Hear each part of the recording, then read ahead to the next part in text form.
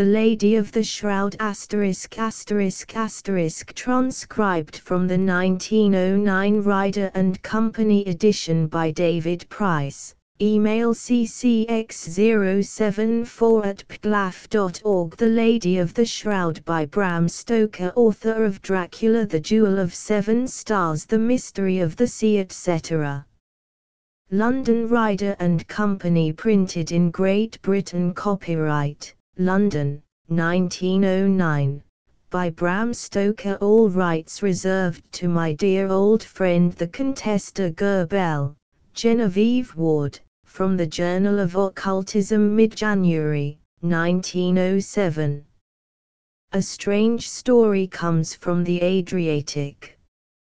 It appears that on the night of the 9th, as the Italia Steamship Company's vessel Victorine was passing a little before midnight the point known as the Spear of Ivan on the coast of the Blue Mountains, the attention of the captain, then on the bridge, was called by the lookout man to a tiny floating light close inshore. It is the custom of some south-going ships to run close to the Spear of Ivan in fine weather, as the water is deep, and there is no settled current. Also there are no outlying rocks. Indeed, some years ago the local steamers had become accustomed to hug the shore here so closely that an intimation was sent from Lloyd's that any mischance under the circumstances would not be included in ordinary sea risks. Captain Maiorolani is one of those who insist on a wholesome distance from the promontory being kept, but on his attention having been called to the circumstance reported, he thought it well to investigate it, as it might be some case of personal distress. Accordingly, he had the engines slowed down, and edged cautiously in towards shore. He was joined on the bridge by two of his officers, Signori Filarmano and Destilia, and by one passenger on board, Mr. Peter Caulfield, whose reports of spiritual phenomena in remote places are well known to the readers of the Journal of Occultism.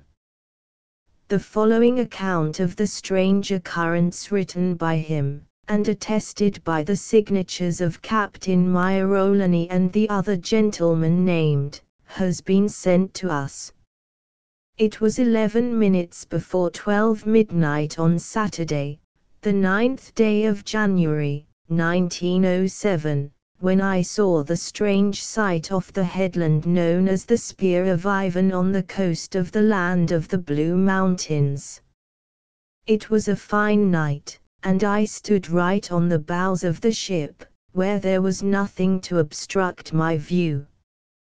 We were some distance from the Spear of Ivan, passing from northern to southern point of the wide bay into which it projects. Captain Maiorolani, the master, is a very careful seaman, and gives on his journeys a wide berth to the bay which is to boot by Lloyd's. But when he saw in the moonlight, though far off, a tiny white figure of a woman drifting on some strange current in a small boat, on the prow of which rested a faint light, to me it looked like a corpse candle. He thought it might be some person in distress, and began to cautiously edge towards it. Two of his officers were with him on the bridge, Signori Filarmano and Destilia. All these three, as well as myself, saw it. The rest of the crew and passengers were below.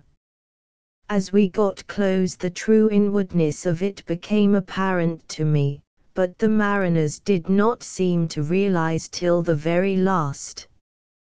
This is, after all, not strange, for none of them had either knowledge or experience in occult matters, whereas for over 30 years I have made a special study of this subject, and have gone to and fro over the earth investigating to the nth all records of spiritual phenomena.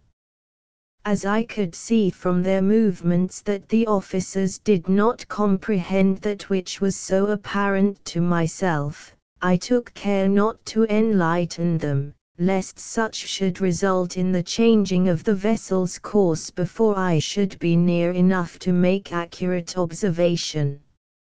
All turned out as I wished, at least, nearly so, as shall be seen. Being in the bow, I had, of course, a better view than from the bridge.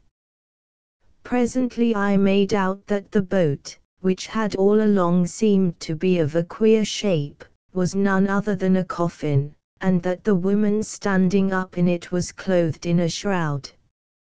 Her back was towards us, and she had evidently not heard our approach. As we were creeping along slowly, the engines were almost noiseless, and there was hardly a ripple as our forefoot cut the dark water. Suddenly there was a wild cry from the bridge. Italians are certainly very excitable. Hoarse commands were given to the quartermaster at the wheel. The engine room bell clanged.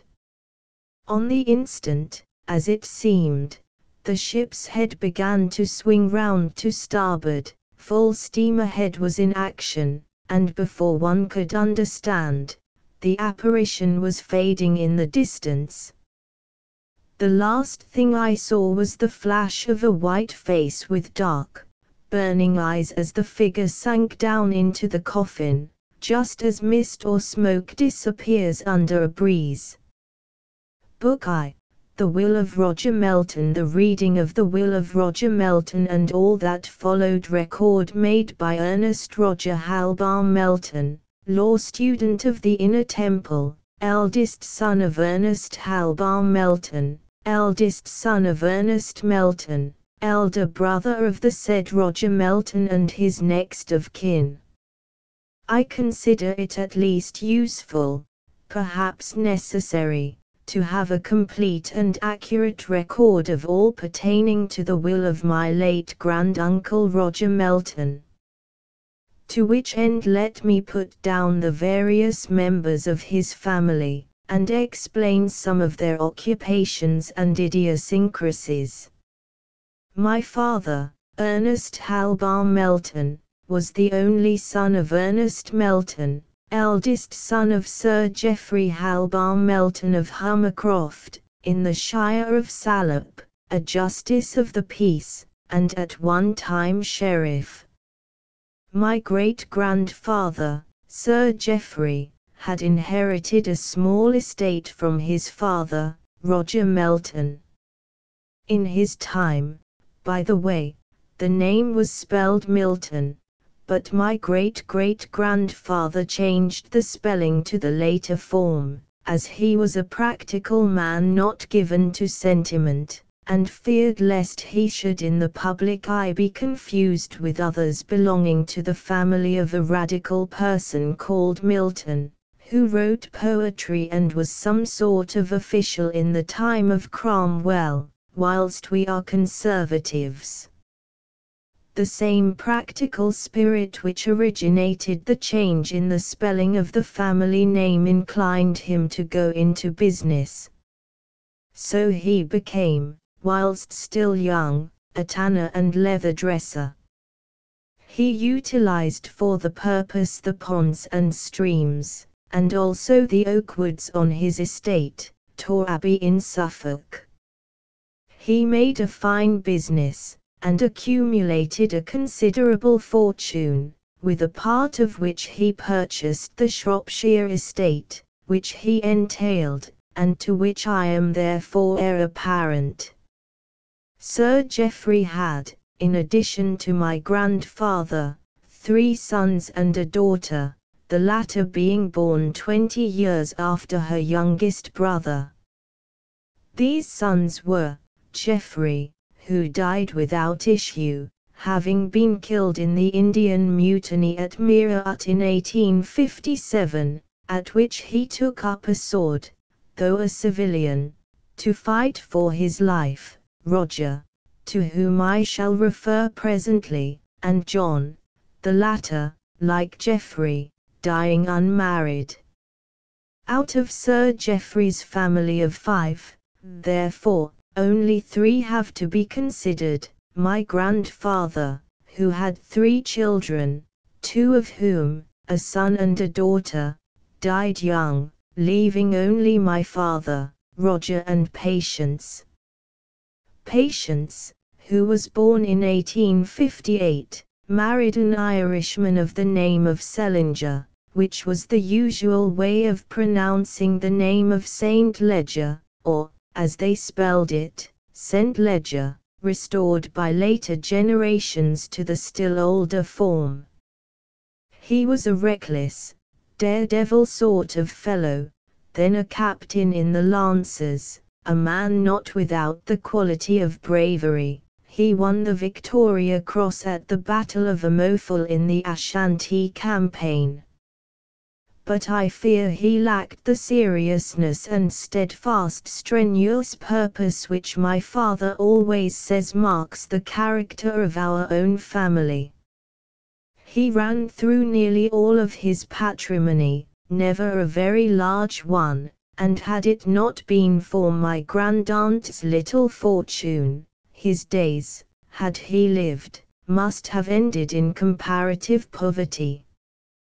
Comparative, not actual, for the Meltons, who are persons of considerable pride, would not have tolerated a poverty-stricken branch of the family. We don't think much of that lot, any of us. Fortunately, my great-aunt Patience had only 1 child, and the premature decease of Captain Saint Leger, as I prefer to call the name, did not allow of the possibility of her having more. She did not marry again, though my grandmother tried several times to arrange an alliance for her. She was, I am told, always a stiff, uppish person, who would not yield herself to the wisdom of her superiors. Her own child was a son, who seemed to take his character rather from his father's family than from my own. He was a wastrel and a rolling stone, always in scrapes at school, and always wanting to do ridiculous things. My father, as head of the house and his own senior by 18 years, tried often to admonish him, but his perversity of spirit and his truculence were such that he had to desist. Indeed, I have heard my father say that he sometimes threatened his life. A desperate character he was, and almost devoid of reverence. No one, not even my father, had any influence, good influence, of course, I mean, over him, except his mother, who was of my family, and also a woman who lived with her, a sort of governess, aunt, he called her. The way of it was this: Captain Saint Leger had a younger brother, who made an improvident marriage with a Scotch girl when they were both very young. They had nothing to live on except what the reckless Lancer gave them, for he had next to nothing himself, and she was bare, which is, I understand, the indelicate Scottish way of expressing lack of fortune. She was, however, I understand, of an old and somewhat good family, though broken in fortune, to use an expression which, however, could hardly be used precisely in regard to a family or a person who never had fortune to be broken in. It was so far well that the MacKelpies, that was the maiden name of Mrs. Saint Leger, were reputable, so far as fighting was concerned. It would have been too humiliating to have allied to our family, even on the distaff side, a family both poor and of no account. Fighting alone does not make a family, I think. Soldiers are not everything, though they think they are.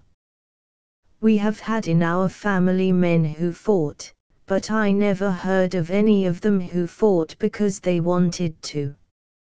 Mrs. St. Ledger had a sister. Fortunately there were only those 2 children in the family, or else they would all have had to be supported by the money of my family.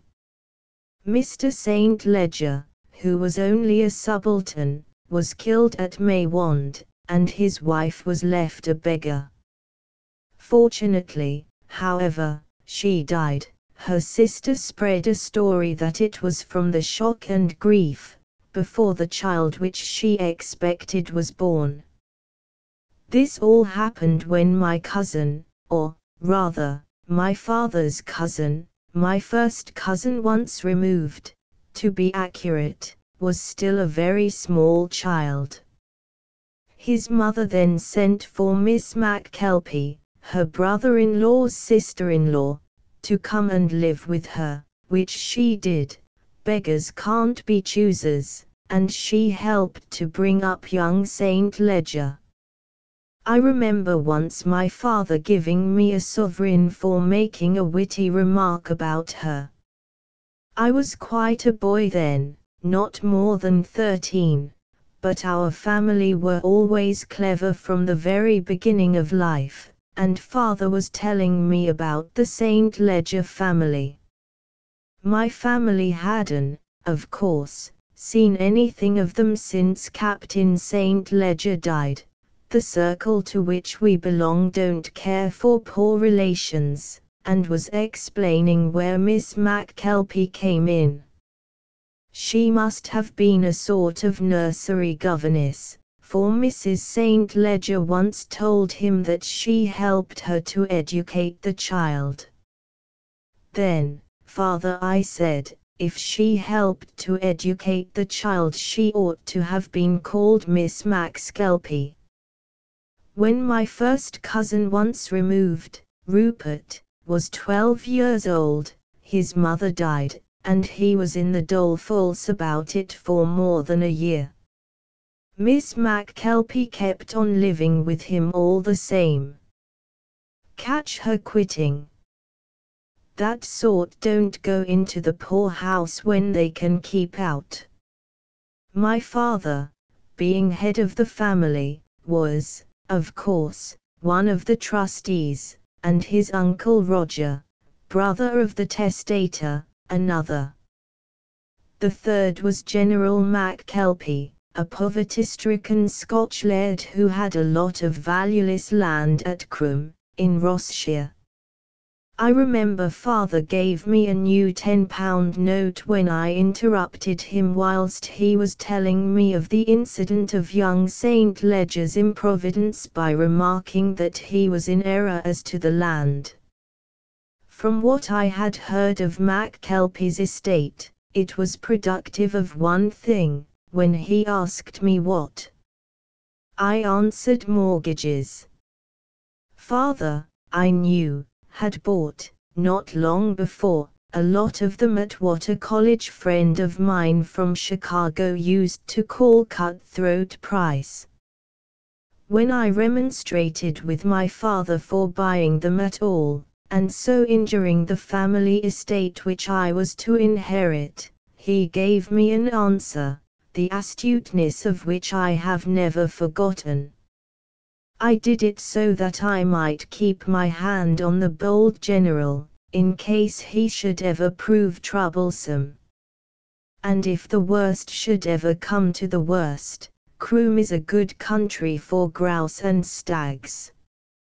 My father can see as far as most men. When my cousin, I shall call him cousin henceforth in this record, lest it might seem to any unkind person who might hereafter read it that I wished to taunt Rupert St. Ledger with his somewhat obscure position, in reiterating his real distance in kinship with my family. When my cousin, Rupert St. Ledger, wished to commit a certain idiotic act of financial folly, he approached my father on the subject, arriving at our estate, Hummercroft, at an inconvenient time, without permission, not having had even the decent courtesy to say he was coming. I was then a little chap of 6 years old, but I could not help noticing his mean appearance. He was all dusty and dishevelled. When my father saw him, I came into the study with him. He said in a horrified voice, "Good God!" He was further shocked when the boy brusquely acknowledged, in reply to my father's greeting, that he had travelled 3rd class. Of course, none of my family ever go anything but 1st class, even the servants go 2nd. My father was really angry when he said he had walked up from the station. A nice spectacle for my tenants and my tradesmen. To see a kinsman of my house, howsoever remote, trudging like a tramp on the road to my estate. Why, my avenue is 2 miles and a perch. No wonder you are filthy and insolent. Rupert, really, I cannot call him cousin here, was exceedingly impertinent to my father. I walked, sir, because I had no money, but I assure you I did not mean to be insolent. I simply came here because I wished to ask your advice and assistance, not because you are an important person, and have a long avenue, as I know to my cost, but simply because you are one of my trustees." "Your trustees, sirrah," said my father, interrupting him. "Your trustees." "I beg your pardon, sir," he said, quite quietly. "I meant the trustees of my dear mother's will." "And what, may I ask you," said father, "do you want in the way of advice from one of the trustees of your dear mother's will?" Rupert got very red, and was going to say something rude, I knew it from his look, but he stopped, and said in the same gentle way, "I want your advice, sir, as to the best way of doing something which I wish to do, and, as I am under age, cannot do myself.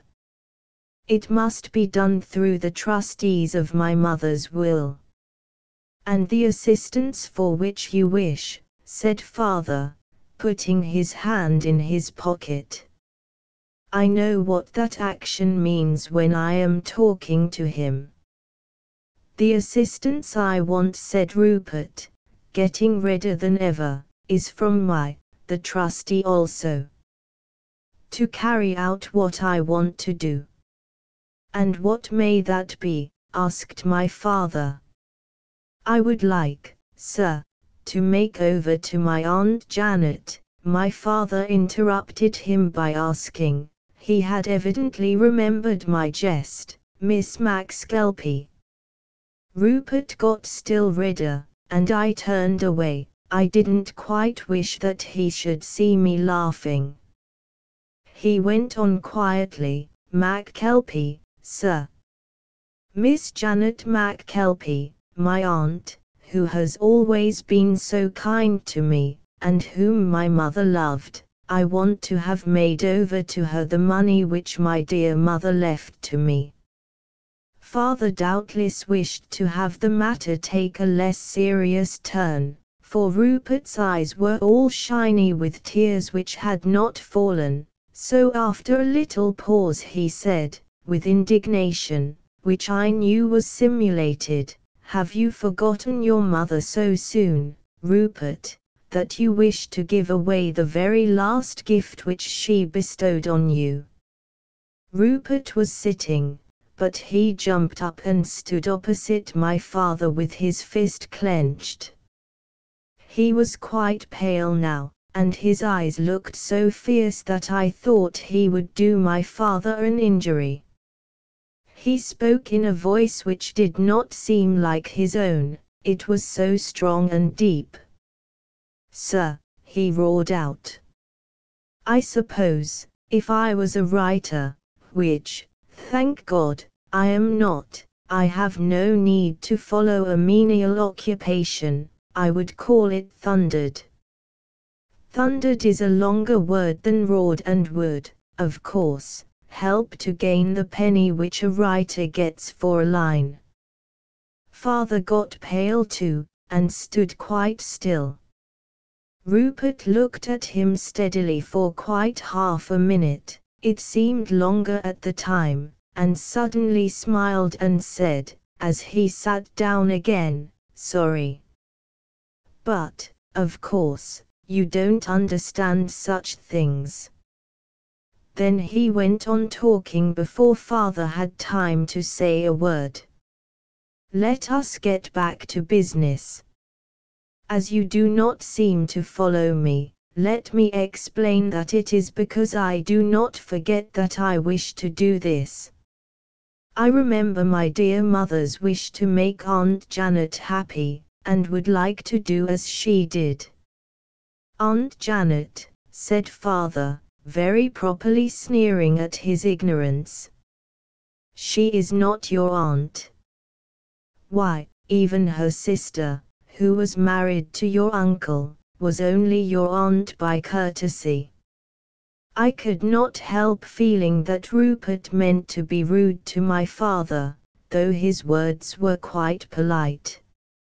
If I had been as much bigger than him as he was than me, I should have flown at him, but he was a very big boy for his age. I am myself rather thin. Mother says thinness is an appanage of birth. My Aunt Janet, sir, is an aunt by love. Courtesy is a small word to use in connection with such devotion as she has given to us. But I needn't trouble you with such things, sir. I take it that my relations on the side of my own house do not affect you. I am a St. Ledger." Father looked quite taken aback. He sat quite still before he spoke. "Well, Mr. St. Ledger, I shall think over the matter for a while, and shall presently let you know my decision. In the meantime, would you like something to eat? I take it that as you must have started very early, you have not had any breakfast." Rupert smiled quite genially. "That is true, sir. I haven't broken bread since dinner last night, and I am ravenously hungry." Father rang the bell, and told the footman who answered it to send the housekeeper. When she came, Father said to her, "Mrs. Martindale, take this boy to your room and give him some breakfast." Rupert stood very still for some seconds.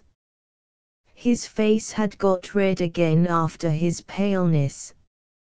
Then he bowed to my father, and followed Mrs. Martindale, who had moved to the door. Nearly an hour afterwards my father sent a servant to tell him to come to the study.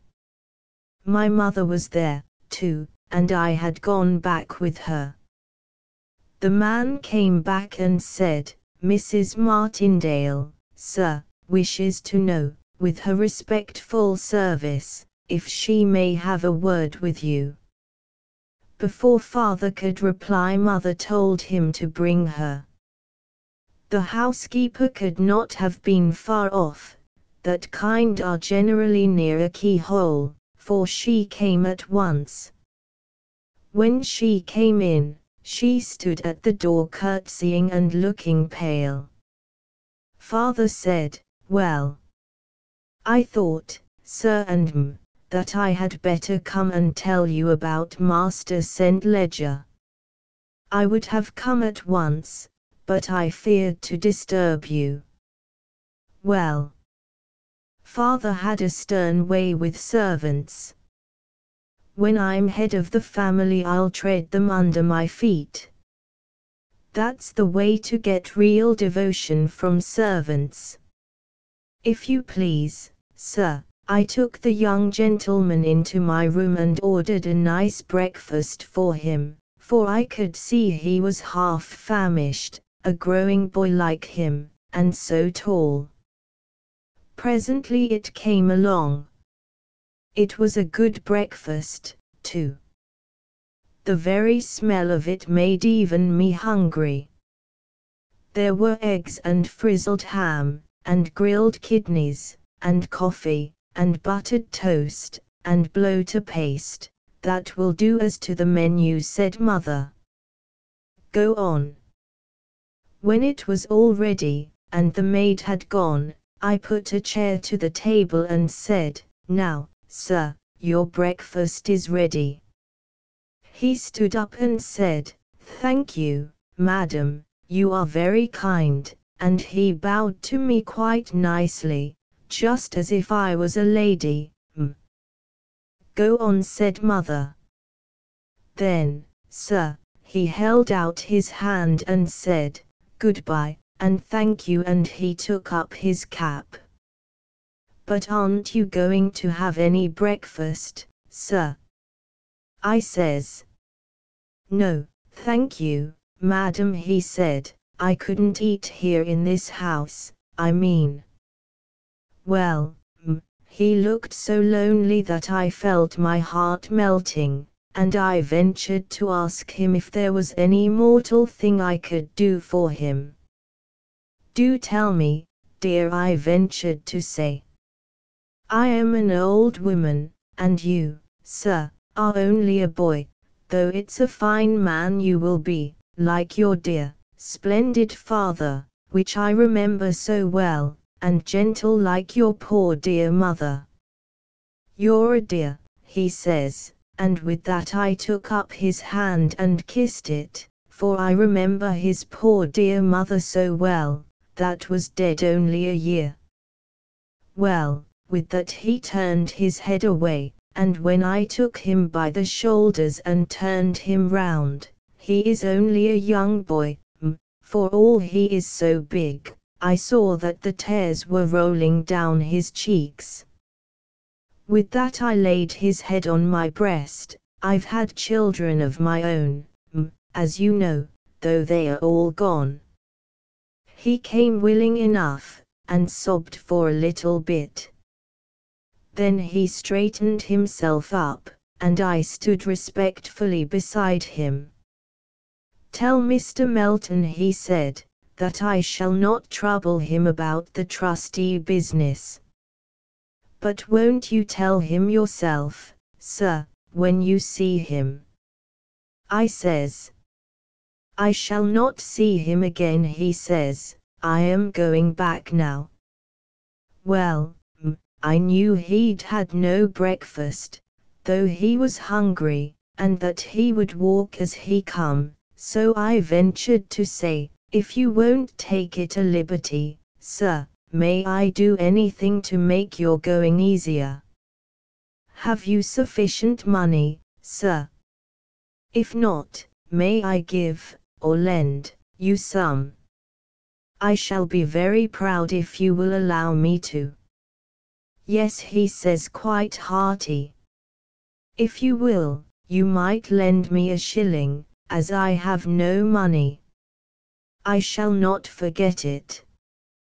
He said, as he took the coin, I shall return the amount, though I never can the kindness. I shall keep the coin. He took the shilling, sir, he wouldn't take any more, and then he said goodbye. At the door he turned and walked back to me, and put his arms round me like a real boy does, and gave me a hug, and says he, Thank you 1,000 times, Mrs. Martindale, for your goodness to me, for your sympathy, and for the way you have spoken of my father and mother. You have seen me cry, Mrs. Martindale, he said. I don't often cry. The last time was when I came back to the lonely house after my poor dear was laid to rest. but you nor any other shall ever see a tear of mine again." And with that he straightened out his big back and held up his fine proud head, and walked out. I saw him from the window striding down the avenue. My! But he is a proud boy, sir, an honor to your family, sir, say I respectfully. And there, the proud child has gone away hungry, and he won't, I know, ever use that shilling to buy food. Father was not going to have that, you know, so he said to her, "He does not belong to my family, I would have you to know." True, he is allied to us through the female side, but we do not count him or his in my family. He turned away and began to read a book. It was a decided snub to her. But Mother had a word to say before Mrs. Martindale was done with. Mother has a pride of her own, and doesn't brook insolence from inferiors, and the housekeeper's conduct seemed to be rather presuming. Mother, of course, isn't quite our class, though her folk are quite worthy and enormously rich. She is one of the Dalmallingtons, the Salt people, one of whom got a peerage when the Conservatives went out. She said to the housekeeper, "I think, Mrs. Martindale, that I shall not require your services after this day month. And as I don't keep servants in my employment when I dismiss them, here is your month's wages due on the 25th of this month, and another month in lieu of notice. Sign this receipt." She was writing a receipt as she spoke. The other signed it without a word, and handed it to her. She seemed quite flabbergasted. Mother got up and sailed. That is the way that Mother moves when she is in a wax, out of the room. Lest I should forget it, let me say here that the dismissed housekeeper was engaged the very next day by the Countess of Salop. I may say in explanation that the Earl of Salop, K.G., who is Lord Lieutenant of the county, is jealous of Father's position and his growing influence. Father is going to contest the next election on the Conservative side, and is sure to be made a baronet before long. Letter from Major General Sir Colin Alexander MacKelpie, V.C., K.C.B., of Crum, Ross, N.B., to Rupert St. Ledger, Esquire, 14 Newland Park Dulwich, London, S.E. 4th of July 1892. My dear godson, I am truly sorry I am unable to agree with your request that I should acquiesce in your desire to transfer to Miss Janet MacKelpie the property bequeathed to you by your mother, of which property I am a trustee. Let me say at once that, had it been possible to me to do so, I should have held it a privilege to further such a wish, not because the beneficiary whom you would create is a near kinswoman of my own. That, in truth, is my real difficulty. I have undertaken a trust made by an honourable lady on behalf of her only son, son of a man of stainless honour, and a dear friend of my own, and whose son has a rich heritage of honour from both parents, and who will, I am sure, like to look back on his whole life as worthy of his parents, and of those whom his parents trusted. You will see, I am sure, that whatsoever I might grant regarding anyone else, my hands are tied in this matter. And now let me say, my dear boy, that your letter has given me the most intense pleasure. It is an unspeakable delight to me to find in the son of your father, a man whom I loved, and a boy whom I love, the same generosity of spirit which endeared your father to all his comrades, old as well as young. Come what may, I shall always be proud of you, and if the sword of an old soldier, it is all I have, can ever serve you in any way, it and its master's life are, and shall be, whilst life remains to him, yours. It grieves me to think that Janet cannot, through my act, be given that ease and tranquillity of spirit which come from competence. But, my dear Rupert, you will be of full age in 7 years more. Then, if you are in the same mind, and I am sure you will not change, you, being your own master, can do freely as you will. In the meantime, to secure, so far as I can, my dear Janet against any malign stroke of fortune, I have given orders to my factor to remit semi-annually to Janet 1/2 of such income as may be derived in any form from my estate of Crum. It is, I am sorry to say, heavily mortgaged, but of such as is, or may be, free from such charge as the mortgage entails, something at least will, I trust, remain to her. And, my dear boy, I can frankly say that it is to me a real pleasure that you and I can be linked in one more bond in this association of purpose. I have always held you in my heart as though you were my own son. Let me tell you now that you have acted as I should have liked a son of my own, had I been blessed with one, to have acted. God bless you, my dear.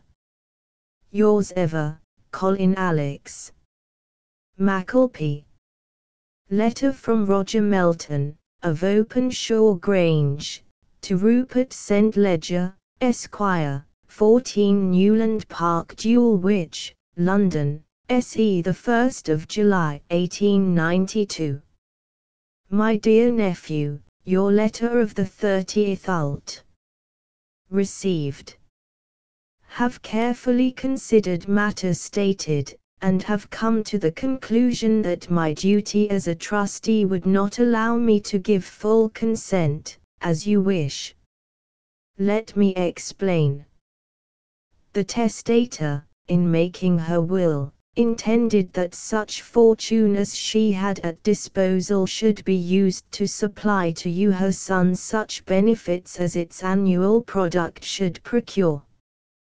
To this end, and to provide against wastefulness or foolishness on your part, or, indeed, against any generosity, howsoever worthy, which might impoverish you and so defeat her benevolent intentions regarding your education, comfort, and future good, she did not place the estate directly in your hands, leaving you to do as you might feel inclined about it.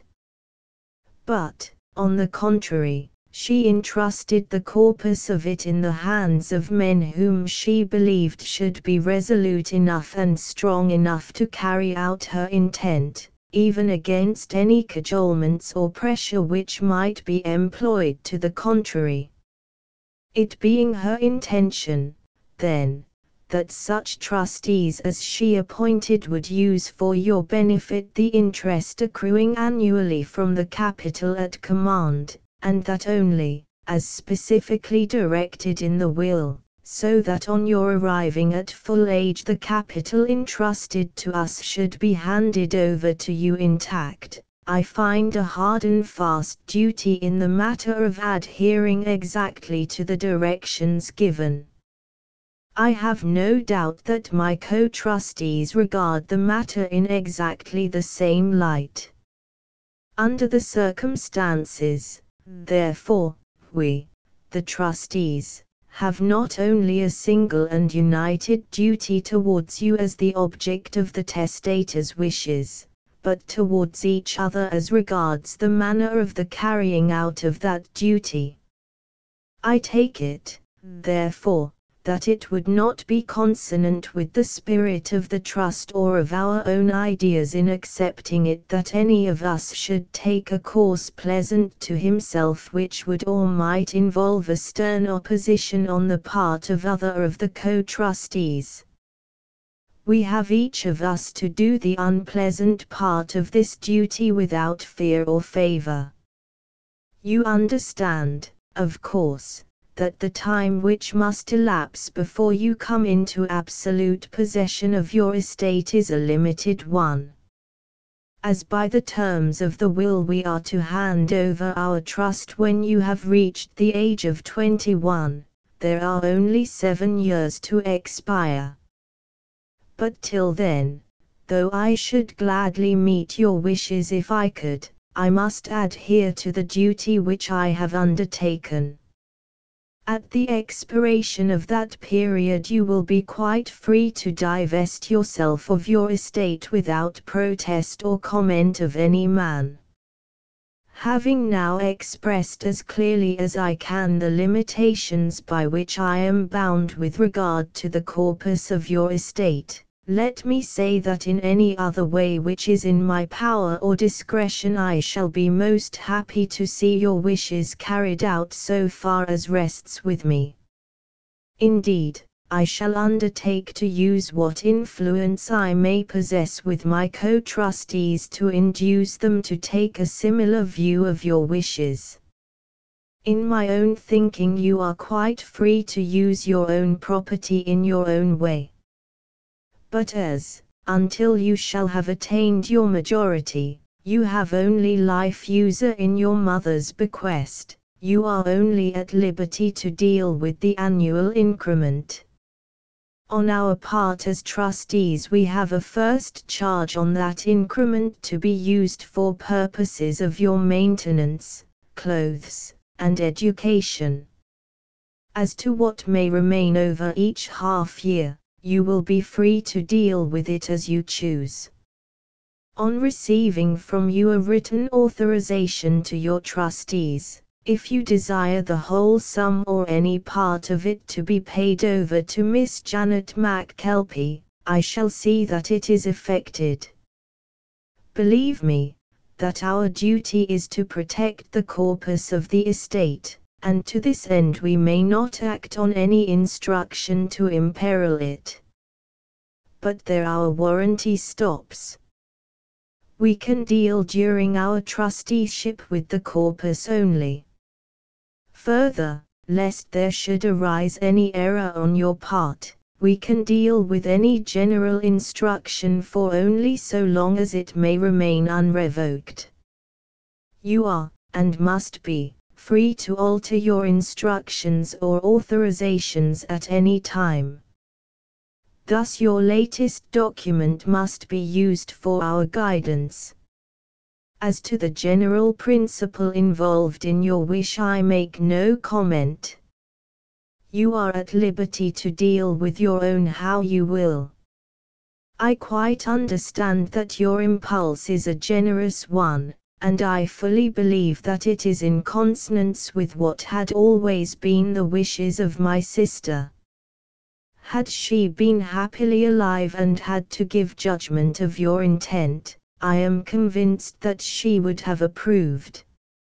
Therefore, my dear nephew, should you so wish, I shall be happy for her sake as well as your own to pay over on your account, as a confidential matter between you and me, but from my own pocket, a sum equal to that which you wish transferred to Miss Janet McKelpie. On hearing from you I shall know how to act in the matter. With all good wishes, believe me to be, your affectionate uncle, Roger Melton. To Rupert St. Ledger, Esquire. Letter from Rupert St. Ledger to Roger Melton, the 5th of July, 1892. My dear uncle, thank you heartily for your kind letter. I quite understand, and now see that I should not have asked you as a trustee, such a thing. I see your duty clearly, and agree with your view of it. I enclose a letter directed to my trustees, asking them to pay over annually till further direction to Miss Janet McKelpie at this address whatever sum may remain over from the interest of my mother's bequest after deduction of such expenses as you may deem fit for my maintenance, clothing, and education, together with a sum of £1 per month, which was the amount my dear mother always gave me for my personal use, pocket money she called it. With regard to your most kind and generous offer to give to my dear Aunt Janet the sum which I would have given myself, had such been in my power, I thank you most truly and sincerely, both for my dear aunt, to whom, of course, I shall not mention the matter unless you specially authorize me, and myself. But, indeed, I think it will be better not to offer it. Aunt Janet is very proud, and would not accept any benefit. With me, of course, it is different, for since I was a wee child she has been like another mother to me, and I love her very much. Since my mother died, and she, of course, was all in all to me, there has been no other. And in such a love as ours pride has no place. Thank you again, dear uncle, and God bless you. Your loving nephew, Rupert St. Ledger. Ernest Roger Halbar Melton's record, continued. And now read the remaining one of Sir Geoffrey's children, Roger. He was the third child and third son, the only daughter, Patience, having been born 20 years after the last of the 4 sons. Concerning Roger, I shall put down all I have heard of him from my father and grandfather. From my grand-aunt I heard nothing. I was a very small kid when she died, but I remember seeing her, but only once. A very tall, handsome woman of a little over 30, with very dark hair and light-colored eyes. I think they were either grey or blue, but I can't remember which. She looked very proud and haughty, but I am bound to say that she was very nice to me. I remember feeling very jealous of Rupert because his mother looked so distinguished. Rupert was 8 years older than me, and I was afraid he would beat me if I said anything he did not like. So I was silent except when I forgot to be, and Rupert said very unkindly, and I think very unfairly, that I was a sulky little beast. I haven't forgot that, and I don't mean to. However, it doesn't matter much what he said or thought. There he is, if he is at all, where no one can find him, with no money or nothing, for what little he had he settled when he came of age, on the McKelpie. He wanted to give it to her when his mother died, but father, who was a trustee, refused, and Uncle Roger, as I call him, who is another, thought the trustees had no power to allow Rupert to throw away his matrimony, as I called it, making a joke to father when he called it patrimony. Old Sir Colin McKelpie, who is the third, said he couldn't take any part in such a permission, as the McKelpie was his niece. He is a rude old man, that. I remember when, not remembering his relationship, I spoke of the McKelpie, he caught me a clip on the ear that sent me across the room. His Scotch is very broad. I can hear him say, "Ha some attempt at even soothin' manners, and dinna miska your betters, ye young puddock," or I'll wring your snoot." Father was, I could see, very much offended, but he didn't say anything. He remembered, I think, that the general is a VC man, and was fond of fighting duels. But to show that the fault was not his, he wrung my ear, and the same ear too. I suppose he thought that was justice. But it's only right to say that he made up for it afterwards. When the general had gone, he gave me a £5 note. I don't think Uncle Roger was very pleased with the way Rupert behaved about the legacy, for I don't think he ever saw him from that day to this. Perhaps, of course, it was because Rupert ran away shortly afterwards, but I shall tell about that when I come to him. After all, why should my uncle bother about him? He is not a Melton at all, and I am to be head of the house, of course, when the Lord thinks right to take father to himself. Uncle Roger has tons of money, and he never married, so if he wants to leave it in the right direction he needn't have any trouble. He made his money in what he calls the Eastern trade. This, so far as I can gather, takes in the Levant and all east of it.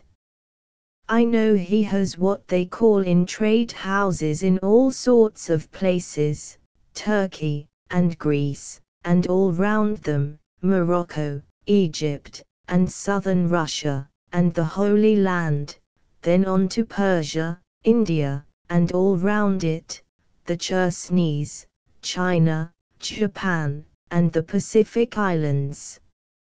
It is not to be expected that we landowners can know much about trade, but my uncle covers, or alas, I must say covered, a lot of ground, I can tell you.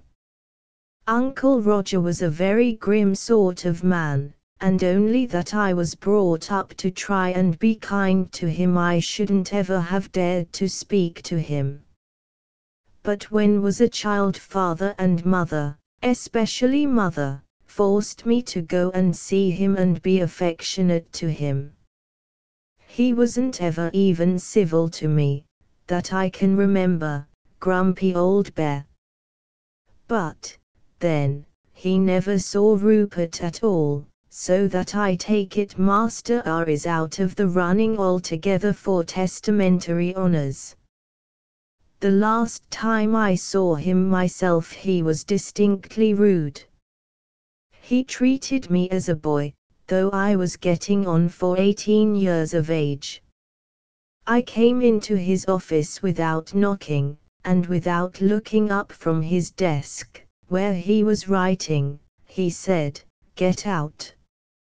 Why do you venture to disturb me when I'm busy? Get out, and be damned to you." I waited where I was, ready to transfix him with my eye when he should look up, for I cannot forget that when my father dies I shall be head of my house. But when he did there was no transfixing possible. He said quite coolly, "Oh, it's you, is it? I thought it was one of my office boys.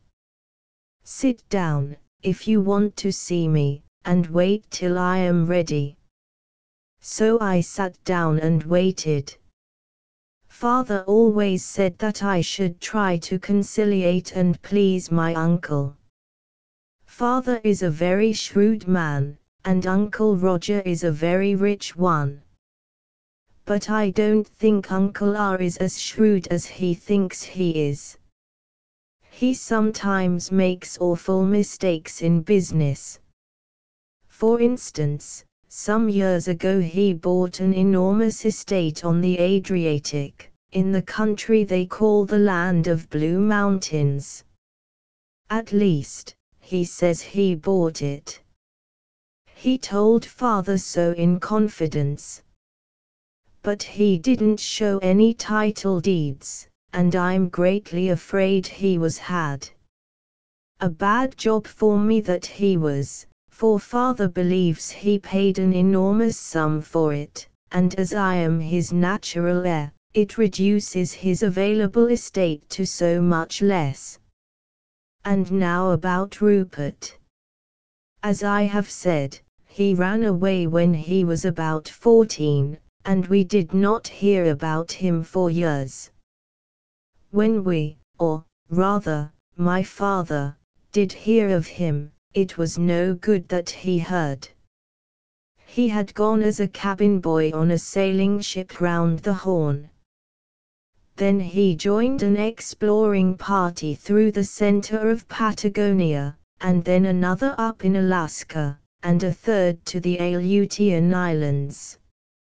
After that he went through Central America, and then to Western Africa, the Pacific Islands, India, and a lot of places. We all know the wisdom of the adage that a rolling stone gathers no moss, and certainly, if there be any value in moss, Cousin Rupert will die a poor man. Indeed, nothing will stand his idiotic, boastful wastefulness. Look at the way in which, when he came of age, he made over all his mother's little fortune to the Maxkelpie. I am sure that, though Uncle Roger made no comment to my father, who, as head of our house, should, of course, have been informed, he was not pleased. My mother, who has a good fortune in her own right, and has had the sense to keep it in her own control, as I am to inherit it, and it is not in the entail, I am therefore quite impartial. I can approve of her spirited conduct in the matter. We never did think much of Rupert, anyhow, but now, since he is in the way to be a pauper, and therefore a dangerous nuisance, we look on him as quite an outsider. We know what he really is. For my own part, I loathe and despise him. Just now we are irritated with him, for we are all kept on tenterhooks regarding my dear Uncle Roger's will. For Mr. Trent, the attorney who regulated my dear uncle's affairs and has possession of the will, says it is necessary to know where every possible beneficiary is to be found before making the will public, so we all have to wait. It is especially hard on me, who am the natural heir. It is very thoughtless indeed of Rupert to keep away like that. I wrote to old Maxkelpie about it, but he didn't seem to understand or to be at all anxious. He is not the heir. He said that probably Rupert St. Ledger, he, too, keeps to the old spelling, did not know of his uncle's death, or he would have taken steps to relieve our anxiety. Our anxiety, forsooth. We are not anxious, we only wish to know. And if we, and especially me, who have all the annoyance of thinking of the detestable and unfair death duties, are anxious, we should be so. Well, anyhow, he'll get a properly bitter disappointment and set down when he does turn up and discovers that he is a pauper without hope. Asterisk asterisk asterisk asterisk asterisk. Today we, father and I, had letters from Mr. Trent, telling us that the whereabouts of Mr. Rupert St. Ledger had been discovered, and that a letter disclosing the fact of poor Uncle Roger's death had been sent to him. He was at Titicaca when last heard of. So goodness only knows when he may get the letter, which asks him to come home at once, but only gives to him such information about the will as has already been given to every member of the testator's family. and that is nil. I dare say we shall be kept waiting for months before we get hold of the estate which is ours. It is too bad. Letter from Edward Bingham Trent to Ernest Roger Halbam Melton. 176, Lincoln's Inn Fields, the 28th of December, 1906. Dear Sir, I am glad to be able to inform you that I have just heard by letter from Mr. Rupert St. Ledger that he intended leaving Rio de Janeiro by the SS Amazon, of the Royal Mail Company, on the 15th of December. He further stated that he would cable just before leaving Rio de Janeiro, to say on what day the ship was expected to arrive in London. As all the others possibly interested in the will of the late Roger Melton, and whose names are given to me in his instructions regarding the reading of the will, have been advised, and have expressed their intention of being present at that event on being apprised of the time and place, I now beg to inform you that by cable message received the date scheduled for arrival at the port of London was January the 1st prox. I therefore beg to notify you, subject to postponement due to the non-arrival of the Amazon, the reading of the will of the late Roger Melton, Esquire, will take place in my office on Thursday, January the 3rd prox, at 11 o'clock a.m. I have the honor to be, Sir, yours faithfully, Edward Bingham Trent. To Ernest Roger Halbam Melton, Esquire, Hummercroft, Salop. Cable, Rupert St. Ledger to Edward Bingham Trent. Amazon arrives London January the 1st. St. Ledger. Telegram, Lloyd's Rupert St. Ledger to Edward Bingham Trent. The Lizard, the 31st of December. Amazon arrives London tomorrow morning. All well. Ledger. Telegram, Edward Bingham Trent to Ernest Roger Halbam Melton. Rupert St. Ledger arrived. Reading will takes place as arranged. Trent. Ernest Roger Halbam Melton's record. The 4th of January, 1907. The reading of Uncle Roger's will is over. Father got a duplicate of Mr. Trent's letter to me, and of the cable and 2 telegrams pasted into this record. We both waited patiently till the 3rd, that is, we did not say anything. The only impatient member of our family was my mother. She did say things, and if old Trent had been here his ears would have been red. She said what ridiculous nonsense it was delaying the reading of the will, and keeping the heir waiting for the arrival of an obscure person who wasn't even a member of the family, inasmuch as he didn't bear the name. I don't think it's quite respectful to one who is some day to be head of the house. I thought Father was weakening in his patience when he said, "True, my dear, true," and got up and left the room.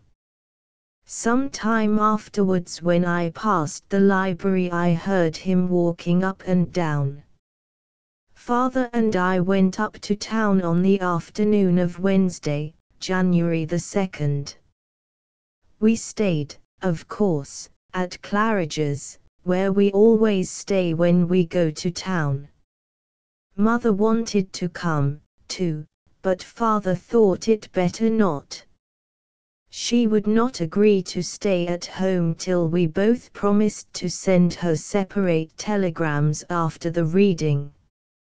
At 5 minutes to 11 we entered Mr. Trent's office. Father would not go a moment earlier, as he said it was bad form to seem eager at any time, but most of all at the reading of a will. It was a rotten grind, for we had to be walking all over the neighborhood for half an hour before it was time, not to be too early. When we went into the room we found there General Sir Colin McKelpie and a big man, very bronzed, whom I took to be Rupert St. Ledger, not a very creditable connection to look at, I thought. He and old McKelpie took care to be in time. Rather low, I thought it. Mr. St. Ledger was reading a letter. He had evidently come in but lately, for though he seemed to be eager about it, he was only at the first page, and I could see that there were many sheets. He did not look up when we came in, or till he had finished the letter, and you may be sure that neither I nor my father, who, as head of the house, should have had more respect from him, took the trouble to go to him. After all, he is a pauper and a wastrel, and he has not the honor of bearing our name. The general, however, came forward and greeted us both cordially. He evidently had forgotten, or pretended to have, the discourteous way he once treated me, for he spoke to me quite in a friendly way, I thought more warmly than he did to father. I was pleased to be spoken to so nicely, for, after all, whatever his manners may be, he is a distinguished man, has won the V.C. and a baronetcy. He got the latter not long ago, after the frontier war in India. I was not, however, led away into cordiality myself. I had not forgotten his rudeness, and I thought that he might be sucking up to me. I knew that when I had my dear Uncle Roger's many millions I should be a rather important person, and, of course, he knew it too. So I got even with him for his former impudence. When he held out his hand I put one finger in it, and said, "How do?" He got very red and turned away. Father and he had ended by glaring at each other, so neither of us was sorry to be done with him. All the time Mr. St. Ledger did not seem to see or hear anything, but went on reading his letter.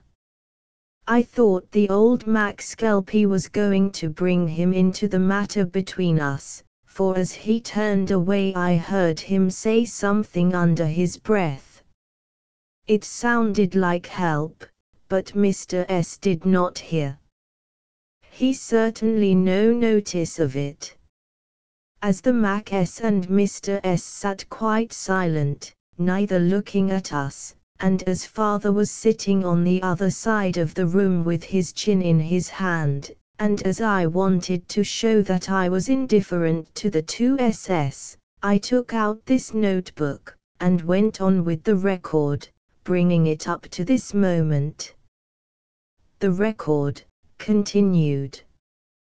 When I had finished writing I looked over at Rupert. When he saw us, he jumped up and went over to father and shook his hand quite warmly. Father took him very coolly. Rupert, however, did not seem to see it, but came towards me heartily. I happened to be doing something else at the moment, and at first I did not see his hand, but just as I was looking at it the clock struck 11. Whilst it was striking Mr. Trent came into the room. Close behind him came his clerk, carrying a locked tin box. There were two other men also. He bowed to us all in turn, beginning with me. I was standing opposite the door, the others were scattered about. Father sat still, but Sir Colin and Mr. St. Ledger rose. Mr. Trent not did shake hands with any of us, not even me. Nothing but his respectful bow.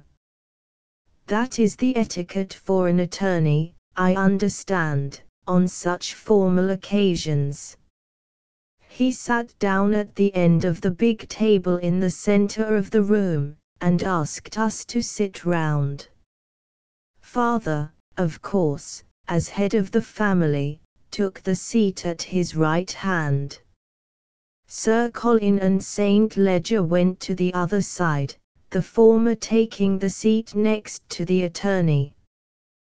The general knows, of course, that a baronet takes precedence at a ceremony. I may be a baronet some day myself, and have to know these things.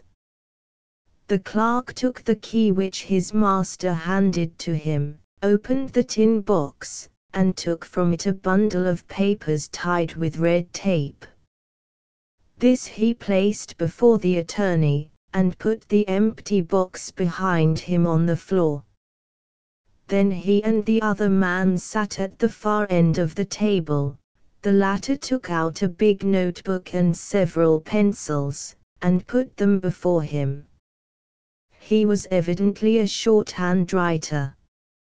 Mr. Trent removed the tape from the bundle of papers, which he placed a little distance in front of him. He took a sealed envelope from the top, broke the seal, opened the envelope, and from it took a parchment, in the folds of which were some sealed envelopes, which he laid in a heap in front of the other paper. Then he unfolded the parchment, and laid it before him with the outside page up. He fixed his glasses, and said, "Gentlemen, the sealed envelope which you have seen me open is endorsed my last will and testament, Roger Melton, June, 1906. This document, holding it up, is as follows. I, Roger Melton of Openshaw Grange in the county of Dorset, of number 123 Berkeley Square, London, and of the castle of Viserion in the land of the Blue Mountains, being of sound mind, do make this my last will and testament on this day, Monday, the 11th day of the month of June, in the year of our Lord 1906, at the office of my old friend and attorney Edward Bingham Trent in number 176 Lincoln's Inn Fields, London, hereby revoking all other wills that I may have formerly made, and giving this as my sole and last will, making dispositions of my property as follows: 1. To my kinsman and nephew Ernest Halbar Melton, Esquire, Justice of the Peace, Hummercroft, the county of Salop, for his sole use and benefit, the sum of £20,000 sterling, free of all duties, taxes and charges whatever, to be paid out of my 5 per centum bonds of the City of Montreal, Canada. 2. To my respected friend and colleague as co-trustee to the will of my late sister Patience, late widow of the late Captain Rupert St. Ledger, who predeceased her, Major General Sir Colin Alexander MacKelpie, Baronet, holder of the Victoria Cross, Knight Commander of the Order of the Bath, of Croom in the county of Ross, Scotland, a sum of £20,000 sterling, free of all taxes and charges whatsoever, to be paid out of my 5 per centum bonds of the City of Toronto, Canada. 3. To Miss Janet MacKelpie, presently residing at Croom in the county of Ross, Scotland, the sum of £20,000 sterling, free of all duties, taxes and charges whatsoever, to be paid out of my 5 per centum bonds of the London County Council. 4 to the various persons, charities and trustees named in the schedule attached to this will and marked are the various sums mentioned therein, all free of duties and taxes and charges whatsoever.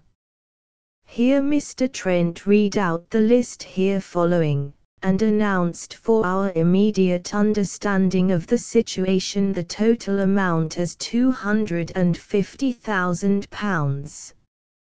Many of the beneficiaries were old friends, comrades, dependents, and servants, some of them being left quite large sums of money and specific objects, such as curios and pictures.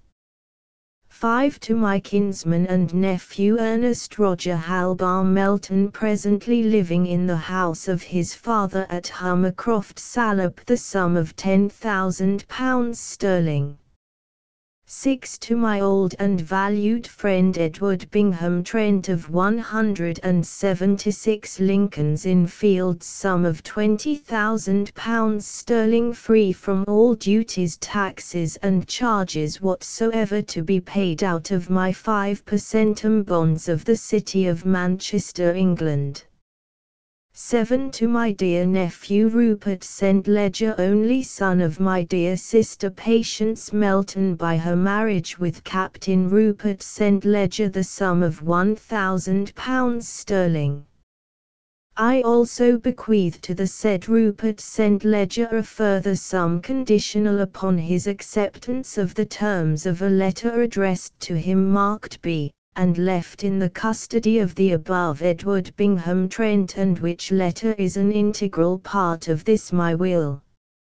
In case of the non-acceptance of the conditions of such letter, I devise and bequeath the whole of the sums and properties reserved therein to the executors herein appointed, Colin Alexander MacKelpie and Edward Bingham Trent, in trust to distribute the same in accordance with the terms of the letter in the present custody of Edward Bingham Trent marked C, and now deposited sealed with my seal in the sealed envelope containing my last will, to be kept in the custody of the said Edward Bingham Trent, and which said letter C is also an integral part of my will.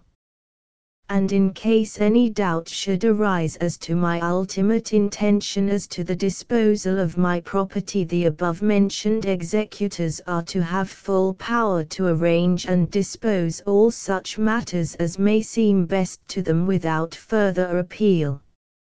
And if any beneficiary under this will shall challenge the same or any part of it, or dispute the validity thereof, he shall forfeit to the general estate the bequest made herein to him, and any such bequest shall cease and be void to all intents and purposes whatsoever.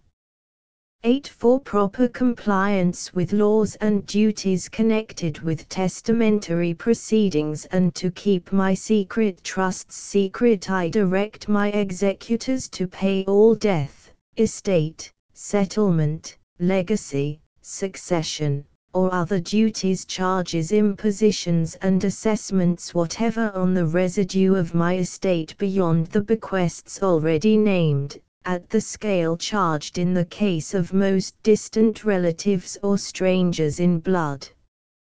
9. I hereby appoint as my executors Major General Sir Colin Alexander MacKelpie, Baronet, of Croom in the county of Ross, and Edward Bingham Trent, Attorney at Law of 176 Lincoln's Inn Fields, London West Central, with full power to exercise their discretion in any circumstance which may arise in the carrying out my wishes as expressed in this will.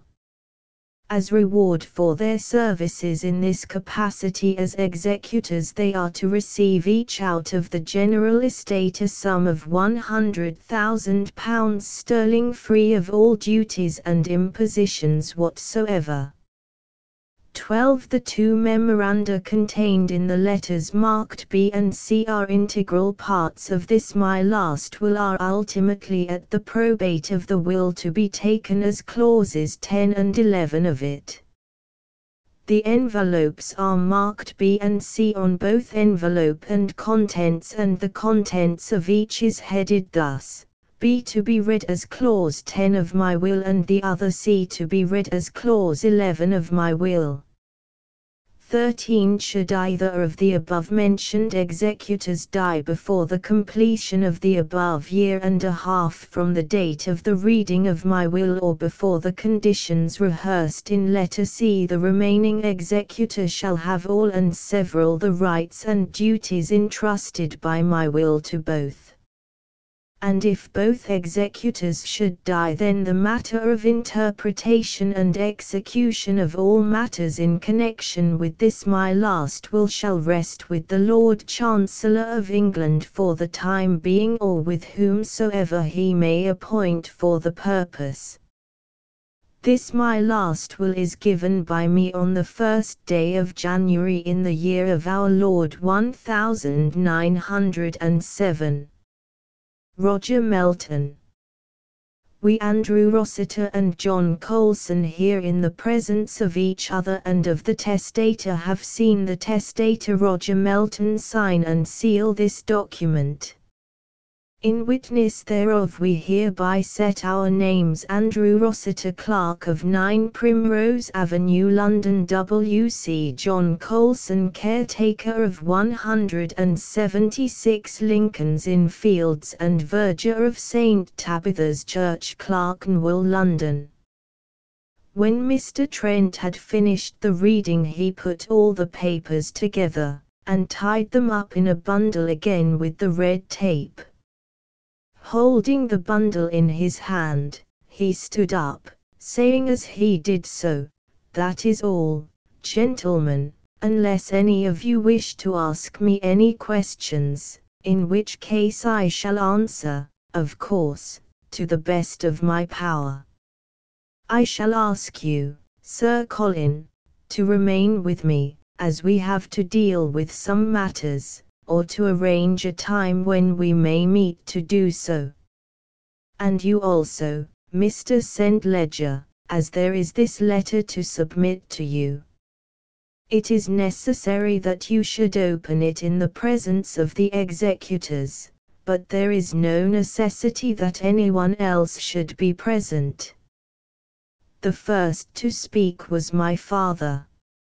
Of course, as a county gentleman of position and estate, who is sometimes asked to take the chair at sessions, of course, when there is not anyone with a title present, he found himself under the duty of expressing himself first.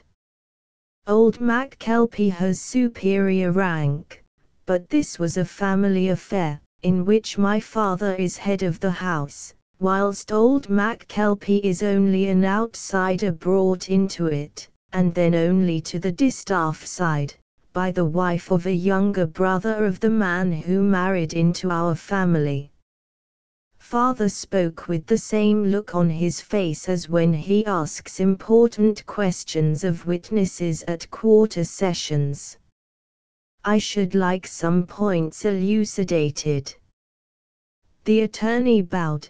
"He gets his 120 thou, anyway, so he can afford to be oily, suave, I suppose he would call it." So father looked at a slip of paper in his hand and asked, "How much is the amount of the whole estate?"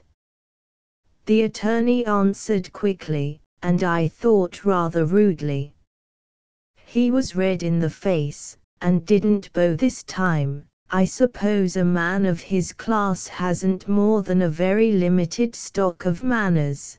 That, sir, I am not at liberty to tell you. And I may say that I would not if I could. "Is it 1,000,000, said father again. He was angry this time, and even redder than the old attorney. The attorney said in answer, very quietly this time, "Ah, that's cross-examining. Let me say, sir, that no one can know that until the accountants to be appointed for the purpose have examined the affairs of the testator up to date. Mr. Rupert St. Ledger, who was looking all this time angrier than even the attorney or my father, though at what he had to be angry about I can't imagine, struck his fist on the table and rose up as if to speak, but as he caught sight of both old Mac Kelpie and the attorney he sat down again. Those three seem to agree too well. I must keep a sharp eye on them. I didn't think of this part any more at the time, for father asked another question which interested me much. May I ask why the other matters of the will are not shown to us? The attorney wiped his spectacles carefully with a big silk bandana handkerchief before he answered, simply because each of the two letters marked B and C is enclosed with instructions regarding their opening and the keeping secret of their contents. I shall call your attention to the fact that both envelopes are sealed, and that the testator and both witnesses have signed their names across the flap of each envelope. I shall read them. The letter marked B directed to Rupert St. Ledger is thus endorsed. This letter is to be given to Rupert St. Ledger by the trustees and is to be opened by him in their presence. He is to take such copy or make such notes as he may wish and is then to hand the letter with envelope to the executors who are at once to read it, each of them being entitled to make copy or notes if desirous of so doing. The letter is then to be replaced in its envelope and letter and envelope are to be placed in another envelope to be endorsed on outside as to its contents and to be signed across the flap by both the executors and by the said Rupert St. Ledger. Signed, Roger Melton 1/6/06. The letter marked C directed to Edward Bingham Trent is thus endorsed.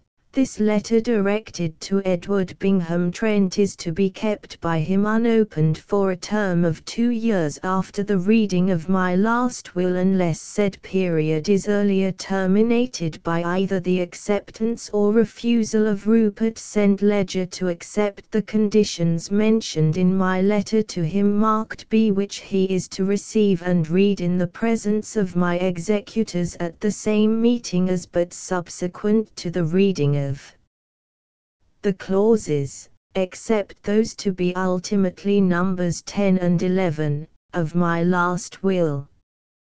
This letter contains instructions as to what both the executors and the said Rupert St. Ledger are to do when such acceptance or refusal of the said Rupert St. Ledger has been made known, or if he omit or refuse to make any such acceptance or refusal, at the end of 2 years next after my decease. Signed, Roger Melton 1/6/06. When the attorney had finished reading the last letter he put it carefully in his pocket. Then he took the other letter in his hand, and stood up.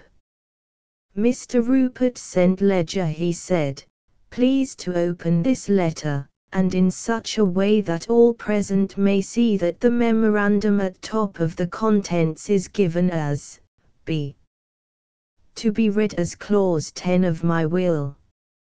St. Ledger rolled up his sleeves and cuffs just as if he was going to perform some sort of prestidigitation. It was very theatrical and ridiculous. Then, his wrists being quite bare, he opened the envelope and took out the letter. We all saw it quite well.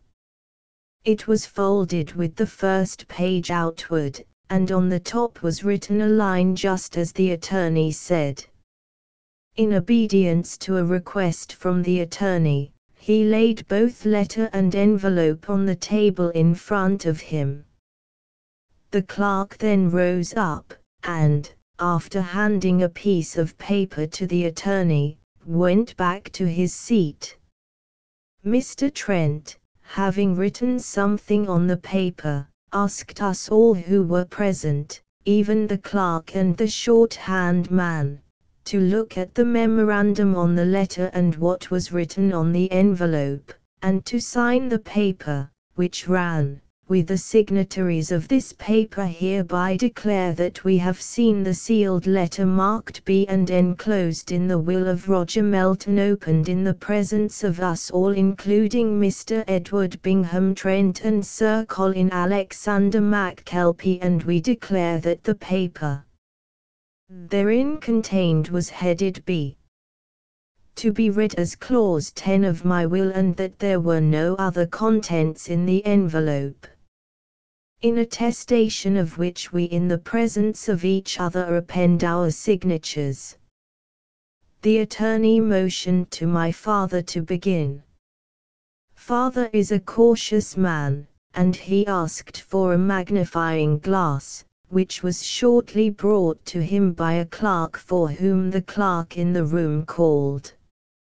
Father examined the envelope all over very carefully, and also the memorandum at top of the paper.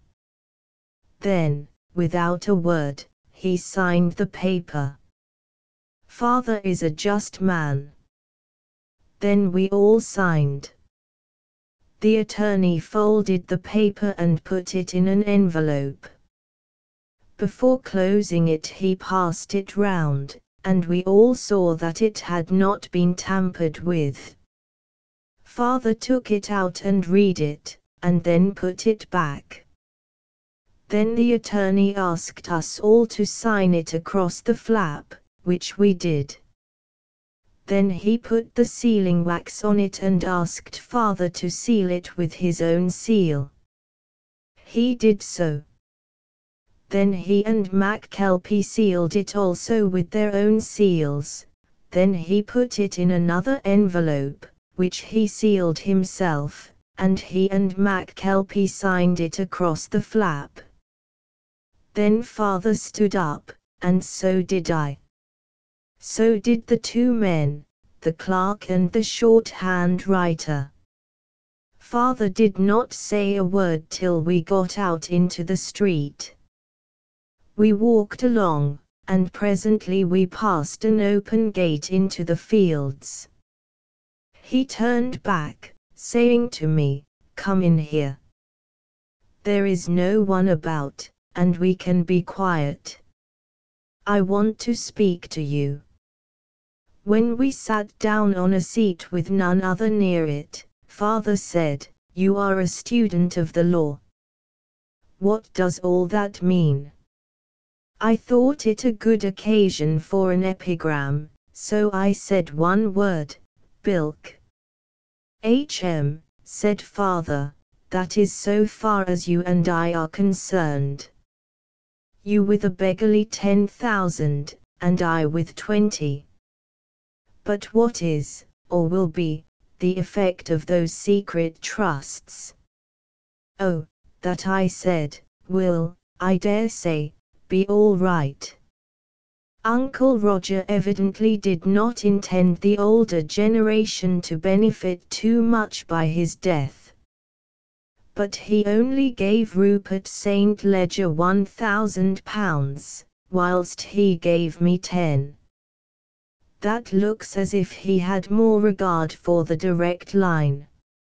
Of course, Father interrupted me, but what was the meaning of a further sum? "I don't know, Father." There was evidently some condition which he was to fulfill, but he evidently didn't expect that he would. Why, otherwise, did he leave a second trust to Mr. Trent? "True," said Father. Then he went on, "I wonder why he left those enormous sums to Trent and old McKelpie. They seem out of all proportion as executors' fees, unless what, Father? Unless the fortune he has left is an enormous one. That is why I asked." and that I laughed, is why he refused to answer. Why, Ernest, it must run into big figures.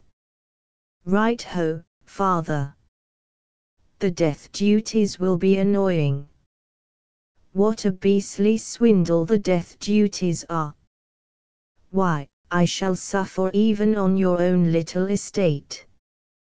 That will do, he said curtly. Father is so ridiculously touchy. One would think he expects to live forever. Presently he spoke again. I wonder what are the conditions of that trust.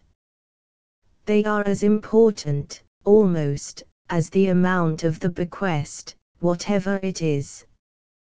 By the way, there seems to be no mention in the will of a residuary legatee. Ernest, my boy, we may have to fight over that. How do you make that out, father? I asked. He had been very rude over the matter of the death duties of his own estate, though it is entailed and I must inherit. So I determined to let him see that I know a good deal more than he does, of law, at any rate. I fear that when we come to look into it closely that dog won't fight. In the first place, that may be all arranged in the letter to Saint Leger, which is a part of the will.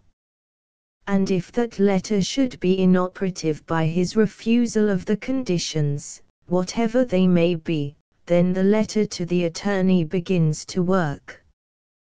What it is we don't know, and perhaps even he doesn't. I looked at it as well as I could, and we lawmen are trained to observation. But even if the instructions mentioned as being in letter C fail, then the corpus of the will gives full power to Trent to act just as he darn pleases. He can give the whole thing to himself if he likes, and no one can say a word. In fact, he is himself the final court of appeal. Said father to himself. It is a queer kind of will, I take it, that can override the court of chancery. We shall perhaps have to try it before we are done with this. With that he rose, and we walked home together, without saying another word. My mother was very inquisitive about the whole thing, women always are. Father and I between us told her all it was necessary for her to know. I think we were both afraid that, woman-like, she would make trouble for us by saying or doing something injudicious. Indeed, she manifested such hostility towards Rupert St. Leger that it is quite on the cards that she may try to injure him in some way. So when father said that he would have to go out shortly again, as he wished to consult his solicitor, I jumped up and said I would go with him, as I, too, should take advice as to how I stood in the matter. The contents of letter marked B attached as an integral part to the last will of Roger Melton. The 11th of June, 1907. This letter, an integral part of my last will, regards the entire residue of my estate beyond the specific bequests made in the body of my will. It is to appoint as residuary legatee of such will, in case he may accept in due form the conditions herein laid down, my dear nephew Rupert St. Leger, only son of my sister Patience Melton, now deceased by her marriage with Captain Rupert St. Leger, also now deceased. On his acceptance of the conditions and the fulfillment of the first of them, the entire residue of my estate, after payments of all specific legacies and of all my debts and other obligations, is to become his absolute property, to be dealt with or disposed of as he may desire. The following are the conditions. 1. He is to accept provisionally by letter addressed to my executors a sum of £999,000 free of all duties, taxes or other imposts. This he will hold for a period of 6 months from the date of the reading of my last will, and have user of the accruements thereto calculated at the rate of 10% per annum, which amount he shall under no circumstances be required to replace. At the end of said 6 months he must express in writing directed to the executors of my will his acceptance or refusal of the other conditions herein to follow. But if he may so choose, he shall be free to declare in writing to the executors within 1 week from the time of the reading of the will his wish to accept or to withdraw altogether from the responsibility of this trust. In case of withdrawal he is to retain absolutely and for his own use the above-mentioned sum of £999,000 free of all duties, taxes and imposts whatsoever, making with the specific bequest of £1,000 a clear sum of £1,000,000 free of all imposts. And he will from the moment of the delivery of such written withdrawal cease to have any right or interest whatsoever in the further disposition of my estate under this instrument. Should such written withdrawal be received by my executors, they shall have possession of such residue of my estate as shall remain after the payment of the above sum of £999,000 and the payment of all duties, taxes, assessments or imposts as may be entailed by law by its conveyance to the said Rupert St. Ledger, and these my executors shall hold the same for the further disposal of it according to the instructions given in the letter marked C, and which is also an integral part of my last will and testament. 2. If at or before the expiration of the 6 months above mentioned the said Rupert St. Ledger shall have accepted the further conditions herein stated, he is to have user of the entire income produced by such residue of my estate, the said income being paid to him quarterly on the usual quarter days by the aforesaid executors, to wit Major General Sir Colin Alexander MacKelpie Bart and Edward Bingham Trent, to be used by him in accordance with the terms and conditions hereinafter mentioned. 3. The said Rupert St. Ledger is to reside for a period of at least 6 months, to begin not later than 3 months from the reading of my will, in the castle of Viserion in the land of the Blue Mountains. And if he fulfill the conditions imposed on him and shall thereby become possessed of the residue of my estate, he is to continue to reside there in part for a period of 1 year. He is not to change his British nationality except by a formal consent of the Privy Council of Great Britain. At the end of 1.5 years from the reading of my will he is to report in person to my executors of the expenditure of amounts paid or due by him in the carrying out of the trust, and if they are satisfied that same are in general accord with the conditions named in above-mentioned letter marked C, and which is an integral part of my will, they are to record their approval on such will, which can then go for final probate and taxation. On the completion of which the said Rupert St. Ledger shall become possessed absolutely and without further act or need of the entire residue of my estate. In witness whereof, etc., signed, Roger Melton. This document is attested by the witnesses to the will on the same date. Personal and confidential. Memoranda made by Edward Bingham Trent in connection with the will of Roger Melton. the 3rd of January, 1907. The interests and issues of all concerned in the will and estate of the late Roger Melton of Openshaw Grange are so vast that in case any litigation should take place regarding the same, I, as the solicitor, having the carriage of the testator's wishes, think it well to make certain memoranda of events, conversations, etc., not covered by documentary evidence.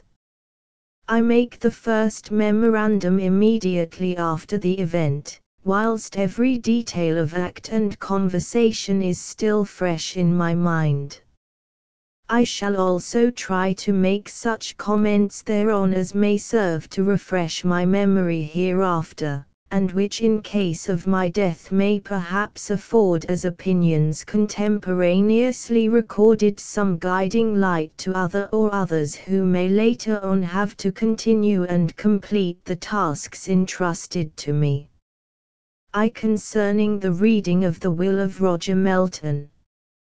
When, beginning at 11 o'clock a.m. on this the forenoon of Thursday, the 3rd day of January, 1907, I opened the will and read it in full, except the clauses contained in the letters marked B and C.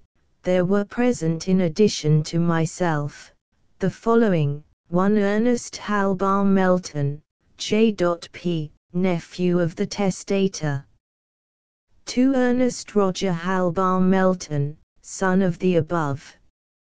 3 Rupert St. Ledger, nephew of the testator. 4 Major General Sir Colin Alexander MacKelpie, Bart., co-executor with myself of the will. 5 Andrew Rossiter, my clerk, one of the witnesses of the testator's will. 6 Alfred Nugent, stenographer, of Messrs. Castle's office, 21, Bream's Buildings, W.C.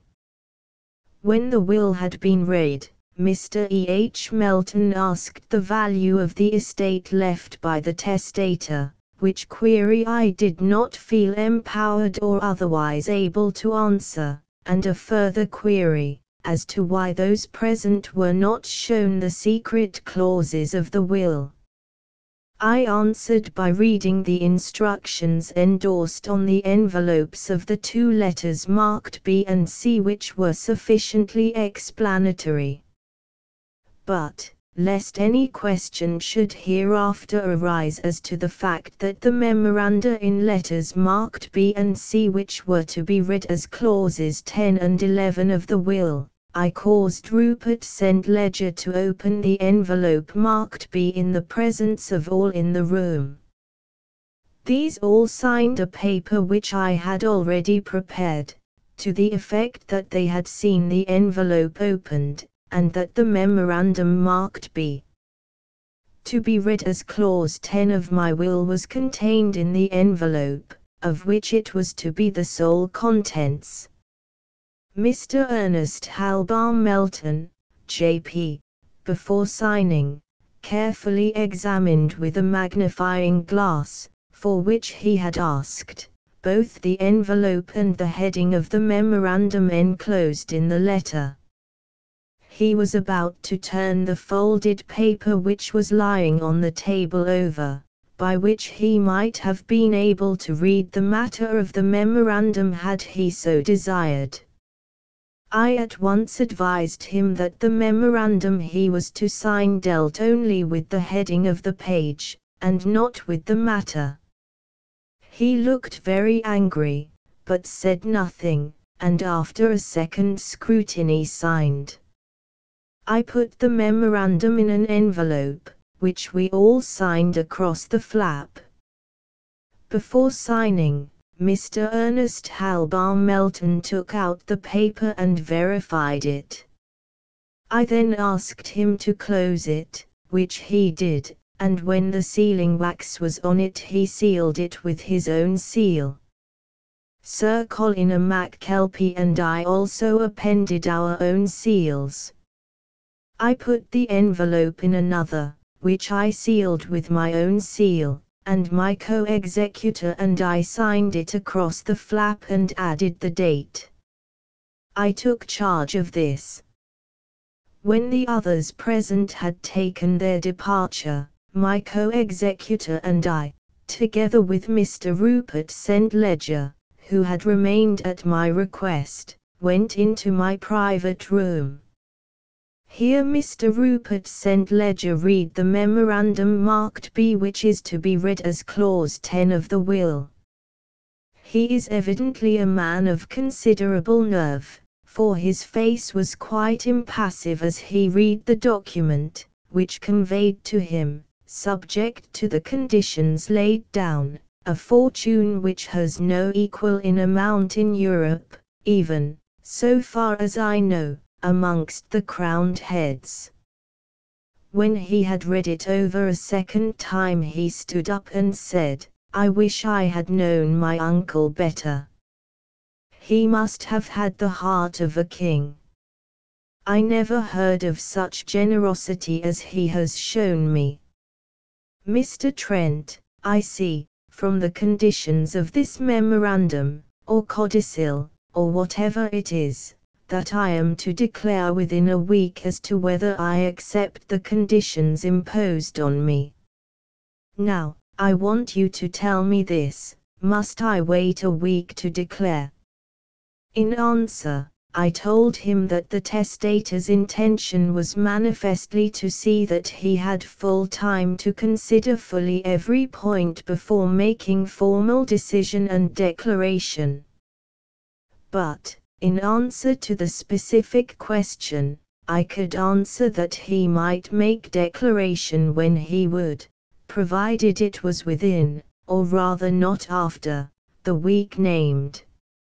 I added, "But I strongly advise you not to act hurriedly. So enormous a sum is involved that you may be sure that all possible efforts will be made by someone or other to dispossess you of your inheritance, and it will be well that everything shall be done, not only in perfect order, but with such manifest care and deliberation that there can be no question as to your intention." "Thank you, sir," he answered. "I shall do as you shall kindly advise me in this as in other things.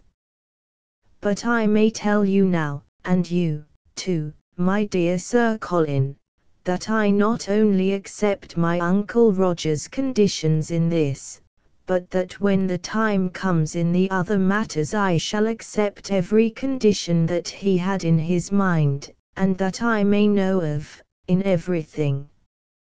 He looked exceedingly in earnest, and it gave me much pleasure to see and hear him. It was just what a young man should do who had been so generously treated.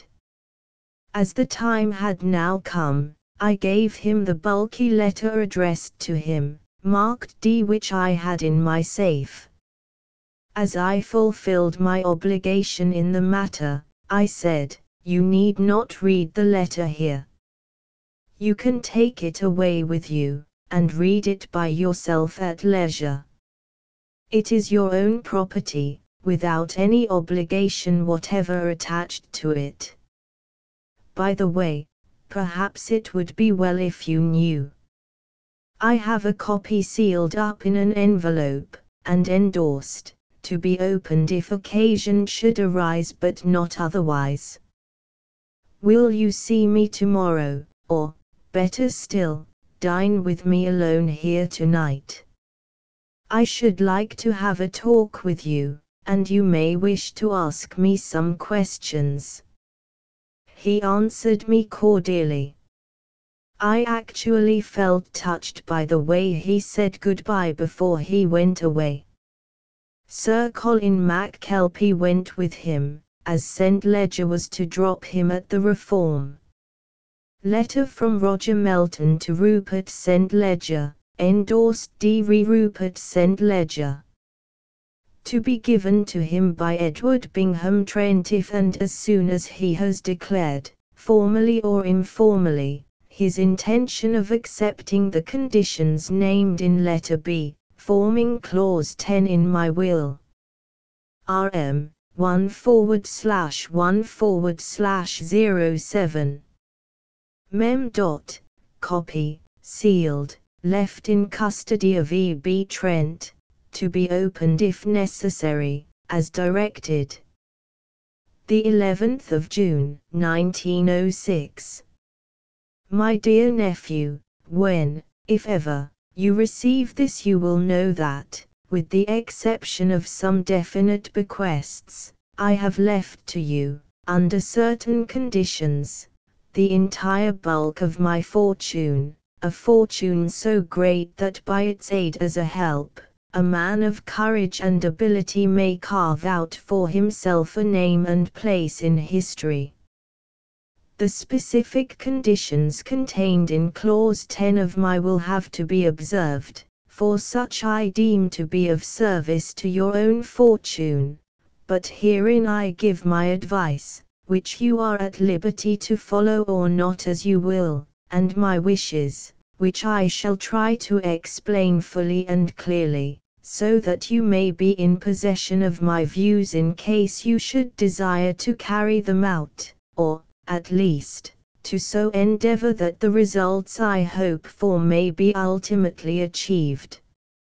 First let me explain, for your understanding and your guidance, that the power, or perhaps it had better be called the pressure, behind the accumulation of my fortune has been ambition.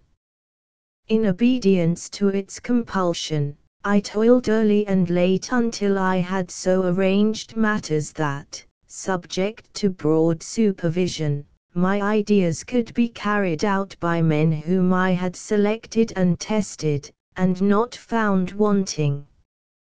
This was for years to the satisfaction, and ultimately to the accumulation by these men of fortune commensurate in some measure to their own worth and their importance to my designs.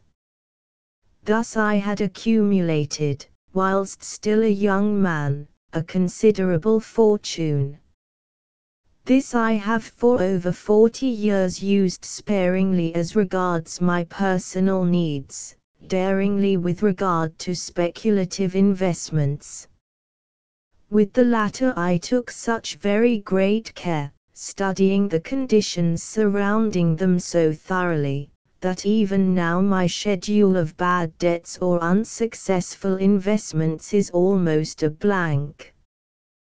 Perhaps by such means things flourished with me, and wealth piled in so fast that at times I could hardly use it to advantage. This was all done as the forerunner of ambition, but I was over 50 years of age when the horizon of ambition itself opened up to me. I speak thus freely, my dear Rupert, as when you read it I shall have passed away, and not ambition nor the fear of misunderstanding, nor even of scorn can touch me. My ventures in commerce and finance covered not only the Far East, but every foot of the way to it, so that the Mediterranean and all its opening seas were familiar to me. In my journeyings up and down the Adriatic I was always struck by the great beauty and seeming richness, native richness, of the land of the Blue Mountains. At last chance took me into that delectable region. When the Balkan struggle of '90 was on, one of the great voivodes came to me in secret to arrange a large loan for national purposes. It was known in financial circles of both Europe and Asia that I took an active part in the haute politique of national treasuries, and the voivode Vissarion came to me as to one able and willing to carry out his wishes. After confidential pourparlers, he explained to me that his nation was in the throes of a great crisis. As you perhaps know, the gallant little nation in the land of the Blue Mountains has had a strange history. For more than 1,000 years, ever since its settlement after the disaster of Rosoror, it had maintained its national independence under several forms of government. At first it had a king whose successors became so despotic that they were dethroned.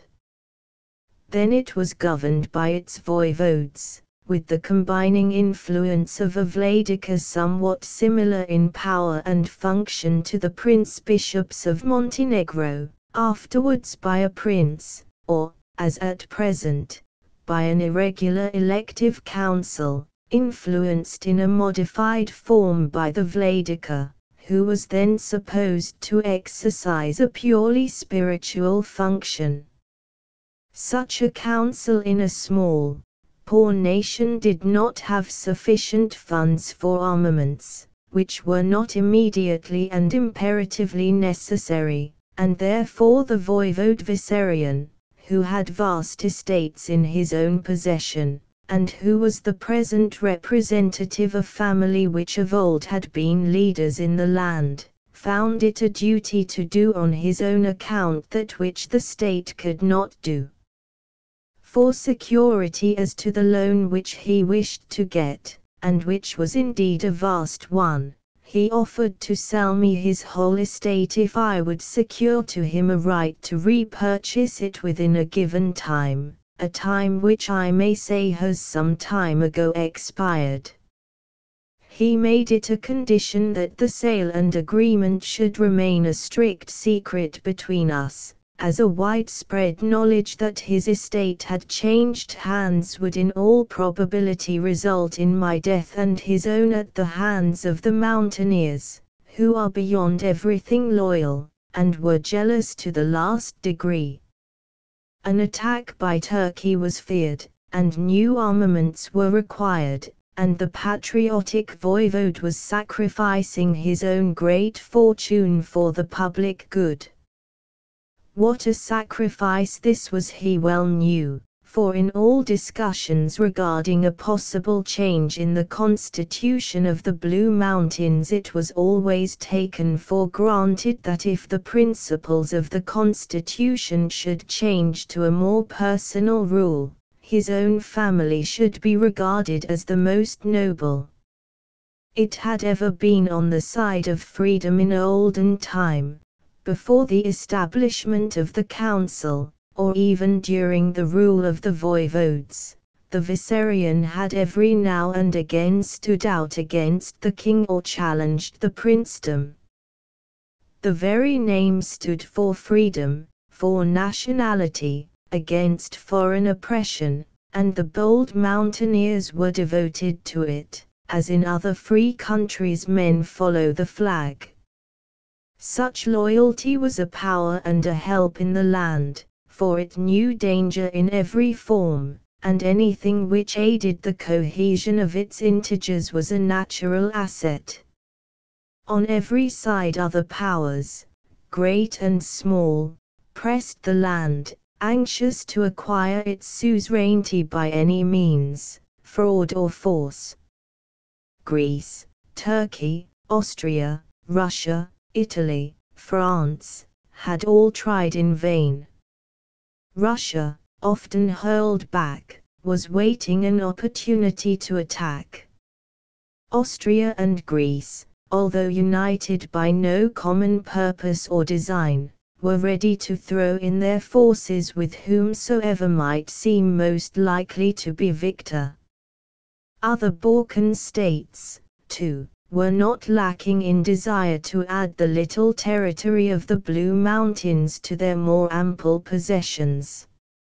Albania, Dalmatia, Herzegovina, Serbia, Bulgaria, looked with lustful eyes on the land, which was in itself a vast natural fortress, having close under its shelter perhaps the finest harbour between Gibraltar and the Dardanelles. But the fierce, hardy mountaineers were unconquerable. For centuries they had fought, with a fervour and fury that nothing could withstand or abate, attacks on their independence. Time after time, century after century, they had opposed with dauntless front invading armies sent against them. This unquenchable fire of freedom had had its effect. One and all, the great powers knew that to conquer that little nation would be no mean task, but rather that of a tireless giant. Over and over again had they fought with units against hundreds, never ceasing until they had either wiped out their foes entirely or seen them retreat across the frontier in diminished numbers. For many years past, however, the land of the Blue Mountains had remained unassailable, for all the powers and states had feared lest the others should unite against the one who should begin the attack. At the time I speak of there was a feeling throughout the Blue Mountains, and, indeed, elsewhere, that Turkey was preparing for a war of offense. The objective of her attack was not known anywhere, but here there was evidence that the Turkish Bureau of Spies was in active exercise towards their sturdy little neighbor. To prepare for this, the voivode Peter Vissarion approached me in order to obtain the necessary sinews of war. The situation was complicated by the fact that the elective council was at present largely held together by the old Greek Church, which was the religion of the people, and which had had since the beginning its destinies linked in a large degree with theirs. Thus it was possible that if a war should break out, it might easily become, whatever might have been its cause or beginnings, a war of creeds. This in the Balkans must be largely one of races, the end of which no mind could diagnose or even guess at. I had now for some time had knowledge of the country and its people, and had come to love them both. The nobility of Vissarion's self-sacrifice at once appealed to me, and I felt that I, too, should like to have a hand in the upholding of such a land and such a people. They both deserved freedom. When Vissarion handed me the completed deed of sale I was going to tear it up, but he somehow recognized my intention, and forestalled it.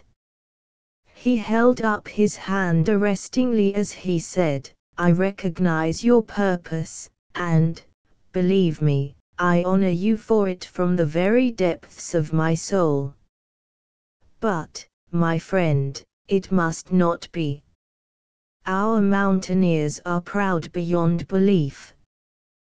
Though they would allow me, who am one of themselves, and whose fathers have been in some way leaders and spokesmen amongst them for many centuries, to do all that is in my power to do, and what, each and all, they would be glad to do were the call to them, they would not accept aid from one outside themselves. My good friend, they would resent it, and might show to you, who wish us all so well, active hostility, which might end in danger, or even death. That was why, my friend, I asked to put a clause in our agreement, that I might have right to repurchase my estate, regarding which you would fain act so generously. Thus it is, my dear nephew Rupert, only son of my dear sister, that I hereby charge you solemnly as you value me, as you value yourself, as you value honor, that, should it ever become known that that noble voivode, Peter Vissarion, imperiled himself for his country's good, and if it be of danger or evil repute to him that even for such a purpose he sold his heritage, you shall at once and to the knowledge of the mountaineers, though not necessarily to others, reconvey to him or his heirs the freehold that he was willing to part with, and that he has de facto parted with by the effluxion of the time during which his right of repurchase existed. This is a secret trust and duty which is between thee and me alone in the first instance, a duty which I have undertaken on behalf of my heirs, and which must be carried out, at whatsoever cost may ensue. You must not take it that it is from any mistrust of you or belief that you will fail that I have taken another measure to ensure that this my cherished idea is borne out. Indeed, it is that the law may, in case of need, for no man can know what may happen after his own hand be taken from the plough, be complied with, that I have in another letter written for the guidance of others, directed that in case of any failure to carry out this trust, death or other, the direction become a clause or codicil to my will. But in the meantime I wish that this be kept a secret between us two. To show you the full extent of my confidence, let me here tell you that the letter alluded to above is marked C and directed to my solicitor and co-executor, Edward Bingham Trent, which is finally to be regarded as Clause 11 of my will.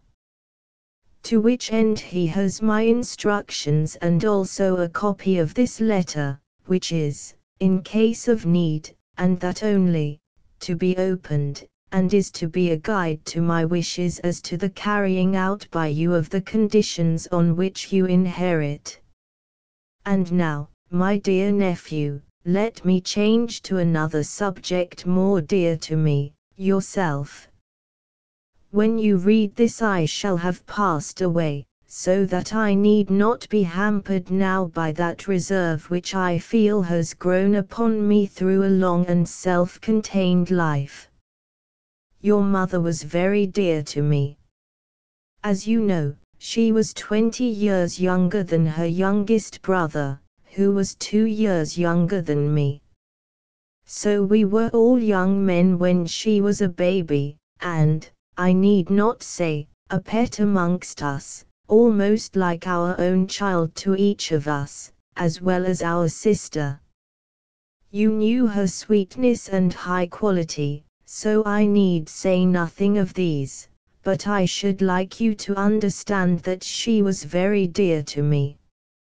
When she and your father came to know and love each other I was far away, opening up a new branch of business in the interior of China, and it was not for several months that I got home news.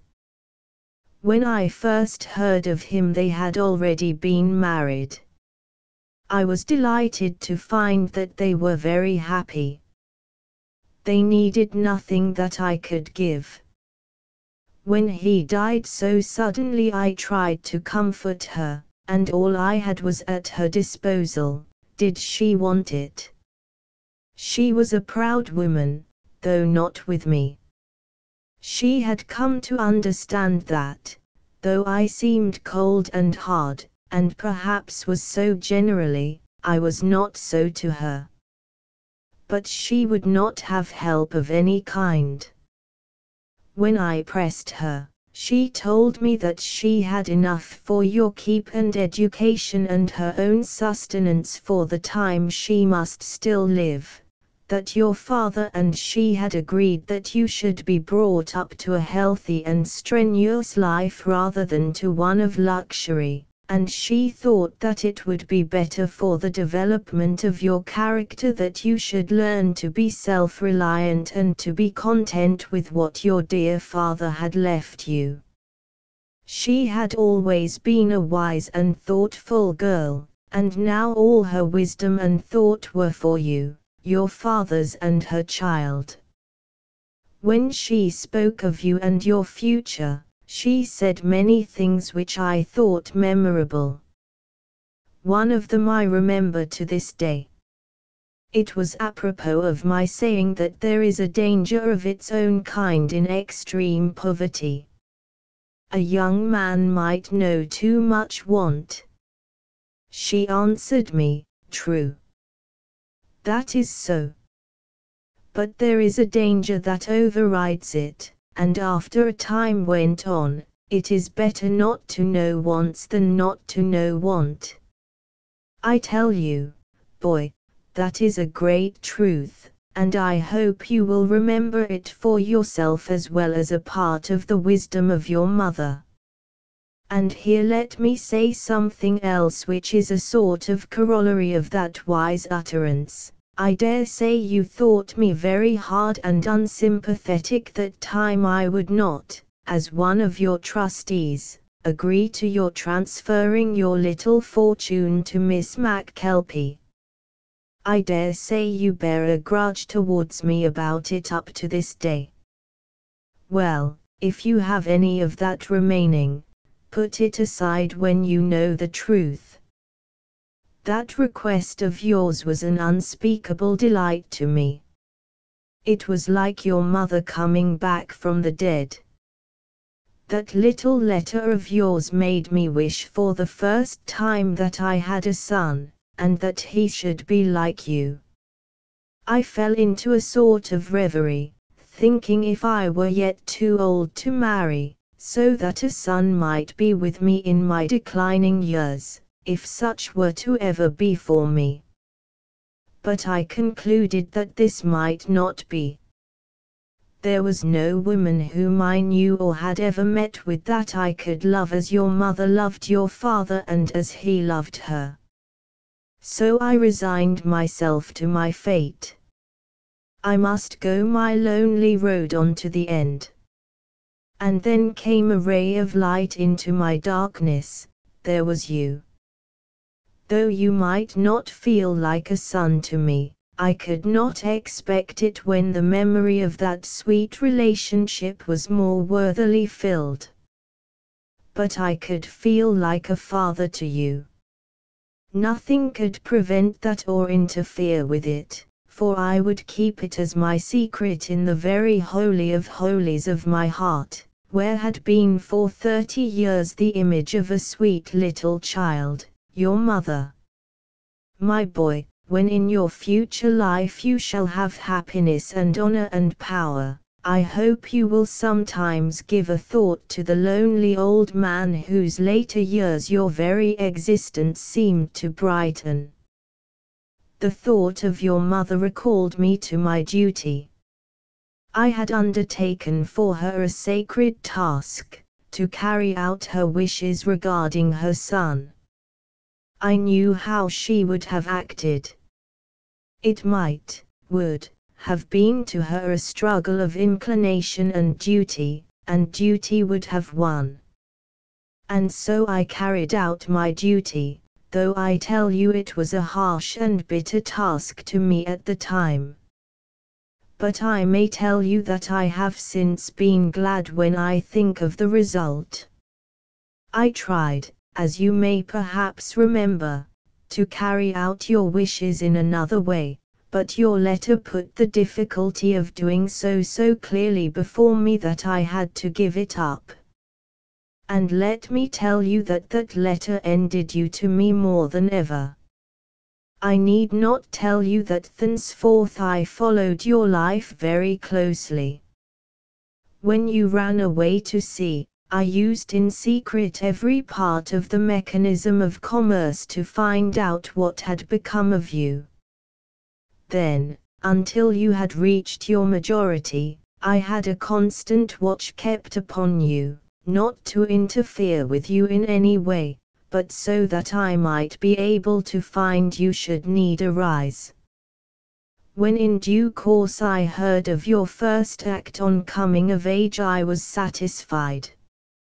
I had to know of the carrying out of your original intention towards Janet McKelpie, for the securities had to be transferred. From that time on I watched, of course through other eyes, your chief doings.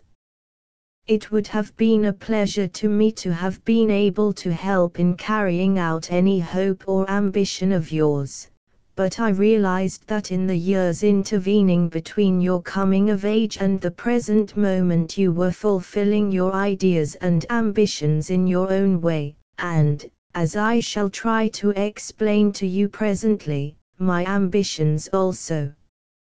You were of so adventurous a nature that even my own widely spread machinery of acquiring information, what I may call my private intelligence department, was inadequate. My machinery was fairly adequate for the East, in great part, at all events. But you went north and south, and west also, and, in addition, USA'd realms where commerce and purely real affairs have no foothold, worlds of thought, of spiritual import, of psychic phenomena, speaking generally, of mysteries. As now and again I was baffled in my inquiries, I had to enlarge my mechanism, and to this end started, not in my own name, of course, some new magazines devoted to certain branches of inquiry and adventure. Should you ever care to know more of these things, Mr. Trent, in whose name the stock is left, will be delighted to give you all details. Indeed, these stocks, like all else I have, shall be yours when the time comes, if you care to ask for them. By means of the Journal of Adventure, the Magazine of Mystery, Occultism, Balloon and Aeroplane, the Submarine, Jungle and Pampas, the Ghost World, the Explorer, Forest and Island, Ocean and Creek, I was often kept informed when I should otherwise have been ignorant of your whereabouts and designs. For instance, when you had disappeared into the forest of the Incas, I got the first whisper of your strange adventures and discoveries in the buried cities of Udary from a correspondent of the Journal of Adventure long before the details given in the Times of the rock temple of the primeval savages, where only remained the little dragon serpents, whose giant ancestors were rudely sculptured on the sacrificial altar. I well remember how I thrilled at even that meager account of your going in alone into that veritable hell. It was from occultism that I learned how you had made a stay alone in the haunted catacombs of Ellora, in the far recesses of the Himalayas, and of the fearful experiences which, when you came out shuddering and ghastly, overcame to almost epileptic fear those who had banded themselves together to go as far as the rock-cut approach to the hidden temple. All such things I read with rejoicing. You were shaping yourself for a wider and loftier adventure, which would crown more worthily your matured manhood. When I read of you in a description of Mahask, in Madagascar, and the devil worship there rarely held, I felt I had only to wait for your homecoming in order to broach the enterprise I had so long contemplated. This was what I read: he is a man to whom no adventure is too wild or too daring. His reckless bravery is a byword amongst many savage peoples and amongst many others not savages, whose fears are not of material things, but of the world of mysteries in and beyond the grave. He dares not only wild animals and savage men, but has tackled African magic and Indian mysticism.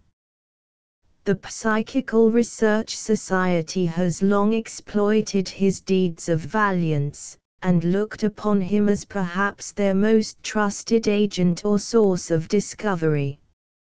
He is in the very prime of life, of almost giant stature and strength, trained to the use of all arms of all countries, inured to every kind of hardship, subtle-minded and resourceful, understanding human nature from its elemental form up. To say that he is fearless would be inadequate. In a word, he is a man whose strength and daring fit him for any enterprise of any kind. He would dare and do anything in the world or out of it, on the earth or under it, in the sea or in the air, fearing nothing material or unseen, not man or ghost, nor God nor devil. If you ever care to think of it, I carried that cutting in my pocketbook from that hour I read it till now. Remember, again, I say, that I never interfered in the slightest way in any of your adventures. I wanted you to dree your own weird, as the Scotch say, and I wanted to know of it, that was all. Now, as I hold you fully equipped for greater enterprise, I want to set your feet on the road and to provide you with the most potent weapon, beyond personal qualities, for the winning of great honor, again, my dear nephew, which, I am right sure, does and will appeal to you as it has ever done to me. I have worked for it for more than 50 years. But now that the time has come when the torch is slipping from my old hands, I look to you, my dearest kinsman, to lift it and carry it on. The little nation of the Blue Mountains has from the first appealed to me. It is poor and proud and brave. Its people are well worth winning, and I would advise you to throw in your lot with them. You may find them hard to win, for when peoples, like individuals, are poor and proud, these qualities are apt to react on each other to an endless degree. These men are untamable, and no one can ever succeed with them unless he is with them in all, and is a leader recognized. But if you can win them, they are loyal to death. If you are ambitious, and I know you are, there may be a field for you in such a country. With your qualifications, fortified by the fortune which I am happy enough to be able to leave you, you may dare much and go far. Should I be alive when you return from your exploration in northern South America, I may have the happiness of helping you to this or any other ambition, and I shall deem it a privilege to share it with you, but time is going on. I am in my 72nd year. The years of man are 70. I suppose you understand. I do. Let me point out this, for ambitious projects the great nationalities are impossible to a stranger, and in our own we are limited by loyalty and common sense. It is only in a small nation that great ambitions can be achieved. If you share my own views and wishes, the Blue Mountains is your ground. I hoped at one time that I might yet become a voivode, even a great one. But age has dulled my personal ambitions as it has cramped my powers. I no longer dream of such honor for myself, though I do look on it as a possibility for you if you care for it. Through my will you will have a great position and a great estate, and though you may have to yield up the latter in accordance with my wish, as already expressed in this letter, the very doing so will give you an even greater hold than this possession in the hearts of the mountaineers, should they ever come to know it. Should it be that at the time you inherit from me the voivode Vissarion should not be alive, it may serve or aid you to know that in such case you would be absolved from any conditions of mine, though I trust you would in that, as in all other matters, hold obligation enforced by your own honor as to my wishes. Therefore the matter stands thus: if Vissarion lives, you will relinquish the estates. Should such not be the case, you will act as you believe that I would wish you to. In either case the mountaineers should not know from you in any way of the secret contracts between Viserion and myself. Enlightenment of the many should, if ever, come from others than yourself. And unless such take place, you would leave the estates without any quid pro quo whatever. This you need not mind, for the fortune you will inherit will leave you free and able to purchase other estates in the Blue Mountains or elsewhere that you may select in the world. If others attack them, and quicker and harder than they can, if such be a possibility. Should it ever be that you inherit the castle of Viserion on the Spear of Ivan, remember that I had it secretly fortified and armed against attack. There are not only massive grills, but doors of chilled bronze where such be needed. My adherent Rook, who has faithfully served me for nearly 40 years, and has gone on my behalf on many perilous expeditions, will, I trust, serve you in the same way. Treat him well for my sake, if not for your own. I have left him provision for a life of ease, but he would rather take a part in dangerous enterprises. He is silent as the grave and as bold as a lion. He knows every detail of the fortification and of the secret means of defense. A word in your ear, he was once a pirate.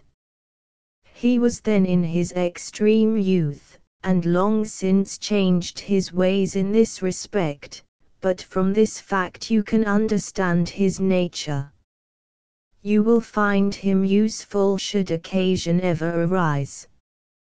Should you accept the conditions of my letter, you are to make the Blue Mountains, in part, at least, your home, living there a part of the year, if only for a week, as in England men of many estates share the time amongst them. To this you are not bound, and no one shall have power to compel you or interfere with you. I only express a hope. But one thing I do more than hope, I desire, if you will honor my wishes, that, come what may, you are to keep your British nationality, unless by special arrangement with and consent of the Privy Council.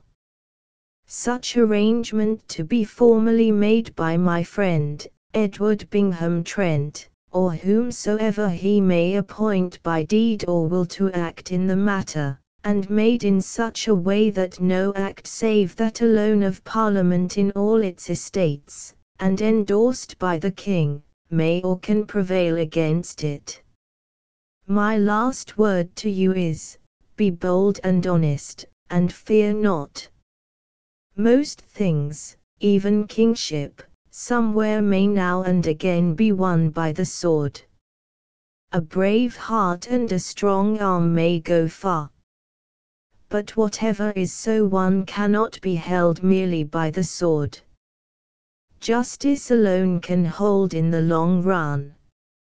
Where men trust they will follow, and the rank and file of people want to follow, not to lead. If it be your fortune to lead, be bold. Be wary, if you will, exercise any other faculties that may aid or guard. Shrink from nothing. Avoid nothing that is honorable in itself. Take responsibility when such presents itself. What others shrink from, accept. That is to be great in what world, little or big, you move. Fear nothing, no matter of what kind danger may be or whence it come. The only real way to meet danger is to despise it, except with your brains. Meet it in the gate, not the hall. My kinsman, the name of my race and your own, worthily mingled in your own person, now rests with you. Letter from Rupert St. Ledger, 32 Bodmin Street, Victoria, SW, to Miss Janet McKelpie, Croom, Rossshire. The 3rd of January, 1907. My dearest Aunt Janet, you will, I know, be rejoiced to hear of the great good fortune which has come to me through the will of Uncle Roger. Perhaps Sir Colin will have written to you, as he is one of the executors, and there is a bequest to you, so I must not spoil his pleasure of telling you of that part himself. Unfortunately, I am not free to speak fully of my own legacy yet, but I want you to know that at worst I am to receive an amount many times more than I ever dreamt of possessing through any possible stroke of fortune. So soon as I can leave London, where, of course, I must remain until things are settled, I am coming up to Croom to see you, and I hope I shall by then be able to let you know so much that you will be able to guess at the extraordinary change that has come to my circumstances. It is all like an impossible dream, there is nothing like it in the Arabian Nights. However, the details must wait. I am pledged to secrecy for the present. And you must be pledged too. You won't mind, dear, will you? What I want to do at present is merely to tell you of my own good fortune, and that I shall be going presently to live for a while at Viserion. Won't you come with me, Aunt Janet? We shall talk more of this when I come to Croom, but I want you to keep the subject in your mind. Your loving Rupert. From Rupert St. Ledger's Journal. The 4th of January, 1907. Things have been humming about me so fast that I have had hardly time to think. But some of the things have been so important, and have so changed my entire outlook on life, that it may be well to keep some personal record of them. I may some day want to remember some detail, perhaps the sequence of events, or something like that, and it may be useful. It ought to be, if there is any justice in things, for it will be an awful swat to write it when I have so many things to think of now. Aunt Janet, I suppose, will like to keep it locked up for me, as she does with all my journals and papers. That is one good thing about Aunt Janet amongst many, she has no curiosity, or else she has some other quality which keeps her from prying as other women would. It would seem that she has not so much as opened the cover of one of my journals ever in her life, and that she would not without my permission. So this can in time go to her also. I dined last night with Mr. Trent, by his special desire. The dinner was in his own rooms. Dinner sent in from the hotel.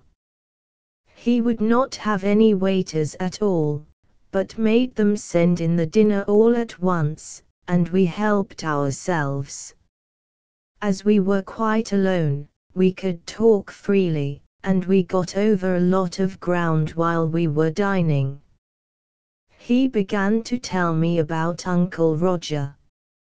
I was glad of that, for, of course, I wanted to know all I could of him, and the fact was I had seen very little of him. Of course, when I was a small kid he was often in our house, for he was very fond of mother, and she of him. But I fancy that a small boy was rather a nuisance to him. And then I was at school, and he was away in the East. And then poor mother died while he was living in the Blue Mountains, and I never saw him again. When I wrote to him about Aunt Janet, he answered me very kindly, but he was so very just in the matter that I got afraid of him. And after that I ran away, and have been roaming ever since, so there was never a chance of our meeting. But that letter of his has opened my eyes. To think of him following me that way all over the world, waiting to hold out a helping hand if I should want it. I only wish I had known, or even suspected, the sort of man he was, and how he cared for me, and I would sometimes have come back to see him, if I had to come half round the world. Well, all I can do now is to carry out his wishes. That will be my expiation for my neglect. He knew what he wanted exactly, and I suppose I shall come in time to know it all and understand it, too. I was thinking something like this when Mr. Trent began to talk, so that all he said fitted exactly into my own thought. The two men were evidently great friends. I should have gathered that, anyhow, from the will, and the letters, so I was not surprised when Mr. Trent told me that they had been to school together, Uncle Roger being a senior when he was a junior, and had then and ever after shared each other's confidence.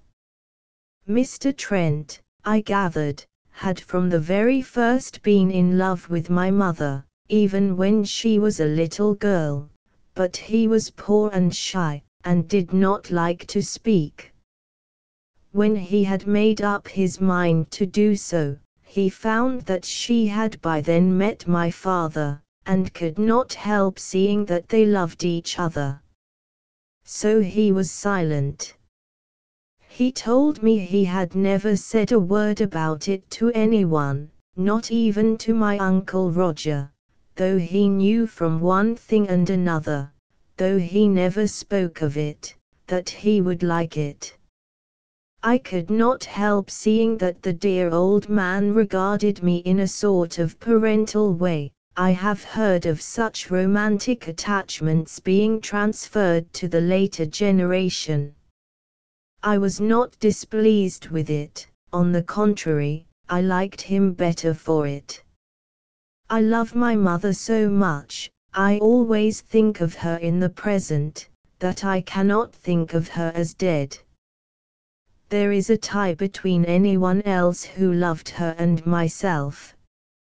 I tried to let Mr. Trent see that I liked him, and it pleased him so much that I could see his liking for me growing greater.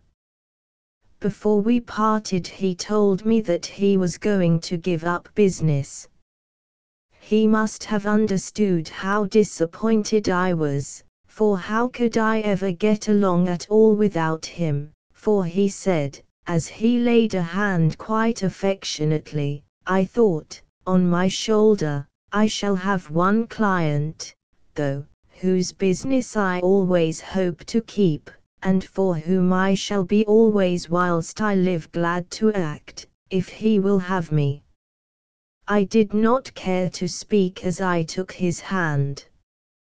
He squeezed mine, too, and said very earnestly, I served your uncle's interests to the very best of my ability for nearly 50 years. He had full confidence in me, and I was proud of his trust. I can honestly say, Rupert, you won't mind me using that familiarity, will you, that, though the interests which I guarded were so vast that without abusing my trust I could often have used my knowledge to my personal advantage, I never once, in little matters or big, abused that trust, no, not even rubbed the bloom off it. And now that he has remembered me in his will so generously that I need work no more, It will be a very genuine pleasure and pride to me to carry out as well as I can the wishes that I partly knew, and now realize more fully towards you, his nephew.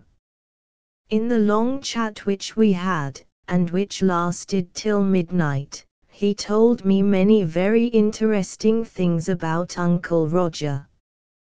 When, in the course of conversation, he mentioned that the fortune Uncle Roger left must be well over 100 millions, I was so surprised that I said out loud, I did not mean to ask a question. How on earth could a man beginning with nothing realize such a gigantic fortune? By all honest ways, he answered, and his clever human insight. He knew one half of the world, and so kept abreast of all public and national movements that he knew the critical moment to advance money required. He was always generous, and always on the side of freedom. There are nations at this moment only now entering on the consolidation of their liberty, who owe all to him, who knew when and how to help. No wonder that in some lands they will drink to his memory on great occasions as they used to drink his health. As you and I shall do now, sir, I said, as I filled my glass and stood up. We drank it in bumpers. We did not say a word, either of us, but the old gentleman held out his hand, and I took it. And so, holding hands, we drank in silence. It made me feel quite choky, and I could see that he, too, was moved. From E. B. Trent's Memoranda. The 4th of January, 1907. I asked Mr. Rupert St. Ledger to dine with me at my office alone, as I wished to have a chat with him. Tomorrow Sir Colin and I will have a formal meeting with him for the settlement of affairs, but I thought it best to have an informal talk with him alone first, as I wished to tell him certain matters which will make our meeting tomorrow more productive of utility, as he can now have more full understanding of the subjects which we have to discuss. Sir Colin is all that can be in manhood, and I could wish no better colleague in the executorship of this phenomenal will, but he has not had the privilege of a lifelong friendship with the testator as I have had. And as Rupert St. Ledger had to learn intimate details regarding his uncle, I could best make my confidences alone. Tomorrow we shall have plenty of formality. I was delighted with Rupert. He is just what I could have wished his mother's boy to be, or a son of my own to be, had I had the good fortune to have been a father. But this is not for me. I remember long ago reading a passage in Lamb's Essays which hangs in my mind. The children of Alice call Bartram father. Some of my old friends would laugh to see me write this, but these memoranda are for my eyes alone, and no one shall see them till after my death, unless by my own permission. The boy takes some qualities after his father. He has a daring that is disturbing to an old dry-as-dust lawyer like me. But somehow I like him more than I ever liked anyone, any man, in my life, more even than his uncle, my old friend, Roger Melton, and Lord knows I had much cause to like him. I have more than ever now. It was quite delightful to see the way the young adventurer was touched by his uncle's thought of him. He is a truly gallant fellow, but venturesome exploits have not affected the goodness of heart. It is a pleasure to me to think that Roger and Colin came together apropos of the boy's thoughtful generosity towards Miss McKelpie. The old soldier will be a good friend to him, or I am much mistaken. With an old lawyer like me, and an old soldier like him, and a real old gentlewoman like Miss McKelpie, who loves the very ground he walks on, to look after him, together with all his own fine qualities and his marvelous experience of the world, and the gigantic wealth that will surely be his, that young man will go far. Letter from Rupert St. Ledger to Miss Janet McKelpie, Croom. The 5th of January, 1907. My dearest Aunt Janet, it is all over, the first stage of it, and that is as far as I can get at present. I shall have to wait for a few days, or it may be weeks, in London for the doing of certain things now necessitated by my acceptance of Uncle Roger's bequest. But as soon as I can, dear, I shall come down to Croom and spend with you as many days as possible. I shall then tell you all I am at liberty to tell, and I shall thank you personally for your consent to come with me to Viserion. Oh, how I wish my dear mother had lived to be with us. It would have made her happy, I know, to have come, and then we three who shared together the old dear, hard days would have shared in the same way the new splendor. I would try to show all my love and gratitude to you both. You must take the whole burden of it now, dear, for you and I are alone. No, not alone, as we used to be, for I have now two old friends who are already dear to me. One is so to you already. Sir Colin is simply splendid, and so, in his own way, is Mr. Trent. I am lucky, Aunt Janet, to have two such men to think of affairs for me. Am I not? I shall send you a wire as soon as ever I can see my way to get through my work, and I want you to think over all the things you ever wished for in your life, so that I may, if there is any mortal way of doing so, get them for you. You will not stand in the way of my having this great pleasure, will you, dear? Goodbye. Your loving Rupert. E. B. Trent's Memoranda. The 6th of January, 1907. The formal meeting of Sir Colin and myself with Rupert St. Ledger went off quite satisfactorily. From what he had said yesterday, and again last night, I had almost come to expect an unreserved acceptance of everything stated or implied in Roger Melton's will, but when we had sat round the table, this appeared, by the way, to be a formality for which we were all prepared, for we sat down as if by instinct.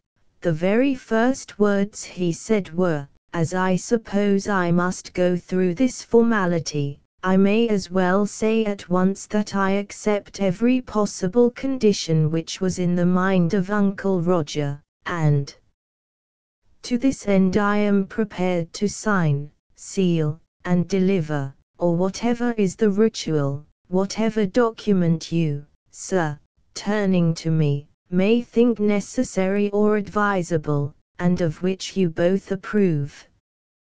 He stood up and walked about the room for a few moments, Sir Colin and I sitting quite still, silent.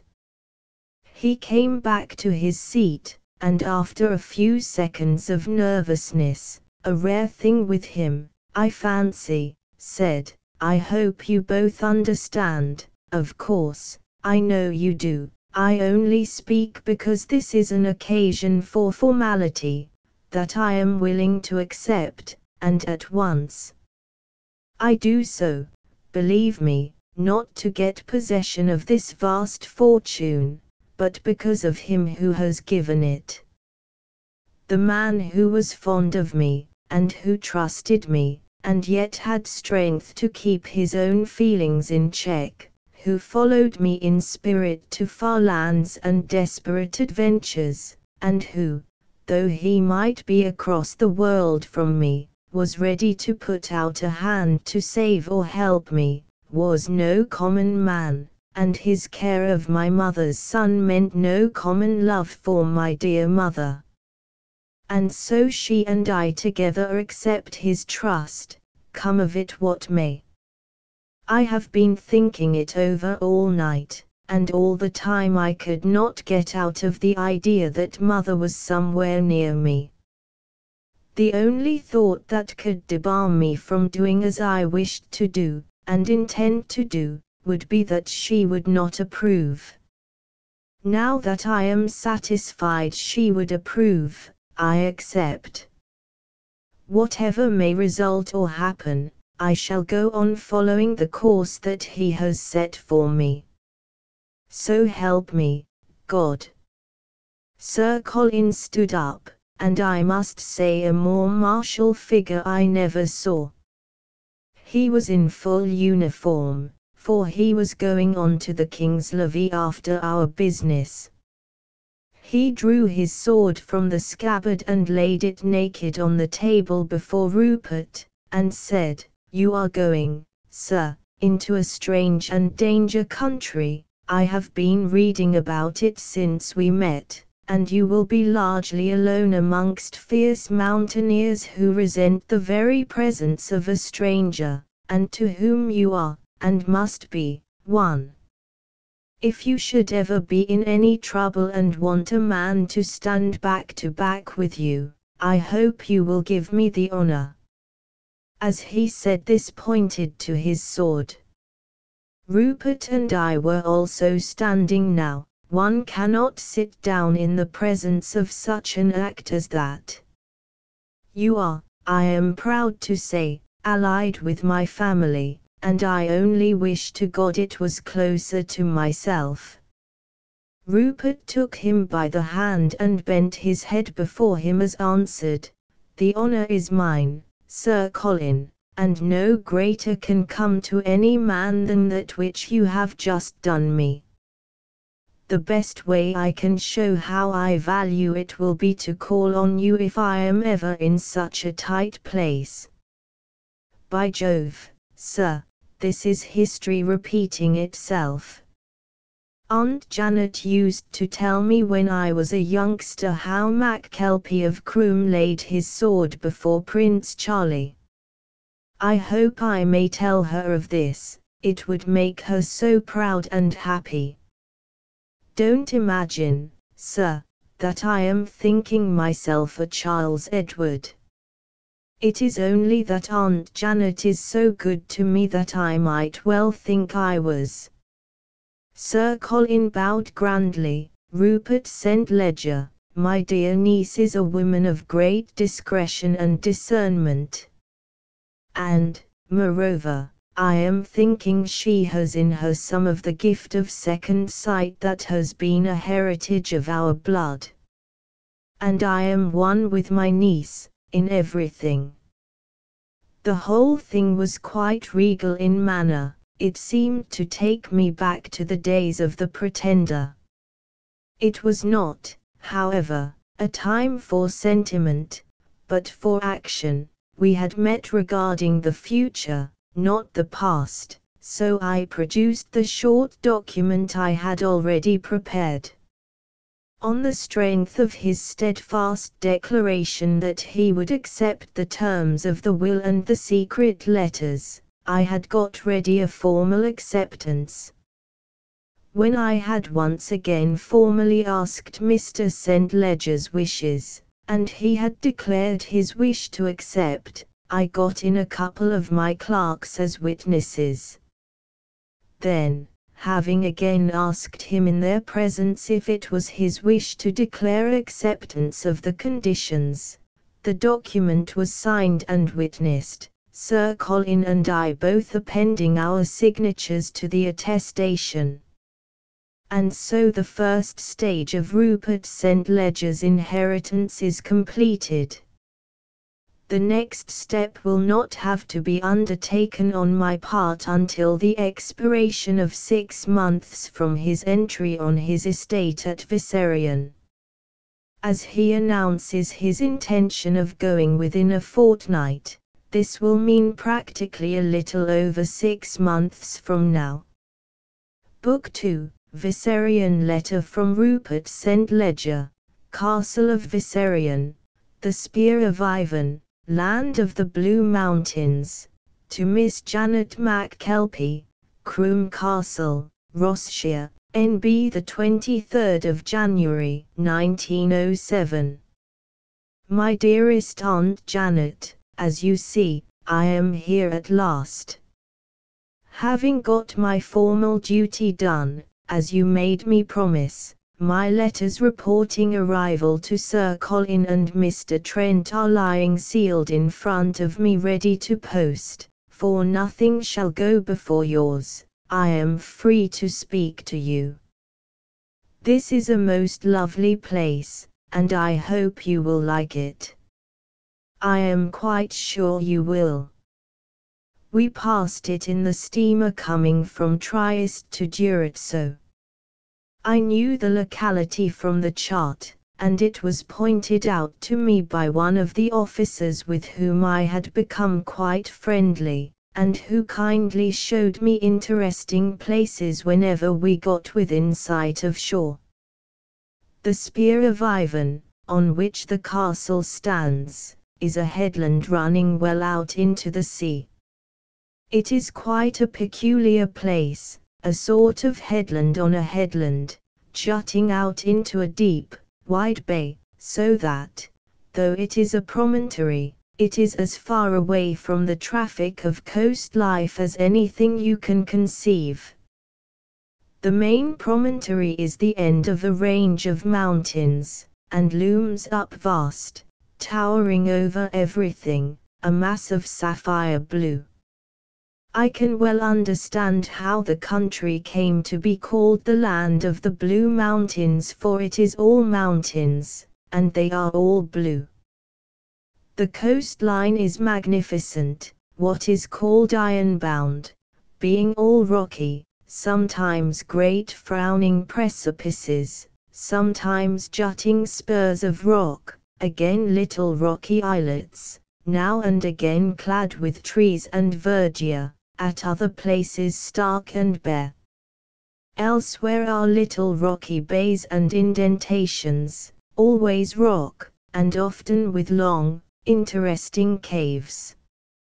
Some of the shores of the bays are sandy, or else ridges of beautiful pebbles, where the waves make endless murmur.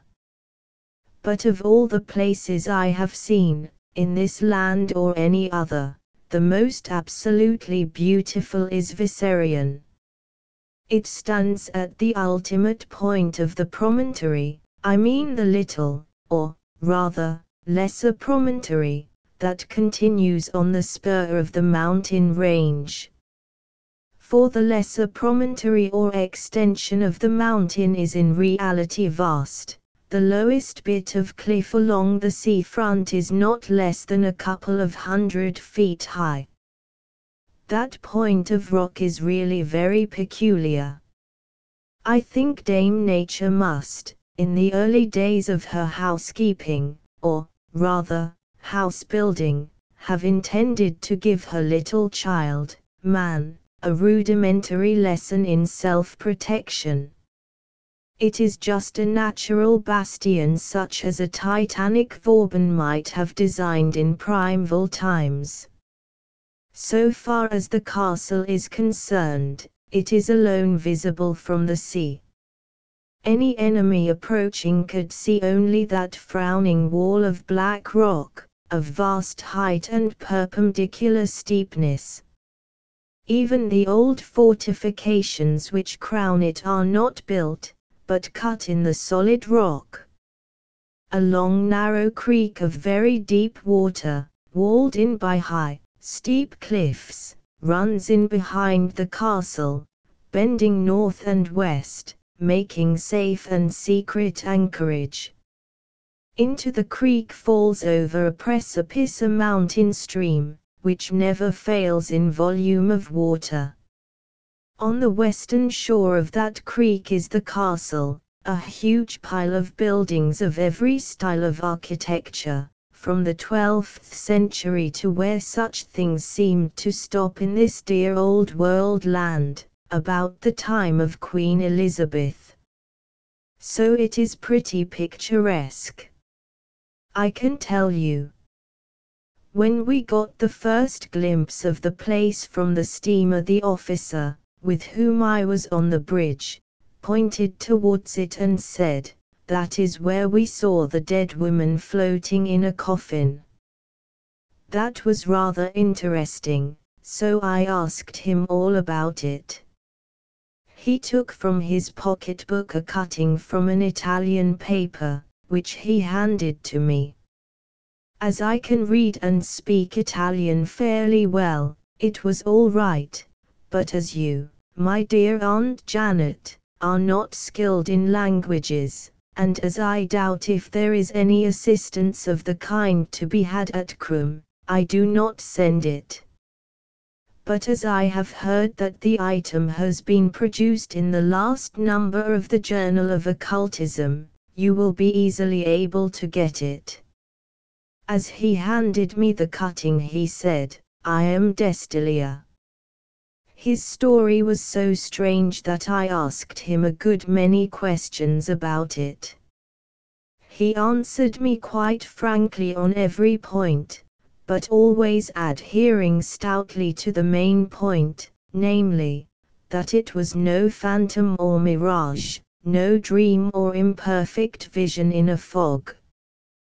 We were 4 in all who saw it, he said, 3 from the bridge and the Englishman, Caulfield, from the bows, whose account exactly agreed with what we saw. Captain Maiorolani and Philarmano and I were all awake and in good trim. We looked with our night glasses, which are more than usually powerful. You know, we need good glasses for the east shore of the Adriatic and for among the islands to the south. There was a full moon and a brilliant light. Of course we were a little way off, for though the Spear of Ivan is in deep water, one has to be careful of currents, for it is in just such places that the dangerous currents run.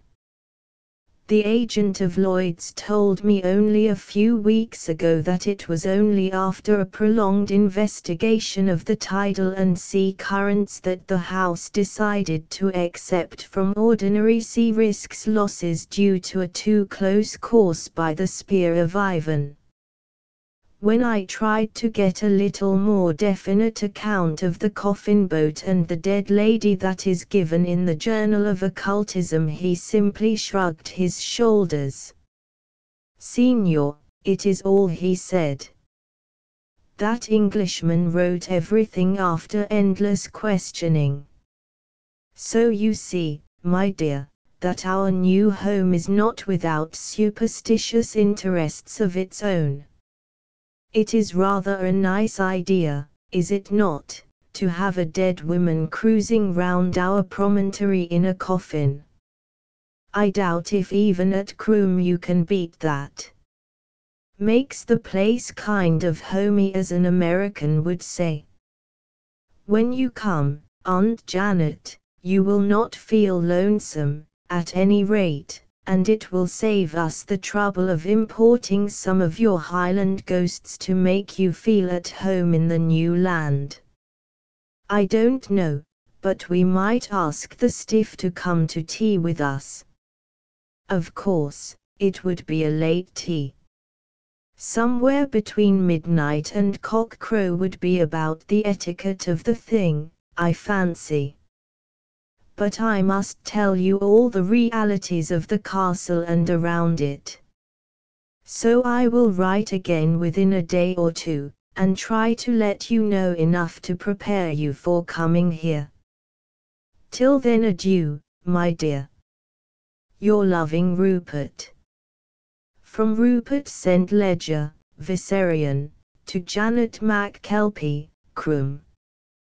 The 25th of January, 1907. I hope I did not frighten you, dear Aunt Janet, by the yarn of the lady in the coffin. But I know you are not afraid. You have told me too many weird stories for me to dread that. Besides, you have second sight, latent, at all events. However, there won't be any more ghosts, or about ghosts, in this letter. I want to tell you all about our new home. I am so glad you are coming out so soon.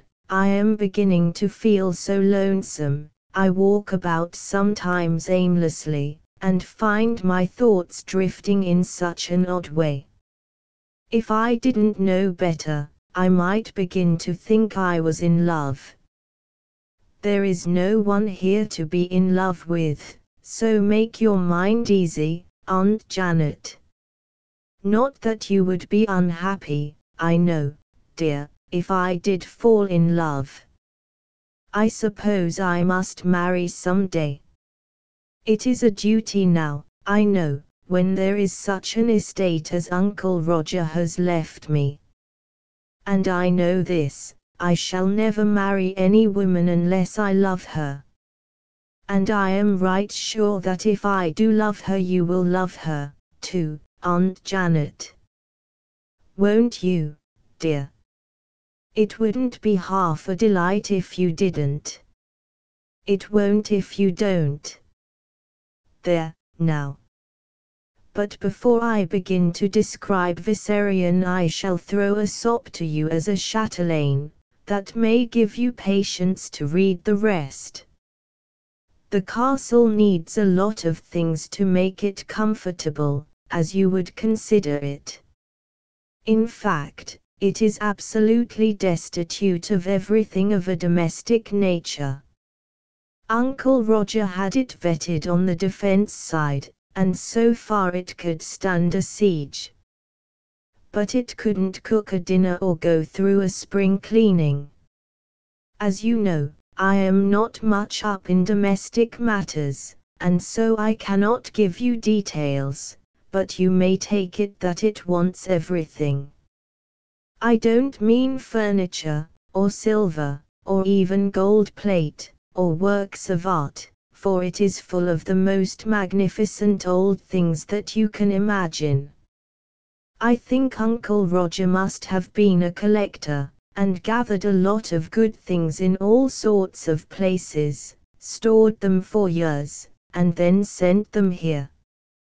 But as to glass, china, delft, all sorts of crockery, linen, household appliances and machinery, cooking utensils, except of the simplest, there are none.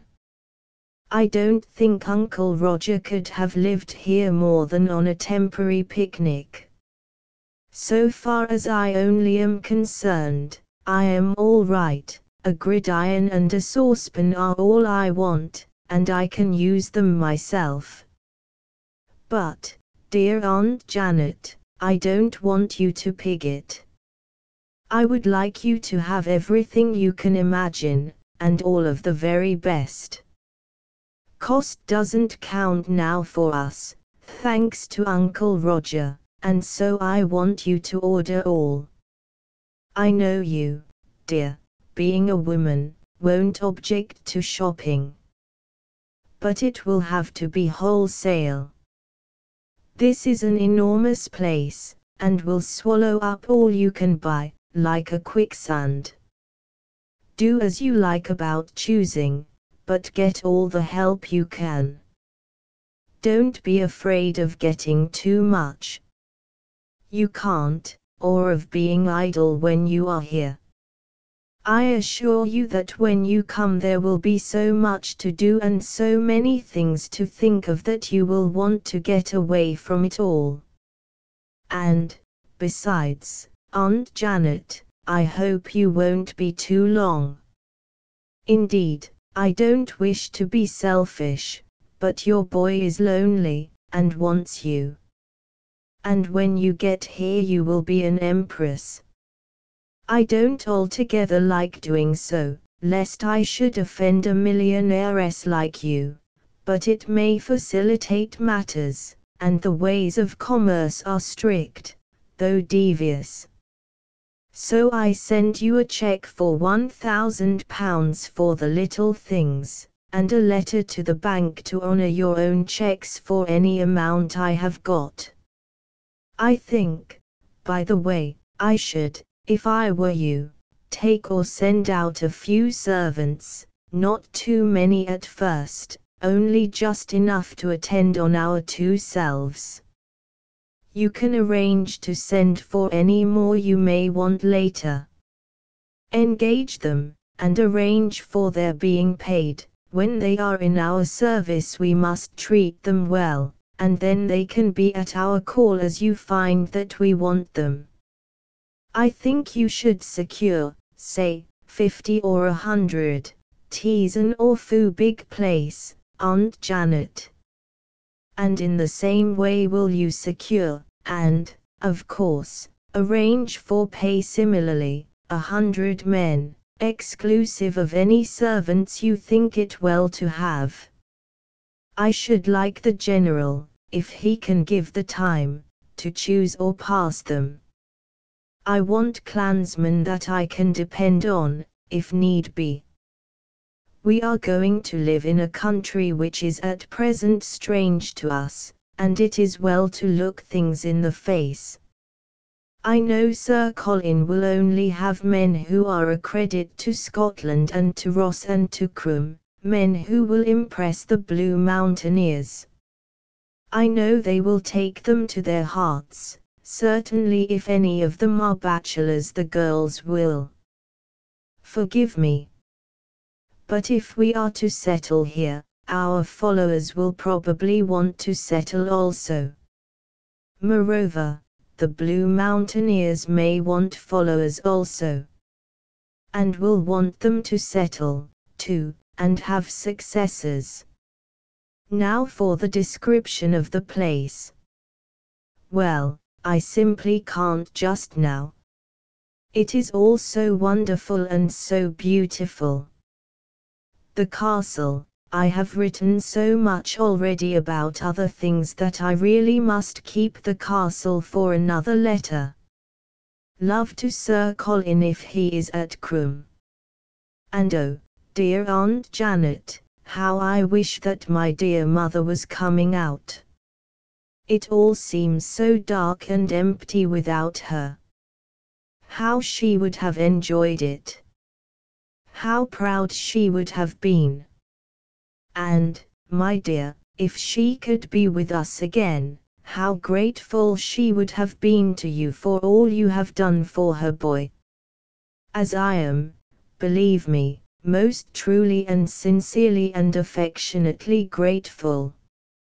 Your loving Rupert.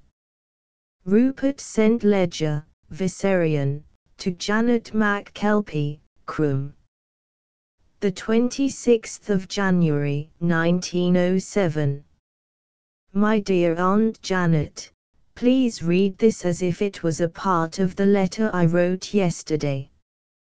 The castle itself is so vast that I really can't describe it in detail. So I am waiting till you come, and then you and I will go over it together and learn all that we can about it.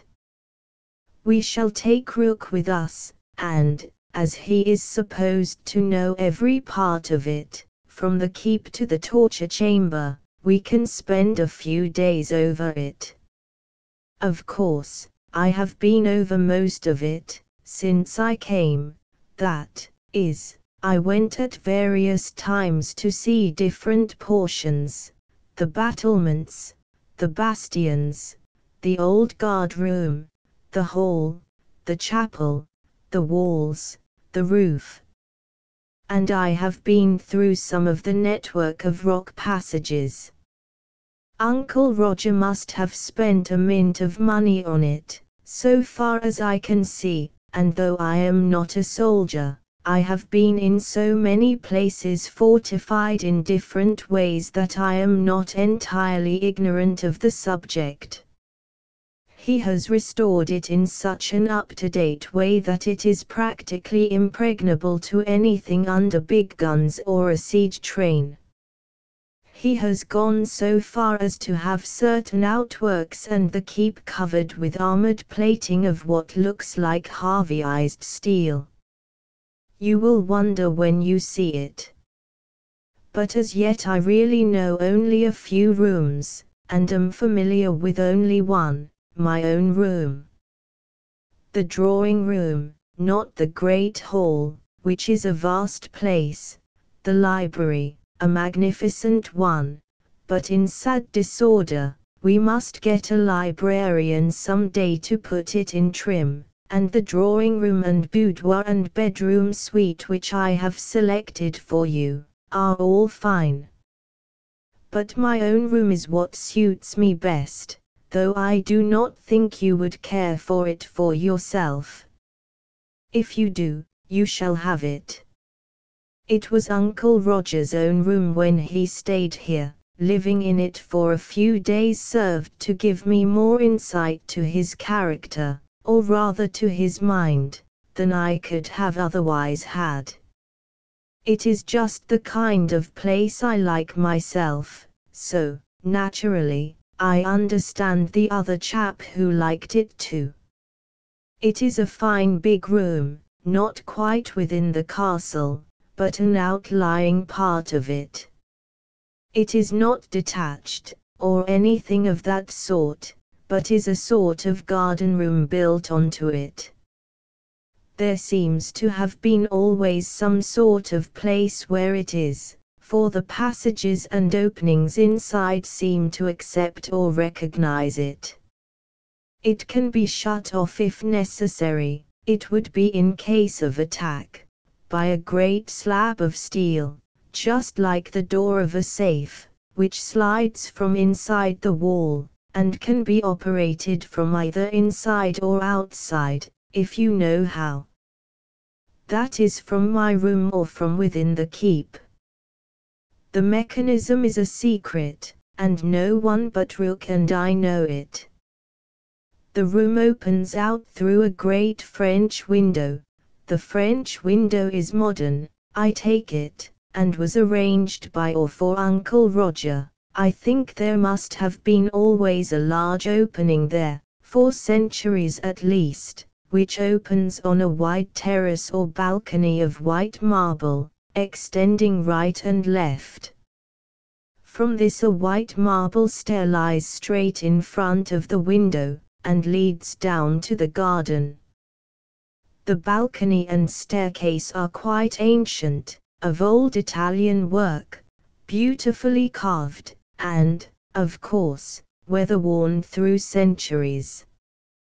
There is just that little tinging of green here and there which makes all outdoor marble so charming.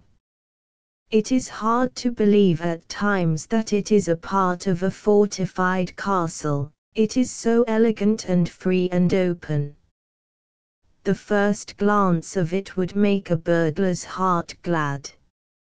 He would say to himself, "Here is the sort of crib I like when I'm on the job." You can just walk in and out as you choose. But, Aunt Janet, old Roger was cuter than any burglar. He had the place so guarded that the burglar would have been a baffled burglar. There are two steel shields which can slide out from the wall and lock into the other side right across the whole big window. One is a grill of steel bands that open out into diamond-shaped lozenges. Nothing bigger than a kitten could get through, and yet you can see the garden and the mountains and the whole view, much the same as you ladies can see through your veils. The other is a great sheet of steel, which slides out in a similar way in different grooves. It is not, of course, so heavy and strong as the safe door which covers the little opening in the main wall, but Rook tells me it is proof against the heaviest rifle hole. Having told you this, I must tell you, too, Aunt Janet, lest you should be made anxious by the arrière-pensée of all these warlike measures of defense, that I always sleep at night with one of these iron screens across the window. Of course, when I am awake I leave it open. As yet I have tried only, but not used, the grill, and I don't think I shall ever use anything else, for it is a perfect guard. If it should be tampered with from outside it would sound an alarm at the head of the bed, and the pressing of a button would roll out the solid steel screen in front of it. As a matter of fact, I have been so used to the open that I don't feel comfortable shut in. I only close windows against cold or rain. The weather here is delightful, as yet, at all events, but they tell me that the rainy season will be on us before very long. I think you will like my den, Auntie dear, though it will doubtless be a worry to you to see it so untidy. But that can't be helped. I must be untidy somewhere, and it is best in my own den. Again I find my letter so long that I must cut it off now and go on again tonight. So this must go as it stands. I shall not cause you to wait to hear all I can tell you about our new home. Your loving Rupert. From Rupert St. Ledger, Viserion, to Janet McKelpie, Crum. The 29th of January, 1907. My dear Aunt Janet, my den looks out, as I told you in my last letter, on the garden, or, to speak more accurately, on one of the gardens, for there are acres of them.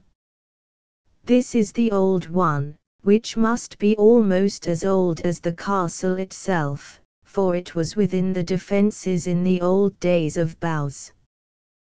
The wall that surrounds the inner portion of it has long ago been levelled, but sufficient remains at either end where it joined the outer defences to show the long casemates for the bowmen to shoot through and the raised stone gallery where they stood.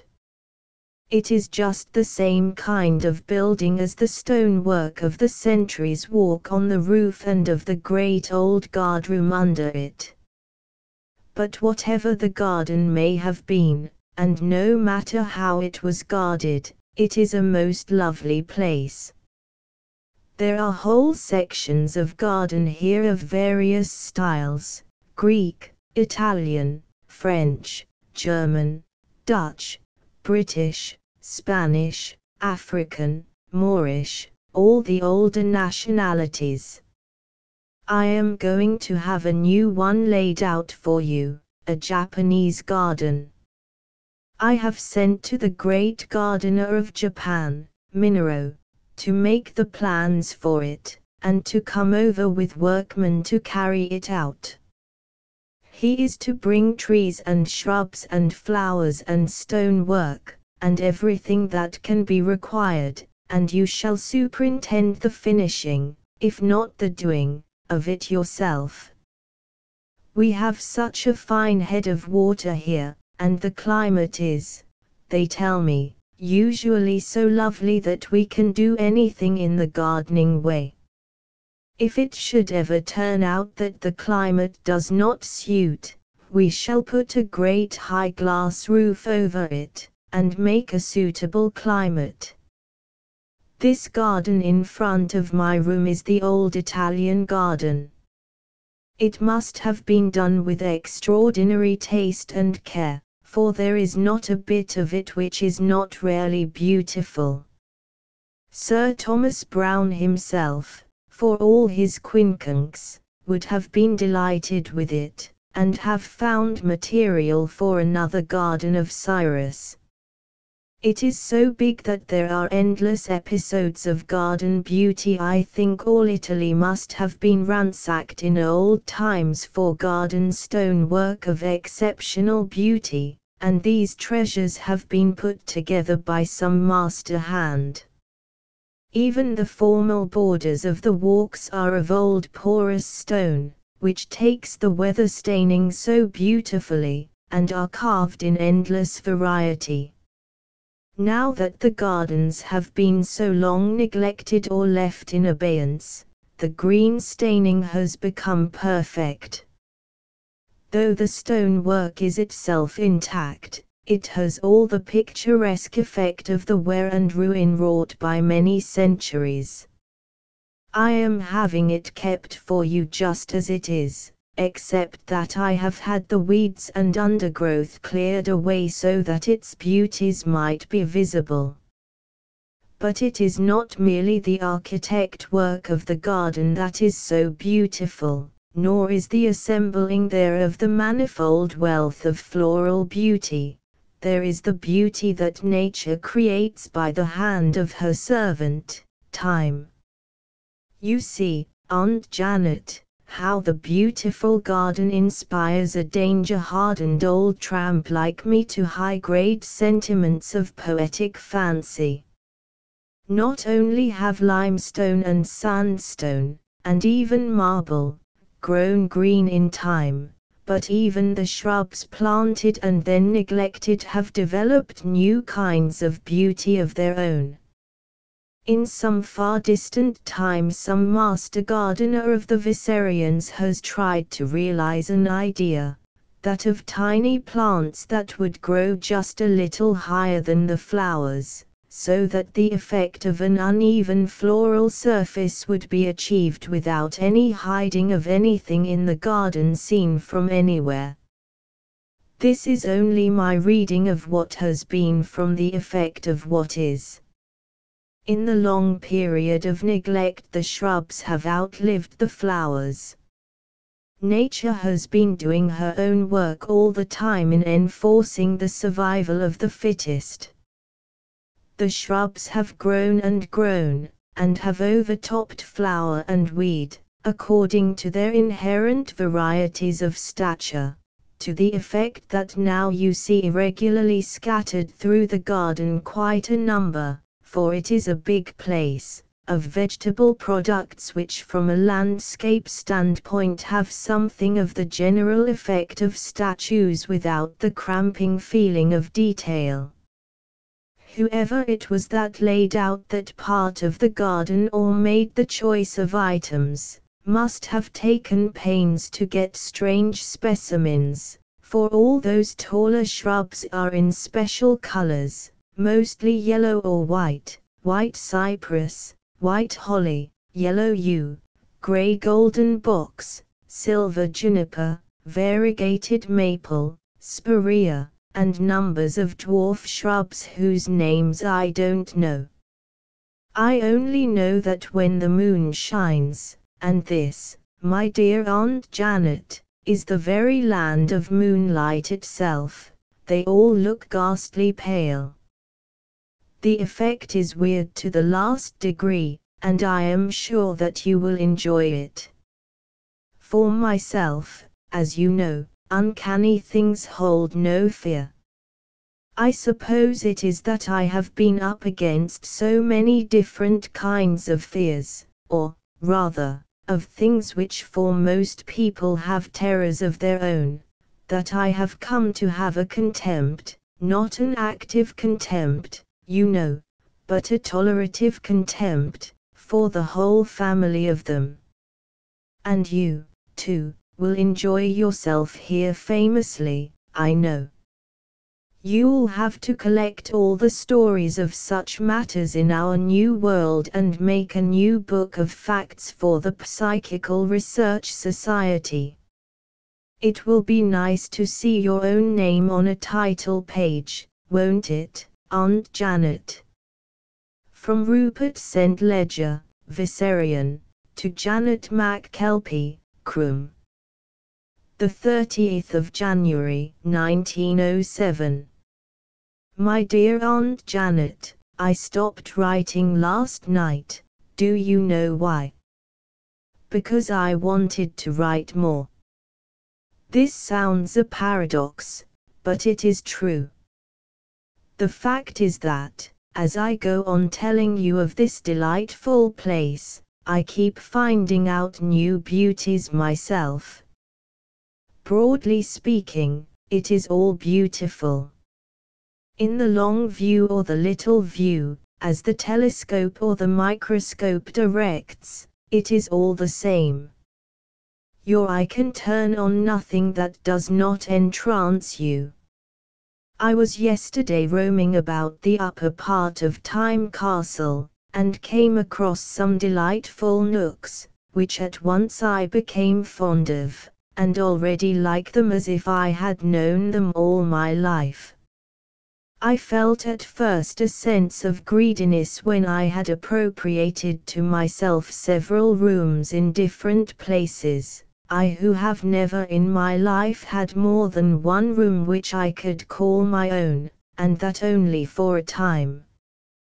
But when I slept on it the feeling changed, and its aspect is now not half bad. It is now under another classification, under a much more important label, proprietorship. If I were writing philosophy, I should here put in a cynical remark: selfishness is an appanage of poverty. It might appear in the studbook as by morals out of wants. I have now 3 bedrooms arranged as my own particular dens. One of the other 2 was also a choice of Uncle Roger's. It is at the top of one of the towers to the extreme east, and from it I can catch the first ray of light over the mountains. I slept in it last night, and when I woke, as in my travelling I was accustomed to do, at dawn, I saw from my bed through an open window, a small window, for it is in a fortress tower, the whole great expanse to the east. Not far off, and springing from the summit of a great ruin, where long ago a seed had fallen, rose a great silver birch, and the half-transparent, drooping branches and hanging clusters of leaf broke the outline of the grey hills beyond, for the hills were, for a wonder, grey instead of blue. There was a mackerel sky, with the clouds dropping on the mountain tops till you could hardly say which was which. It was a mackerel sky of a very bold and extraordinary kind, not a dish of mackerel, but a world of mackerel. The mountains are certainly most lovely. In this clear air they usually seem close at hand. It was only this morning, with the faint glimpse of the dawn whilst the night clouds were still unpierced by the sunlight, that I seemed to realize their greatness. I have seen the same enlightening effect of aerial perspective a few times before, in Colorado, in Upper India, in Thibet, and in the uplands amongst the Andes.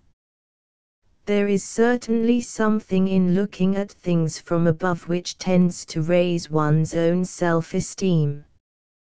From the height, inequalities simply disappear. This I have often felt on a big scale when ballooning, or, better still, from an aeroplane. Even here from the tower the outlook is somehow quite different from below. One realizes the place and all around it, not in detail, but as a whole.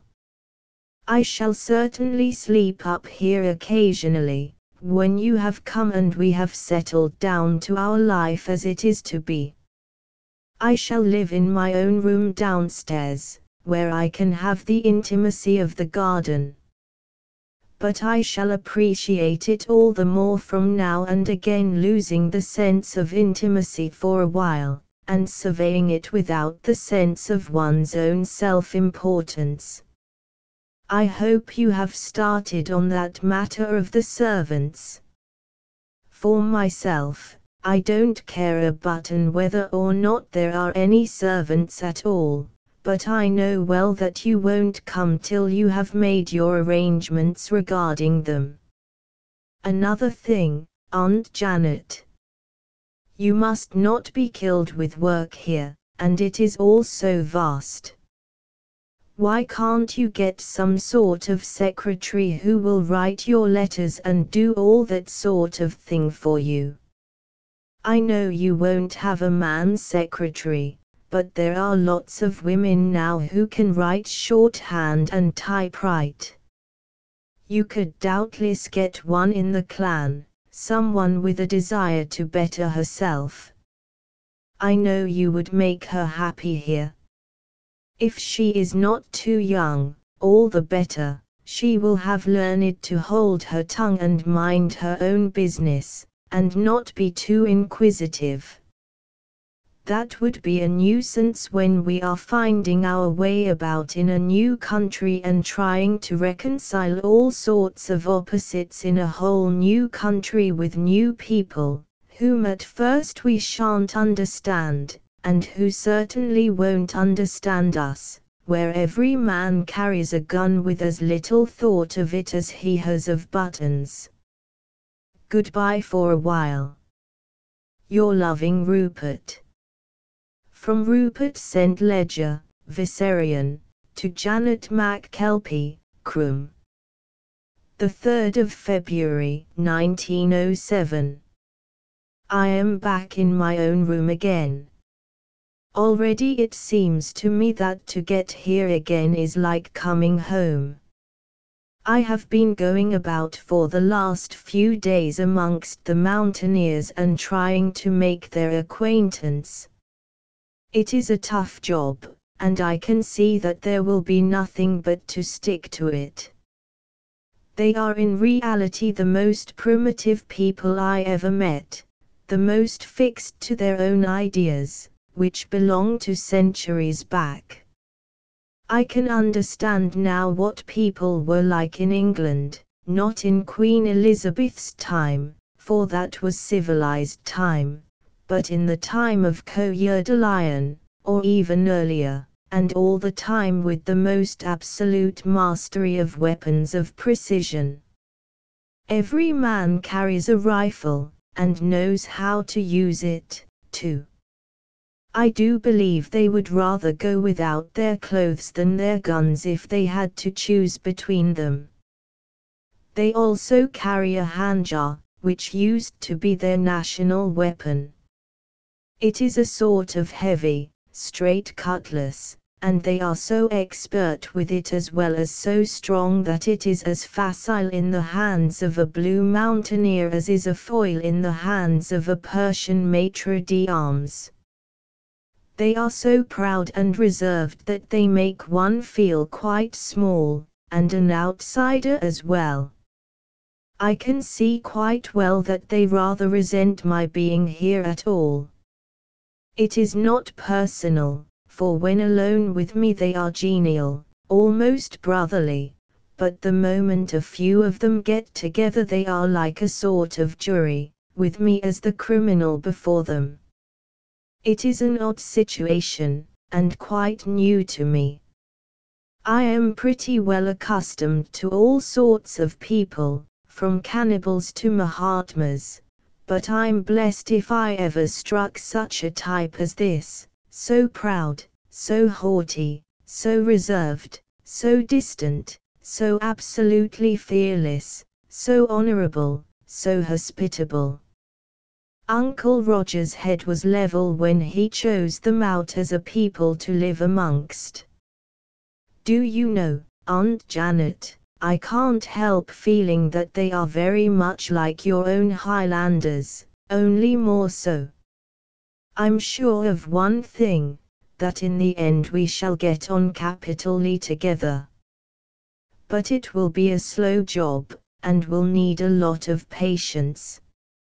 I have a feeling in my bones that when they know me better they will be very loyal and very true, and I am not a hair's breadth afraid of them or anything they shall or might do. That is, of course, if I live long enough for them to have time to know me. Anything may happen with such an indomitable, proud people to whom pride is more than victuals. After all, it only needs one man out of a crowd to have a wrong idea or to make a mistake as to one's motive, and there you are. But it will be all right that way, I am sure. I am come here to stay, as Uncle Roger wished. And stay I shall, even if it has to be in a little bed of my own beyond the garden, 7 feet odd long, and not too narrow, or else a stone box of equal proportions in the vaults of St. Sava's Church across the creek, the old burial place of the Viserians and other noble people for a good many centuries back. I have been reading over this letter, dear Aunt Janet, and I am afraid the record is rather an alarming one. But don't you go building up superstitious horrors or fears on it. Honestly, I am only joking about death, a thing to which I have been rather prone for a good many years back.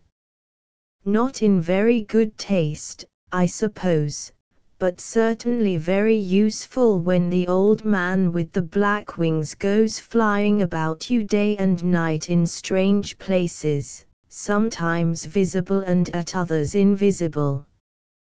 But you can always hear wings, especially in the dark, when you cannot see them. You know that, Aunt Janet, who come of a race of warriors, and who have special sight behind or through the black curtain. Honestly, I am in no whit afraid of the Blue Mountaineers, nor have I a doubt of them. I love them already for their splendid qualities, and I am prepared to love them for themselves.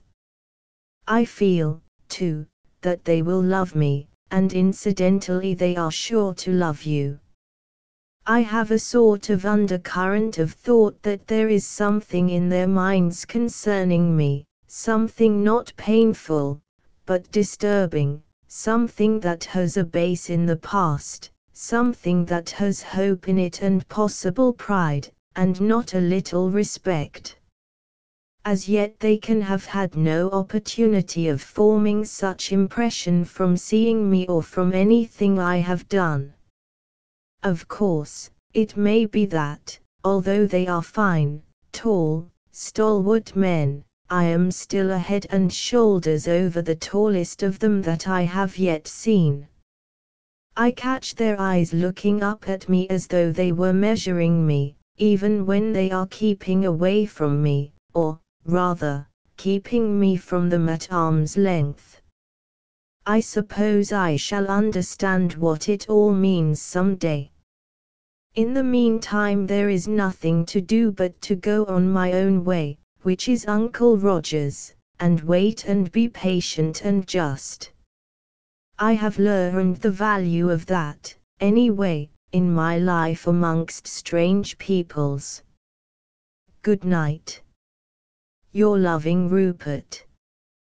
From Rupert St. Ledger, Viserian, to Janet McKelpie, Crum.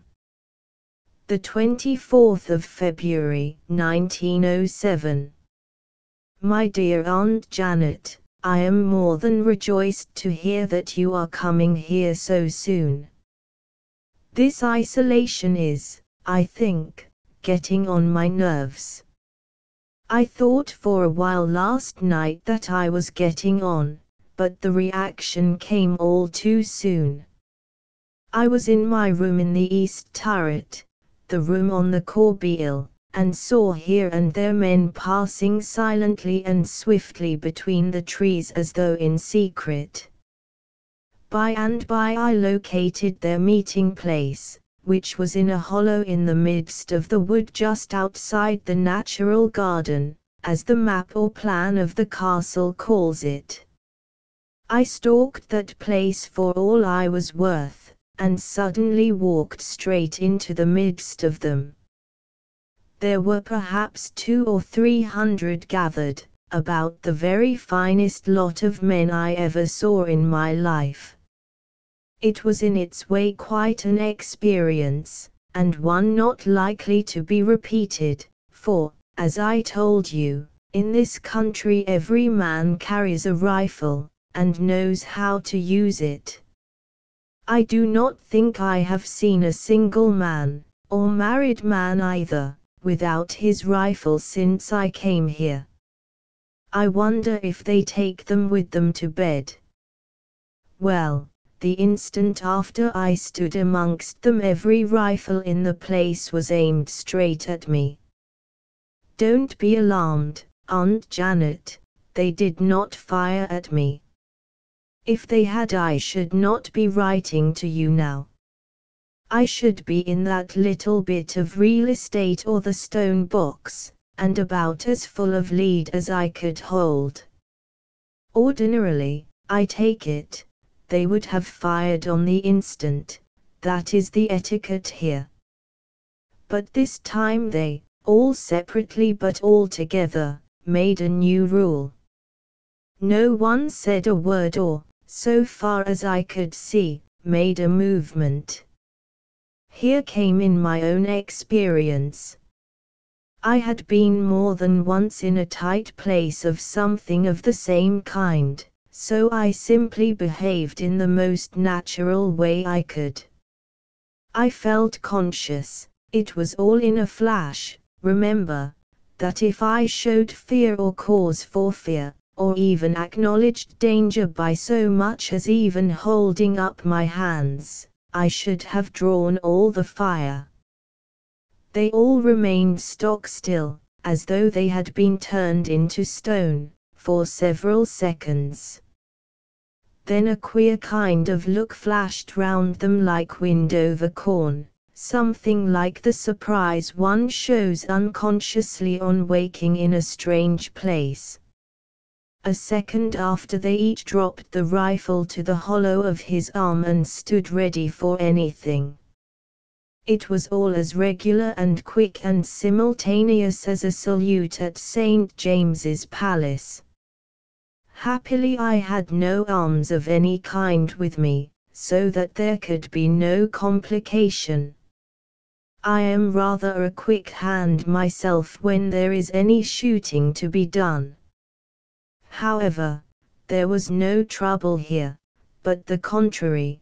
The Blue Mountaineers, it sounds like a new sort of Bond Street band, doesn't it, treated me in quite a different way than they did when I first met them. They were amazingly civil, almost deferential. But, all time same, they were more distant than ever. And all the time I was there I could get not a whit closer to them. They seemed in a sort of way to be afraid or in awe of me. No doubt that will soon pass away, and when we know one another better we shall become close friends. They are two fine fellows not to be worth a little waiting for. That sentence, by the way, is a pretty bad sentence. In old days you would have slippered me for it. Your journey is all arranged, and I hope you will be comfortable. Rook will meet you at Liverpool Street and look after everything. I shan't write again, but when we meet at Fiume I shall begin to tell you all the rest. Till then, goodbye. A good journey to you, and a happy meeting to us both. Rupert. Letter from Janet McKelpie, Viserion, to Sir Colin McKelpie, United Service Club, London. The 28th of February, 1907. Dearest uncle, I had a very comfortable journey all across Europe. Rupert wrote to me some time ago to say that when I got to Viserion I should be an empress, and he certainly took care that on the way here I should be treated like one. Rook, who seems a wonderful old man, was in the next compartment to that reserved for me. At Harwich he had everything arranged perfectly, and so right on to Fiume. Everywhere there were attentive officials waiting. I had a carriage all to myself, which I joined at Antwerp, a whole carriage with a suite of rooms, dining room, drawing room, bedroom, even bathroom.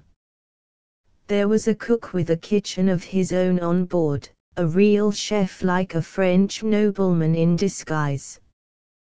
There were also a waiter and a servant maid. My own maid Maggie was quite awed at first. We were as far as Cologne before she summoned up courage to order them about. Whenever we stopped, Rook was on the platform with local officials, and kept the door of my carriage like a sentry on duty. At Fiume, when the train slowed down, I saw Rupert waiting on the platform. He looked magnificent, towering over everybody there like a giant. He is in perfect health, and seemed glad to see me. He took me off at once on an automobile to a quay where an electric launch was waiting. This took us on board a beautiful big steam yacht, which was waiting with full steam up, and how he got there I don't know, Rook waiting at the gangway.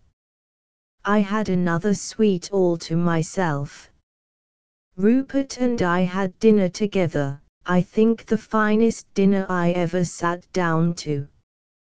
This was very nice of Rupert, for it was all for me. He himself only ate a piece of steak and drank a glass of water. I went to bed early, for, despite the luxury of the journey, I was very tired. I awoke in the grey of the morning, and came on deck. We were close to the coast.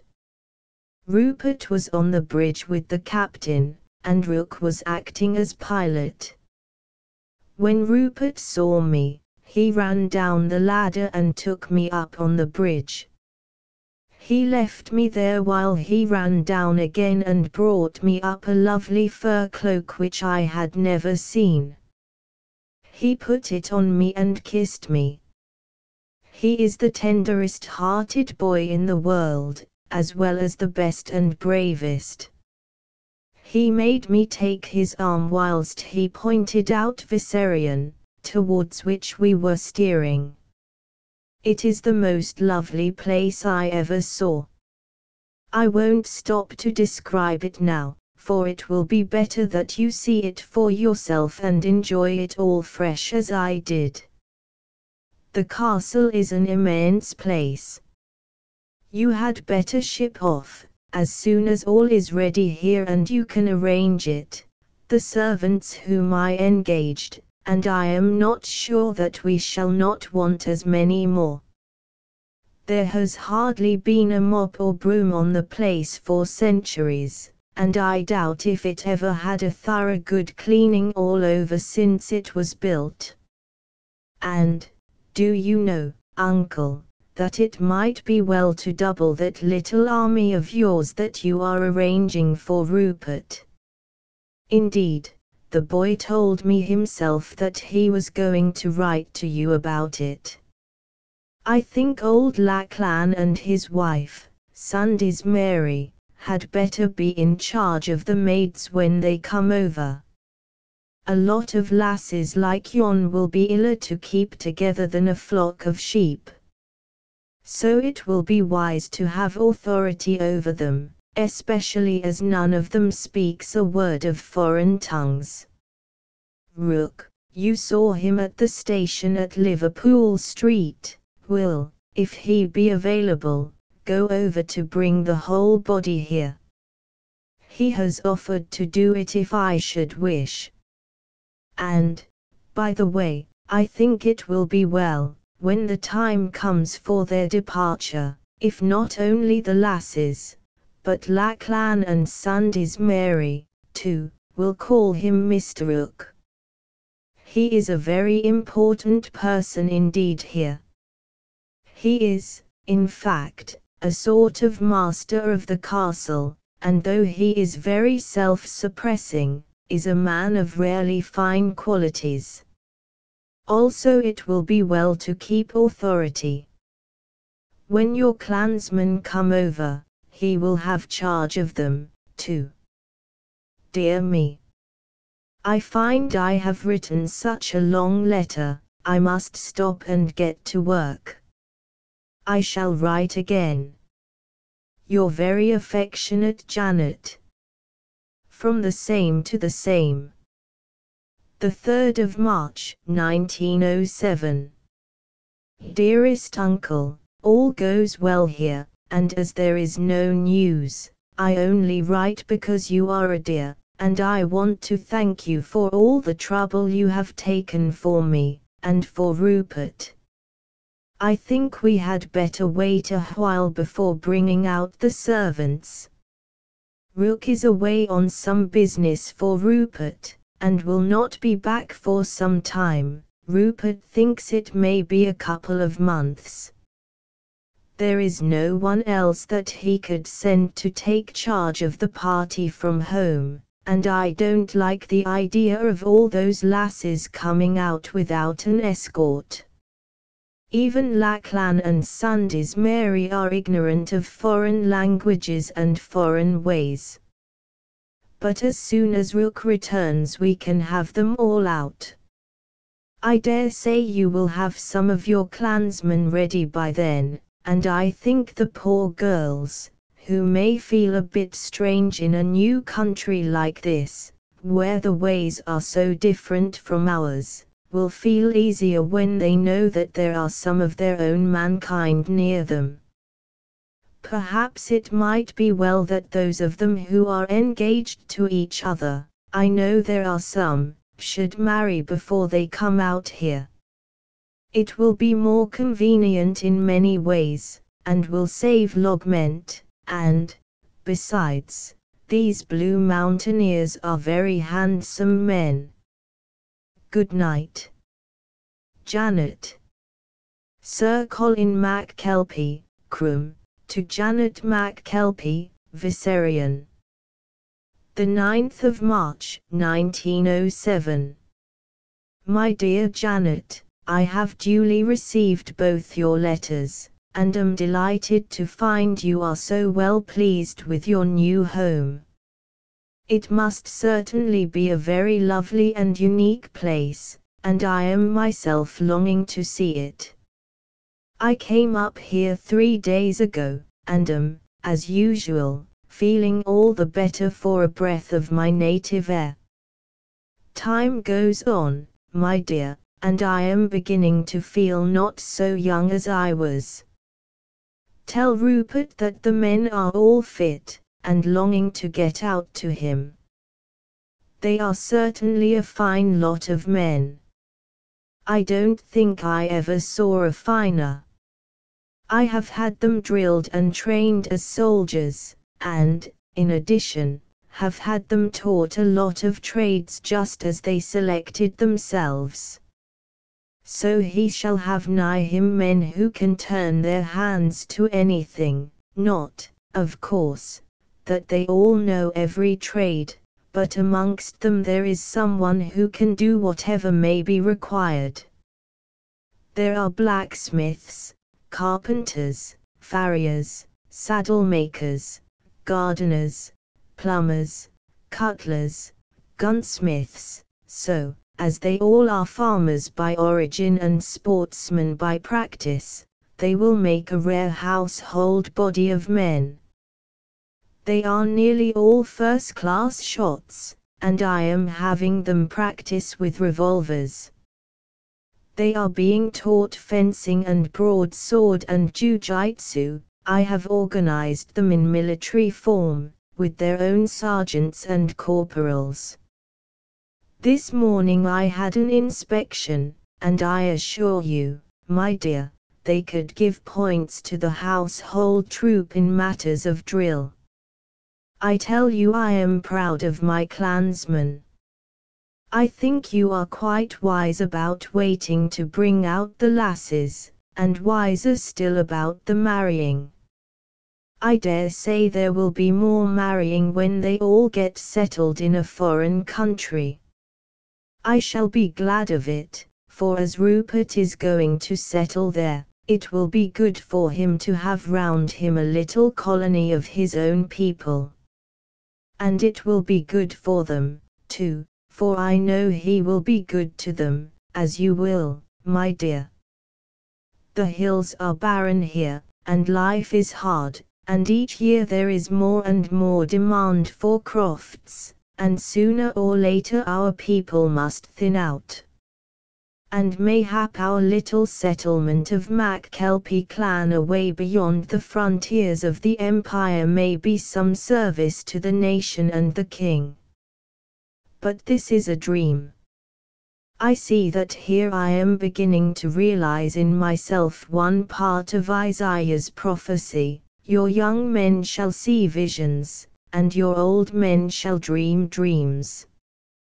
By the way, my dear, talking about dreams, I am sending you out some boxes of books which were in your rooms.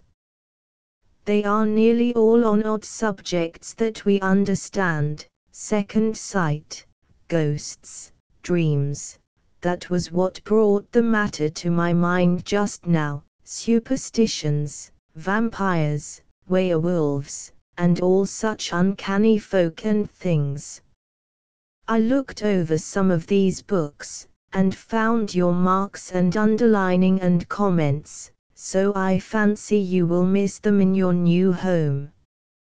You will, I am sure, feel more at ease with such old friends close to you. I have taken the names and sent the list to London, so that when you pay me a visit again you will be at home in all ways. If you come to me altogether, you will be more welcome still, if possible.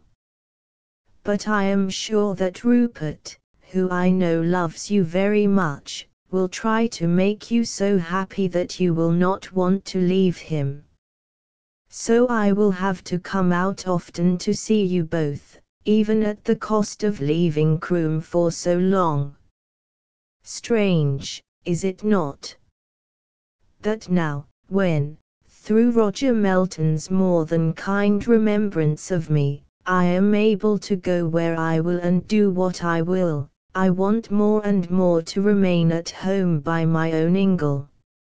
I don't think that anyone but you or Rupert could get me away from it. I am working very hard at my little regiment, as I call it. They are simply fine, and will, I am sure, do us credit. The uniforms are all made, and well made, too. There is not a man of them that does not look like an officer. I tell you, Janet, that when we turn out the Viserion Guard we shall feel proud of them. I dare say that a couple of months will do all that can be done here. I shall come out with them myself. Rupert writes me that he thinks it will be more comfortable to come out direct in a ship of our own. So when I go up to London in a few weeks' time I shall see about chartering a suitable vessel. It will certainly save a lot of trouble to us and anxiety to our people. Would it not be well when I am getting the ship, if I charter one big enough to take out all your lasses, too? It is not as if they were strangers. After all, my dear, soldiers are soldiers and lasses are lasses. But these are all kinsfolk, as well as clansmen and clanswomen, and I, their chief, shall be there. Let me know your views and wishes in this respect. Mr. Trent, whom I saw before leaving London, asked me to convey to you his most respectful remembrances. These were his very words, and here they are. Trent is a nice fellow, and I like him. He has promised to pay me a visit here before the month is up, and I look forward to our both enjoying ourselves. Goodbye, my dear, and the Lord watch over you and our dear boy. Your affectionate uncle, Colin Alexander MacKelpie. Book 3, The Coming of the Lady Rupert St. Ledger's Journal. The 3rd of April, 1907. I have waited till now, well into midday, before beginning to set down the details of the strange episode of last night. I have spoken with persons whom I know to be of normal type. I have breakfasted, as usual, heartily, and have every reason to consider myself in perfect health and sanity, so that the record following may be regarded as not only true in substance, but exact as to details. I have investigated and reported on too many cases for the Psychical Research Society to be ignorant of the necessity for absolute accuracy in such matters of even the minutest detail. Yesterday was Tuesday, the 2nd day of April, 1907. I passed a day of interest, with its fair amount of work of varying kinds. Aunt Janet and I lunched together, had a stroll round the gardens after tea, especially examining the site for the new Japanese garden, which we shall call Janet's Garden. We went in mackintoshes, for the rainy season is in its full, the only sign of its not being a repetition of the deluge being that breaks in the continuance are beginning. They are short at present but will doubtless enlarge themselves as the season comes towards an end. We dined together at 7. After dinner I had a cigar, and then joined Aunt Janet for an hour in her drawing room. I left her at 10:30, when I went to my own room and wrote some letters. At 11:10 I wound my watch, so I know the time accurately. Having prepared for bed, I drew back the heavy curtain in front of my window, which opens on the marble steps into the Italian garden. I had put out my light before drawing back the curtain, for I wanted to have a look at the scene before turning in. Aunt Janet has always had an old-fashioned idea of the need, or propriety, I hardly know which, of keeping windows closed and curtains drawn. I am gradually getting her to leave my room alone in this respect, but at present the change is in its fitful stage, and of course I must not hurry matters or be too persistent, as it would hurt her feelings. This night was one of those under the old regime.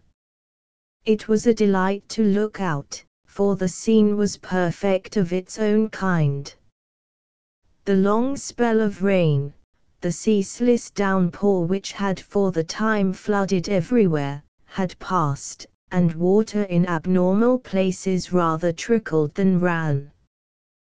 We were now beginning to be in the sloppy rather than the deluged stage. There was plenty of light to see by, for the moon had begun to show out fitfully through the masses of flying clouds. The uncertain light made weird shadows with the shrubs and statues in the garden. The long straight walk which leads from the marble steps is strewn with fine sand white from the quartz strand in the nook to the south of the castle. Tall shrubs of white holly, yew, juniper, cypress, and variegated maple and spirea, which stood at intervals along the walk and its branches, appeared ghost-like in the fitful moonlight. The many vases and statues and urns, always like phantoms in a half-light, were more than ever weird. Last night the moonlight was unusually effective, and showed not only the gardens down to the defending wall, but the deep gloom of the great forest trees beyond, and beyond that, again, to where the mountain chain began, the forest running up their silvered slopes flame-like in form, deviated here and there by great crags and the outcropping rocky sinews of the vast mountains. Whilst I was looking at this lovely prospect, I thought I saw something white flit, like a modified white flash, at odd moments from one to another of the shrubs or statues, anything which would afford cover from observation. At first I was not sure whether I really saw anything or did not. This was in itself a little disturbing to me, for I have been so long trained to minute observation of facts surrounding me, on which often depend not only my own life, but the lives of others, that I have become accustomed to trust my eyes, and anything creating the faintest doubt in this respect is a cause of more or less anxiety to me.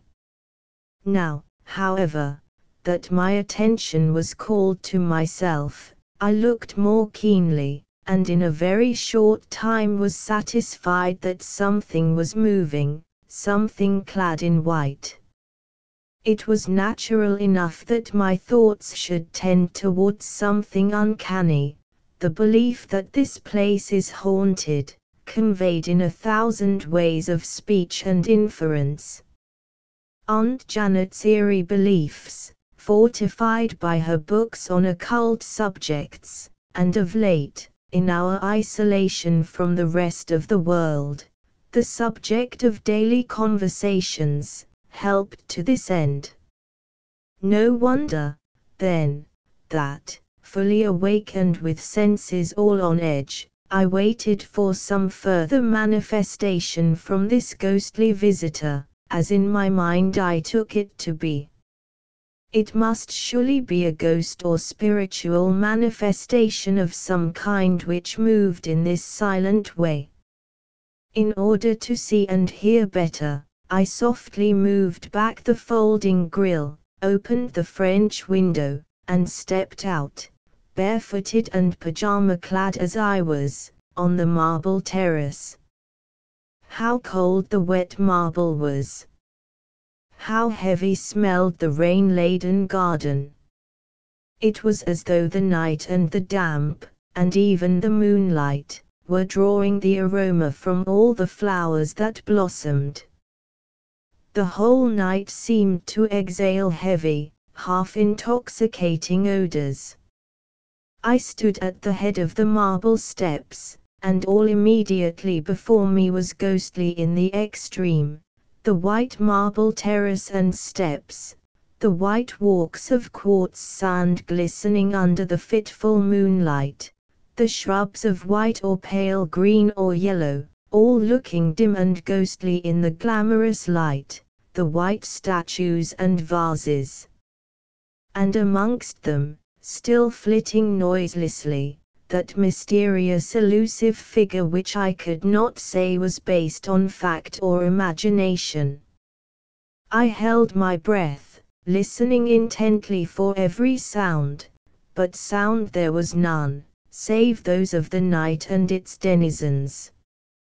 Owls hooted in the forest, bats, taking advantage of the cessation of the rain, flitted about silently, like shadows in the air.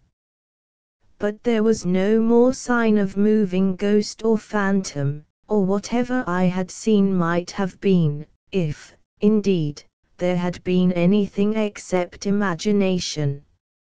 So, after waiting a while, I returned to my room, closed the window, drew the grille across again, and dragged the heavy curtain before the opening, then, having extinguished my candles, went to bed in the dark. In a few minutes I must have been asleep. What was that? I almost heard the words of my own thought as I sat up in bed wide awake. To memory rather than present hearing, the disturbing sound had seemed like the faint tapping at the window. For some seconds I listened, mechanically but intently, with bated breath and that quick beating of the heart which in a timorous person speaks for fear, and for expectation in another. In the stillness the sound came again, this time a very, very faint but unmistakable tapping at the glass door. I jumped up, drew back the curtain, and for a moment stood appalled. There, outside on the balcony, in the now brilliant moonlight, stood a woman, wrapped in white grave clothes saturated with water, which dripped on the marble floor, making a pool which trickled slowly down the wet steps.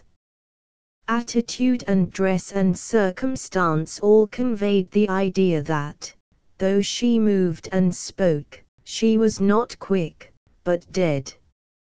She was young and very beautiful, but pale, like the grey pallor of death. Through the still white of her face, which made her look as cold as the wet marble she stood on, her dark eyes seemed to gleam with a strange but enticing luster. Even in the unsearching moonlight, which is after all rather deceptive than illuminative, I could not but notice one rare quality of her eyes. Each had some quality of refraction which made it look as though it contained a star. At every movement she made, the stars exhibited new beauties, of more rare and radiant force. She looked at me imploringly as the heavy curtain rolled back, and in eloquent gestures implored me to admit her.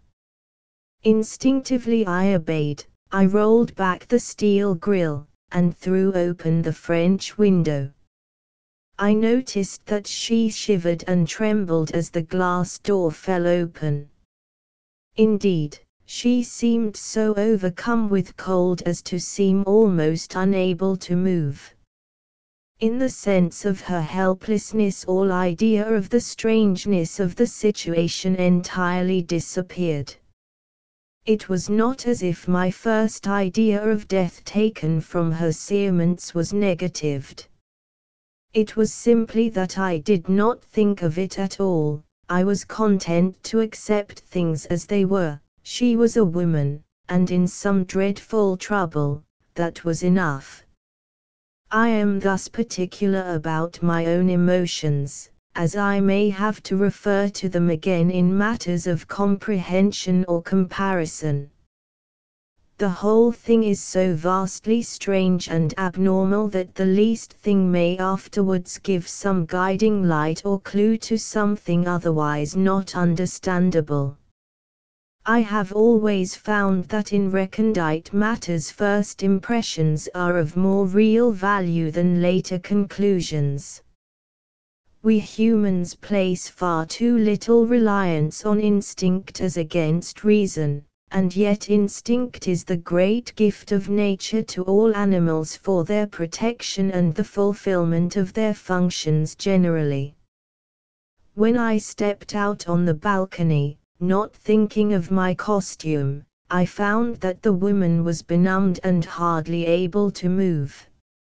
Even when I asked her to enter, and supplemented my words with gestures in case she should not understand my language, she stood stock still, only rocking slightly to and fro as though she had just strength enough left to balance herself on her feet.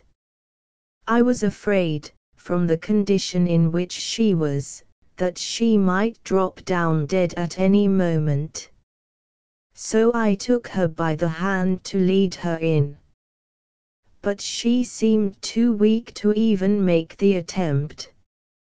When I pulled her slightly forward, thinking to help her, she tottered, and would have fallen had I not caught her in my arms.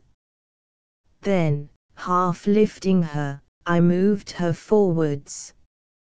Her feet, relieved of her weight, now seemed able to make the necessary effort, and so, I almost carrying her, we moved into the room. She was at the very end of her strength. I had to lift her over the sill.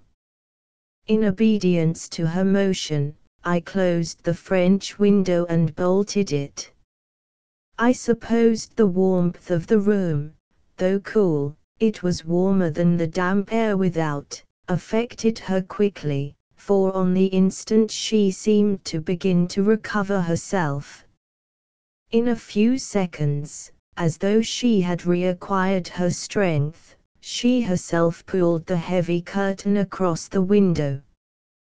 This left us in darkness, through which I heard her say in English, "Light. Get a light." I found matches, and at once lit a candle. As the wick flared, she moved over to the door of the room, and tried if the lock and bolt were fastened. Satisfied as to this, she moved towards me, her wet shroud leaving a trail of moisture on the green carpet. By this time the wax of the candle had melted sufficiently to let me see her clearly. She was shaking and quivering as though in an ague. She drew the wet shroud around her piteously. Instinctively I spoke, "Can I do anything for you?" She answered, still in English, and in a voice of thrilling, almost piercing sweetness, which seemed somehow to go straight to my heart, and affected me strangely, "Give me warmth." I hurried to the fireplace. It was empty, there was no fire laid. I turned to her, and said, "Wait just a few minutes here. I shall call someone, and get help, and fire." Her voice seemed to ring with intensity as she answered without a pause, "No, no. Rather would I be." Here she hesitated for an instant, but as she caught sight of her cerements went on hurriedly, "As I am. I trust you, not others, and you must not betray my trust." Almost instantly she fell into a frightful fit of shivering, drawing again her death clothes close to her, so piteously that it wrung my heart. I suppose I am a practical man. At any rate, I am accustomed to action. I took from its place beside my bed a thick giga dressing gown of dark brown. It was, of course, of extra length, and held it out to her as I said, "Put that on. It is the only warm thing here which would be suitable. Stay, you must remove that wet." I stumbled about for a word that would not be offensive, "that frock, dress, costume, whatever it is." I pointed to where, in the corner of the room, stood a chintz-covered folding screen which fences in my cold sponge bath, which is laid ready for me overnight, as I am an early riser. She bowed gravely, and taking the dressing gown in a long, white, finely shaped hand, bore it behind the screen. There was a slight rustle, and then a hollow flop as the wet garment fell on the floor, more rustling and rubbing, and a minute later she emerged wrapped from head to foot in the long giga garment, which trailed on the floor behind her, though she was a tall woman. She was still shivering painfully, however. I took a flask of brandy and a glass from a cupboard, and offered her some, but with a motion of her hand she refused it, though she moaned grievously. "Oh, I am so cold, so cold." Her teeth were chattering. I was pained at her sad condition, and said despairingly, for I was at my wits' end to know what to do, "Tell me anything that I can do to help you, and I will do it. I may not call help, there is no fire, nothing to make it with, you will not take some brandy. What on earth can I do to give you warmth?" Her answer certainly surprised me when it came, though it was practical enough, so practical that I should not have dared to say it. She looked me straight in the face for a few seconds before speaking.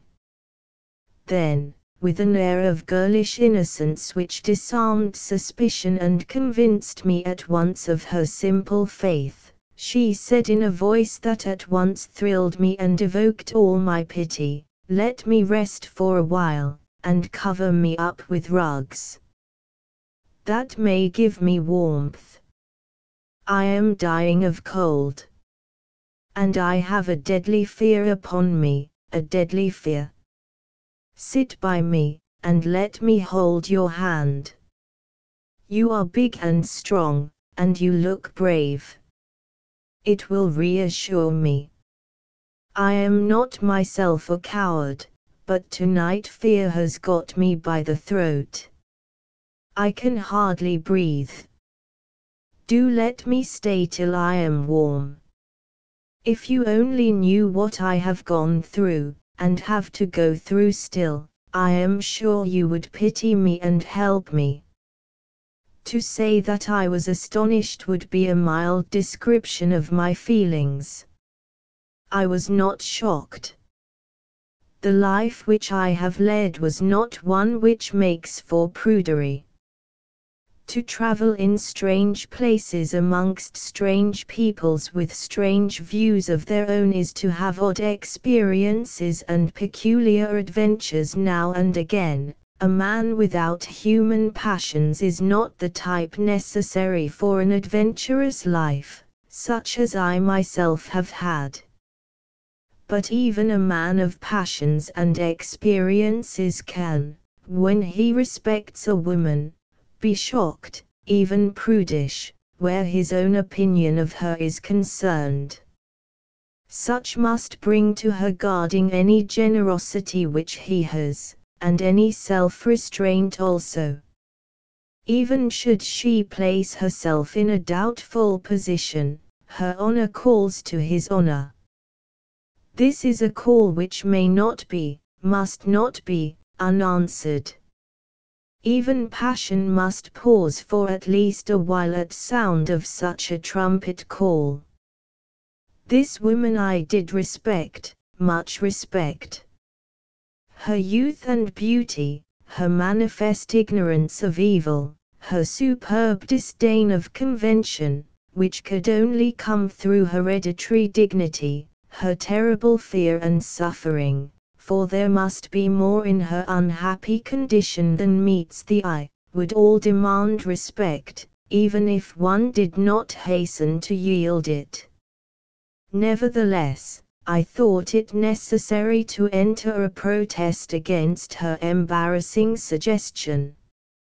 I certainly did feel a fool when making it, also a cad. I can truly say it was made only for her good, and out of the best of me, such as I am.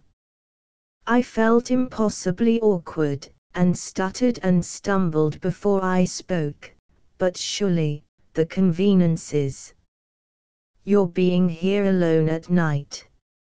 Mrs. Grundy, convention, the She interrupted me with an incomparable dignity, a dignity which had the effect of shutting me up like a clasp knife and making me feel a decided inferior, and a poor show at that.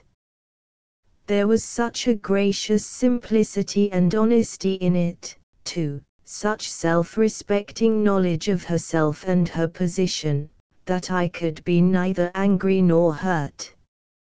I could only feel ashamed of myself, and of my own littleness of mind and morals. She seemed in her icy coldness, now spiritual as well as bodily, like an incarnate figure of pride as she answered, "What are conveniences or conventions to me? If you only knew where I have come from, the existence, if it can be called so, which I have had, the loneliness, the horror. And besides, it is for me to make conventions, not to yield my personal freedom of action to them. Even as I am, even here and in this garb, I am above convention. Conveniences do not trouble me or hamper me. That, at least, I have won by what I have gone through, even if it had never come to me through any other way. Let me stay." She said the last words, in spite of all her pride, appealingly. But still, there was a note of high pride in all this, in all she said and did, in her attitude and movement, in the tones of her voice, in the loftiness of her carriage and the steadfast look of her open, starlit eyes.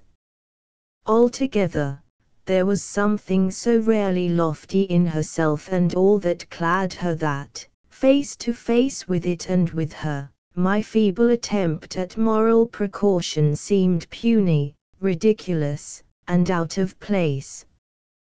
Without a word in the doing, I took from an old chiffonier chest an armful of blankets, several of which I threw over her as she lay, for in the meantime, having replaced the coverlet, she had lain down at length on the bed. I took a chair, and sat down beside her. When she stretched out her hand from beneath the pile of wraps, I took it in mine, saying, "Get warm and rest. Sleep if you can. You need not fear, I shall guard you with my life." She looked at me gratefully, her starry eyes taking a new light more full of illumination than was afforded by the wax candle, which was shaded from her by my body. She was horribly cold, and her teeth chattered so violently that I feared lest she should have incurred some dangerous evil from her wetting and the cold that followed it. I felt, however, so awkward that I could find no words to express my fears. Moreover, I hardly dared say anything at all regarding herself after the haughty way in which she had received my well-meant protest. Manifestly I was but to her as a sort of refuge and provider of heat, altogether impersonal, and not to be regarded in any degree as an individual. In these humiliating circumstances what could I do but sit quiet, and wait developments? Little by little the fierce chattering of her teeth began to abate as the warmth of her surroundings stole through her.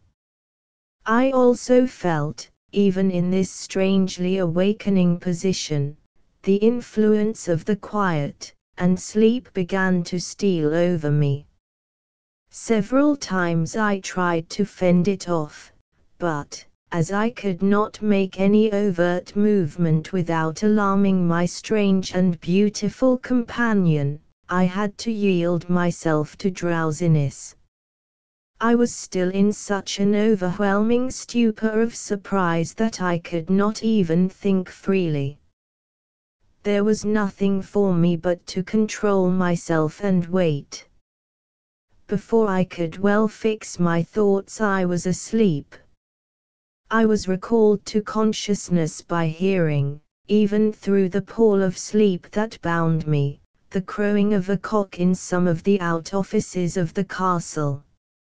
At the same instant the figure, lying deathly still but for the gentle heaving of her bosom, began to struggle wildly.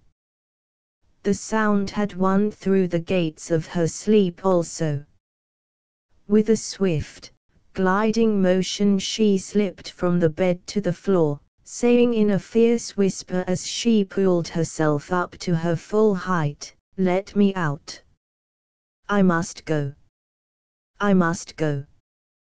By this time I was fully awake, and the whole position of things came to me in an instant which I shall never, can never, forget.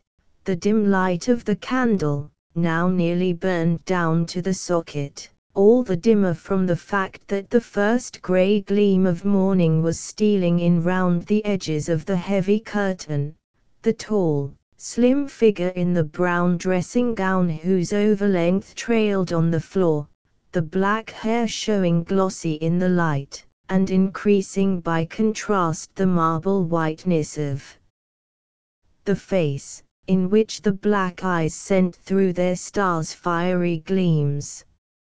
She appeared quite in a frenzy of haste, her eagerness was simply irresistible.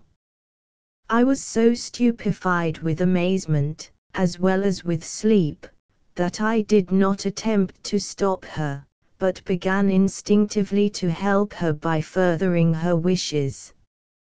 As she ran behind the screen, and, as far as sound could inform me, began frantically to disrobe herself of the warm dressing gown and to don again the ice-cold wet shroud, I pulled back the curtain from the window, and drew the bolt of the glass door.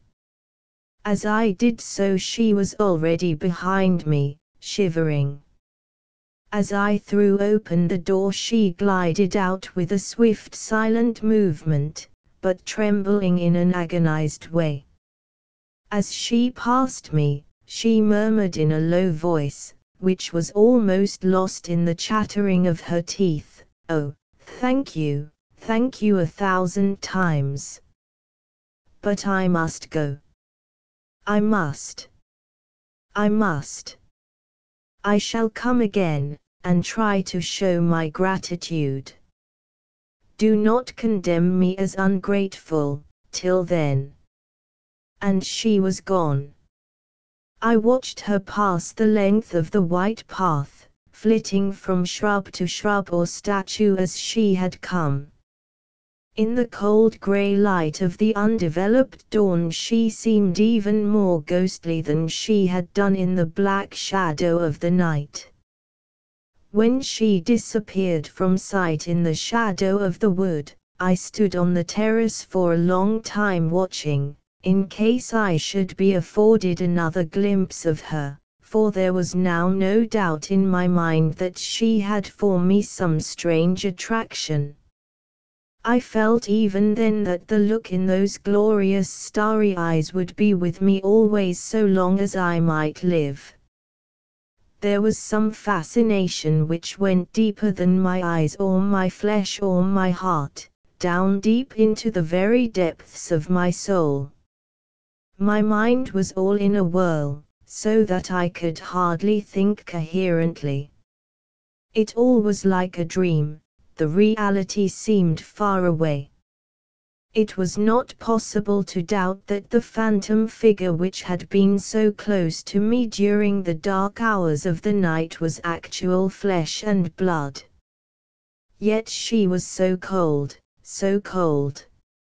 Altogether I could not fix my mind to either proposition, that it was a living woman who had held my hand, or a dead body reanimated for the time or the occasion in some strange manner. The difficulty was too great for me to make up my mind upon it, even had I wanted to. But, in any case, I did not want to. This would, no doubt, come in time. But till then I wished to dream on, as anyone does in a dream which can still be blissful though there be pauses of pain, or ghastliness, or doubt, or terror. So I closed the window and drew the curtain again, feeling for the first time the cold in which I had stood on the wet marble floor of the terrace when my bare feet began to get warm on the soft carpet. To get rid of the chill feeling I got into the bed on which she had lain, and as the warmth restored me tried to think coherently. For a short while I was going over the facts of the night, or what seemed as facts to my remembrance.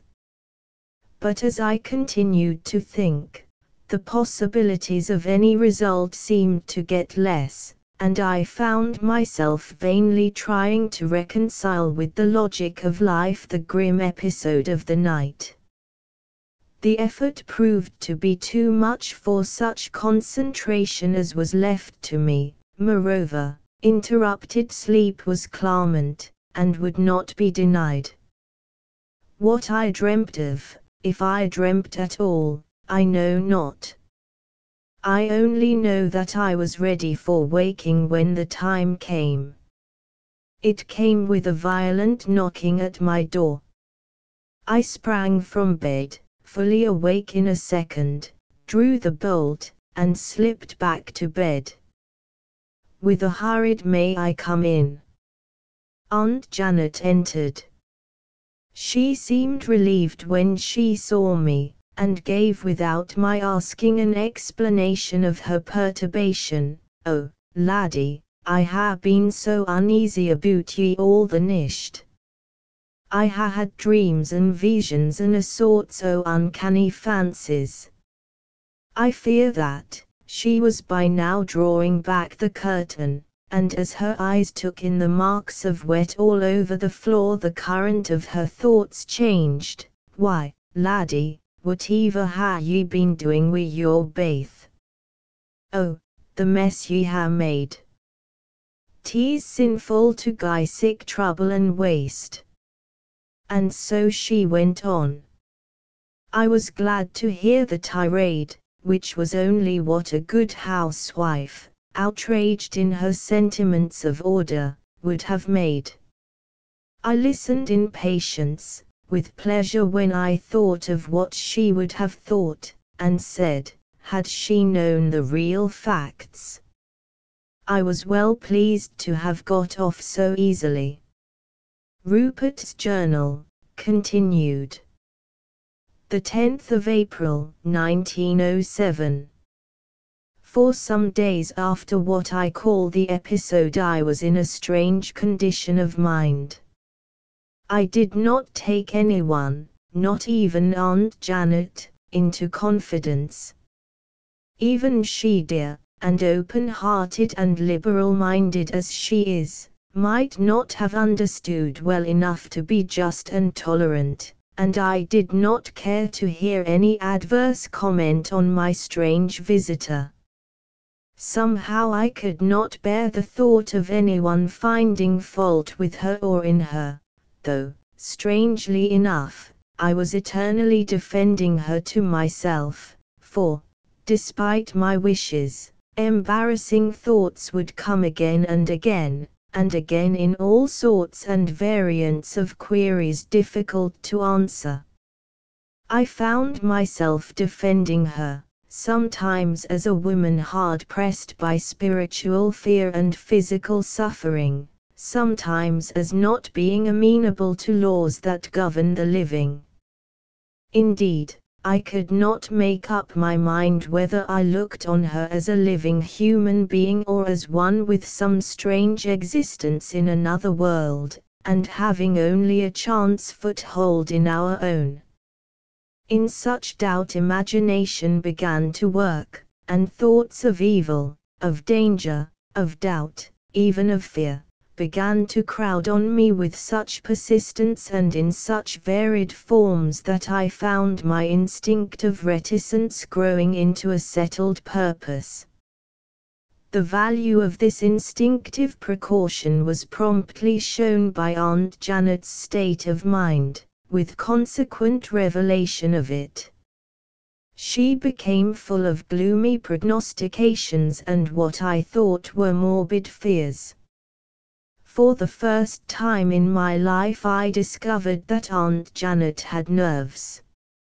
I had long had a secret belief that she was gifted, to some degree at any rate, with second sight, which quality, or whatever it is, skilled in the powers if not the law of superstition, manages to keep at stretch not only the mind of its immediate pathic, but of others relevant to it.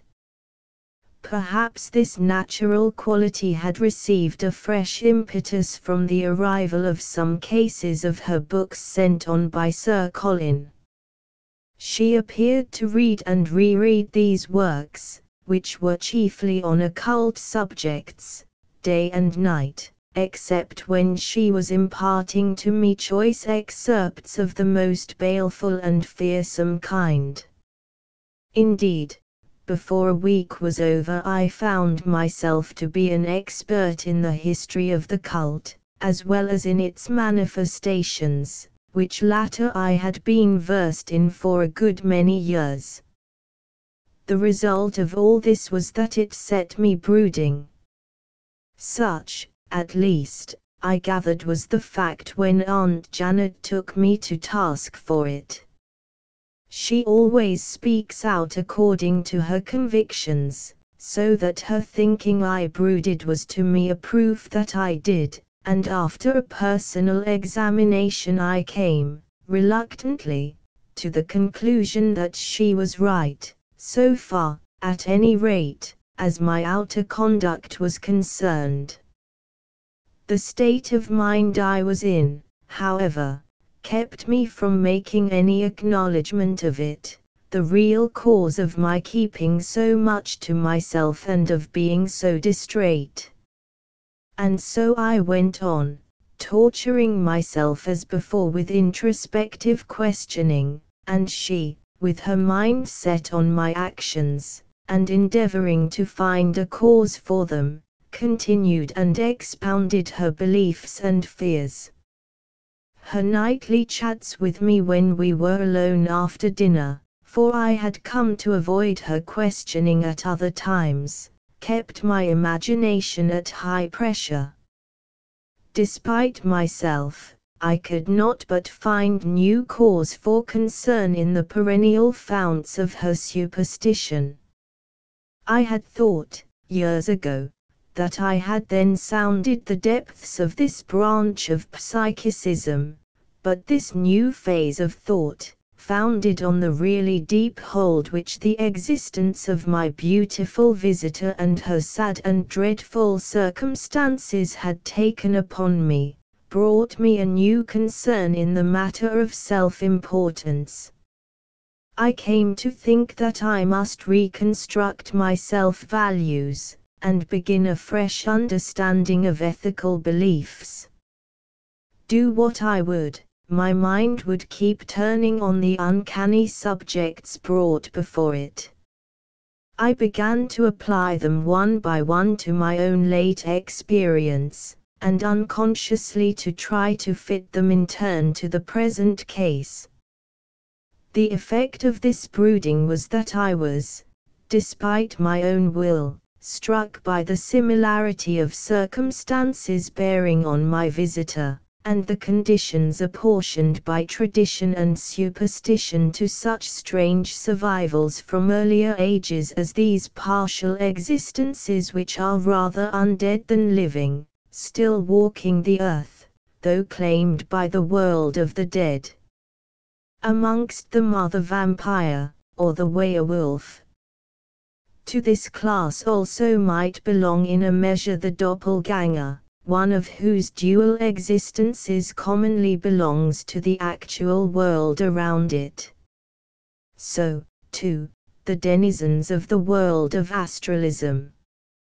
In any of these named worlds there is a material presence, which must be created, if only for a single or periodic purpose. It matters not whether a material presence already created can be receptive of a disembodied soul, or a soul unattached can have a body built up for it or around it, or, again, whether the body of a dead person can be made seeming quick through some diabolic influence manifested in the present, or an inheritance or result of some baleful use of malefic power in the past. The result is the same in each case, though the ways be widely different. A soul and a body which are not in unity but brought together for strange purposes through stranger means and by powers still more strange. Through much thought and a process of exclusions, the eerie form which seemed to be most in correspondence with my adventure, and most suitable to my fascinating visitor, appeared to be the vampire. Doppelganger, astral creations, and all such like, did not comply with the conditions of my night experience. The werewolf is but a variant of the vampire, and so needed not to be classed or examined at all. Then it was that, thus focused, the lady of the shroud, for so I came to hold her in my mind, began to assume a new force. Aunt Janet's library afforded me clues which I followed with avidity. In my secret heart I hated the quest, and did not wish to go on with it. But in this I was not my own master. Do what I would, brush away doubts never so often, new doubts and imaginings came in their stead. The circumstance almost repeated the parable of the 7 devils who took the place of the exorcised one. Doubts I could stand. Imaginings I could stand. But doubts and imaginings together made a force so fell that I was driven to accept any reading of the mystery which might presumably afford a foothold for satisfying thought. And so I came to accept tentatively the vampire theory, accept it, at least, so far as to examine it as judicially as was given me to do. As the days wore on, so the conviction grew. The more I read on the subject, the more directly the evidences pointed towards this view. The more I thought, the more obstinate became the conviction. I ransacked Aunt Janet's volumes again and again to find anything to the contrary, but in vain. Again, no matter how obstinate were my convictions at any given time, unsettlement came with fresh thinking over the argument, so that I was kept in a harassing state of uncertainty. Briefly, the evidence in favor of accord between the facts of the case and the vampire theory were: her coming was at night, the time the vampire is according to the theory, free to move at will.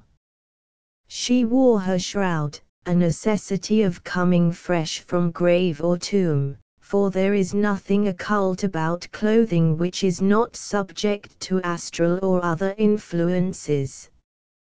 She had to be helped into my room, in strict accordance with what one skeptical critic of occultism has called the vampire etiquette.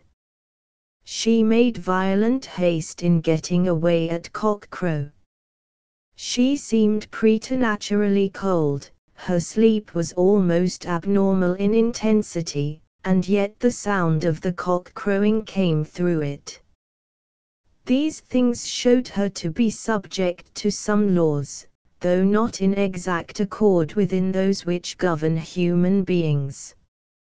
Under the stress of such circumstances as she must have gone through, her vitality seemed more than human, the quality of vitality which could outlive ordinary burial. Again, such purpose as she had shown in donning, under stress of some compelling direction, her ice-cold wet shroud, and, wrapped in it, going out again into the night, was hardly normal for a woman. But if so, and if she was indeed a vampire, might not whatever it may be that holds such beings in thrall be by some means or other exorcised? To find the means must be my next task. I am actually pining to see her again. Never before have I been stirred to my depths by anyone. Come it from heaven or hell, from the earth or the grave, it does not matter, I shall make it my task to win her back to life and peace. If she be indeed a vampire, the task may be hard and long, if she be not so, and if it be merely that circumstances have so gathered round her as to produce that impression, the task may be simpler and the result more sweet. No, not more sweet, for what can be more sweet than to restore the lost or seemingly lost soul of the woman you love? There, the truth is out at last. I suppose that I have fallen in love with her. If so, it is too late for me to fight against it. I can only wait with what patience I can till I see her again. But to that end I can do nothing. I know absolutely nothing about her, not even her name. Patience. Rupert's Journal, continued. The 16th of April, 1907. The only relief I have had from the haunting anxiety regarding the Lady of the Shroud has been in the troubled state of my adopted country. There has evidently been something up which I have not been allowed to know.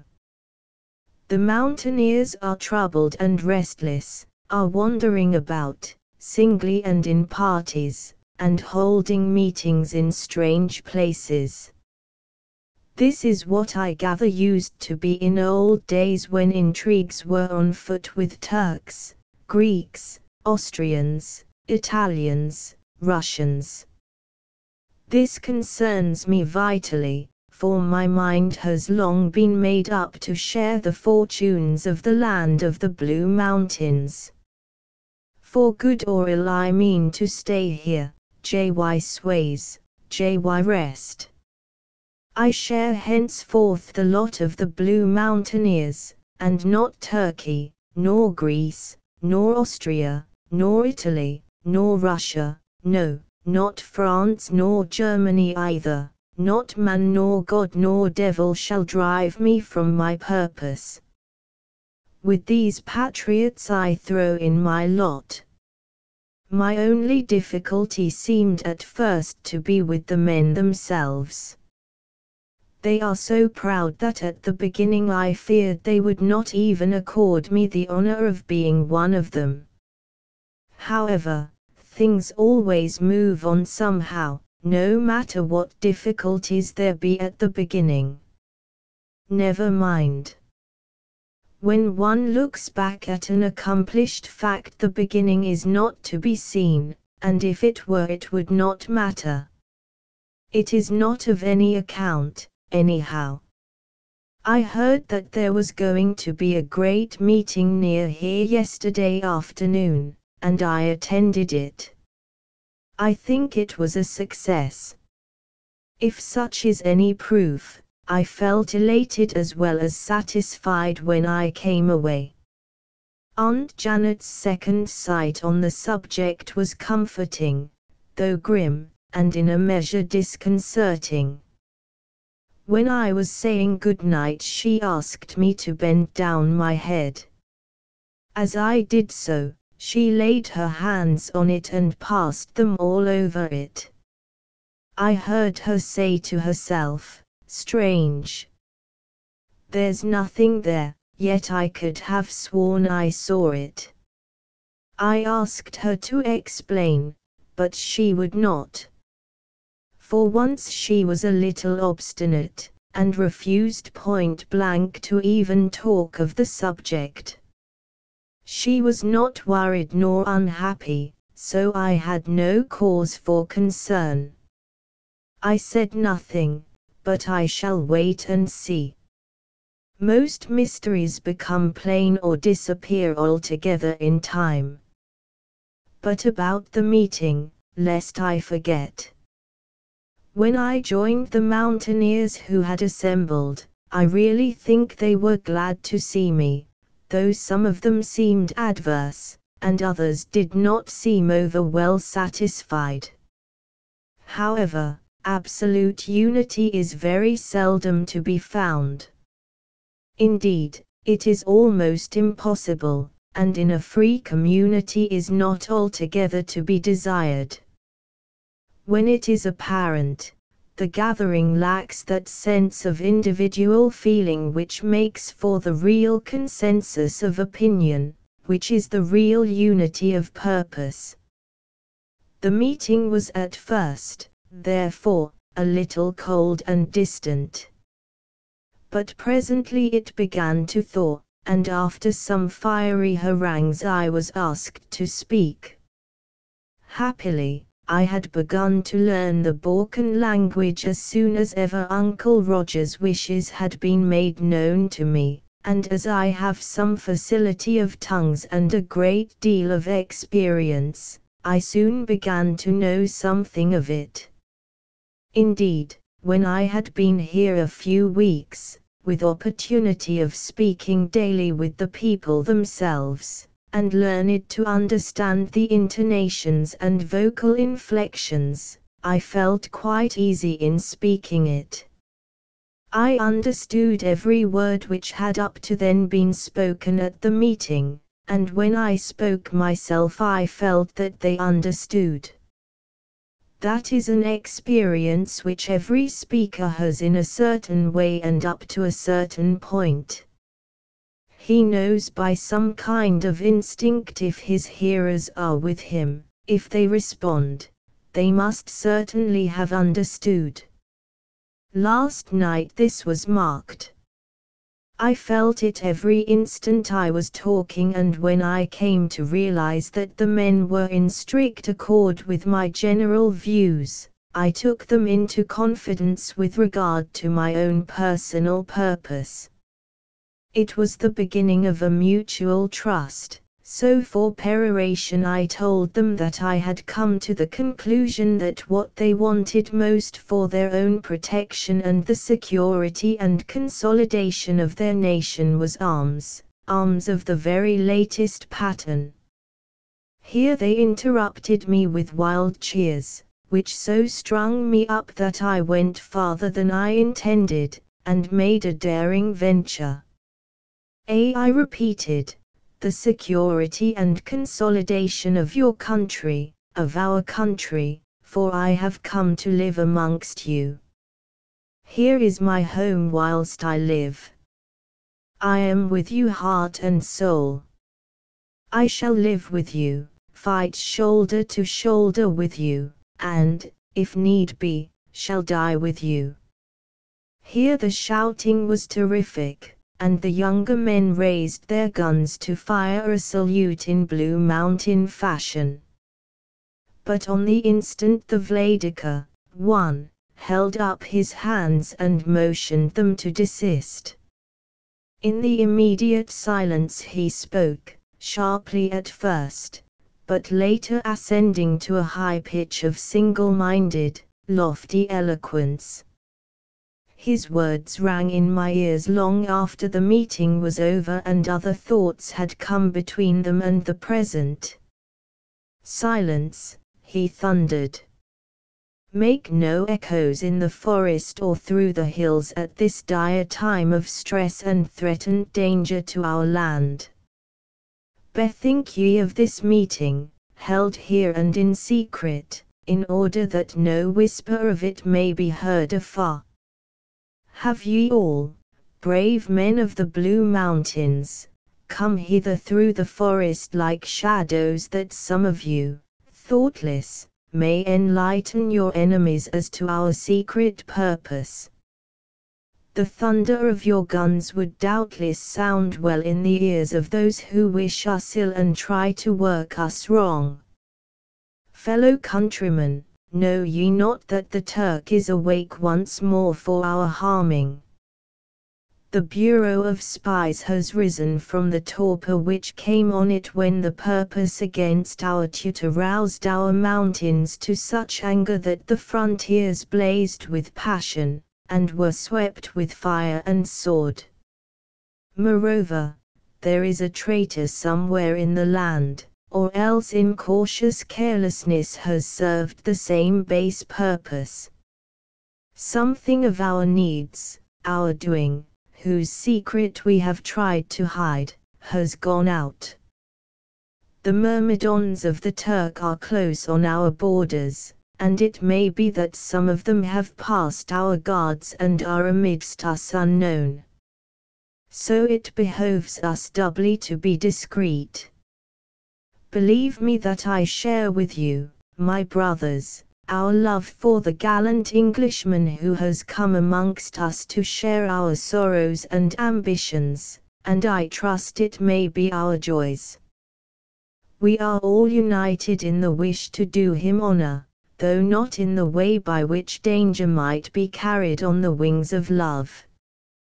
My brothers, our newest brother comes to us from the great nation which amongst the nations has been our only friend, and which has ere now helped us in our direst need, that mighty Britain whose hand has ever been raised in the cause of freedom. We of the Blue Mountains know her best as she stands with sword in hand face to face with our foes. And this, her son and now our brother, brings further to our need the hand of a giant and the heart of a lion. Later on, when danger does not ring us round, when silence is no longer our outer guard, we shall bid him welcome in true fashion of our land. But till then he will believe, for he is great-hearted, that our love and thanks and welcome are not to be measured by sound. When the time comes, then shall be sound in his honor, not of rifles alone, but bells and cannon and the mighty voice of a free people shouting as one. But now we must be wise and silent, for the Turk is once again at our gates. Alas! The cause of his former coming may not be, for she whose beauty and nobility and whose place in our nation and in our hearts tempted him to fraud and violence is not with us to share even our anxiety. Here his voice broke, and there arose from all a deep wailing sound, which rose and rose till the woods around us seemed broken by a mighty and long-sustained sob. The orator saw that his purpose was accomplished, and with a short sentence finished his harangue, but the need of our nation still remains. Then, with an eloquent gesture to me to proceed, he merged in the crowd and disappeared. How could I even attempt to follow such a speaker with any hope of success? I simply told them what I had already done in the way of help, saying, as you needed arms, I have got them. My agent sends me word through the code between us that he has procured for us, 50,000 of the newest pattern rifles, the French Ingis Malbron, which has surpassed all others, and sufficient ammunition to last for a year of war. The first section is in hand, and will soon be ready for consignment. There are other war materials, too, which, when they arrive, will enable every man and woman, even the children, of our land to take a part in its defense should such be needed. My brothers, I am with you in all things, for good or ill. It made me very proud to hear the mighty shout which arose. I had felt exalted before, but now this personal development almost unmanned me. I was glad of the long-sustained applause to recover my self-control. I was quite satisfied that the meeting did not want to hear any other speaker, for they began to melt away without any formal notification having been given. I doubt if there will be another meeting soon again. The weather has begun to break, and we are in for another spell of rain. It is disagreeable, of course, but it has its own charm. It was during a spell of wet weather that the lady of the shroud came to me.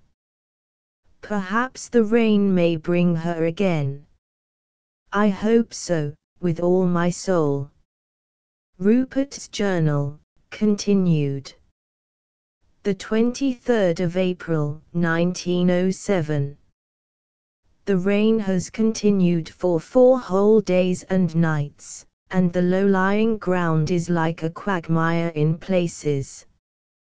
In the sunlight the whole mountains glisten with running streams and falling water. I feel a strange kind of elation, but from no visible cause.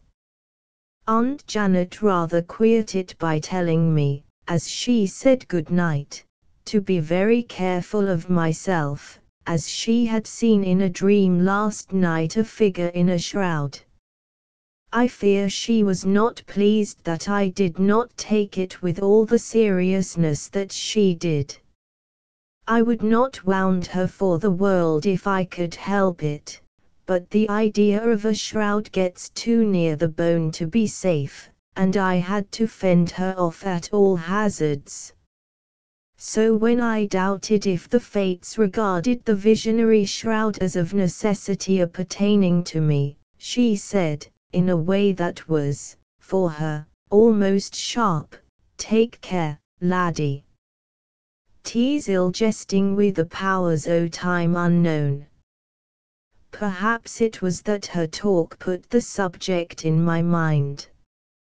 The woman needed no such aid, she was always there, but when I locked myself into my room that night, I half expected to find her in the room. I was not sleepy, so I took a book of Aunt Janet's and began to read. The title was On the Powers and Qualities of Disembodied Spirits. "Your grammar," said I to the author, "is hardly attractive, but I may learn something which might apply to her. I shall read your book." Before settling down to it, however, I thought I would have a look at the garden. Since the night of the visit the garden seemed to have a new attractiveness for me, a night seldom passed without my having a last look at it before turning in. So I drew the great curtain and looked out. The scene was beautiful, but almost entirely desolate. All was ghastly in the raw, hard gleams of moonlight coming fitfully through the masses of flying cloud. The wind was rising, and the air was damp and cold. I looked round the room instinctively, and noticed that the fire was laid ready for lighting, and that there were small cut logs of wood piled beside the hearth. Ever since that night I have had a fire laid ready. I was tempted to light it, but as I never have a fire unless I sleep in the open, I hesitated to begin. I went back to the window, and, opening the catch, stepped out on the terrace. As I looked down the white walk and let my eyes range over the expanse of the garden, where everything glistened as the moonlight caught the wet, I half expected to see some white figure flitting amongst the shrubs and statues. The whole scene of the former visit came back to me so vividly that I could hardly believe that any time had passed since then. It was the same scene, and again late in the evening. Life in Viserion was primitive, and early hours prevailed, though not so late as on that night. As I looked, I thought I caught a glimpse of something white far away. It was only a ray of moonlight coming through the rugged edge of a cloud. But all the same it set me in a strange state of perturbation. Somehow I seemed to lose sight of my own identity. It was as though I was hypnotized by the situation, or by memory, or perhaps by some occult force. Without thinking of what I was doing, or being conscious of any reason for it, I crossed the room and set light to the fire. Then I blew out the candle and came to the window again. I never thought it might be a foolish thing to do, to stand at a window with a light behind me in this country, where every man carries a gun with him always. I was in my evening clothes, too, with my breast well marked by a white shirt. I opened the window and stepped out on the terrace. There I stood for many minutes, thinking. All the time my eyes kept ranging over the garden. Once I thought I saw a white figure moving, but it was not followed up, so, becoming conscious that it was again beginning to rain, I stepped back into the room, shut the window, and drew the curtain. Then I realized the comforting appearance of the fire, and went over and stood before it. Hark! Once more there was a gentle tapping at the window. I rushed over to it and drew the curtain. There, out on the rain-beaten terrace, stood the white shrouded figure, more desolate appearing than ever. Ghastly pale she looked, as before, but her eyes had an eager look which was new. I took it that she was attracted by the fire, which was by now well ablaze, and was throwing up jets of flame as the dry logs crackled. The leaping flames threw fitful light across the room, and every gleam threw the white-clad figure into prominence, showing the gleam of the black eyes, and fixing the stars that lay in them. Without a word I threw open the window, and, taking the white hand extended to me, drew into the room the lady of the shroud. As she entered and felt the warmth of the blazing fire, a glad look spread over her face. She made a movement as if to run to it. But she drew back an instant after, looking round with instinctive caution. She closed the window and bolted it, touched the lever which spread the grille across the opening, and pulled close the curtain behind it. Then she went swiftly to the door and tried if it was locked. Satisfied as to this, she came quickly over to the fire, and, kneeling before it, stretched out her numbed hands to the blaze. Almost on the instant her wet shroud began to steam. I stood wondering. The precautions of secrecy in the midst of her suffering, for that she did suffer was only too painfully manifest, must have presupposed some danger. Then and there my mind was made up that there should no harm assail her that I by any means could fend off. Still, the present must be attended to. Pneumonia and other ills stalked behind such a chill as must infallibly come on her unless precautions were taken. I took again the dressing gown which she had worn before and handed it to her, motioning as I did so towards the screen which had made a dressing room for her on the former occasion. To my surprise she hesitated. I waited. She waited, too, and then laid down the dressing gown on the edge of the stone fender. So I spoke, "Won't you change as you did before? Your frock can then be dried. Do.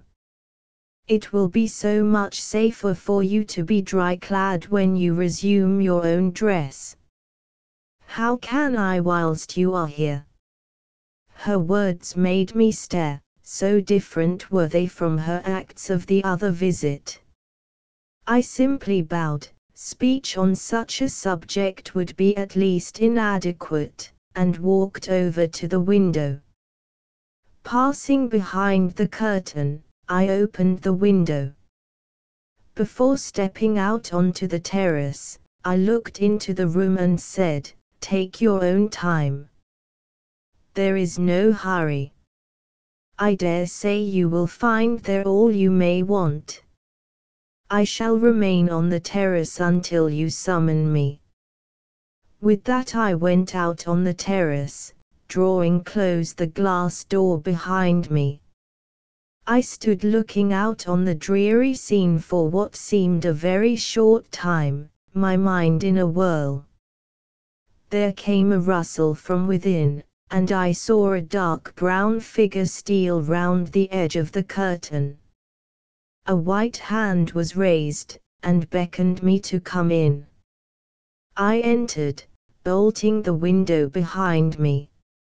She had passed across the room, and was again kneeling before the fire with her hands outstretched. The shroud was laid in partially opened folds on one side of the hearth, and was steaming heavily. I brought over some cushions and pillows, and made a little pile of them beside her. "Sit there," I said, "and rest quietly in the heat." It may have been the effect of the glowing heat, but there was a rich color in her face as she looked at me with shining eyes. Without a word, but with a courteous little bow, she sat down at once. I put a thick rug across her shoulders, and sat down myself on a stool a couple of feet away. For fully 5 or 6 minutes we sat in silence.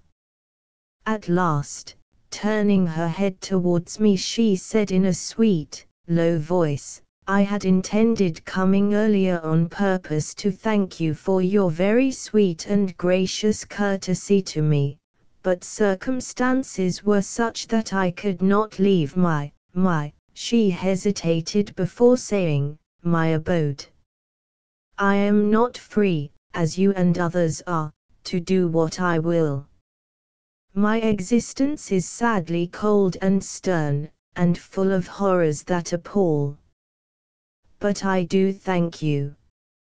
For myself I am not sorry for the delay, for every hour shows me more clearly how good and understanding and sympathetic you have been to me. I only hope that someday you may realize how kind you have been, and how much I appreciate it." "I am only too glad to be of any service," I said, feebly I felt, as I held out my hand. She did not seem to see it. Her eyes were now on the fire, and a warm blush dyed forehead and cheek and neck. The reproof was so gentle that no one could have been offended. It was evident that she was something coy and reticent, and would not allow me to come at present more close to her, even to the touching of her hand. But that her heart was not in the denial was also evident in the glance from her glorious dark starry eyes. These glances, veritable lightning flashes coming through her pronounced reserve, finished entirely any wavering there might be in my own purpose. I was aware now to the full that my heart was quite subjugated. I knew that I was in love, veritably so much in love as to feel that without this woman, be she what she might, by my side my future must be absolutely barren. It was presently apparent that she did not mean to stay as long on this occasion as on the last. When the castle clock struck midnight, she suddenly sprang to her feet with a bound, saying, "I must go. There is midnight." I rose at once, the intensity of her speech having instantly obliterated the sleep which, under the influence of rest and warmth, was creeping upon me. Once more she was in a frenzy of haste, so I hurried towards the window, but as I looked back saw her, despite her haste, still standing. I motioned towards the screen, and slipping behind the curtain, opened the window and went out on the terrace. As I was disappearing behind the curtain, I saw her with the tail of my eye lifting the shroud, now dry, from the hearth. She was out through the window in an incredibly short time, now clothed once more in that dreadful wrapping. As she sped past me barefooted on the wet, chilly marble which made her shudder, she whispered, "Thank you again. You are good to me. You can understand." Once again I stood on the terrace, saw her melt like a shadow down the steps, and disappear behind the nearest shrub. Thence she flitted away from point to point with exceeding haste. The moonlight had now disappeared behind heavy banks of cloud, so there was little light to see by. I could just distinguish a pale gleam here and there as she wended her secret way. For a long time I stood there alone thinking, as I watched the course she had taken, and wondering where might be her ultimate destination. As she had spoken of her abode, I knew there was some definitive objective of her flight. It was no use wondering. I was so entirely ignorant of her surroundings that I had not even a starting place for speculation. So I went in, leaving the window open. It seemed that this being so made one barrier the less between us. I gathered the cushions and rugs from before the fire, which was no longer leaping, but burning with a steady glow, and put them back in their places. Aunt Janet might come in the morning, as she had done before, and I did not wish to set her thinking. She is much too clever a person to have treading on the heels of a mystery, especially one in which my own affections are engaged. I wonder what she would have said had she seen me kiss the cushion on which my beautiful guest's head had rested. When I was in bed, and in the dark save for the fading glow of the fire, my thoughts became fixed that whether she came from earth or heaven or hell, my lovely visitor was already more to me than aught else in the world. This time she had, on going, said no word of returning.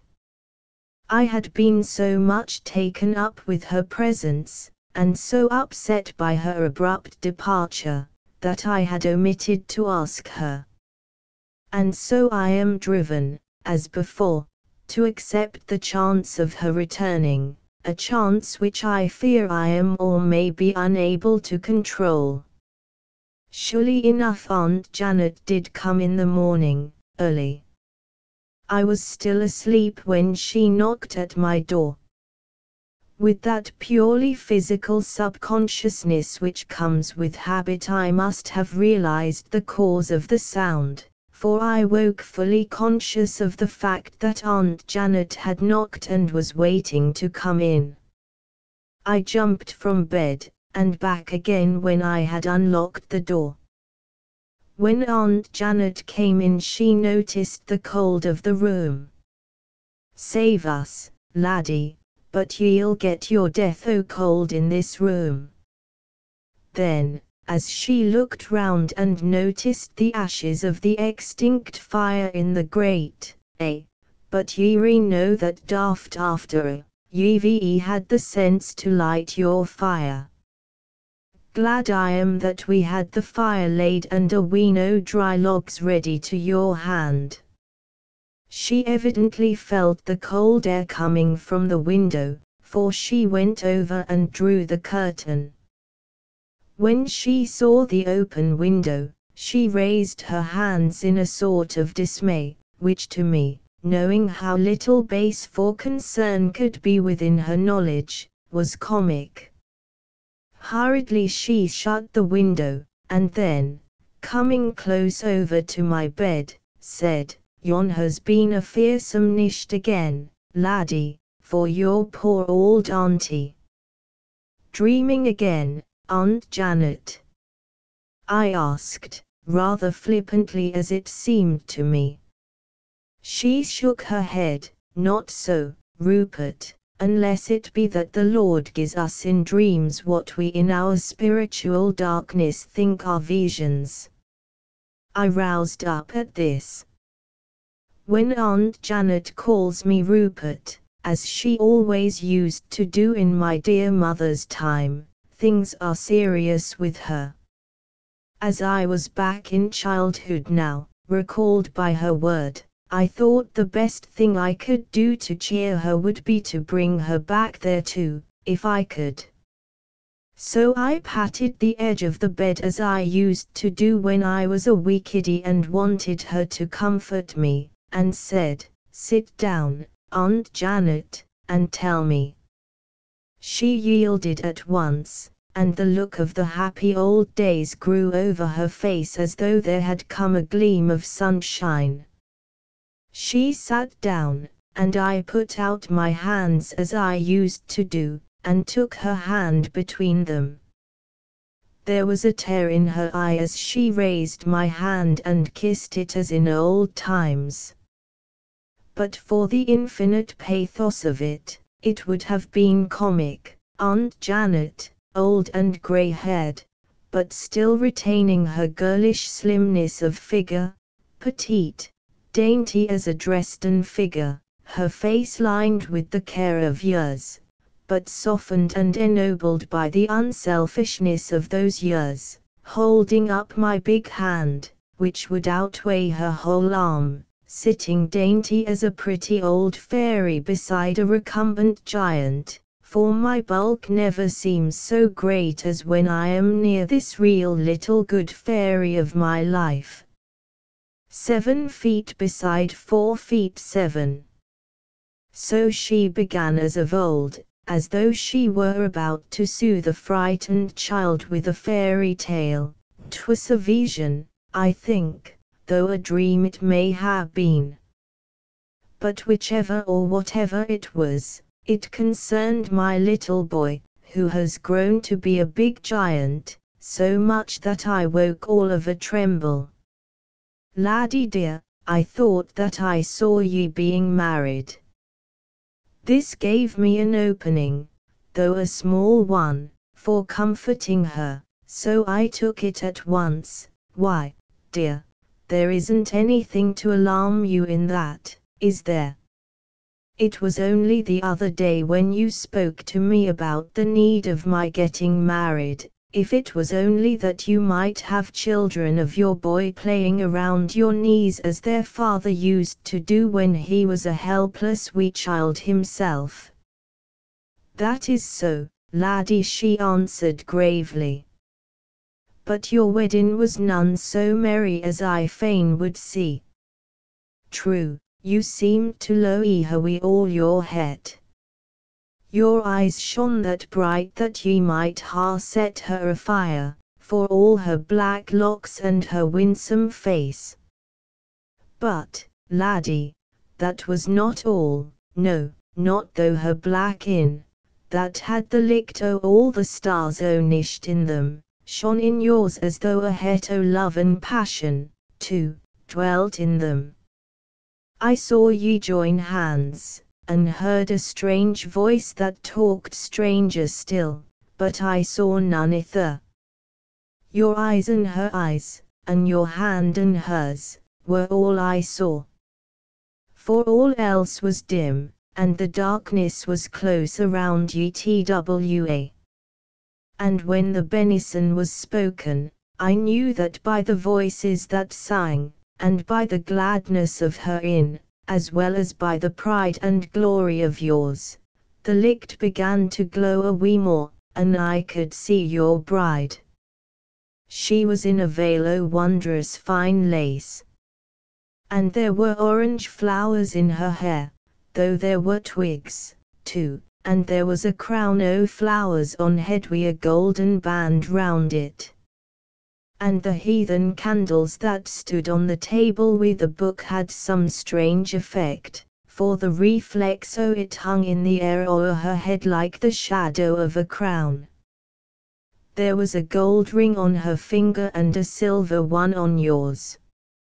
Here she paused and trembled, so that, hoping to dispel her fears, I said, as like as I could to the way I used to when I was a child, "Go on, Aunt Janet."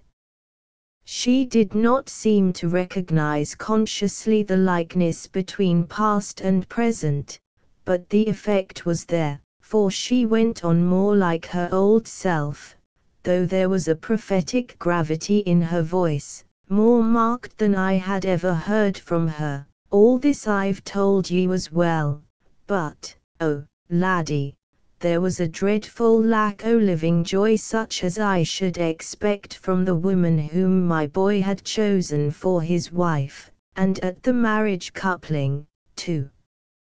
And no wonder, when all is said, for though the marriage veil o' love was fine, and the garland o' flowers was fresh gathered, underneath them was nane ither than a ghastly shroud.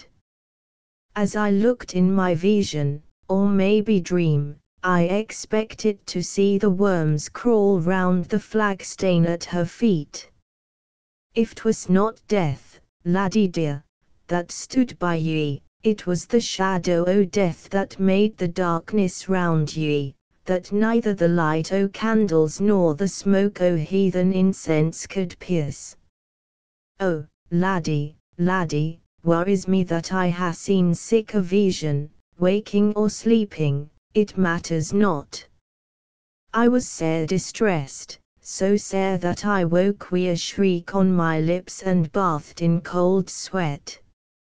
I would ha' come doon to ye to see if you were hearty or no, or even to listen at your door for any sound o' your being quick, but that I feared to alarm ye till morn should come. I've counted the hours and the minutes since midnight, when I saw the vision, till I came hither just the now.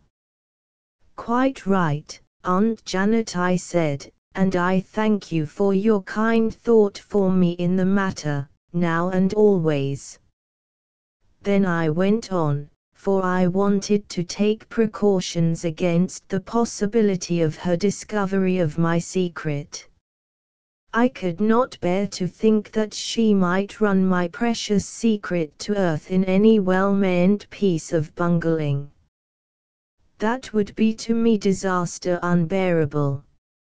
She might frighten away altogether my beautiful visitor, even whose name or origin I did not know, and I might never see her again. You must never do that, Aunt Janet.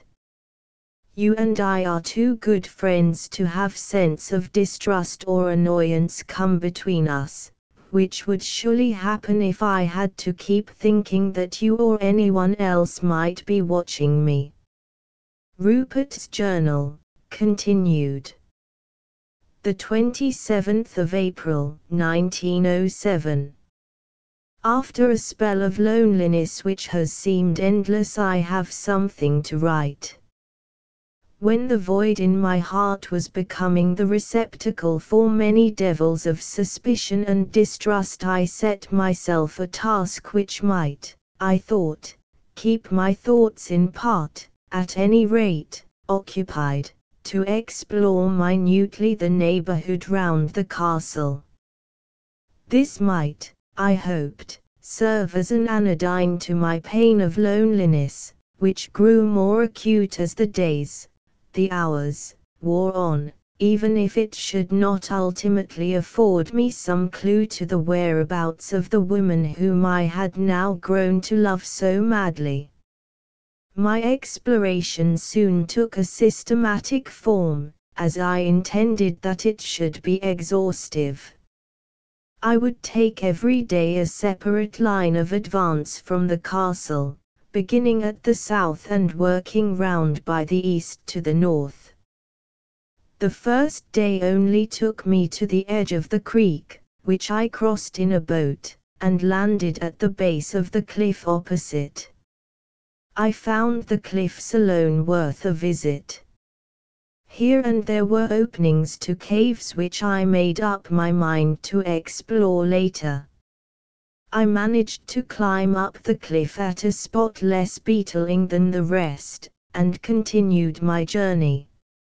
It was, though very beautiful, not a specially interesting place. I explored that spoke of the wheel of which Viserion was the hub, and got back just in time for dinner. The next day I took a course slightly more to the eastward. I had no difficulty in keeping a straight path, for, once I had rowed across the creek, the old church of Saint Sava rose before me in stately gloom. This was the spot where many generations of the noblest of the land of the Blue Mountains had from time immemorial been laid to rest, amongst them the Viserions. Again, I found the opposite cliffs pierced here and there with caves, some with wide openings, others the openings of which were partly above and partly below water. I could, however, find no means of climbing the cliff at this part, and had to make a long detour, following up the line of the creek till further on I found a piece of beach from which ascent was possible. Here I ascended, and found that I was on a line between the castle and the southern side of the mountains. I saw the church of Saint Sava away to my right, and not far from the edge of the cliff. I made my way to it at once, for as yet I had never been near it. Hitherto my excursions had been limited to the castle and its many gardens and surroundings. It was of a style with which I was not familiar, with 4 wings to the points of the compass. The great doorway, set in a magnificent frontage of carved stone of manifestly ancient date, faced west, so that, when one entered, he went east. To my surprise, for somehow I expected the contrary, I found the door open. Not wide open, but what is called ajar, manifestly not locked or barred, but not sufficiently open for one to look in. I entered, and after passing through a wide vestibule, more like a section of a corridor than an ostensible entrance, made my way through a spacious doorway into the body of the church. The church itself was almost circular, the openings of the 4 naves being spacious enough to give the appearance of the interior as a whole, being a huge cross. It was strangely dim, for the window openings were small and high-set, and were, moreover, filled with green or blue glass, each window having a color to itself. The glass was very old, being of the 13th or 14th century. Such appointments as there were, for it had a general air of desolation, were of great beauty and richness, especially so to be in a place, even a church, where the door lay open, and no one was to be seen. It was strangely silent even for an old church on a lonesome headland. There reigned a dismal solemnity which seemed to chill me, accustomed as I have been to strange and weird places. It seemed abandoned, though it had not that air of having been neglected which is so often to be noticed in old churches. There was none of the everlasting accumulation of dust which prevails in places of higher cultivation and larger and more strenuous work. In the church itself or its appending chambers I could find no clue or suggestion which could guide me in any way in my search for the Lady of the Shroud. Monuments there were in profusion, statues, tablets, and all the customary memorials of the dead. The families and dates represented were simply bewildering. Often the name of Viserion was given, and the inscription which it held I read through carefully, looking to find some enlightenment of any kind. But all in vain, there was nothing to see in the church itself. So I determined to visit the crypt. I had no lantern or candle with me, so had to go back to the castle to secure one. It was strange, coming in from the sunlight, here overwhelming to one so recently accustomed to northern skies, to note the slender gleam of the lantern which I carried, and which I had lit inside the door. At my first entry to the church my mind had been so much taken up with the strangeness of the place, together with the intensity of wish for some sort of clue, that I had really no opportunity of examining detail. But now detail became necessary, as I had to find the entrance to the crypt. My puny light could not dissipate the semi-Cimmerian gloom of the vast edifice. I had to throw the feeble gleam into one after another of the dark corners. At last I found, behind the great screen, a narrow stone staircase which seemed to wind down into the rock. It was not in any way secret, but being in the narrow space behind the great screen, was not visible except when close to it. I knew I was now close to my objective, and began to descend. Accustomed though I have been to all sorts of mysteries and dangers, I felt awed and almost overwhelmed by a sense of loneliness and desolation as I descended the ancient winding steps. These were many in number, roughly hewn of old in the solid rock on which the church was built. I met a fresh surprise in finding that the door of the crypt was open. After all, this was different from the church door being open, for in many places it is accustomed to allow all comers at all times to find rest and comfort in the sacred place. But I did expect that at least the final resting place of the historic dead would be held safe against casual intrusion. Even I, on a quest which was very near my heart, paused with an almost overwhelming sense of decorum before passing through that open door. The crypt was a huge place, strangely lofty for a vault. From its formation, however, I soon came to the conclusion that it was originally a natural cavern altered to its present purpose by the hand of man. I could hear somewhere near the sound of running water, but I could not locate it. Now and again at irregular intervals there was a prolonged booming, which could only come from a wave breaking in a confined place. The recollection then came to me of the proximity of the church to the top of the beetling cliff, and of the half-sunk cavern entrances which pierced it. With the gleam of my lamp to guide me, I went through and round the whole place. There were many massive tombs, mostly rough-hewn from great slabs or blocks of stone. Some of them were marble, and the cutting of all was ancient. So large and heavy were some of them that it was a wonder to me how they could ever have been brought to this place, to which the only entrance was seemingly the narrow, tortuous stairway by which I had come. At last I saw near one end of the crypt a great chain hanging.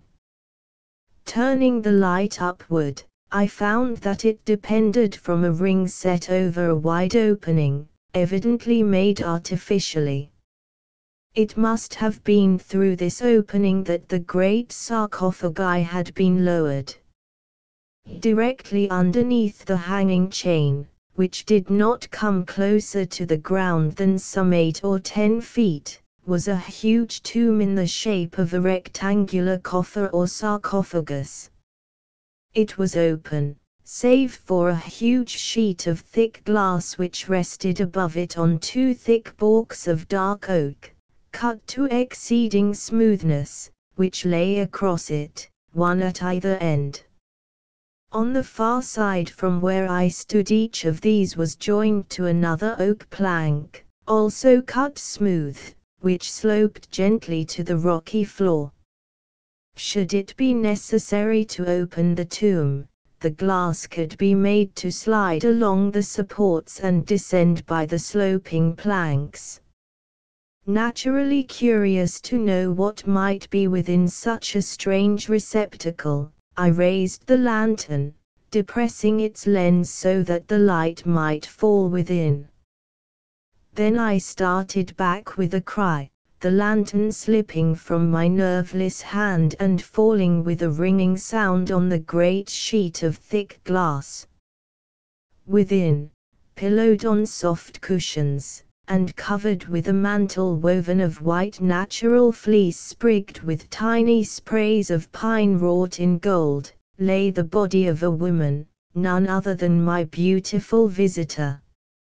She was marble white, and her long black eyelashes lay on her white cheeks as though she slept.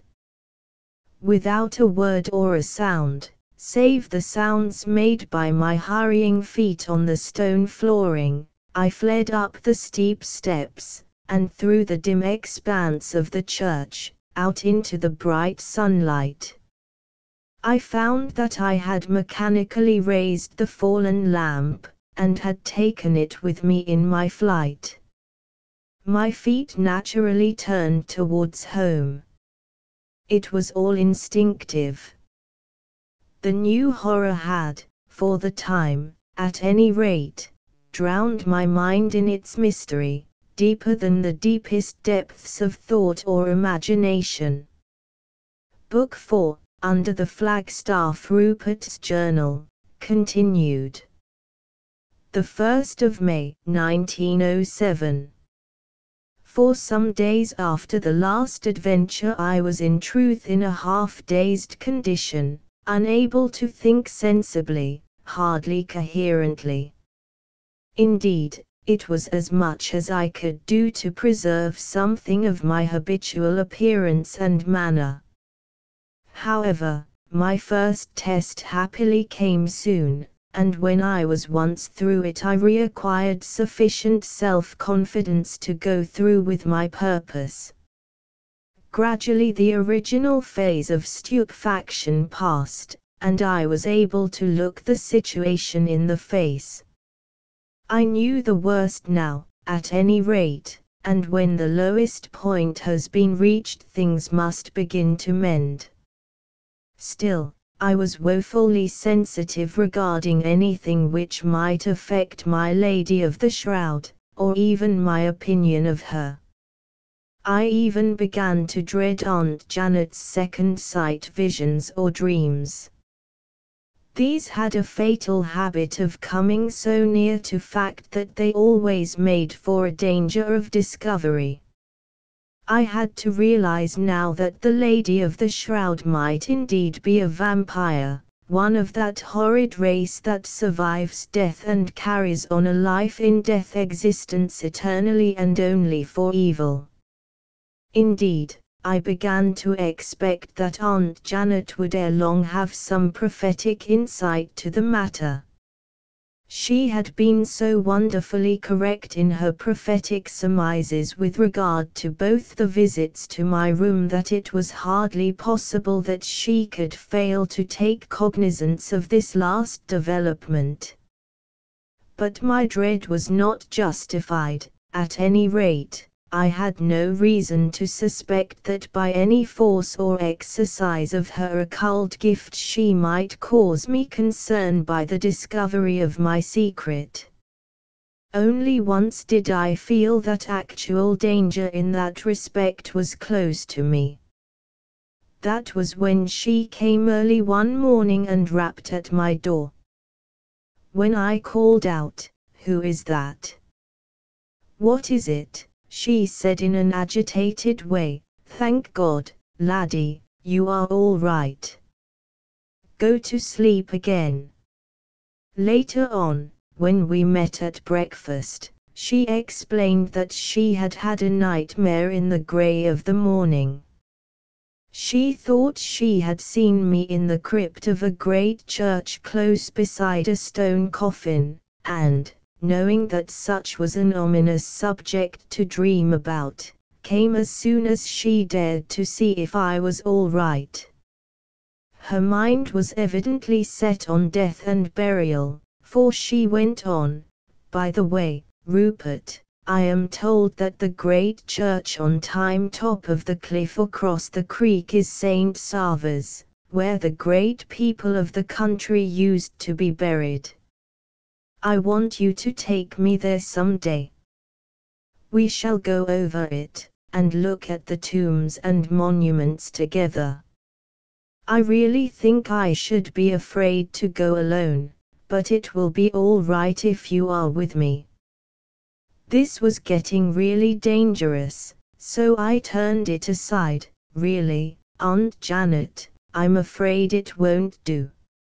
If you go off to weird old churches, and fill yourself up with a fresh supply of horrors, I don't know what will happen. You'll be dreaming dreadful things about me every night and neither you nor I shall get any sleep." It went to my heart to oppose her in any wish, and also this kind of chaffy opposition might pain her. But I had no alternative. The matter was too serious to be allowed to proceed. Should Aunt Janet go to the church, she would surely want to visit the crypt. Should she do so, and there notice the glass-covered tomb, as she could not help doing, the Lord only knew what would happen. She had already second-sighted a woman being married to me, and before I myself knew that I had such a hope. What might she not reveal? Did she know where the woman came from? It may have been that her power of second sight had to rest on some basis of knowledge or belief, and that her vision was but some intuitive perception of my own subjective thought. But whatever it was, it should be stopped, at all hazards. This whole episode set me thinking introspectively, and led me gradually but imperatively to self-analysis, not of powers, but of motives. I found myself before long examining myself as to what were my real intentions. I thought at first that this intellectual process was an exercise of pure reason, but soon discarded this as inadequate, even impossible. Reason is a cold manifestation. This feeling which swayed and dominated me is none other than passion, which is quick, hot, and insistent. As for myself, the self-analysis could lead to but one result, the expression to myself of the reality and definiteness of an already formed though unconscious intention. I wished to do the woman good, to serve her in some way, to secure her some benefit by any means, no matter how difficult, which might be within my power. I knew that I loved her most truly and fervently. There was no need for self-analysis to tell me that. And, moreover, no self-analysis, or any other mental process that I knew of, could help my one doubt, whether she was an ordinary woman, or an extraordinary woman, for the matter of that, in some sore and terrible straits, or else one who lay under some dreadful condition, only partially alive, and not mistress of herself or her acts. Whichever her condition might be, there was in my own feeling a superfluity of affection for her. The self-analysis taught me one thing, at any rate, that I had for her, to start with, an infinite pity which had softened towards her my whole being, and had already mastered merely selfish desire. Out of it I began to find excuses for her every act. In the doing so I knew now, though perhaps I did not at the time the process was going on, that my view in its true inwardness was of her as a living woman, the woman I loved. In the forming of our ideas there are different methods of work, as though the analogy with material life holds good. In the building of a house, for instance, there are many persons employed, men of different trades and occupations, architect, builder, masons, carpenters, plumbers, and a host of others, and all these with the officials of each guild or trade. So in the world of thought and feelings, knowledge and understanding come through various agents, each competent to its task. How far pity reacted with love I knew not, I only knew that whatever her state might be, were she living or dead, I could find in my heart no blame for the Lady of the Shroud.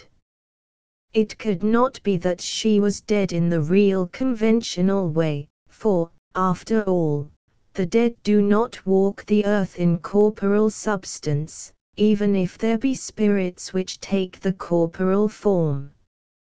This woman was of actual form and weight. How could I doubt that, at all events, I, who had held her in my arms? Might it not be that she was not quite dead, and that it had been given to me to restore her to life again? Ah! That would be, indeed, a privilege well worth the giving my life to accomplish. That such a thing maybe is possible.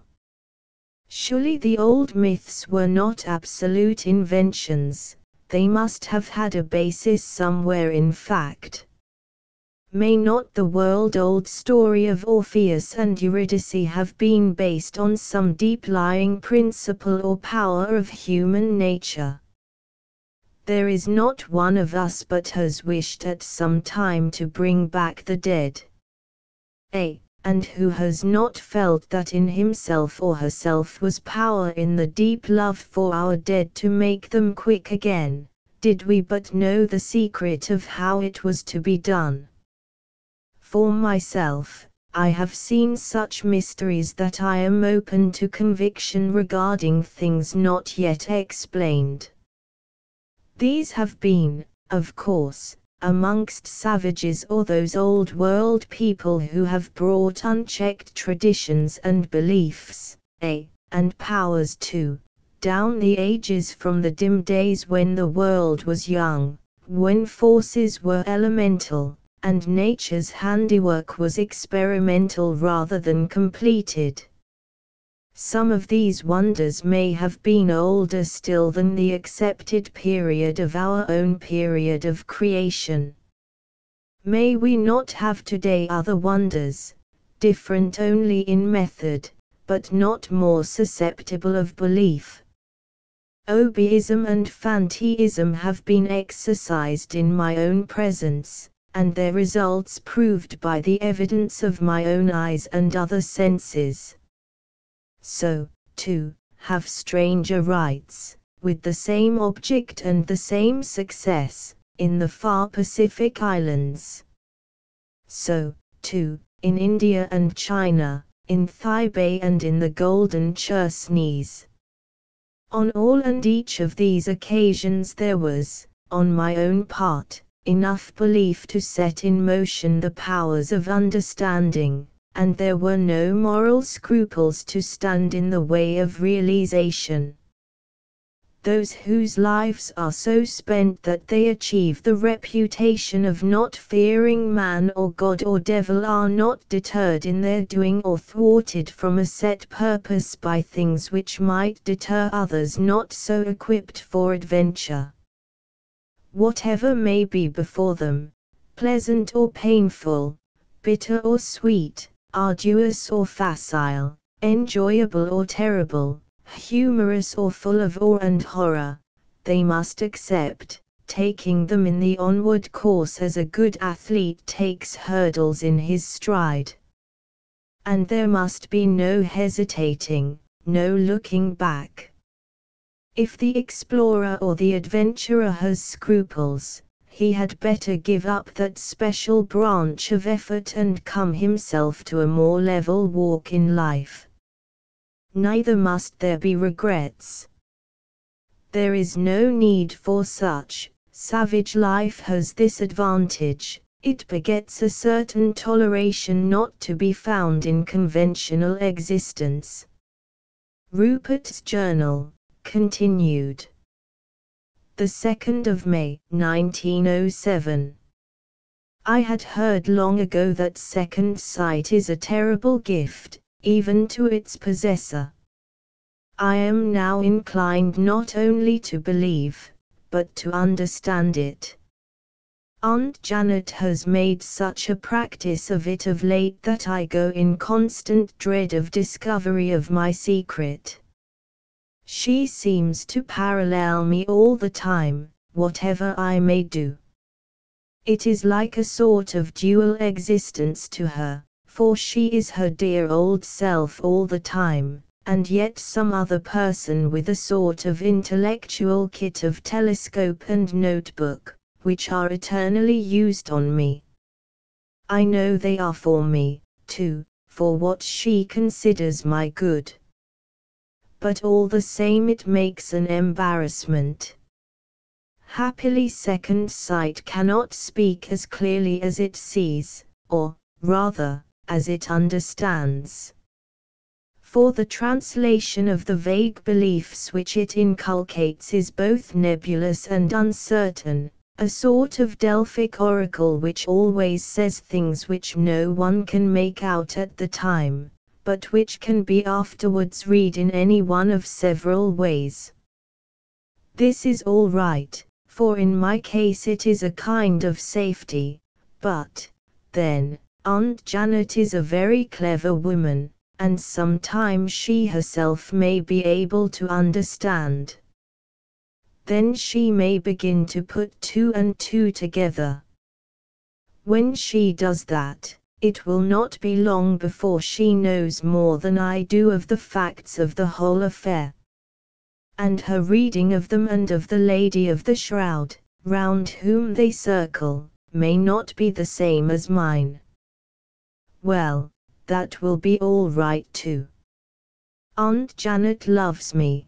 God knows I have good reason to know that all through these years, and whatever view she may take, her acts will be all I could wish. But I shall come in for a good lot of scolding, I am sure. By the way, I ought to think of that. If Aunt Janet scolds me, it is a pretty good proof that I ought to be scolded. I wonder if I dare tell her all. No. It is too strange. She is only a woman, after all, and if she knew I loved.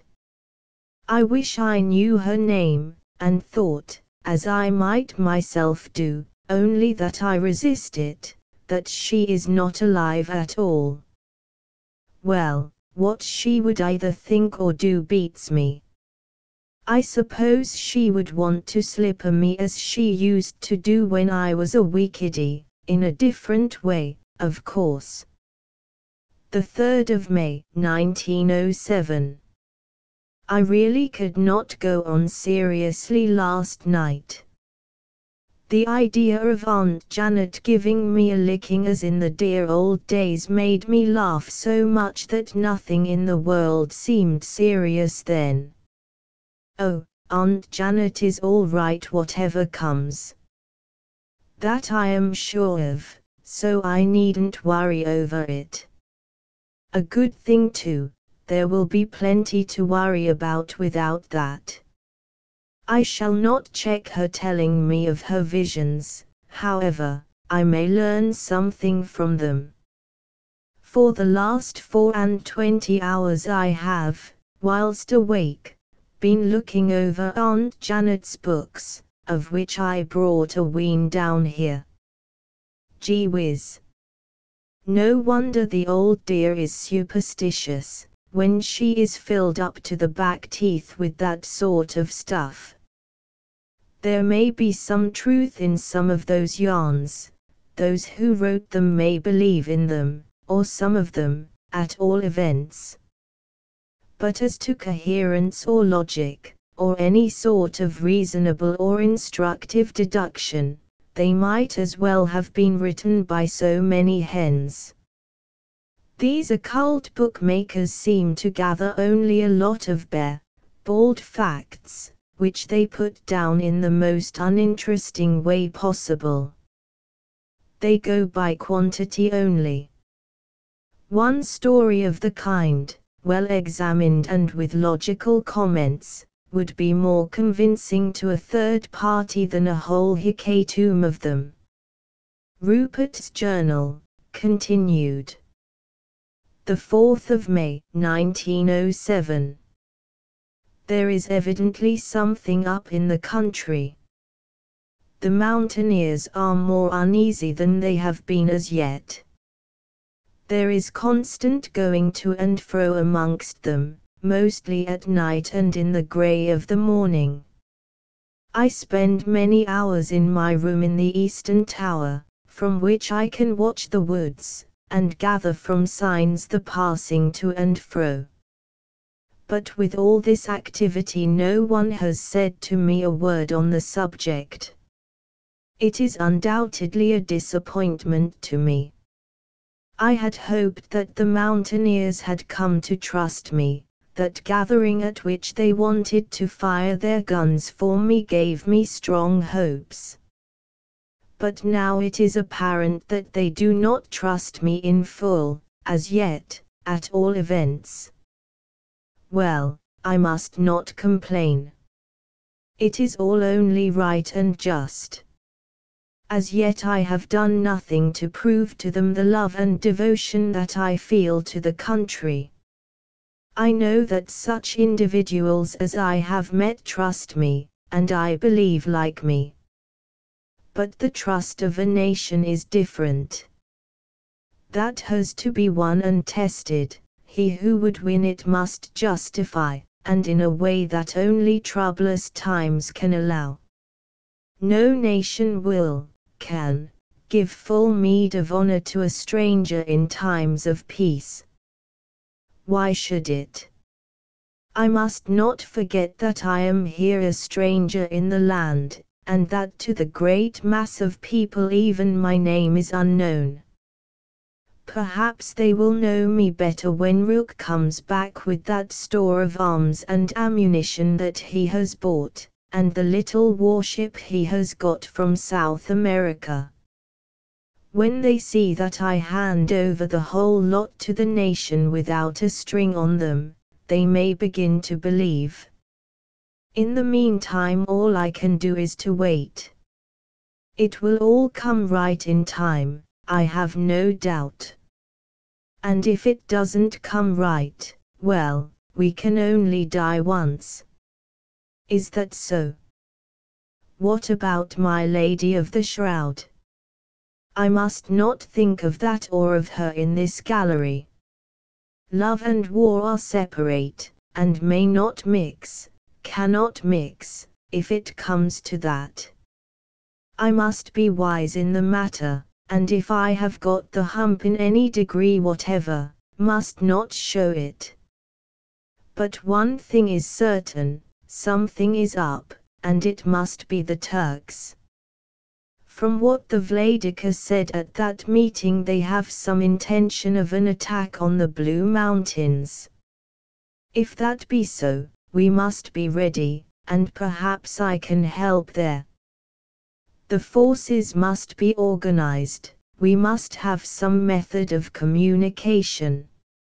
In this country, where are neither roads nor railways nor telegraphs, we must establish a signaling system of some sort.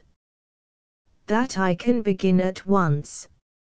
I can make a code, or adapt one that I have used elsewhere already. I shall rig up a semaphore on the top of the castle which can be seen for an enormous distance around. I shall train a number of men to be facile in signaling. And then, should need come, I may be able to show the mountaineers that I am fit to live in their hearts. And all this work may prove an anodyne to pain of another kind. It will help, at any rate, to keep my mind occupied whilst I am waiting for another visit from my Lady of the Shroud. Rupert's Journal, continued. The 18th of May, 1907. The 2 weeks that have passed have been busy, and may, as time goes on, prove eventful. I really think they have placed me in a different position with the Blue Mountaineers, certainly so far as those in this part of the country are concerned. They are no longer suspicious of me, which is much, though they have not yet received me into their confidence. I suppose this will come in time, but I must not try to hustle them. Already they are willing, so far as I can see, to use me to their own ends. They accepted the signaling idea very readily, and are quite willing to drill as much as I like. This can be, and I think is, in its way, a pleasure to them. They are born soldiers, every man of them, and practice together is only a realization of their own wishes and a further development of their powers. I think I can understand the trend of their thoughts, and what ideas of public policy lie behind them. In all that we have attempted together as yet they are themselves in absolute power. It rests with them to carry out any ideas I may suggest, so they do not fear any assumption of power or governance on my part. Thus, so long as they keep secret from me both their ideas of high policy and their immediate intentions, I am powerless to do them ill, and I may be of service should occasion arise. Well, all told, this is much. Already they accept me as an individual, not merely one of the mass. I am pretty sure that they are satisfied of my personal bona fides. It is policy and not mistrust that hedges me in. Well, policy is a matter of time. They are a splendid people, but if they knew a little more than they do they would understand that the wisest of all policies is trust, when it can be given. I must hold myself in check, and never be betrayed into a harsh thought towards them. Poor souls!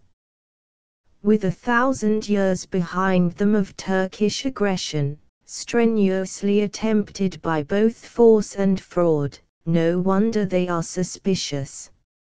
Likewise every other nation with whom they have ever come in contact, except one, my own, has deceived or betrayed them.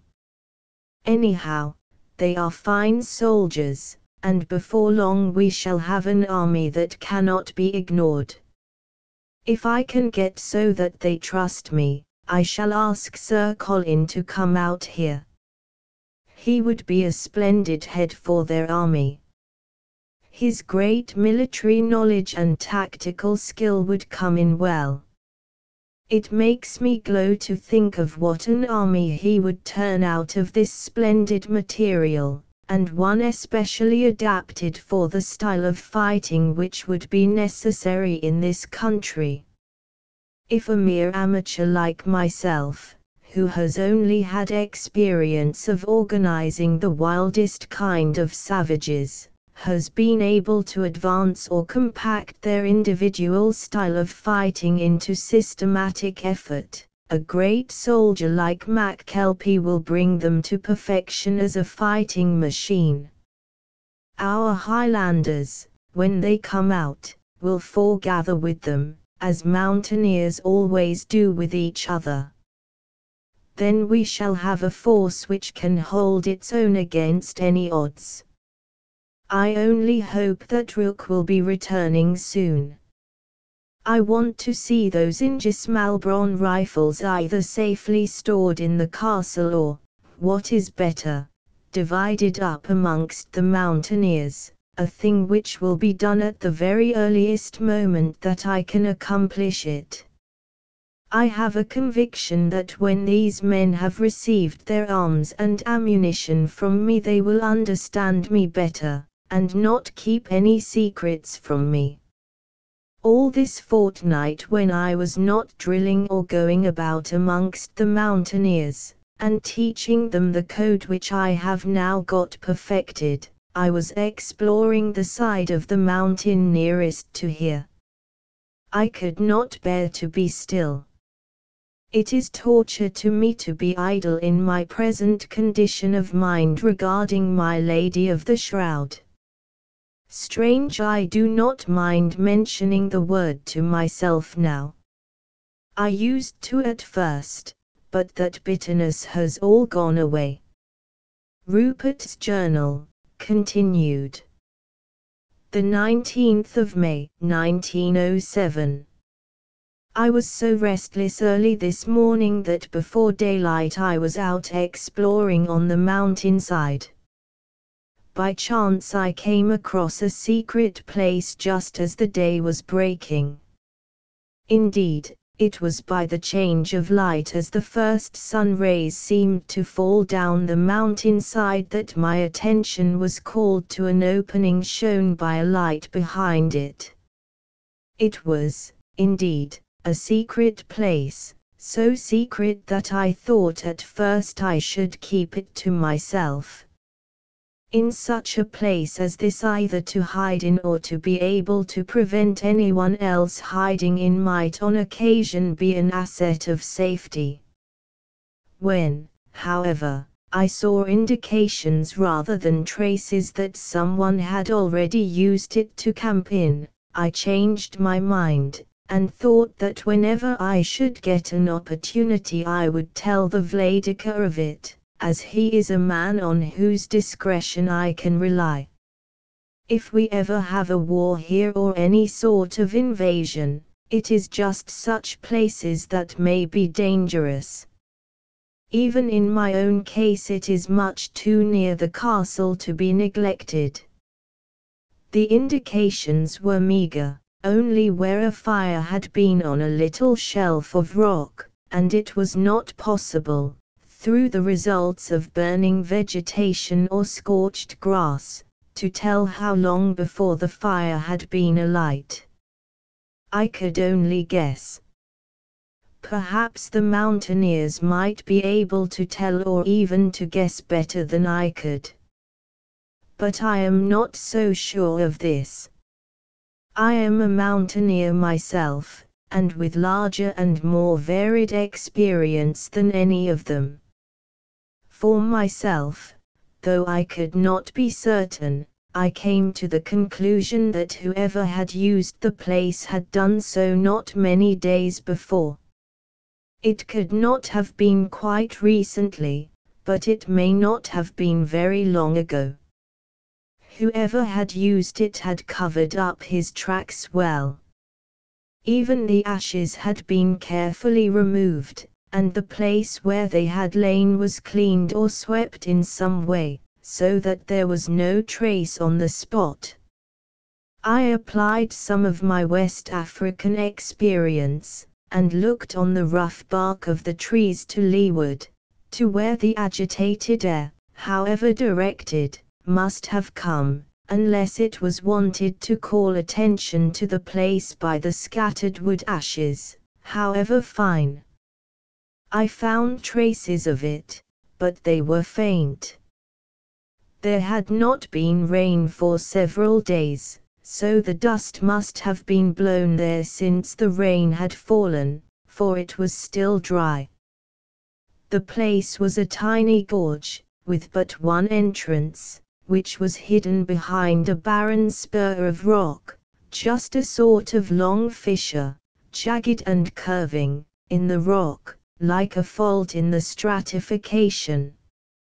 I could just struggle through it with considerable effort, holding my breath here and there, so as to reduce my depth of chest. Within it was tree-clad, and full of possibilities of concealment. As I came away I marked well its direction and approaches, noting any guiding mark which might aid in finding it by day or night. I explored every foot of ground around it, in front, on each side, and above. But from nowhere could I see an indication of its existence. It was a veritable secret chamber wrought by the hand of nature itself. I did not return home till I was familiar with every detail near and around it. This new knowledge added distinctly to my sense of security. Later in the day I tried to find the Vladika or any mountaineer of importance, for I thought that such a hiding place which had been used so recently might be dangerous, and especially at a time when, as I had learned at the meeting where they did not fire their guns, that there may have been spies about or a traitor in the land. Even before I came to my own room tonight I had fully made up my mind to go out early in the morning and find some proper person to whom to impart the information, so that a watch might be kept on the place. It is now getting on for midnight, and when I have had my usual last look at the garden I shall turn in. Aunt Janet was uneasy all day, and especially so this evening. I think it must have been my absence at the usual breakfast hour which got on her nerves, and that unsatisfied mental or psychical irritation increased as the day wore on. Rupert's Journal, continued. The 20th of May, 1907. The clock on the mantelpiece in my room, which chimes on the notes of the clock at St. James's Palace, was striking midnight when I opened the glass door on the terrace. I had put out my lights before I drew the curtain, as I wished to see the full effect of the moonlight. Now that the rainy season is over, the moon is quite as beautiful as it was in the wet, and a great deal more comfortable. I was in evening dress, with a smoking jacket in lieu of a coat, and I felt the air mild and mellow on the warm side, as I stood on the terrace. But even in that bright moonlight the further corners of the great garden were full of mysterious shadows. I peered into them as well as I could, and my eyes are pretty good naturally, and are well trained. There was not the least movement. The air was as still as death, the foliage as still as though wrought in stone. I looked for quite a long time in the hope of seeing something of my lady. The quarters chimed several times, but I stood on unheeding. At last I thought I saw far off in the very corner of the old defending wall a flicker of white. It was but momentary, and could hardly have accounted in itself for the way my heart beat. I controlled myself, and stood as though I, too, were a graven image. I was rewarded by seeing presently another gleam of white. And then an unspeakable rapture stole over me as I realized that my lady was coming as she had come before. I would have hurried out to meet her, but that I knew well that this would not be in accord with her wishes. So, thinking to please her, I drew back into the room. I was glad I had done so when, from the dark corner where I stood, I saw her steal up the marble steps and stand timidly looking in at the door. Then, after a long pause, came a whisper as faint and sweet as the music of a distant Aeolian harp, "Are you there? May I come in? Answer me. I am lonely and in fear." For answer I emerged from my dim corner so swiftly that she was startled. I could hear from the quivering intake of her breath that she was striving, happily with success, to suppress a shriek.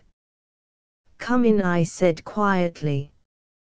"I was waiting for you, for I felt that you would come.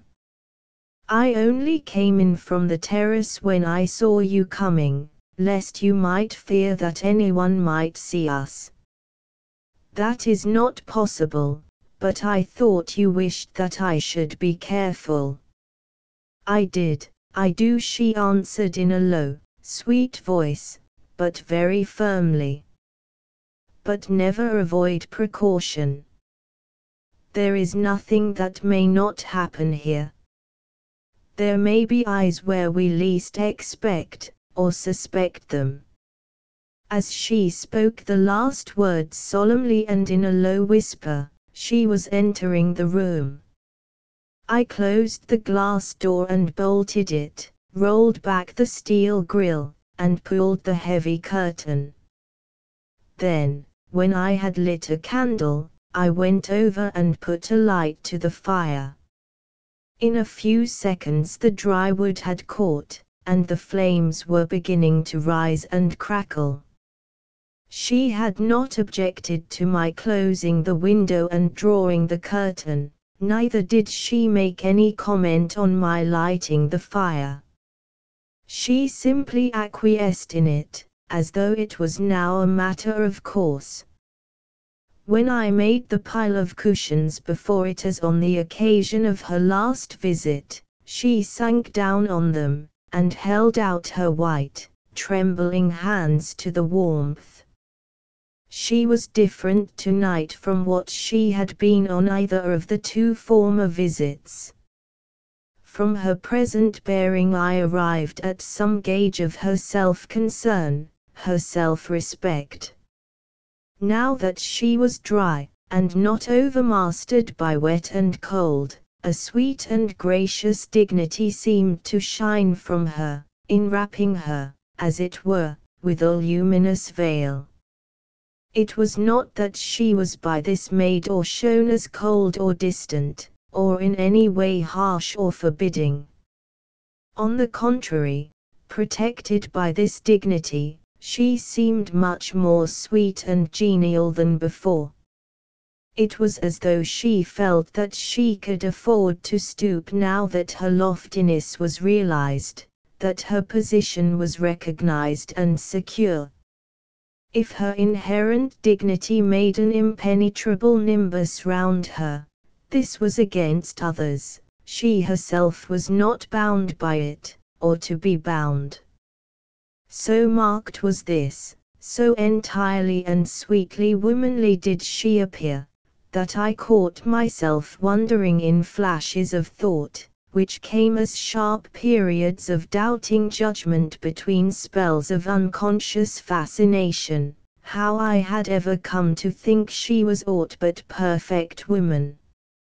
As she rested, half sitting and half lying on the pile of cushions, she was all grace, and beauty, and charm, and sweetness, the veritable perfect woman of the dreams of a man, be he young or old. To have such a woman sit by his hearth and hold her holy of holies in his heart might well be a rapture to any man. Even an hour of such entrancing joy might be well won by a lifetime of pain, by the balance of a long life sacrificed, by the extinction of life itself. Quick behind the record of such thoughts came the answer to the doubt they challenged: if it should turn out that she was not living at all, but one of the doomed and pitiful dead, then so much more on account of her very sweetness and beauty would be the winning of her back to life and heaven, even were it that she might find happiness in the heart and in the arms of another man. Once, when I leaned over the hearth to put fresh logs on the fire, my face was so close to hers that I felt her breath on my cheek. It thrilled me to feel even the suggestion of that ineffable contact. Her breath was sweet, sweet as the breath of a calf, sweet as the whiff of a summer breeze across beds of mignonette. How could anyone believe for a moment that such sweet breath could come from the lips of the dead in esse or in posse, that corruption could send forth fragrance so sweet and pure? It was with satisfied happiness that, as I looked at her from my stool, I saw the dancing of the flames from the beech logs reflected in her glorious black eyes, and the stars that were hidden in them shine out with new colors and new luster as they gleamed, rising and falling like hopes and fears. As the light leaped, so did smiles of quiet happiness flit over her beautiful face, the merriment of the joyous flames being reflected in ever-changing dimples.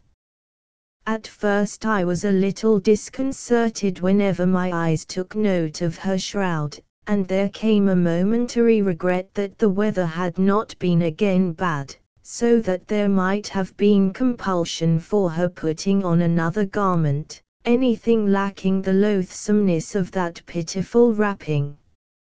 Little by little, however, this feeling disappeared, and I found no matter for even dissatisfaction in her wrapping. Indeed, my thoughts found inward voice before the subject was dismissed from my mind. One becomes accustomed to anything, even a shroud. But the thought was followed by a submerging wave of pity that she should have had such a dreadful experience.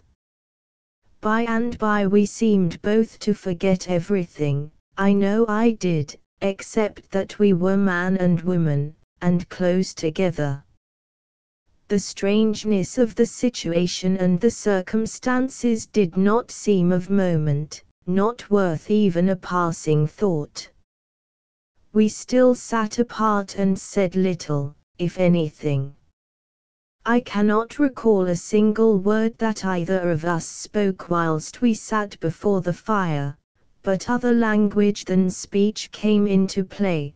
The eyes told their own story, as eyes can do, and more eloquently than lips whilst exercising their function of speech.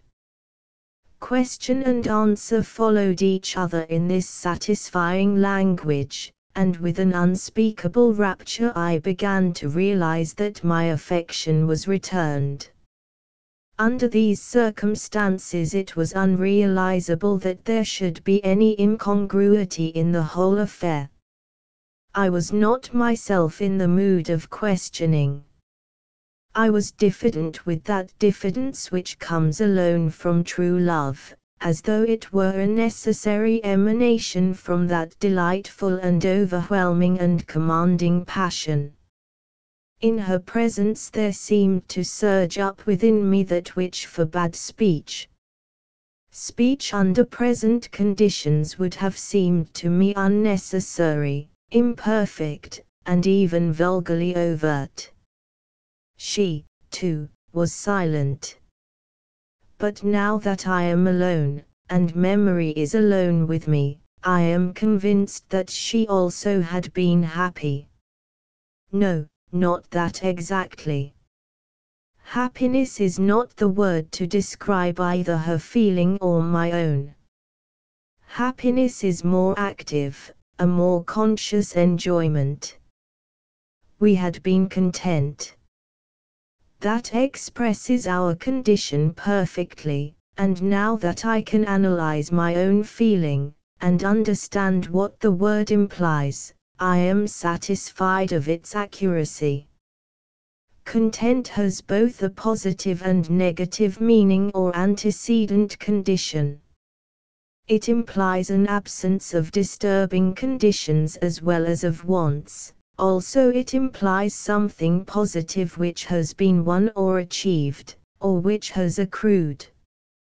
In our state of mind, for though it may be presumption on my part, I am satisfied that our ideas were mutual. It meant that we had reached an understanding whence all that might come must be for good. God grant that it may be so. As we sat silent, looking into each other's eyes, and whilst the stars in hers were now full of latent fire, perhaps from the reflection of the flames, she suddenly sprang to her feet, instinctively drawing the horrible shroud round her as she rose to her full height in a voice full of lingering emotion, as of one who is acting under spiritual compulsion rather than personal will. She said in a whisper, "I must go at once. I feel the morning drawing nigh. I must be in my place when the light of day comes." She was so earnest that I felt I must not oppose her wish, so I, too, sprang to my feet and ran towards the window. I pulled the curtain aside sufficiently far for me to press back the grille and reach the glass door, the latch of which I opened. I passed behind the curtain again, and held the edge of it back so that she could go through. For an instant she stopped as she broke the long silence. "You are a true gentleman, and my friend. You understand all I wish. Out of the depth of my heart I thank you." She held out her beautiful hybrid hand. I took it in both mine as I fell on my knees, and raised it to my lips. Its touch made me quiver. She, too, trembled as she looked down at me with a glance which seemed to search my very soul. The stars in her eyes, now that the firelight was no longer on them, had gone back to their own mysterious silver. Then she drew her hand from mine very, very gently, as though it would fain linger, and she passed out behind the curtain with a gentle, sweet, dignified little bow which left me on my knees. When I heard the glass door pulled to gently behind her, I rose from my knees and hurried without the curtain, just in time to watch her pass down the steps. I wanted to see her as long as I could.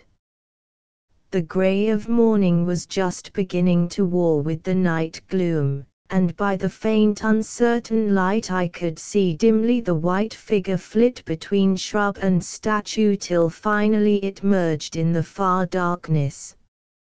I stood for a long time on the terrace, sometimes looking into the darkness in front of me, in case I might be blessed with another glimpse of her, sometimes with my eyes closed, so that I might recall and hold in my mind her passage down the steps. For the first time since I had met her, she had thrown back at me a glance as she stepped on the white path below the terrace. With the glamour over me of that look, which was all love and enticement, I could have dared all the powers that be. When the grey dawn was becoming apparent through the lightening of the sky, I returned to my room. In a dazed condition, half hypnotized by love, I went to bed, and in dreams continued to think, all happily, of my Lady of the Shroud. Rupert's Journal, continued. The 27th of May, 1907. A whole week has gone since I saw my love. There it is, no doubt whatever is left in my mind about it now. Since I saw her my passion has grown and grown by leaps and bounds, as novelists put it. It has now become so vast as to overwhelm me, to wipe out all thought of doubt or difficulty. I suppose it must be what men suffered. Suffering need not mean pain, under enchantments in old times. I am but as a straw whirled in the resistless eddies of a whirlpool. I feel that I must see her again, even if it be but in her tomb in the crypt. I must, I suppose, prepare myself for the venture, for many things have to be thought of. The visit must not be at night, for in such case I might miss her, did she come to me again here. The morning came and went, but my wish and intention still remained, and so in the full tide of noon, with the sun in all its fiery force, I set out for the old church of Saint Sava. I carried with me a lantern with powerful lens. I had wrapped it up secretly, for I had a feeling that I should not like anyone to know that I had such a thing with me. On this occasion I had no misgivings. On the former visit I had for a moment been overwhelmed at the unexpected sight of the body of the woman I thought I loved. I knew it now, lying in her tomb. But now I knew all, and it was to see this woman, though in her tomb, that I came. When I had lit my lantern, which I did as soon as I had pushed open the great door, which was once again unlocked, I turned my steps to the steps of the crypt, which lay behind the richly carven wood screen. This I could see, with the better light, was a noble piece of work of priceless beauty and worth. I tried to keep my heart in full courage with thoughts of my lady, and of the sweetness and dignity of our last meeting, but, despite all, it sank down, and turned to water as I passed with uncertain feet down the narrow, tortuous steps. My concern, I am now convinced, was not for myself, but that she whom I adored should have to endure such a fearful place. As anodyne to my own pain I thought what it would be, and how I should feel, when I should have won for her a way out of that horror, at any rate. This thought reassured me somewhat, and restored my courage. It was in something of the same fashion which has hitherto carried me out of tight places as well as into them that at last I pushed open the low, narrow door at the foot of the rock-hewn staircase and entered the crypt. Without delay I made my way to the glass-covered tomb set beneath the hanging chain. I could see by the flashing of the light around me that my hand which held the lantern trembled. With a great effort I steadied myself, and raising the lantern, turned its light down into the sarcophagus. Once again the fallen lantern rang on the tingling glass, and I stood alone in the darkness, for an instant almost paralyzed with surprised disappointment. The tomb was empty. Even the trappings of the dead had been removed. I knew not what happened till I found myself groping my way up the winding stair.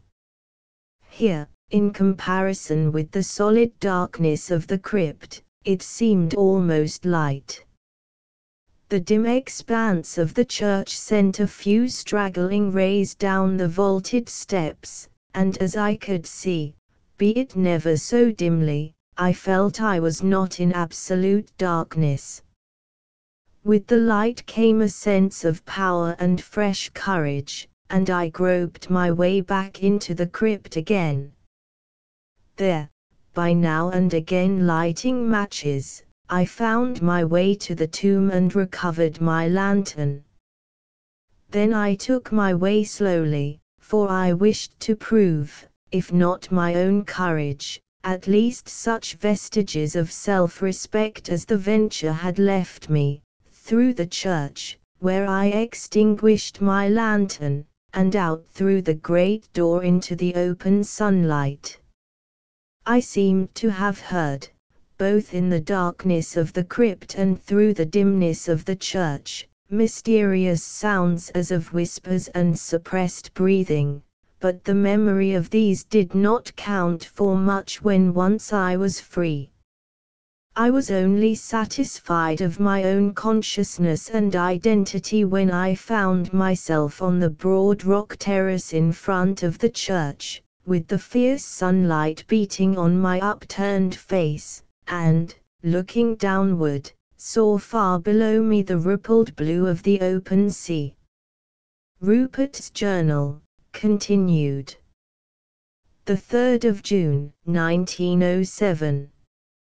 Another week has elapsed, a week full of movement of many kinds and in many ways, but as yet I have had no tale or tidings of my Lady of the Shroud. I have not had an opportunity of going again in daylight to St. Savres as I should have liked to have done. I felt that I must not go at night. The night is her time of freedom, and it must be kept for her, or else I may miss her, or perhaps never see her again. The days have been full of national movement. The mountaineers have evidently been organizing themselves, for some reason which I cannot quite understand, and which they have hesitated to make known to me. I have taken care not to manifest any curiosity, whatever I may have felt. This would certainly arouse suspicion, and might ultimately cause disaster to my hopes of aiding the nation in their struggle to preserve their freedom.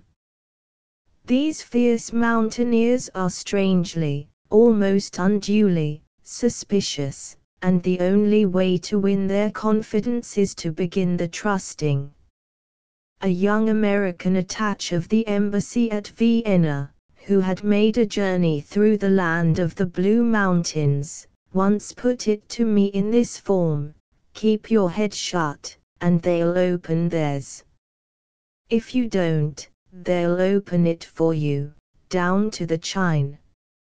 It was quite apparent to me that they were completing some fresh arrangements for signaling with a code of their own. This was natural enough, and in no way inconsistent with the measure of friendliness already shown to me. Where there are neither telegraphs, railways, nor roads, any effective form of communication can only be purely personal. And so, if they wish to keep any secret amongst themselves, they must preserve the secret of their code. I should have dearly liked to learn their new code and their manner of using it, but as I want to be a helpful friend to them, and as this implies not only trust, but the appearance of it, I had to school myself to patience. This attitude so far won their confidence that before we parted at our last meeting, after most solemn vows of faith and secrecy, they took me into the secret. This was, however, only to the extent of teaching me the code and method. They still withheld from me rigidly the fact or political secret, or whatever it was that was the mainspring of their united action.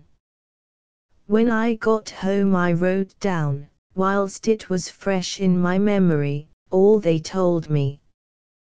This script I studied until I had it so thoroughly by heart that I could not forget it. Then I burned the paper.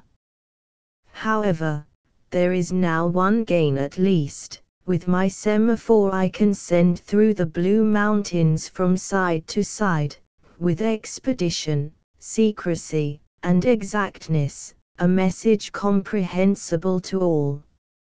Rupert's Journal, continued. The 6th of June, 1907.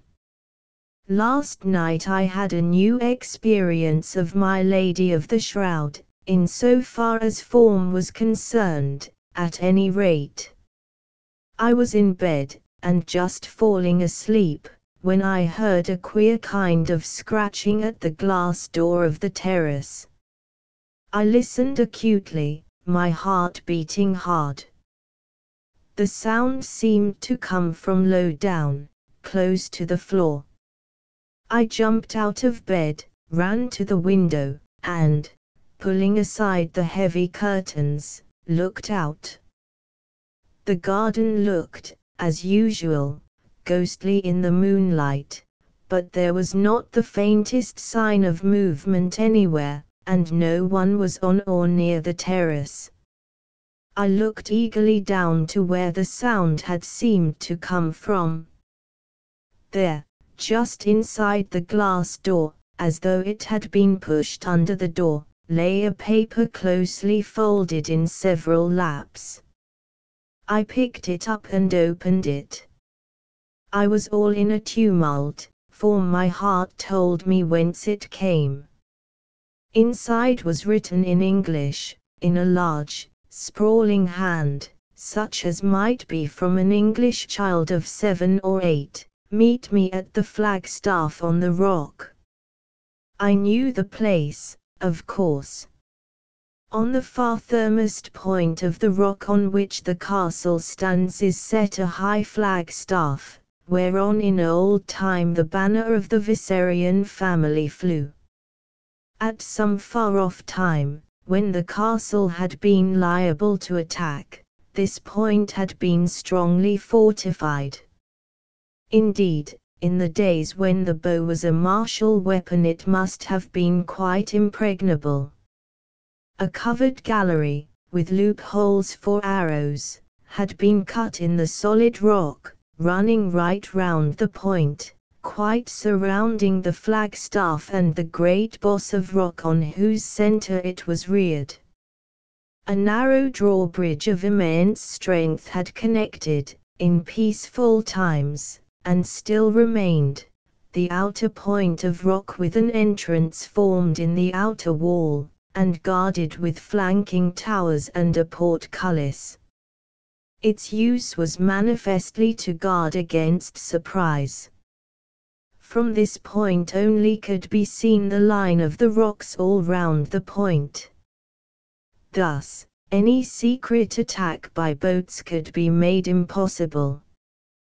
Having hurriedly dressed myself, and taking with me both hunting knife and revolver, I went out on the terrace, taking the precaution, unusual to me, of drawing the grille behind me and locking it. Matters around the castle are in far too disturbed a condition to allow the taking of any foolish chances, either in the way of being unarmed or of leaving the private entrance to the castle open. I found my way through the rocky passage, and climbed by the Jacob's ladder fixed on the rock, a device of convenience in time of peace, to the foot of the flagstaff. I was all on fire with expectation, and the time of going seemed exceeding long, so I was additionally disappointed by the contrast when I did not see my lady there when I arrived. However, my heart beat freely again, perhaps more freely than ever, when I saw her crouching in the shadow of the castle wall. From where she was she could not be seen from any point save that alone which I occupied. Even from there it was only her white shroud that was conspicuous through the deep gloom of the shadow.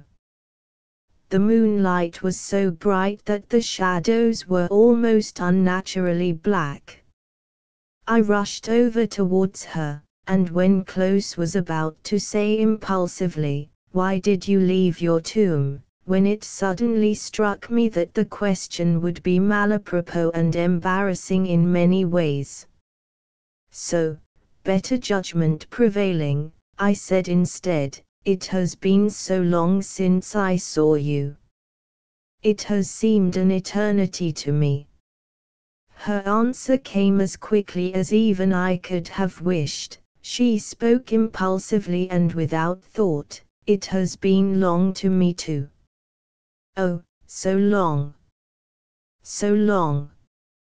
I have asked you to come out here because I wanted to see you so much that I could not wait any longer. I have been heart-hungry for a sight of you."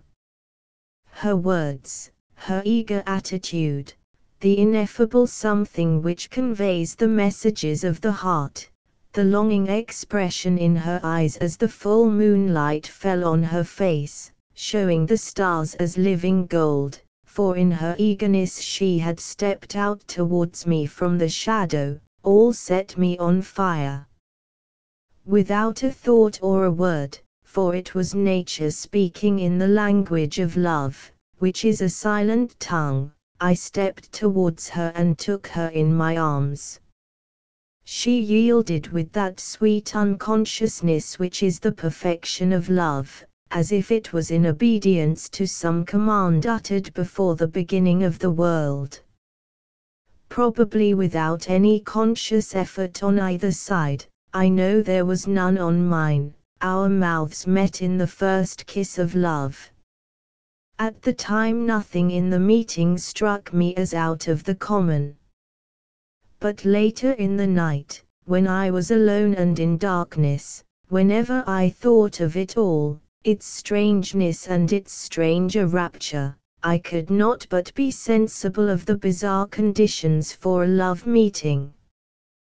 The place lonely, the time night, the man young and strong, and full of life and hope and ambition, the woman, beautiful and ardent though she was, a woman seemingly dead, clothed in the shroud in which she had been wrapped when lying in her tomb in the crypt of the old church. Whilst we were together, anyhow, there was little thought of the kind, no reasoning of any kind on my part. Love has its own laws and its own logic. Under the flagstaff, where the Viserion banner was wont to flap in the breeze, she was in my arms, her sweet breath was on my face, her heart was beating against my own. What need was there for reason at all? In ter arma silent leges, the voice of reason is silent in the stress of passion. Dead she may be, or dead, a vampire with one foot in hell and one on earth. But I love her, and come what may, here or hereafter, she is mine. As my mate, we shall fare along together, whatsoever the end may be, or wheresoever our path may lead. If she is indeed to be won from the nethermost hell, then be mine the task. But to go back to the record. When I had once started speaking to her in words of passion I could not stop.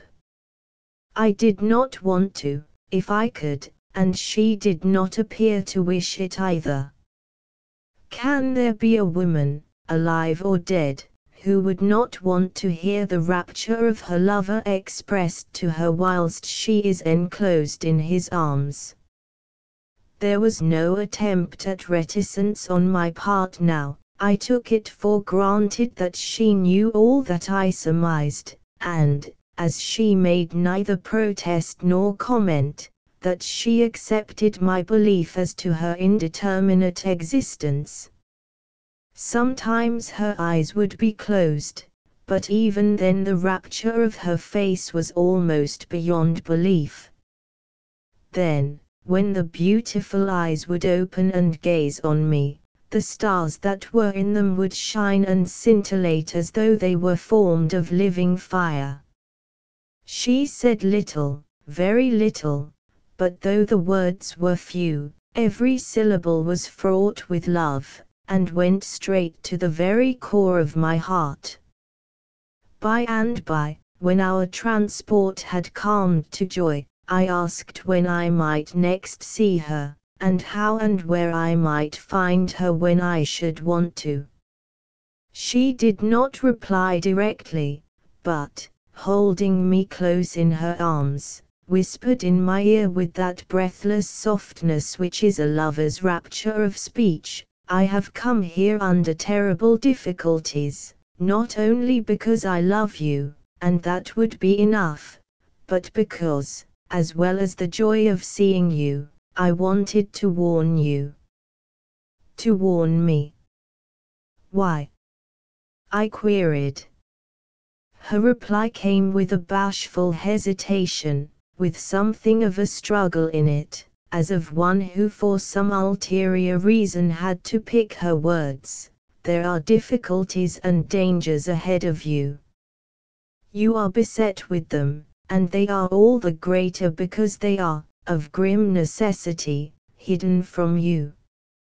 You cannot go anywhere, look in any direction, do anything, say anything, but it may be a signal for danger. My dear, it lurks everywhere, in the light as well as in the darkness, in the open as well as in the secret places, from friends as well as foes, when you are least prepared, when you may least expect it. Oh, I know it, and what it is to endure, for I share it for you, for your dear Sake. My darling," was all I could say, as I drew her again closer to me and kissed her. After a bit she was calmer. Seeing this, I came back to the subject that she had, in part, at all events, come to me to speak about. But if difficulty and danger hedge me in so everlastingly, and if I am to have no indication whatever of its kind or purpose, what can I do? God knows I would willingly guard myself, not on my own account, but for your dear Sake. I have now a cause to live and be strong, and to keep all my faculties, since it may mean much to you. If you may not tell me details, may you not indicate to me some line of conduct, of action, that would be most in accord with your wishes, or, rather, with your idea of what would be best? She looked at me fixedly before speaking, a long, purposeful, loving look which no man born of woman could misunderstand. Then she spoke slowly, deliberately, emphatically, "Be bold, and fear not. Be true to yourself, to me, it is the same thing. These are the best guards you can use. Your safety does not rest with me. Ah, I wish it did. I wish to God it did." In my inner heart it thrilled me not merely to hear the expression of her wish, but to hear her use the name of God as she did. I understand now, in the calm of this place and with the sunlight before me, that my belief as to her being all woman, living woman, was not quite dead, but though at the moment my heart did not recognize the doubt, my brain did. And I made up my mind that we should not part this time until she knew that I had seen her, and where, but, despite my own thoughts, my outer ears listened greedily as she went on. As for me, you may not find me, but I shall find you, be sure. And now we must say good night, my dear, my dear. Tell me once again that you love me, for it is a sweetness that one does not wish to forego, even one who wears such a garment as this, and rests where I must rest. As she spoke, she held up part of her cerements for me to see. What could I do but take her once again in my arms and hold her close, close? God knows it was all in love, but it was passionate love which surged through my every vein as I strained her dear body to mine. But yet this embrace was not selfish, it was not all an expression of my own passion. It was based on pity, the pity which is twin-born with true love. Breathless from our kisses, when presently we released each other, she stood in a glorious rapture, like a white spirit in the moonlight, and as her lovely, starlit eyes seemed to devour me, she spoke in a languorous ecstasy, "Oh, how you love me, how you love me! It is worth all I have gone through for this, even to wearing this terrible drapery." And again she pointed to her shroud. Here was my chance to speak of what I knew, and I took it. I know. Moreover, I know that awful resting place. I was interrupted, cut short in the midst of my sentence, not by any word, but by the frightened look in her eyes and the fear-mastered way in which she shrank away from me. I suppose in reality she could not be paler than she looked when the color-absorbing moonlight fell on her, but on the instant all semblance of living seemed to shrink and fall away, and she looked with eyes of dread as if in some awful way held in thrall. But for the movement of the pitiful glance, she would have seemed of soulless marble, so deadly cold did she look. The moments that dragged themselves out whilst I waited for her to speak seemed endless. At length her words came in an awed whisper, so faint that even in that stilly night I could hardly hear it. You know my resting place. How, when was that? There was nothing to do now but to speak out the truth. I was in the crypt of Saint Sava. It was all by accident. I was exploring all around the castle, and I went there in my course.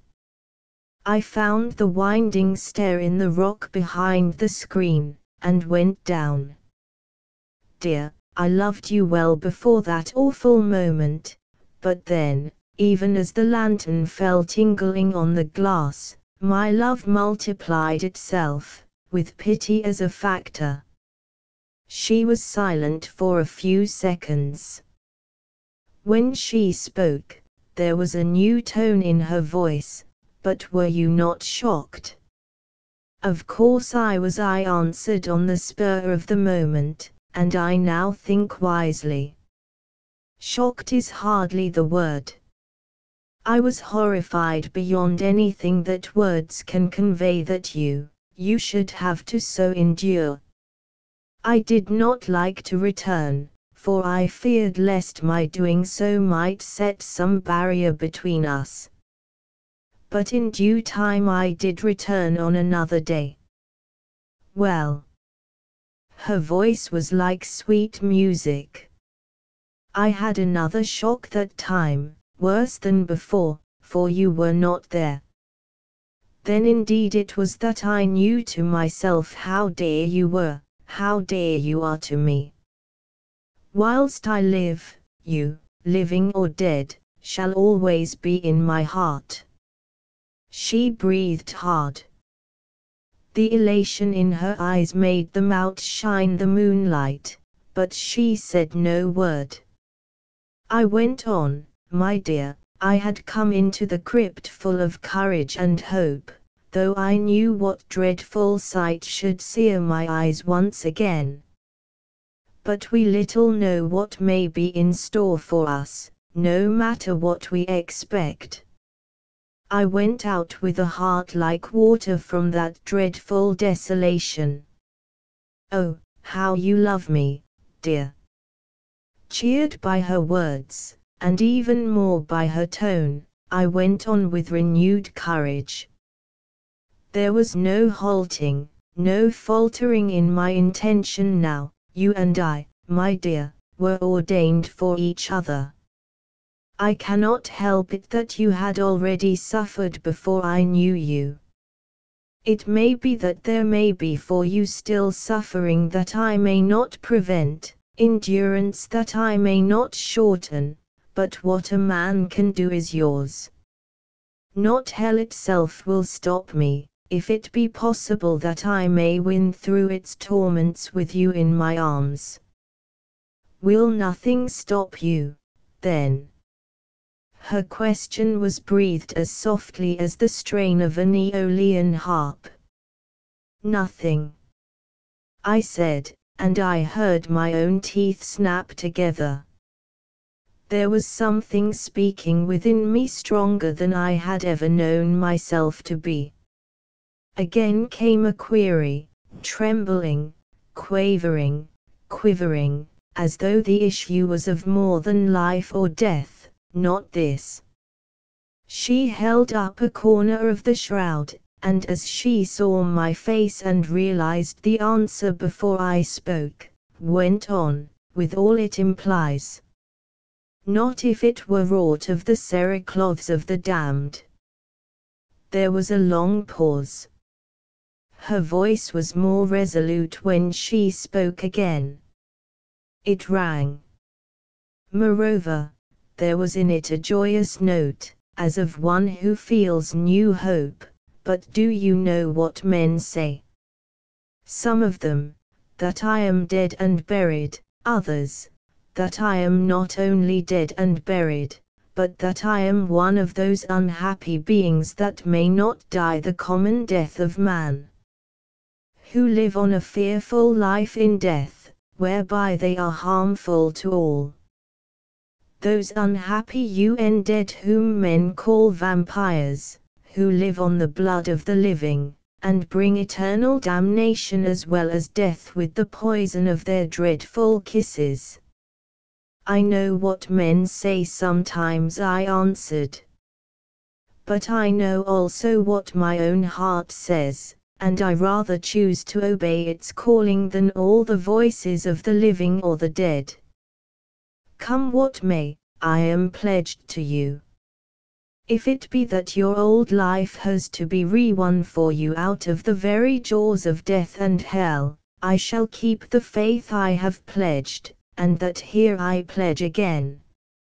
As I finished speaking, I sank on my knees at her feet, and, putting my arms round her, drew her close to me. Her tears rained down on my face as she stroked my hair with her soft, strong hand and whispered to me, "This is indeed to be one. What more holy marriage can God give to any of his creatures?" We were both silent for a time. I think I was the first to recover my senses. That I did so was manifest by my asking her, "When may we meet again?" A thing I had never remembered doing at any of our former partings. She answered with a rising and falling of the voice that was just above a whisper, as soft and cooing as the voice of a pigeon, "That will be soon, as soon as I can manage it, be sure. My dear, my dear." The last 4 words of endearment she spoke in a low but prolonged and piercing tone which made me thrill with delight. "Give me some token," I said, "that I may have always close to me to ease my aching heart till we meet again, and ever after, for love's sake." Her mind seemed to leap to understanding, and with a purpose all her own. Stooping for an instant, she tore off with swift, strong fingers a fragment of her shroud. This, having kissed it, she handed to me, whispering, "It is time that we part. You must leave me now. Take this, and keep it forever. I shall be less unhappy in my terrible loneliness whilst it lasts if I know that this my gift, which for good or ill is a part of me as you know me, is close to you. It may be, my very dear, that some day you may be glad and even proud of this hour, as I am." She kissed me as I took it. "For life or death, I care not which, so long as I am with you," I said, as I moved off. Descending the Jacob's ladder, I made my way down the rock-hewn passage. The last thing I saw was the beautiful face of my Lady of the Shroud as she leaned over the edge of the opening. Her eyes were like glowing stars as her looks followed me. That look shall never fade from my memory. After a few agitating moments of thought, I half mechanically took my way down to the garden. Opening the grille, I entered my lonely room, which looked all the more lonely for the memory of the rapturous moments under the flagstaff. I went to bed as one in a dream. There I lay till sunrise, awake and thinking. Book V, A Ritual at Midnight. Rupert's Journal, continued. The 20th of June, 1907. The time has gone as quickly as work can effect since I saw my lady. As I told the mountaineers, Rook, whom I had sent on the service, had made a contract for 50,000 Inches Malbron rifles, and as many tons of ammunition as the French experts calculated to be a full supply for a year of warfare. I heard from him by our secret telegraph code that the order had been completed, and that the goods were already on the way. The morning after the meeting at the flagstaff I had word that at night the vessel, one chartered by Rook for the purpose, would arrive at Vissarion during the night. We were all expectation. I had always now in the castle a signalling party, the signals being renewed as fast as the men were sufficiently expert to proceed with their practice alone or in groups. We hoped that every fighting man in the country would in time become an expert signaller. Beyond these, again, we have always a few priests. The church of the country is a militant church, its priests are soldiers, its bishops commanders. But they all serve wherever the battle most needs them. Naturally they, as men of brains, are quicker at learning than the average mountaineers, with the result that they learned the code and the signaling almost by instinct. We have now at least one such expert in each community of them, and shortly the priests alone will be able to signal, if need be, for the nation, thus releasing for active service the merely fighting man. The men at present with me I took into confidence as to the vessel's arrival, and we were all ready for work when the man on the lookout at the flagstaff sent word that a vessel without lights was creeping in towards shore. We all assembled on the rocky edge of the creek, and saw her steal up the creek and gain the shelter of the harbor.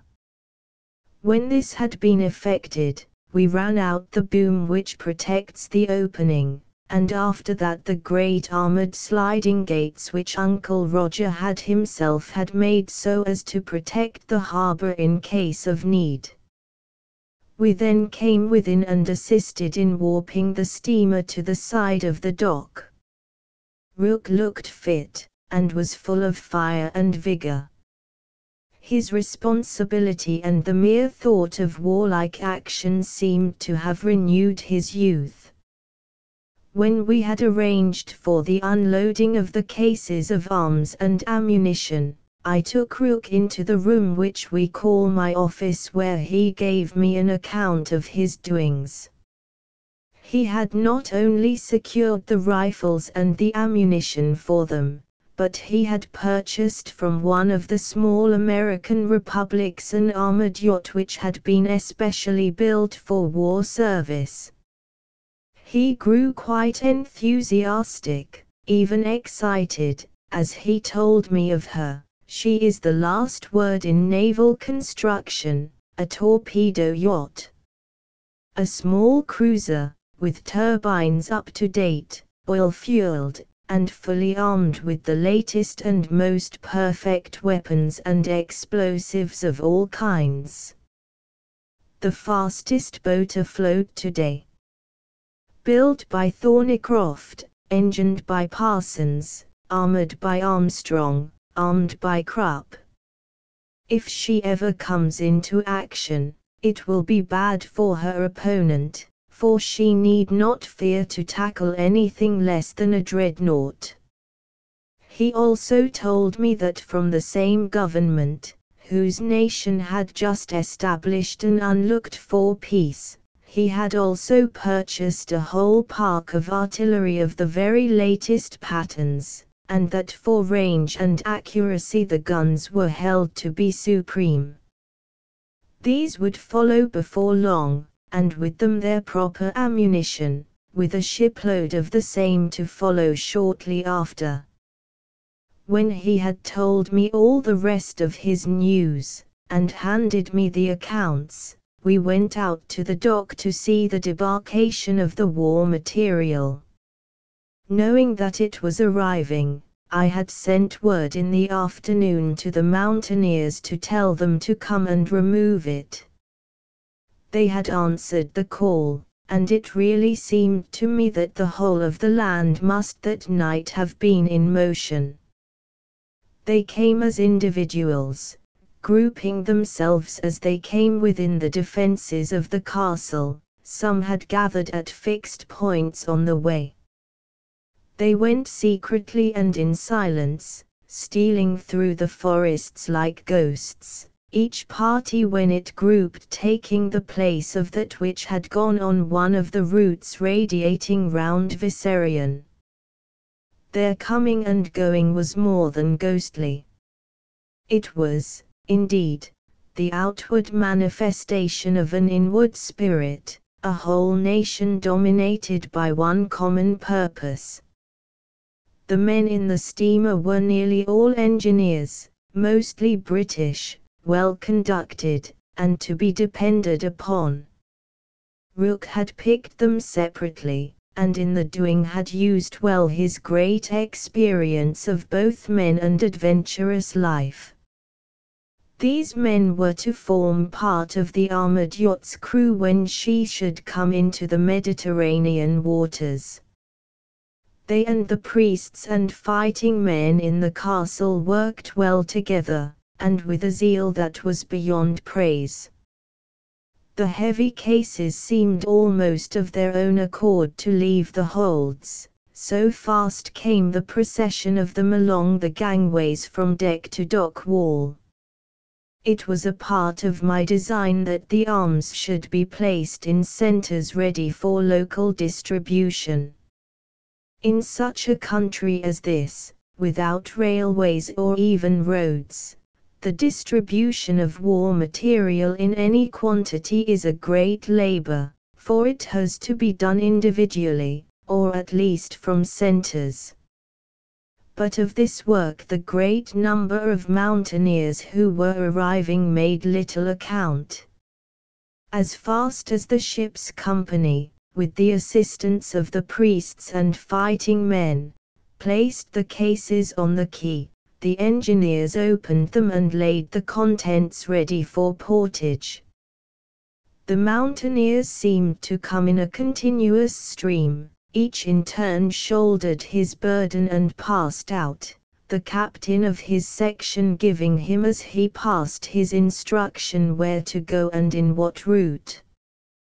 The method had been already prepared in my office ready for such a distribution when the arms should arrive, and descriptions and quantities had been noted by the captains. The whole affair was treated by all as a matter of the utmost secrecy.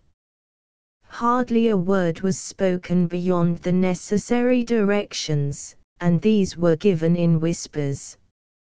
All night long the stream of men went and came, and towards dawn the bulk of the imported material was lessened by half. On the following night the remainder was removed, after my own men had stored in the castle the rifles and ammunition reserved for its defense if necessary. It was advisable to keep a reserve supply in case it should ever be required. The following night Rook went away secretly in the chartered vessel. He had to bring back with him the purchased cannon and heavy ammunition, which had been in the meantime stored on one of the Greek islands. The second morning, having had secret word that the steamer was on the way, I had given the signal for the assembling of the mountaineers.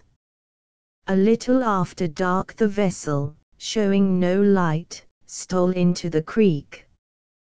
The barrier gates were once again closed, and when a sufficient number of men had arrived to handle the guns, we began to unload.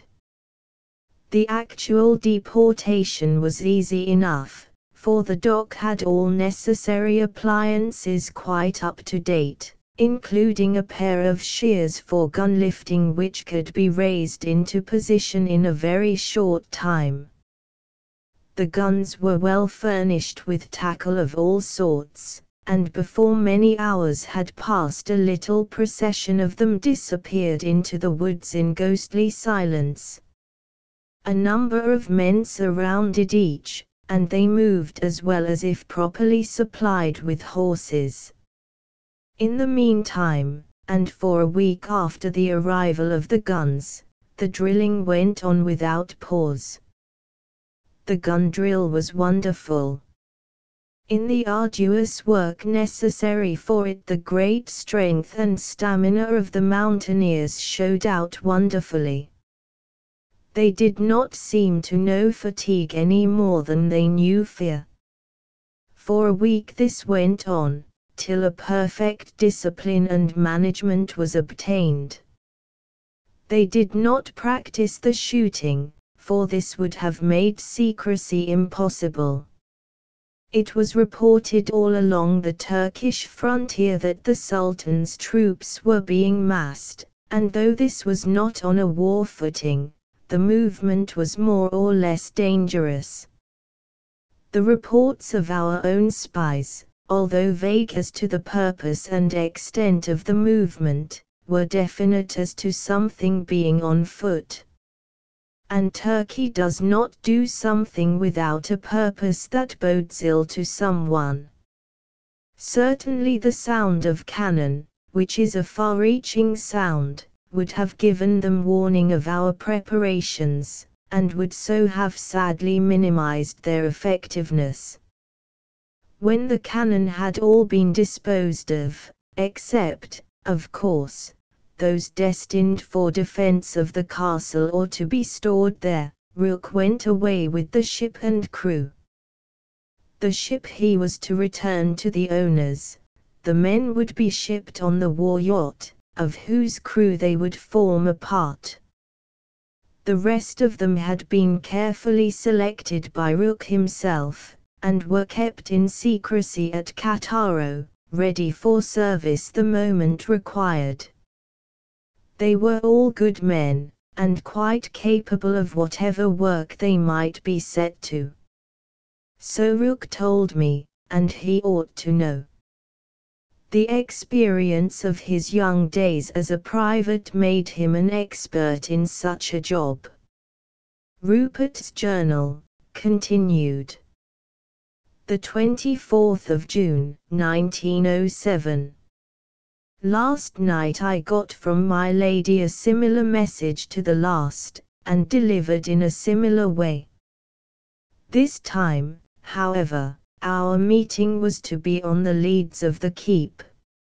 I dressed myself very carefully before going on this adventure, lest by any chance of household concern, any of the servants should see me, for if this should happen, Aunt Janet would be sure to hear of it, which would give rise to endless surmises and questionings, a thing I was far from desiring.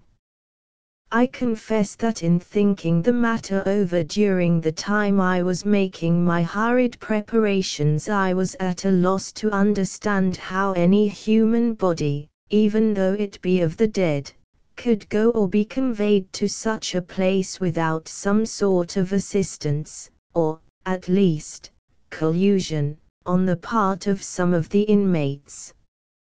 At the visit to the Flagstaff circumstances were different. This spot was actually outside the castle, and in order to reach it I myself had to leave the castle privately, and from the garden ascend to the ramparts. But here was no such possibility.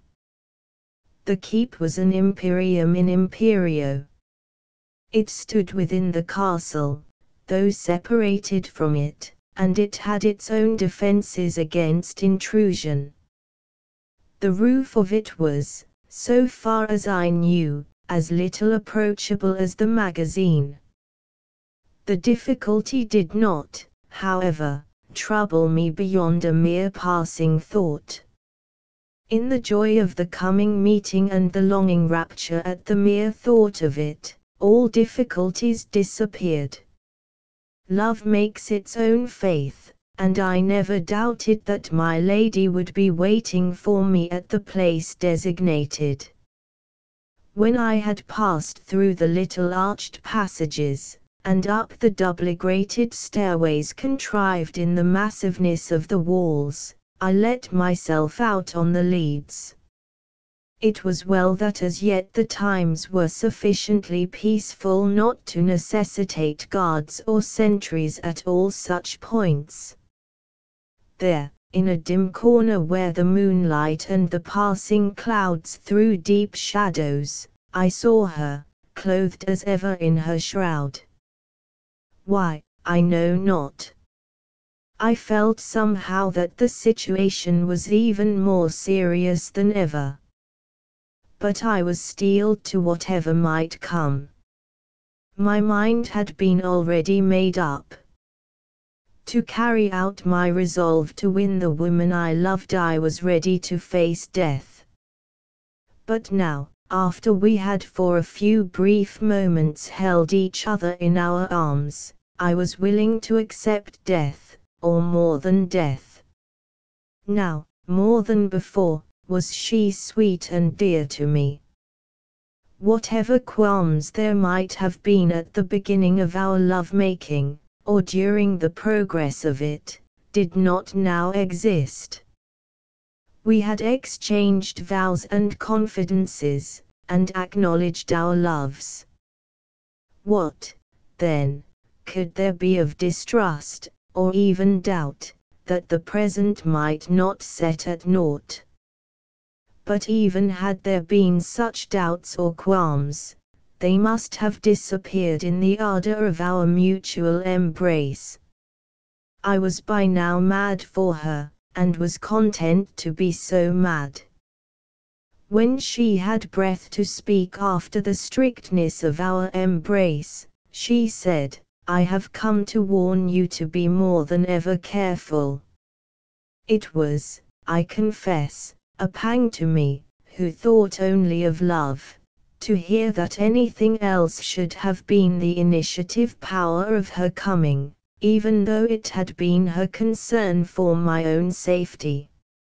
I could not but notice the bitter note of chagrin in my voice as I answered, "It was for love's sake that I came."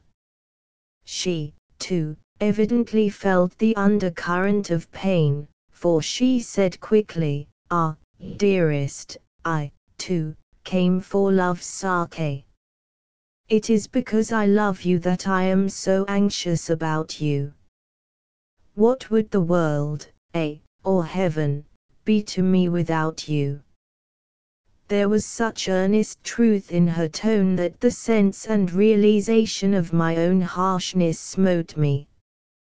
In the presence of such love as this, even a lover's selfishness must become abashed. I could not express myself in words, so simply raised her slim hand in mine and kissed it. As it lay warm in my own, I could not but notice, as well as its fineness, its strength and the firmness of its clasp. Its warmth and fervor struck into my heart and my brain. Thereupon I poured out to her once more my love for her, she listening all afire. When passion had had its say, the calmer emotions had opportunity of expression. When I was satisfied afresh of her affection, I began to value her care for my safety, and so I went back to the subject. Her very insistence, based on personal affection, gave me more solid ground for fear. In the moment of love transports I had forgotten, or did not think, of what wonderful power or knowledge she must have to be able to move in such strange ways as she did. Why, at this very moment she was within my own gates. Locks and bars, even the very seal of death itself, seemed unable to make for her a prison house. With such freedom of action and movement, going when she would into secret places, what might she not know that was known to others? How could anyone keep secret from such an one even an ill intent? Such thoughts, such surmises, had often flashed through my mind in moments of excitement rather than of reflection, but never long enough to become fixed into belief. But yet the consequences, the convictions, of them were with me, though unconsciously, though the thoughts themselves were perhaps forgotten or withered before development. "And you?" I asked her earnestly. "What about danger to you?" She smiled, her little pearl-white teeth gleaming in the moonlight, as she spoke. "There is no danger for me. I am safe. I am the safest person, perhaps the only safe person, in all this land."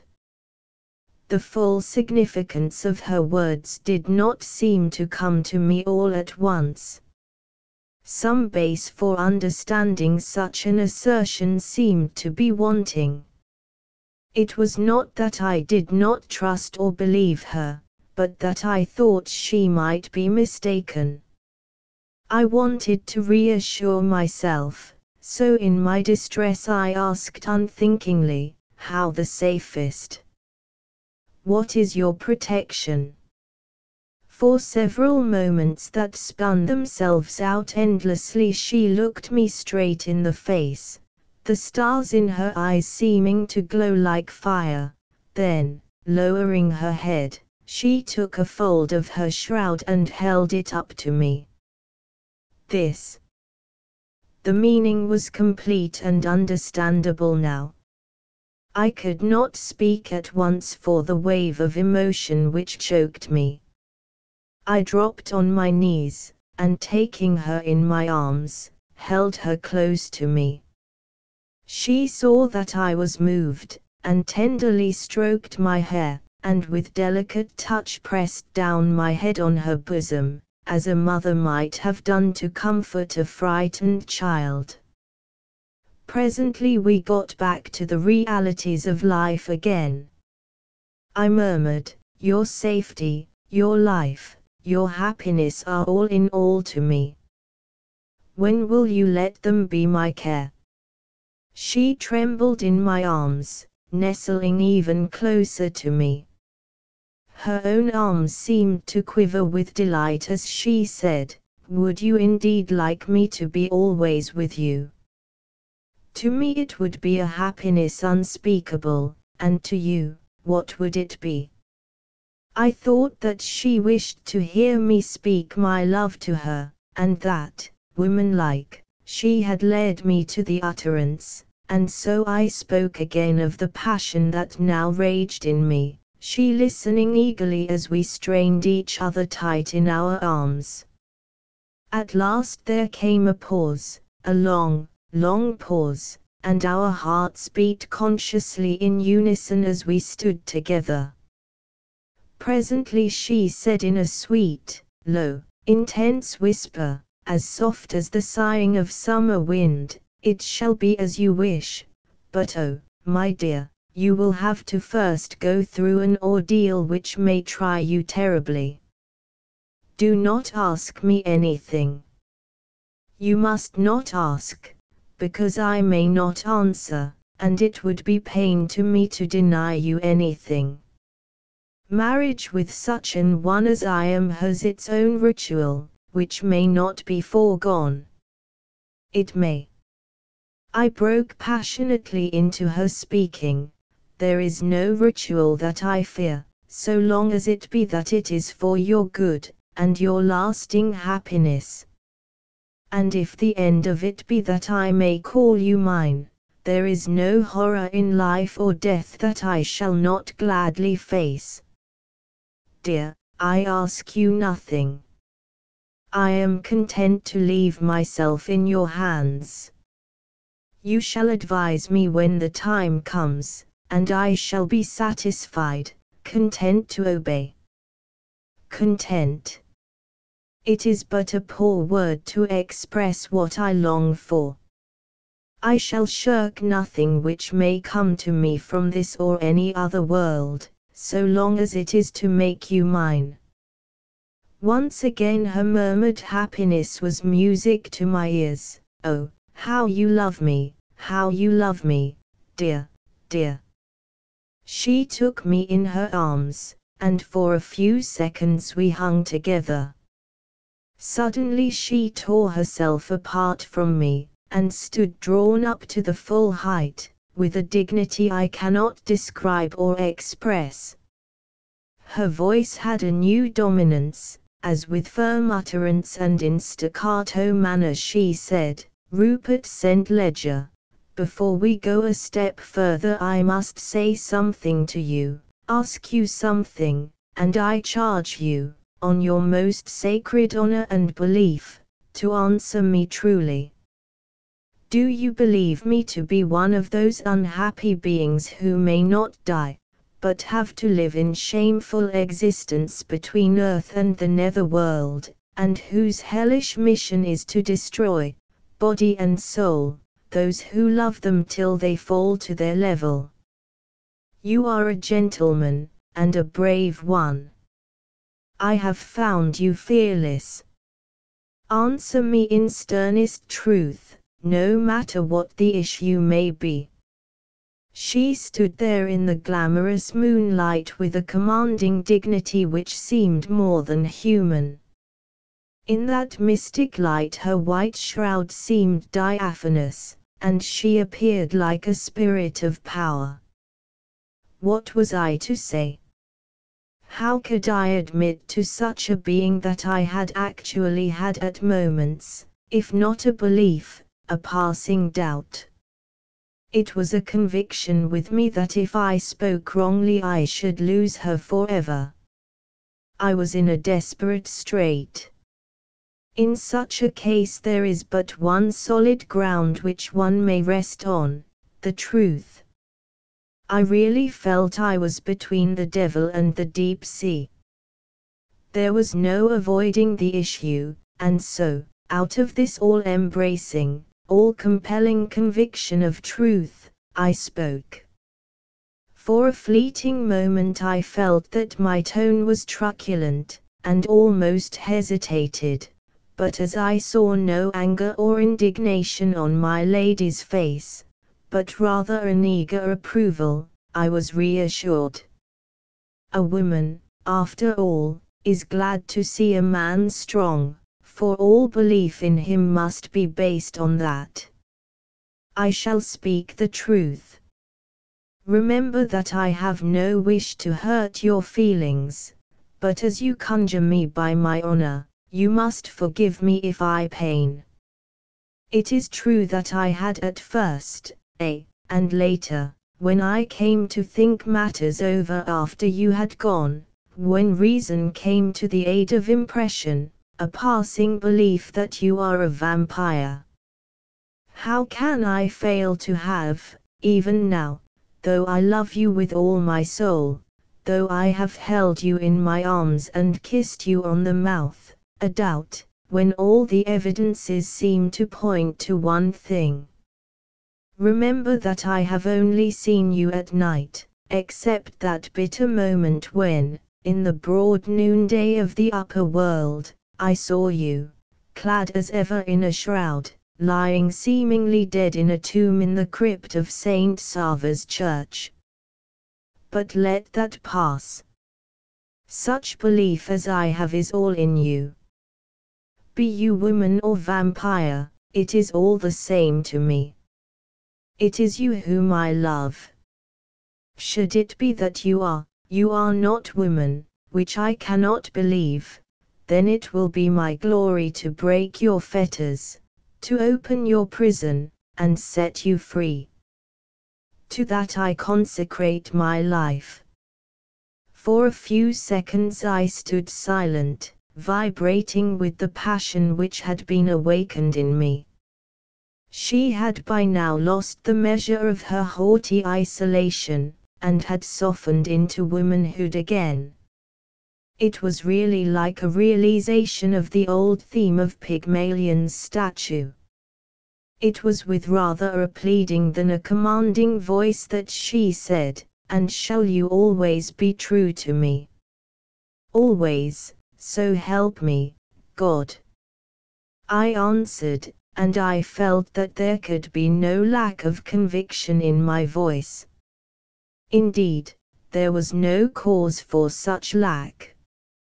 She also stood for a little while stone still, and I was beginning to expand to the rapture which was in store for me when she should take me again in her arms. But there was no such moment of softness. All at once she started as if she had suddenly wakened from a dream, and on the spur of the moment said, "Now go, go." I felt the conviction of necessity to obey, and turned at once. As I moved towards the door by which I had entered, I asked, "When shall I see you again?" "Soon," came her answer. "I shall let you know soon, when and where." "Oh, go, go." She almost pushed me from her. When I had passed through the low doorway and locked and barred it behind me, I felt a pang that I should have had to shut her out like that, but I feared lest there should arise some embarrassing suspicion if the door should be found open. Later came the comforting thought that, as she had got to the roof though the door had been shut, she would be able to get away by the same means. She had evidently knowledge of some secret way into the castle. The alternative was that she must have some supernatural quality or faculty which gave her strange powers. I did not wish to pursue that train of thought, and so, after an effort, shut it out from my mind. When I got back to my room I locked the door behind me, and went to sleep in the dark. I did not want light just then, could not bear it. This morning I woke, a little later than usual, with a kind of apprehension which I could not at once understand. Presently, however, when my faculties became fully awake and in working order, I realized that I feared, half expected, that Aunt Janet would come to me in a worse state of alarm than ever apropos of some new second sight experience of more than usual ferocity. But, strange to say, I had no such visit. Later on in the morning, when, after breakfast, we walked together through the garden, I asked her how she had slept, and if she had dreamt. She answered me that she had slept without waking, and if she had had any dreams, they must have been pleasant ones, for she did not remember them. And you know, Rupert, she added, that if there be anything bad or fearsome or warning in dreams, I always remember them. Later still, when I was by myself on the cliff beyond the creek, I could not help commenting on the absence of her power of second sight on the occasion. Surely, if ever there was a time when she might have had cause of apprehension, it might well have been when I asked the lady whom she did not know to marry me, the lady of whose identity I knew nothing, even whose name I did not know, whom I loved with all my heart and soul, my Lady of the Shroud. I have lost faith in second sight. Rupert's journal continued. The 1st of July, 1907. Another week gone. I have waited patiently, and I am at last rewarded by another letter. I was preparing for bed a little while ago, when I heard the same mysterious sound at the door as on the last two occasions. I hurried to the glass door, and there found another close-folded letter. But I could see no sign of my lady, or of any other living being. The letter, which was without direction, ran as follows: "If you are still of the same mind, and feel no misgivings, meet me at the church of St. Sava beyond the creek tomorrow night at 1:15 midnight. If you come, come in secret, and, of course, alone. Do not come at all unless you are prepared for a terrible ordeal. But if you love me, and have neither doubts nor fears, come. Come. Needless to say, I did not sleep last night. I tried to, but without success. It was no morbid happiness that kept me awake, no doubting, no fear. I was simply overwhelmed with the idea of the coming rapture when I should call my lady my very, very own. In this sea of happy expectation all lesser things were submerged. Even sleep, which is an imperative force with me, failed in its usual effectiveness, and I lay still, calm, content. With the coming of the morning, however, restlessness began. I did not know what to do, how to restrain myself, where to look for an anodyne. Happily the latter came in the shape of Rook, who turned up shortly after breakfast. He had a satisfactory tale to tell me of the armored yacht, which had lain off Cataro on the previous night, and to which he had brought his contingent of crew which had waited for her coming. He did not like to take the risk of going into any port with such a vessel, lest he might be detained or otherwise hampered by forms, and had gone out upon the open sea before daylight.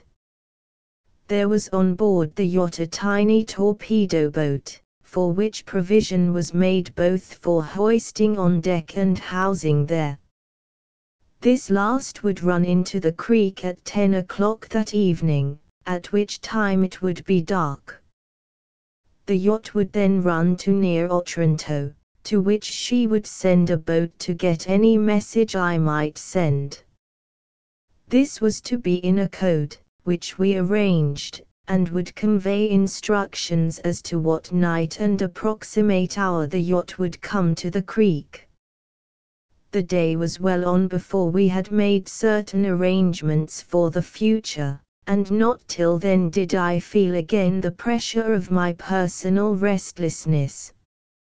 Rook, like a wise commander, took rest whilst he could. Well he knew that for a couple of days and nights at least there would be little, if any, sleep for him.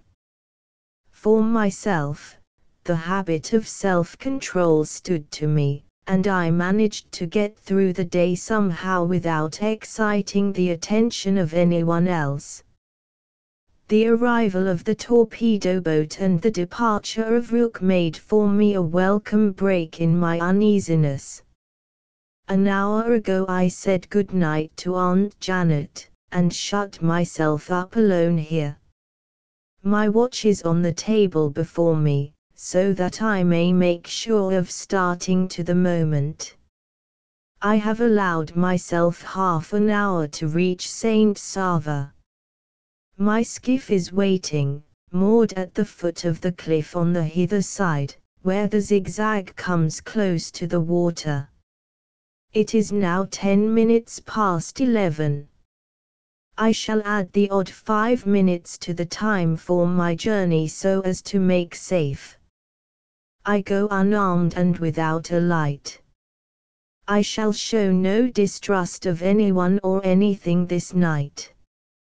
Rupert's Journal, continued. The 2nd of July, 1907. When I was outside the church, I looked at my watch in the bright moonlight, and found I had 1 minute to wait. So I stood in the shadow of the doorway and looked out at the scene before me. Not a sign of life was visible around me, either on land or sea. On the broad plateau on which the church stands there was no movement of any kind. The wind, which had been pleasant in the noontide, had fallen completely, and not a leaf was stirring. I could see across the creek and note the hard line where the battlements of the castle cut the sky, and where the keep towered above the line of black rock, which in the shadow of the land made an ebon frame for the picture. When I had seen the same view on former occasions, the line where the rock rose from the sea was a fringe of white foam. But then, in the daylight, the sea was sapphire blue, now it was an expanse of dark blue, so dark as to seem almost black.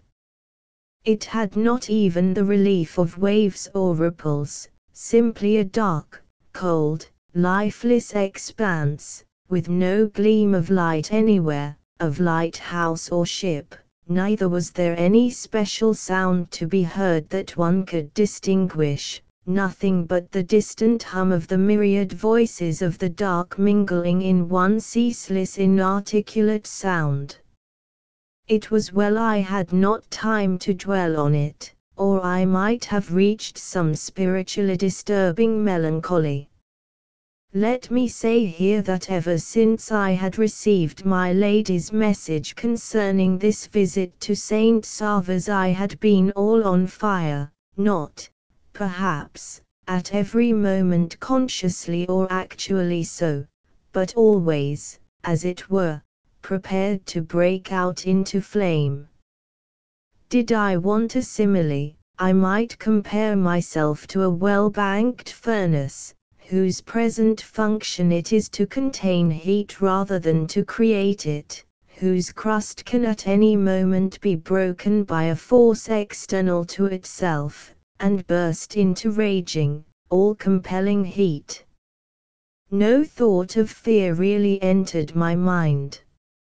Every other emotion there was, coming and going as occasion excited or lulled, but not fear. Well I knew in the depths of my heart the purpose which that secret quest was to serve. I knew not only from my lady's words, but from the teachings of my own senses and experiences, that some dreadful ordeal must take place before happiness of any kind could be won. And that ordeal, though method or detail was unknown to me, I was prepared to undertake.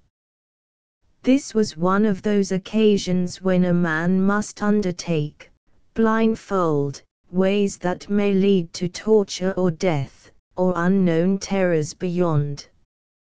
But, then, a man, if, indeed, he have the heart of a man, can always undertake, he can at least make the first step, though it may turn out that through the weakness of mortality he may be unable to fulfill his own intent, or justify his belief in his own powers. Such, I take it, was the intellectual attitude of the brave souls who of old faced the tortures of the Inquisition. But though there was no immediate fear, there was a certain doubt. For doubt is one of those mental conditions whose calling we cannot control. The end of the doubting may not be a reality to us, or be accepted as a possibility. These things cannot forego the existence of the doubt. For even if a man says, "Victor cousin, doubt everything else," at least he cannot doubt that he doubts. The doubt had at times been on me that my lady of the Shroud was a vampire. Much that had happened seemed to point that way, and here, on the very threshold of the unknown, when, through the door which I was pushing open, my eyes met only an expanse of absolute blackness, all doubts which had ever been seemed to surround me in a legion. I have heard that, when a man is drowning, there comes a time when his whole life passes in review during the space of time which cannot be computed as even a part of a second. So it was to me in the moment of my body passing into the church. In that moment came to my mind all that had been, which bore on the knowledge of my lady, and the general tendency was to prove or convince that she was indeed a vampire. Much that had happened, or become known to me, seemed to justify the resolving of doubt into belief. Even my own reading of the books in Aunt Janet's little library, and the dear lady's comments on them, mingled with her own uncanny beliefs, left little opening for doubt. My having to help my lady over the threshold of my house on her first entry was in accord with vampire tradition, so, too, her flying at cock-crow from the warmth in which she revelled on that strange first night of our meeting, so, too, her swift departure at midnight on the second. Into the same category came the facts of her constant wearing of her shroud, even her pledging herself, and me also, on the fragment torn from it, which she had given to me as a souvenir, her lying still in the glass-covered tomb, her coming alone to the most secret places in a fortified castle where every aperture was secured by unopened locks and bolts, her very movements, though all of grace, as she flitted noiselessly through the gloom of night. All these things, and 1,000 others of lesser import, seemed, for the moment, to have consolidated an initial belief. But then came the supreme recollections of how she had lain in my arms, of her kisses on my lips, of the beating of her heart against my own, of her sweet words of belief and faith breathed in my ear in intoxicating whispers, I paused. No. I could not accept belief as to her being other than a living woman of soul and sense, of flesh and blood, of all the sweet and passionate instincts of true and perfect womanhood. And so, in spite of all beliefs, fixed or transitory, with a mind whirling amid contesting forces and compelling beliefs, I stepped into the church overwhelmed with that most receptive of atmospheres, doubt. In one thing only was I fixed, here at least was no doubt or misgiving whatever. I intended to go through what I had undertaken. Moreover, I felt that I was strong enough to carry out my intention, whatever might be of the unknown, however horrible, however terrible. When I had entered the church and closed the heavy door behind me, the sense of darkness and loneliness in all their horror enfolded me round. The great church seemed a living mystery, and served as an almost terrible background to thoughts and remembrances of unutterable gloom. My adventurous life has had its own schooling to endurance and upholding one's courage in trying times, but it has its contra in fullness of memory. I felt my way forward with both hands and feet. Every second seemed as if it had brought me at last to a darkness which was actually tangible.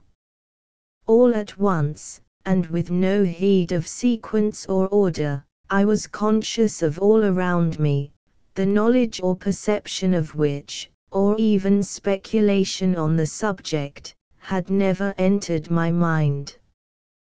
They furnished the darkness with which I was encompassed with all the crowded phases of a dream. I knew that all around me were memorials of the dead, that in the crypt deep wrought in the rock below my feet lay the dead themselves.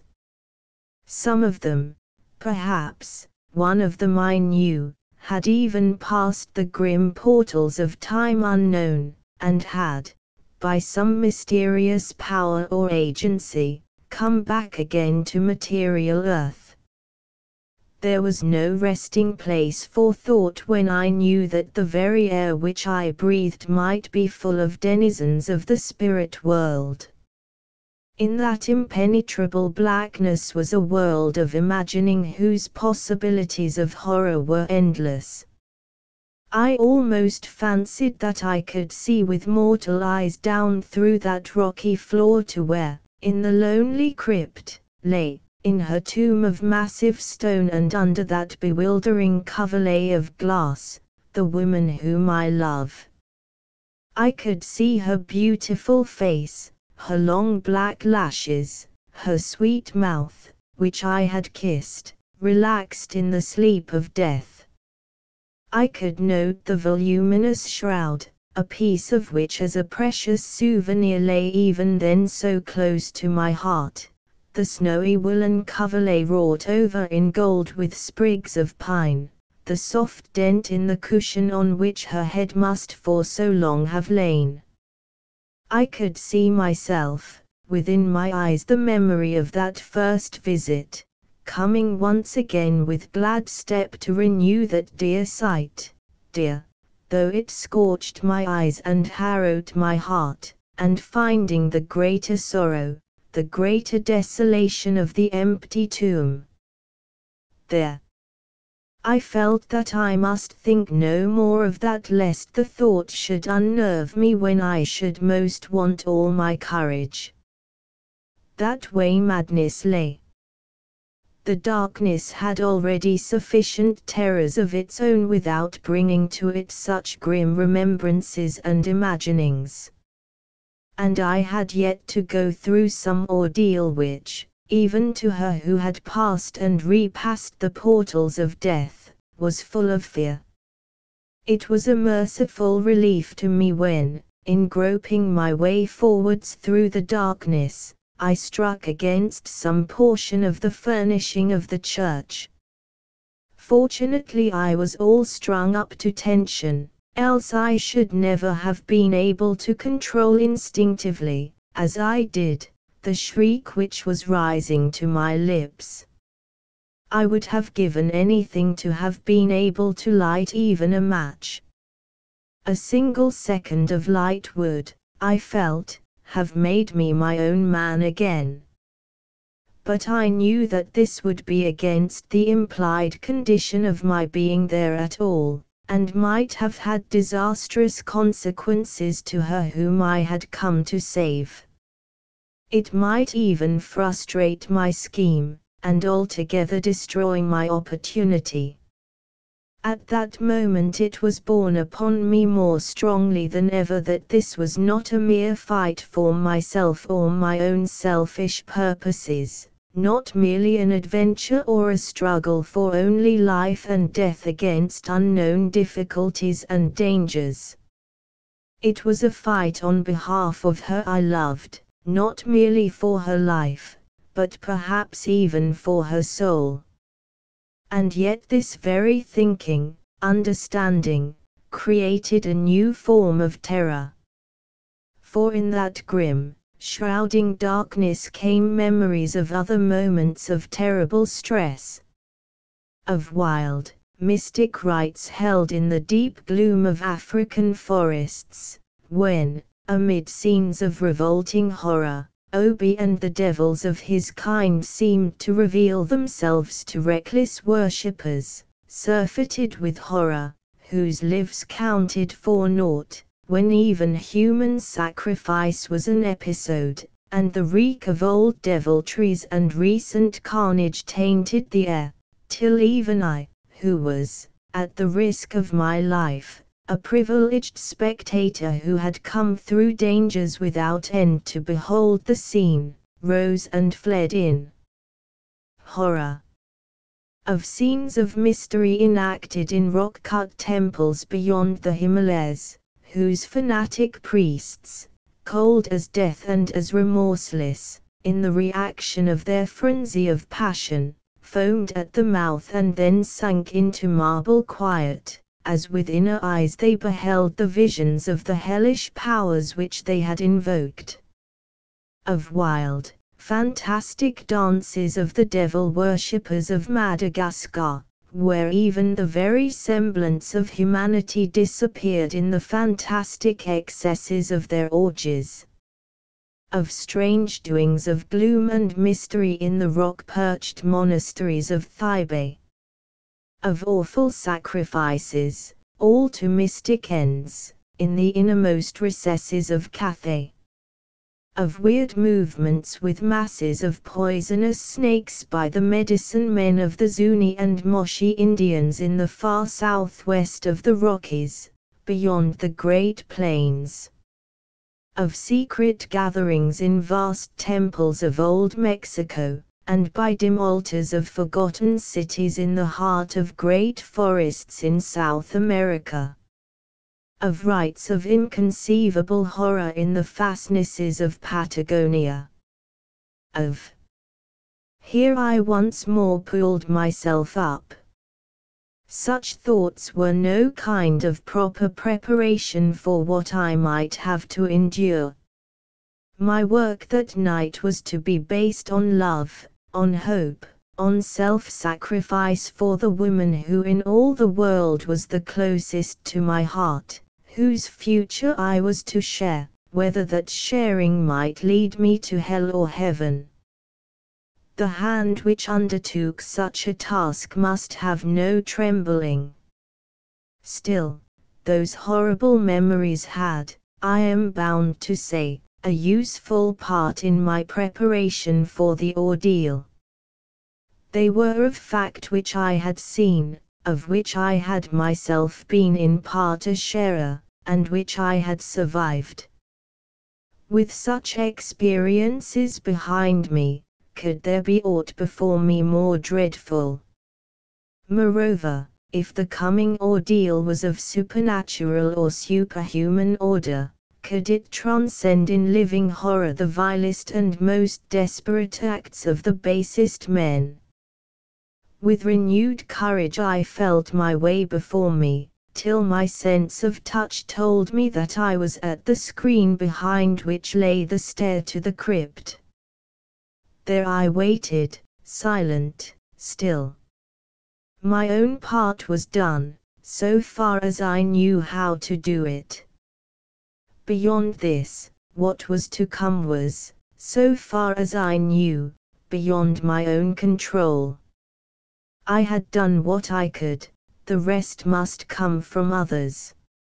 I had exactly obeyed my instructions, fulfilled my warranty to the utmost in my knowledge and power. There was, therefore, left for me in the present nothing but to wait.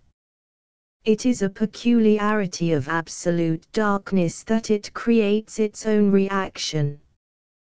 The eye, wearied of the blackness, begins to imagine forms of light. How far this is effected by imagination pure and simple I know not. It may be that nerves have their own senses that bring thought to the depository common to all the human functions, but, whatever may be the mechanism or the objective, the darkness seems to people itself with luminous entities. So was it with me as I stood lonely in the dark, silent church. Here and there seemed to flash tiny points of light. In the same way the silence began to be broken now and again by strange muffled sounds, the suggestion of sounds rather than actual vibrations. These were all at first of the minor importance of movement, rustlings, creakings, faint stirrings, fainter breathings.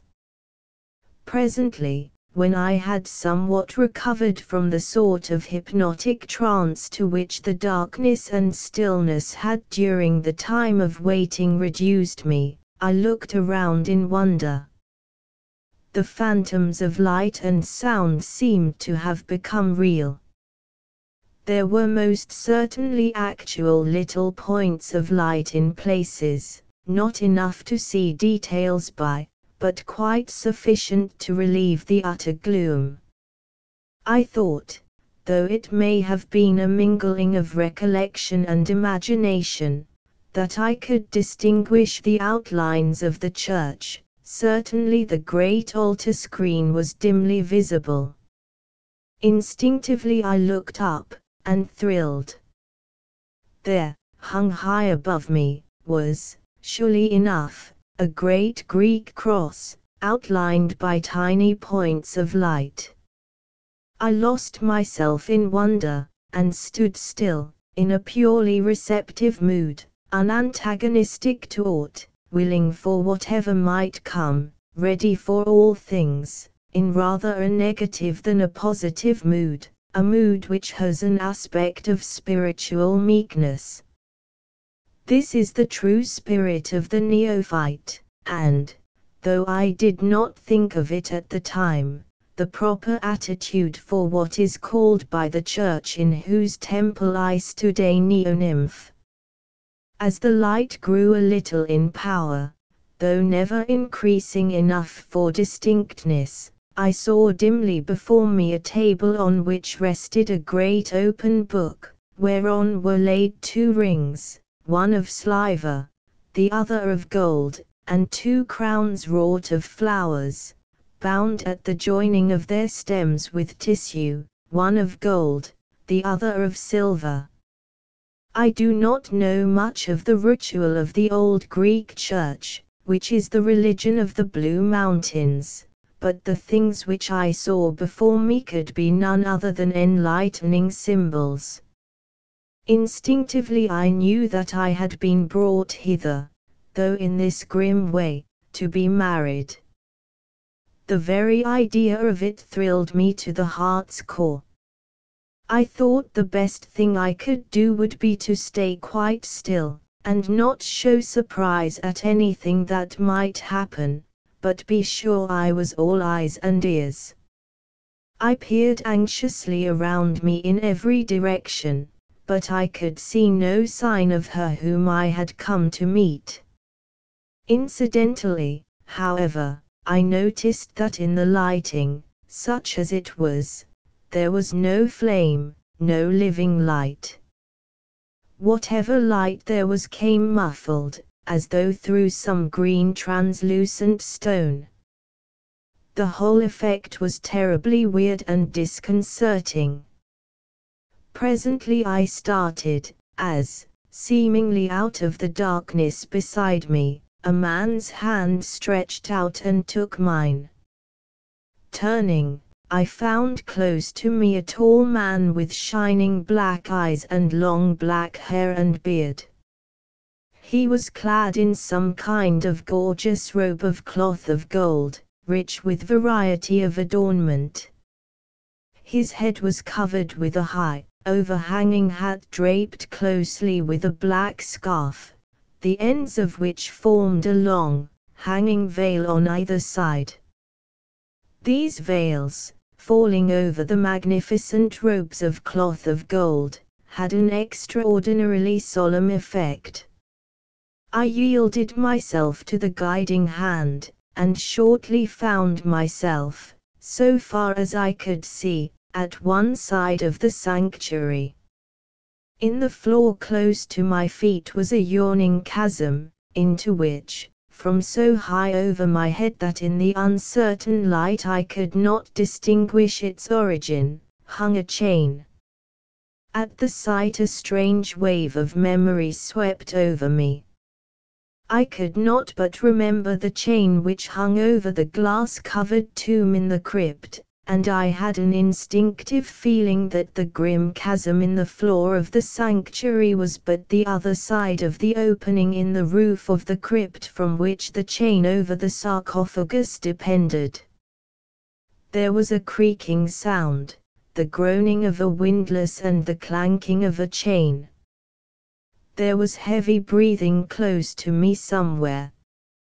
I was so intent on what was going on that I did not see that one by one, seeming to grow out of the surrounding darkness, several black figures in monkish garb appeared with the silence of ghosts.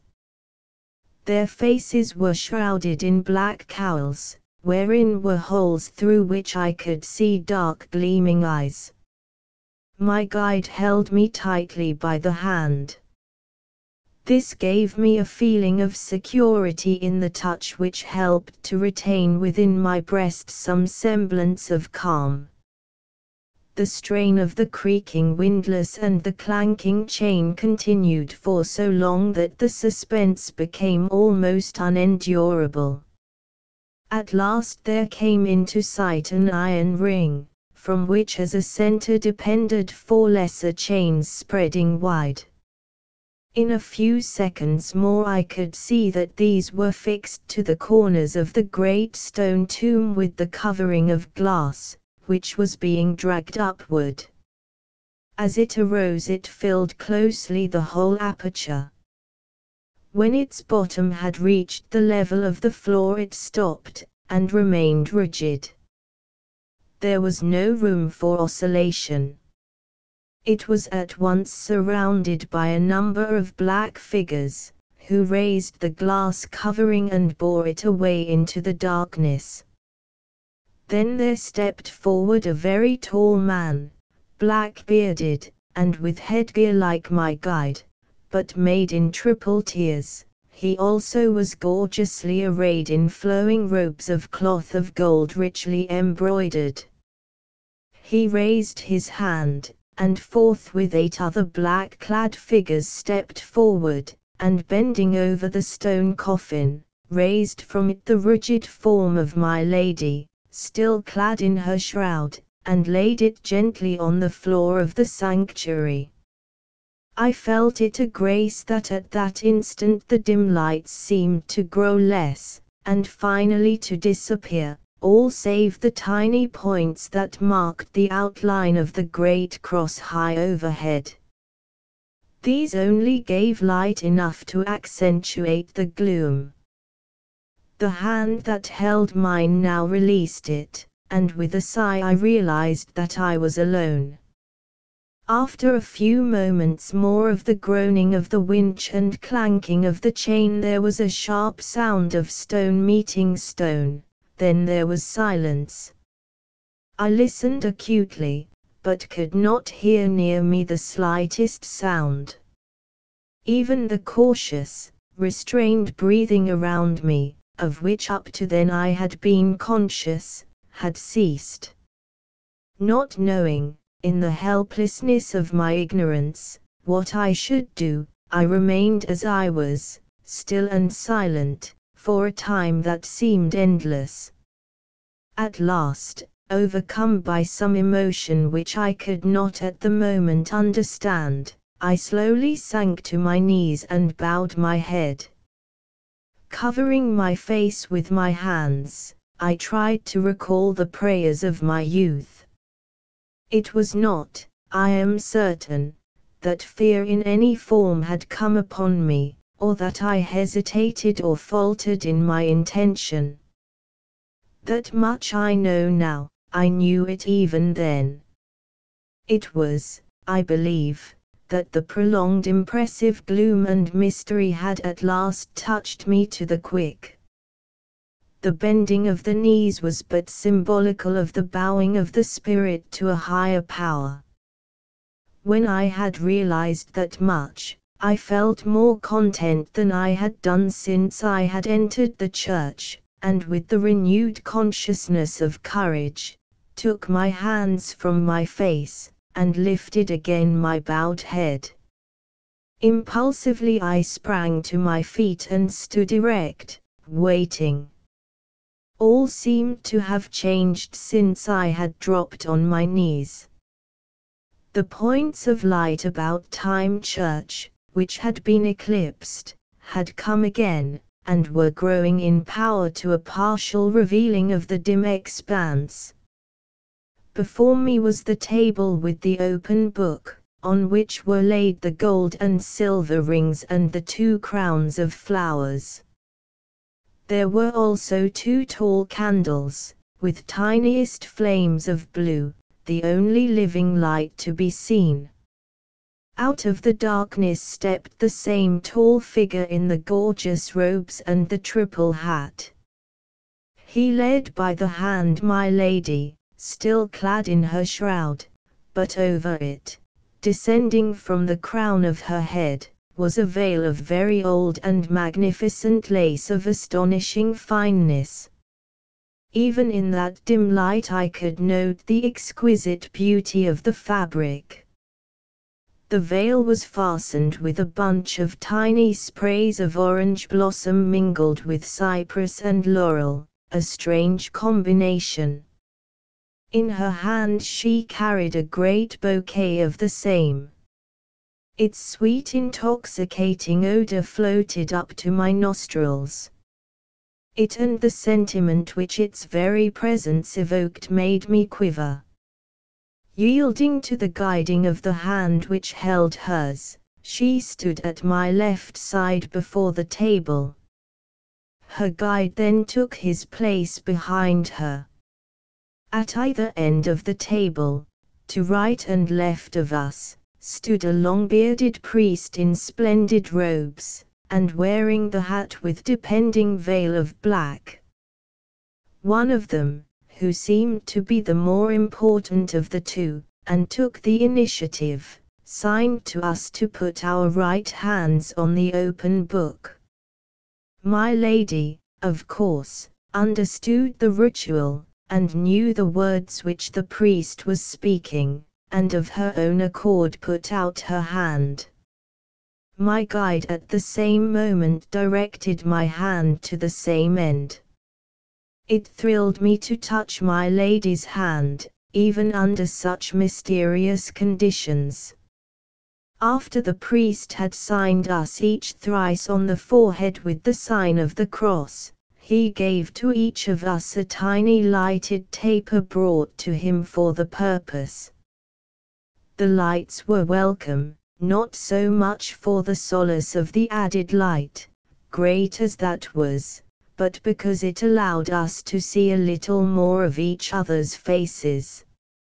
It was rapture to me to see the face of my bride, and from the expression of her face I was assured that she felt as I did.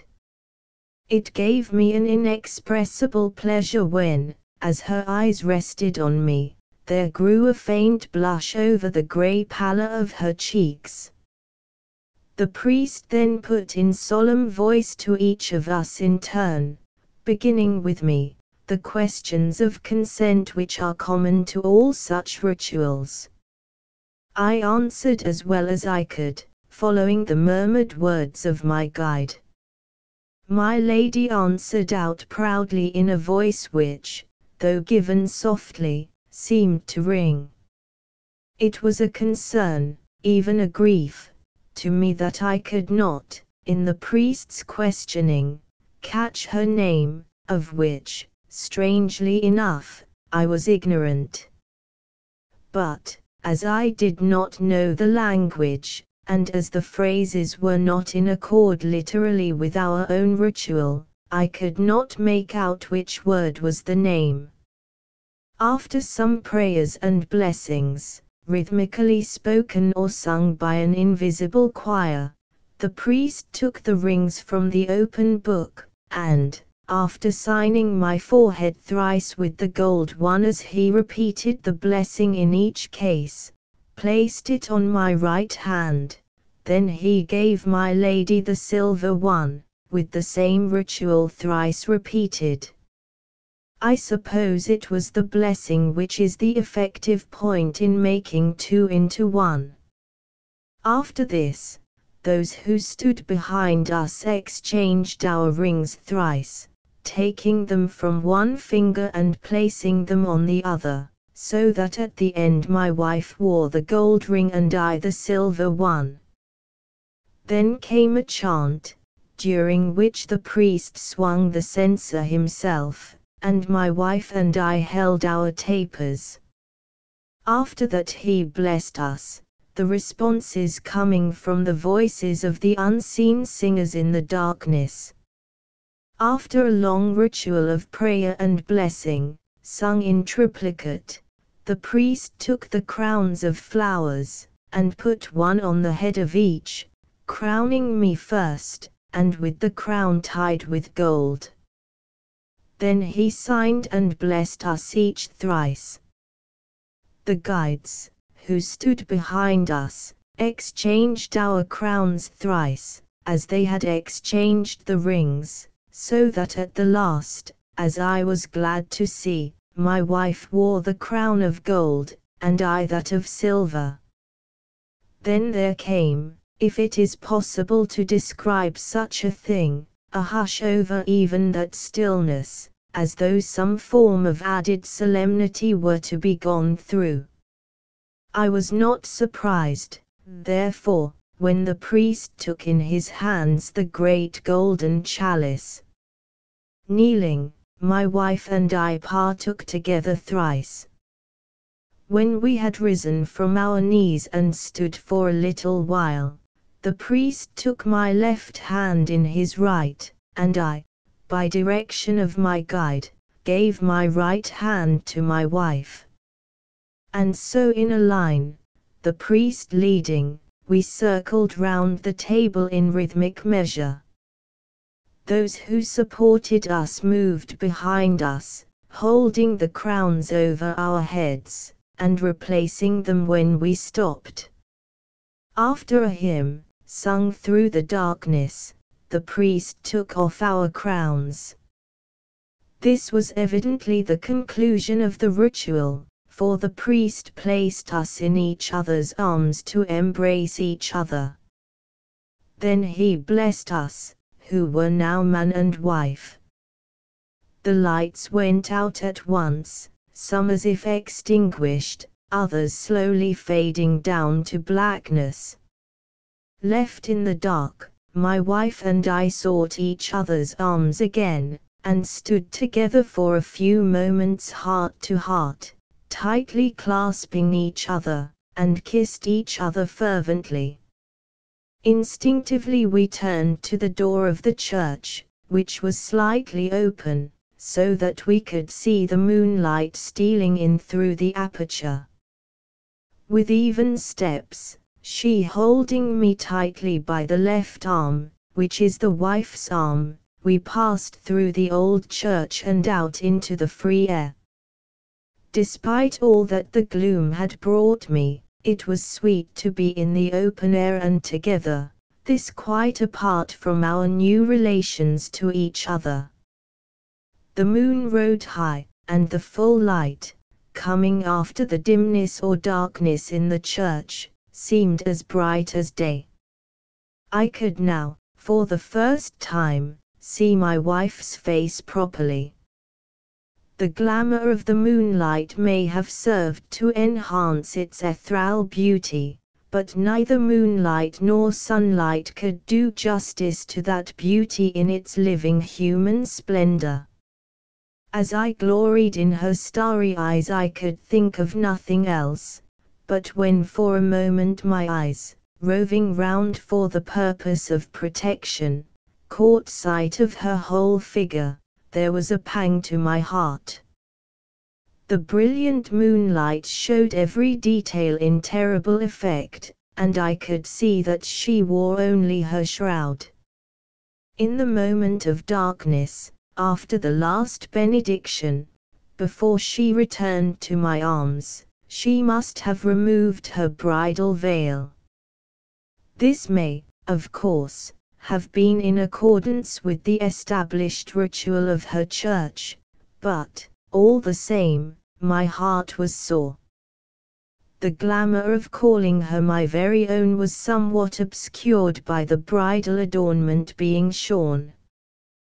But it made no difference in her sweetness to me. Together we went along the path through the wood, she keeping equal step with me in wifely way. When we had come through the trees near enough to see the roof of the castle, now gilded with the moonlight, she stopped, and looking at me with eyes full of love, said, "Here I must leave you." "What?" I was all aghast, and I felt that my chagrin was expressed in the tone of horrified surprise in my voice. She went on quickly, "Alas! It is impossible that I should go farther, at present." "But what is to prevent you?" I queried. "You are now my wife. This is our wedding night, and surely your place is with me." The wail in her voice as she answered touched me to the quick. "Oh, I know, I know. There is no dearer wish in my heart, there can be none, than to share my husband's home. Oh, my dear, if you only knew what it would be to me to be with you always. But indeed I may not yet. I am not free. If you but knew how much that which has happened tonight has cost me, or how much cost to others as well as to myself may be yet to come, you would understand." Rupert, it was the first time she had ever addressed me by name, and naturally it thrilled me through and through. "Rupert, my husband, only that I trust you with all the faith which is in perfect love, mutual love, I dare not have done what I have done this night. But, dear, I know that you will bear me out, that your wife's honor is your honor, even as your honor is mine. My honor is given to this, and you can help me, the only help I can have at present, by trusting me. Be patient, my beloved, be patient. Oh, be patient for a little longer. It shall not be for long. So soon as ever my soul is freed I shall come to you, my husband, and we shall never part again. Be content for a while. Believe me that I love you with my very soul, and to keep away from your dear side is more bitter for me than even it can be for you. Think, my dear one, I am not as other women are, as some day you shall clearly understand. I am at the present, and shall be for a little longer, constrained by duties and obligations put upon me by others, and for others, and to which I am pledged by the most sacred promises, given not only by myself, but by others, and which I must not forego. These forbid me to do as I wish. Oh, trust me, my beloved, my husband. She held out her hands appealingly. The moonlight, falling through the thinning forest, showed her white cerements. Then the recollection of all she must have suffered, the awful loneliness in that grim tomb in the crypt, the despairing agony of one who is helpless against the unknown, swept over me in a wave of pity. What could I do but save her from further pain? And this could only be by showing her my faith and trust. If she was to go back to that dreadful charnel house, she would at least take with her the remembrance that one who loved her and whom she loved, to whom she had been lately bound in the mystery of marriage, trusted her to the full. I loved her more than myself, more than my own soul, and I was moved by pity so great that all possible selfishness was merged in its depths. I bowed my head before her, my lady and my wife, as I said, "So be it, my beloved. I trust you to the full, even as you trust me. And that has been proven this night, even to my own doubting heart. I shall wait, and as I know you wish it, I shall wait as patiently as I can. But till you come to me for good and all, let me see you or hear from you when you can. The time, dear wife, must go heavily with me as I think of you suffering and lonely. So be good to me, and let not too long a time elapse between my glimpses of hope. And, sweetheart, when you do come to me, it shall be forever." There was something in the intonation of the last sentence, I felt its sincerity myself, some implied yearning for a promise, that made her beautiful eyes swim. The glorious stars in them were blurred as she answered with a fervor which seemed to me as more than earthly, "Forever. I swear it." With one long kiss, and a straining in each other's arms, which left me tingling for long after we had lost sight of each other, we parted. I stood and watched her as her white figure, gliding through the deepening gloom, faded as the forest thickened. It surely was no optical delusion or a phantom of the mind that her shrouded arm was raised as though in blessing or farewell before the darkness swallowed her up. Book 6, The Pursuit in the Forest. Rupert's Journal, continued. The 3rd of July, 1907. There is no anodyne but work to pain of the heart, and my pain is all of the heart.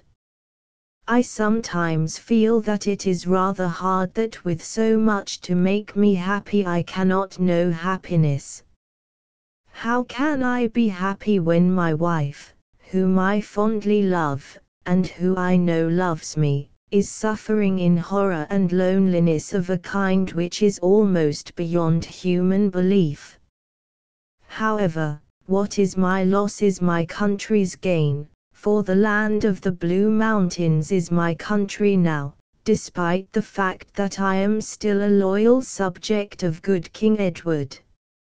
Uncle Roger took care of that when he said I should have the consent of the Privy Council before I might be naturalized anywhere else. When I got home yesterday morning I naturally could not sleep. The events of the night and the bitter disappointment that followed my exciting joy made such a thing impossible. When I drew the curtain over the window, the reflection of the sunrise was just beginning to tinge the high-sailing clouds in front of me. I laid down and tried to rest, but without avail. However, I schooled myself to lie still, and at last, if I did not sleep, was at least quiescent.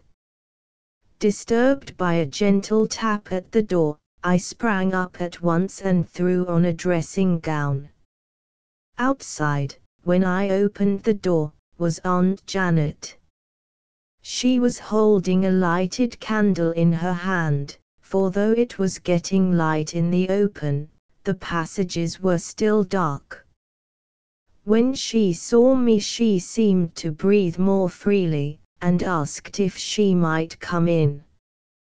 Whilst she sat on the edge of my bed, in her old-time way, she said in a hushed voice, "Oh, laddie, laddie, I trust your burden is no too heavy to bear." "My burden? What on earth do you mean, Aunt Janet?" I said in reply. I did not wish to commit myself by a definite answer, for it was evident that she had been dreaming or second sighting again.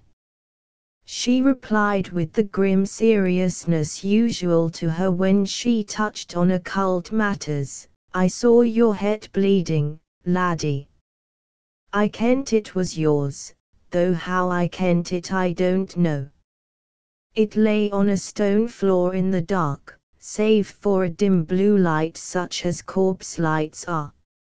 On it was placed a great book, and close around were scattered many strange things, amongst them 2 crowns o' flowers, the one bound wi' silver, the other wi' gold. There was also a golden cup, like a chalice, o'erturned. The red wine trickled from it and mingled wi' your head's bluid, for on the great book was some vast dim weight wrapped up in black, and on it stepped in turn many men all swathed in black.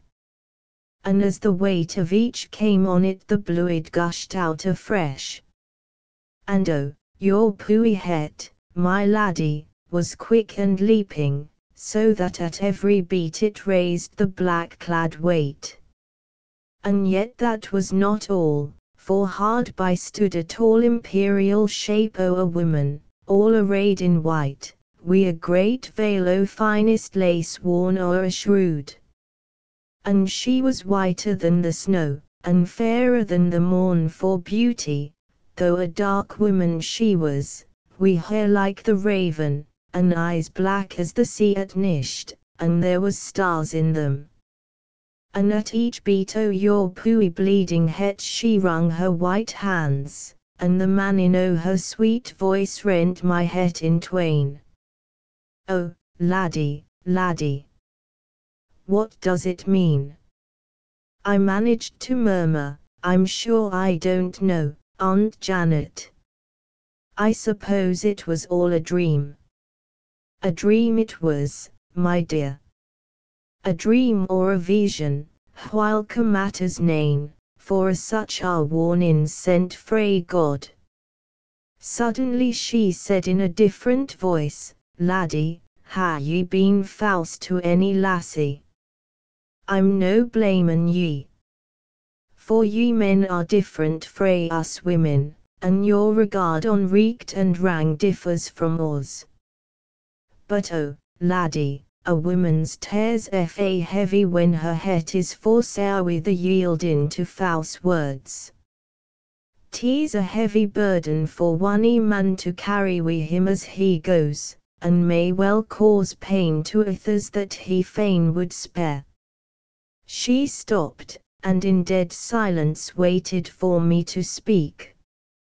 I thought it would be best to set her poor loving heart at rest, and as I could not divulge my special secret, spoke in general terms. "Aunt Janet, I am a man, and have led a man's life, such as it is.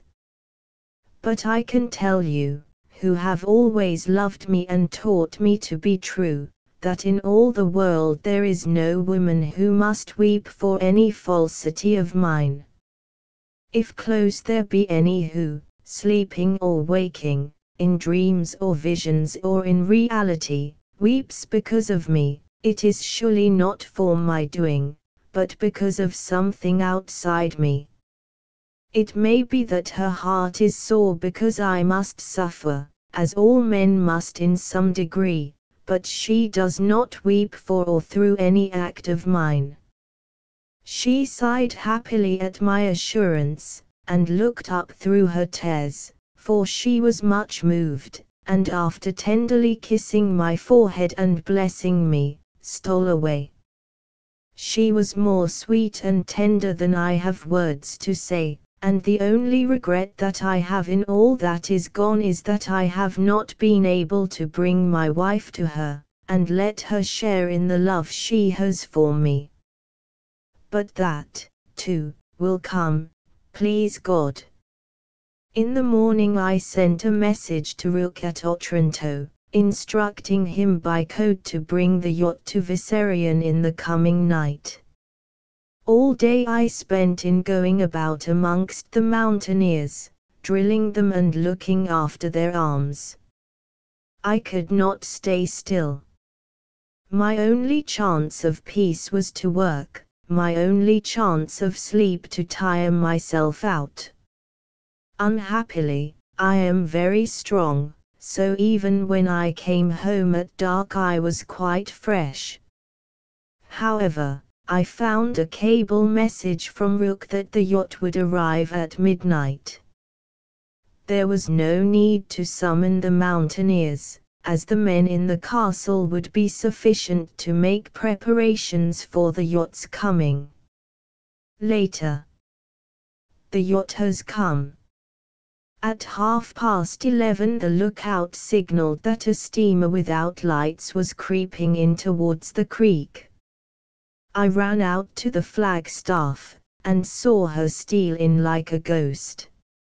She is painted a steely blue-grey, and it is almost impossible to see her at any distance. She certainly goes wonderfully.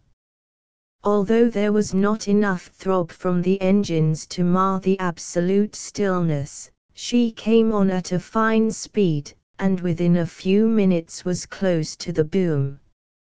I had only time to run down to give orders to draw back the boom when she glided in and stopped dead at the harbour wall. Rook steered her himself, and he says he never was on a boat that so well or so quickly answered her helm. She is certainly a beauty, and so far as I can see at night perfect in every detail. I promise myself a few pleasant hours over her in the daylight. The men seem a splendid lot. But I do not feel sleepy, I despair of sleep tonight. But work demands that I be fit for whatever may come, and so I shall try to sleep, to rest, at any rate.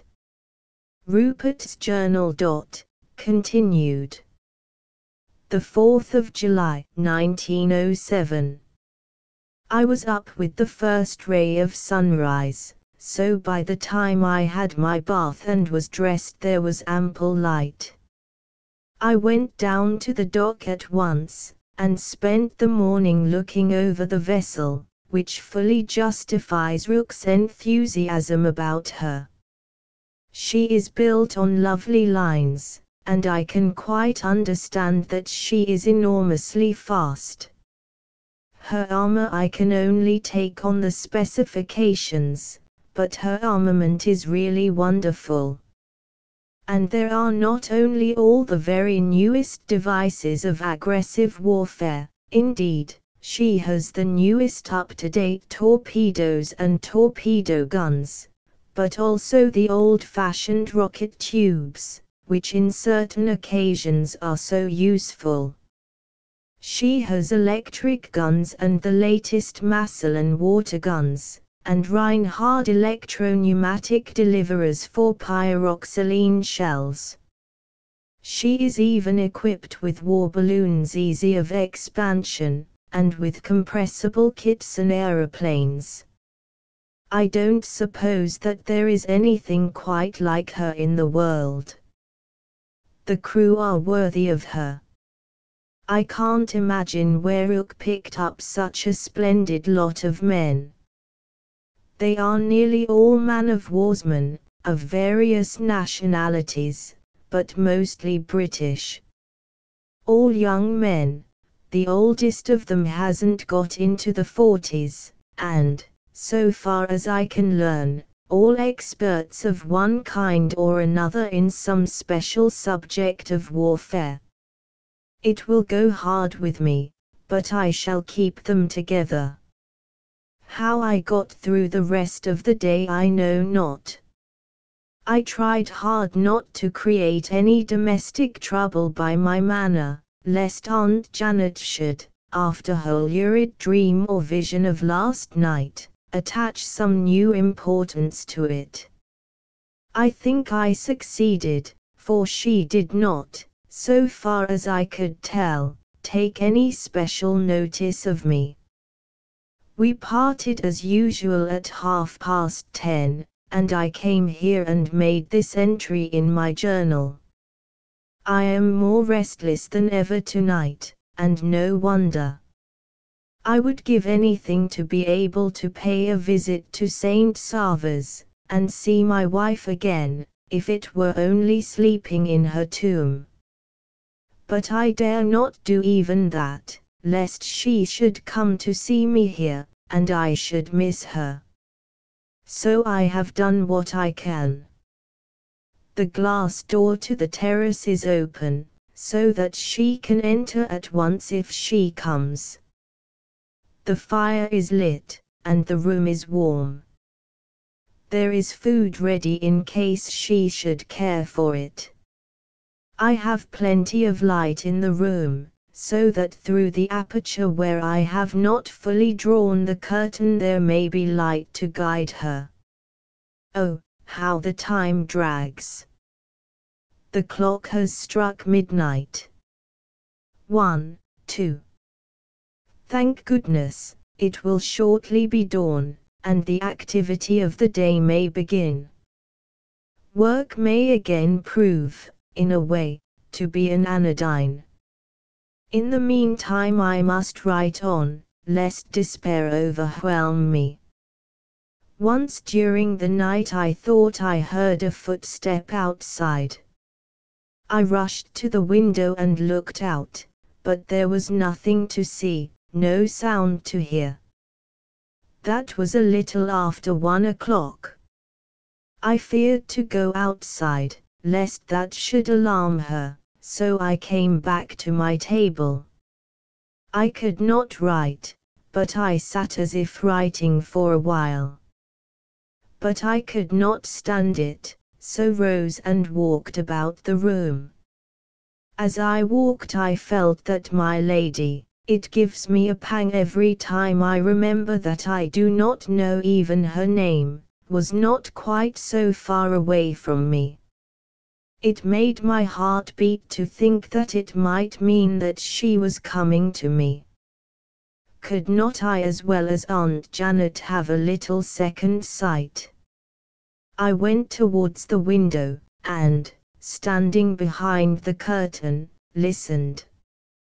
Far away I thought I heard a cry, and ran out on the terrace, but there was no sound to be heard, and no sign of any living thing anywhere, so I took it for granted that it was the cry of some night bird, and came back to my room, and wrote at my journal till I was calm.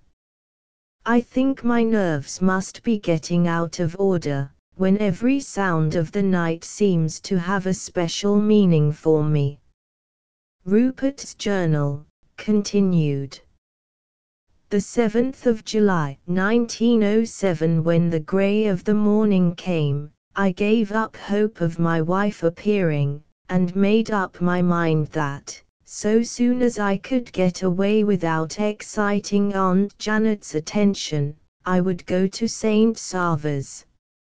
I always eat a good breakfast, and did I forego it altogether, it would be sure to excite her curiosity, a thing I do not wish at present. As there was still time to wait, I lay down on my bed as I was, and, such is the way of fate, shortly fell asleep. I was awakened by a terrific clattering at my door. When I opened it, I found a little group of servants, very apologetic at awaking me without instructions. The chief of them explained that a young priest had come from the Vladika with a message so urgent that he insisted on seeing me immediately at all hazards. I came out at once, and found him in the hall of the castle, standing before the great fire, which was always lit in the early morning. He had a letter in his hand, but before giving it to me he said, "I am sent by the Vladika, who pressed on me that I was not to lose a single instant in seeing you, that time is of golden price, nay, beyond price." This letter, amongst other things, vouches for me. A terrible misfortune has occurred. The daughter of our leader has disappeared during last night, the same, he commanded me to remind you, that he spoke of at the meeting when he would not let the mountaineers fire their guns. No sign of her can be found, and it is believed that she has been carried off by the emissaries of the Sultan of Turkey, who once before brought our nations to the verge of war by demanding her as a wife. I was also to say that the Vladika Playmanak would have come himself, but that it was necessary that he should at once consult with the Archbishop, Stephen Paleolog, as to what step is best to take in this dire calamity. He has sent out a search party under the Archimandrite of Spazak, Petrov Vlastimir, who is to come on here with any news he can get, as you have command of the signaling, and can best spread the news. He knows that you, Gospoda, are in your great heart one of our compatriots, and that you have already proved your friendship by many efforts to strengthen our hands for war.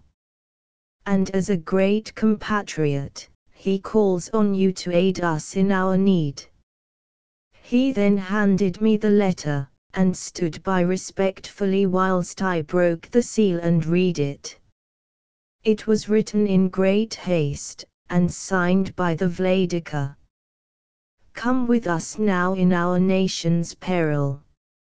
Help us to rescue what we most adore, and henceforth we shall hold you in our hearts. You shall learn how the men of the Blue Mountains can love faith and valor. Come. This was a task indeed, a duty worthy of any man. It thrilled me to the core to know that the men of the Blue Mountains had called on me in their dire need. It woke all the fighting instinct of my Viking forebears, and I vowed in my heart that they should be satisfied with my work. I called to me the corps of signallers who were in the house, and led them to the castle roof, taking with me the young messenger priest.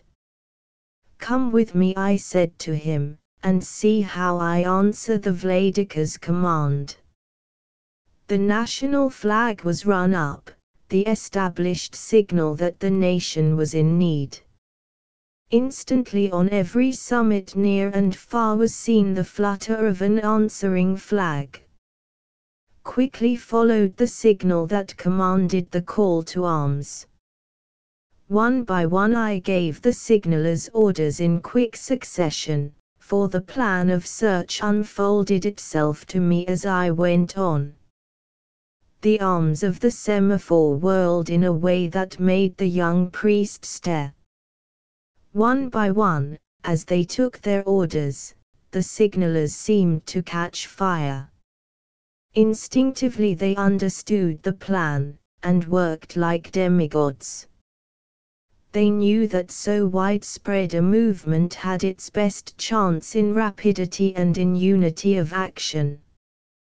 From the forest which lay in sight of the castle came a wild cheering, which seemed to interpret the former stillness of the hills. It was good to feel that those who saw the signals, types of many, were ready. I saw the look of expectation on the face of the messenger priest, and rejoiced at the glow that came as I turned to him to speak. Of course, he wanted to know something of what was going on. I saw the flashing of my own eyes reflected in his as I spoke. Tell the Vladika that within a minute of his message being read the land of the Blue Mountains was awake. The mountaineers are already marching, and before the sun is high there will be a line of guards within hail of each other round the whole frontier, from Anguza to Ilsin, from Ilsin to Bajana, from Bajana to Ipeza, from Ipeza to Volok, from Volok to Tatra, from Tatra to Damitan, from Damitan to Gravaja, and from Gravaja back to Anguza. The line is double. The old men keep guard on the line, and the young men advance. These will close in at the advancing line, so that nothing can escape them. They will cover mountain top and forest depth, and will close in finally on the castle here, which they can behold from afar. My own yacht is here, and will sweep the coast from end to end. It is the fastest boat afloat, and armed against a squadron. Here will all signals come. In an hour where we stand will be a signal bureau, where trained eyes will watch night and day till the lost one has been found and the outrage has been avenged. The robbers are even now within a ring of steel, and cannot escape. The young priest, all on fire, sprang on the battlements and shouted to the crowd, which was massing round the castle in the gardens far below. The forest was giving up its units till they seemed like the nucleus of an army. The men cheered lustily, till the sound swung high up to us like the roaring of a winter sea. With bared heads they were crying, "God and the Blue Mountains! God and the Blue Mountains!" I ran down to them as quickly as I could, and began to issue their instructions. Within a time to be computed by minutes the whole number, organized by sections, had started to scour the neighboring mountains. At first they had only understood the call to arms for general safety. But when they learned that the daughter of a chief had been captured, they simply went mad. From something which the messenger first said, but which I could not catch or did not understand, the blow seemed to have for them some sort of personal significance which wrought them to a frenzy. When the bulk of the men had disappeared, I took with me a few of my own men and several of the mountaineers whom I had asked to remain, and together we went to the hidden ravine which I knew. We found the place empty, but there were unmistakable signs that a party of men had been encamped there for several days. Some of our men, who were skilled in woodcraft and in signs generally, agreed that there must have been some 20 of them. As they could not find any trail either coming to or going from the place, they came to the conclusion that they must have come separately from different directions and gathered there, and that they must have departed in something of the same mysterious way. However, this was, at any rate, some sort of a beginning, and the men separated, having agreed amongst themselves to make a wide cast round the place in the search for tracks. Whoever should find a trail was to follow with at least one comrade, and when there was any definite news, it was to be signaled to the castle. I myself returned at once, and set the signallers to work to spread amongst our own people such news as we had. When presently such discoveries as had been made were signalled with flags to the castle, it was found that the marauders had, in their flight, followed a strangely zigzag course. It was evident that, in trying to baffle pursuit, they had tried to avoid places which they thought might be dangerous to them. This may have been simply a method to disconcert pursuit. If so, it was, in a measure, excellent, for none of those immediately following could possibly tell in what direction they were heading. It was only when we worked the course on the great map in the signaller's room, which was the old guard room of the castle, that we could get an inkling of the general direction of their flight. This gave added trouble to the pursuit, for the men who followed, being ignorant of their general intent, could not ever take chance to head them off, but had to be ready to follow in any or every direction. In this manner the pursuit was altogether a stern chase, and therefore bound to be a long one. As at present we could not do anything till the intended route was more marked, I left the signalling corps to the task of receiving and giving information to the moving bands, so that, if occasion served, they might head off the marauders. I myself took Rook, as captain of the yacht, and swept out of the creek. We ran up north to De Lerai, then down south to Olesso, and came back to Vissarion. We saw nothing suspicious except, far off to the extreme southward, one warship which flew no flag. Rook, however, who seemed to know ships by instinct, said she was a Turk, so on our return we signalled along the whole shore to watch her. Rook held the Lady, which was the name I had given the armoured yacht, in readiness to dart out in case anything suspicious was reported. He was not to stand on any ceremony, but if necessary to attack.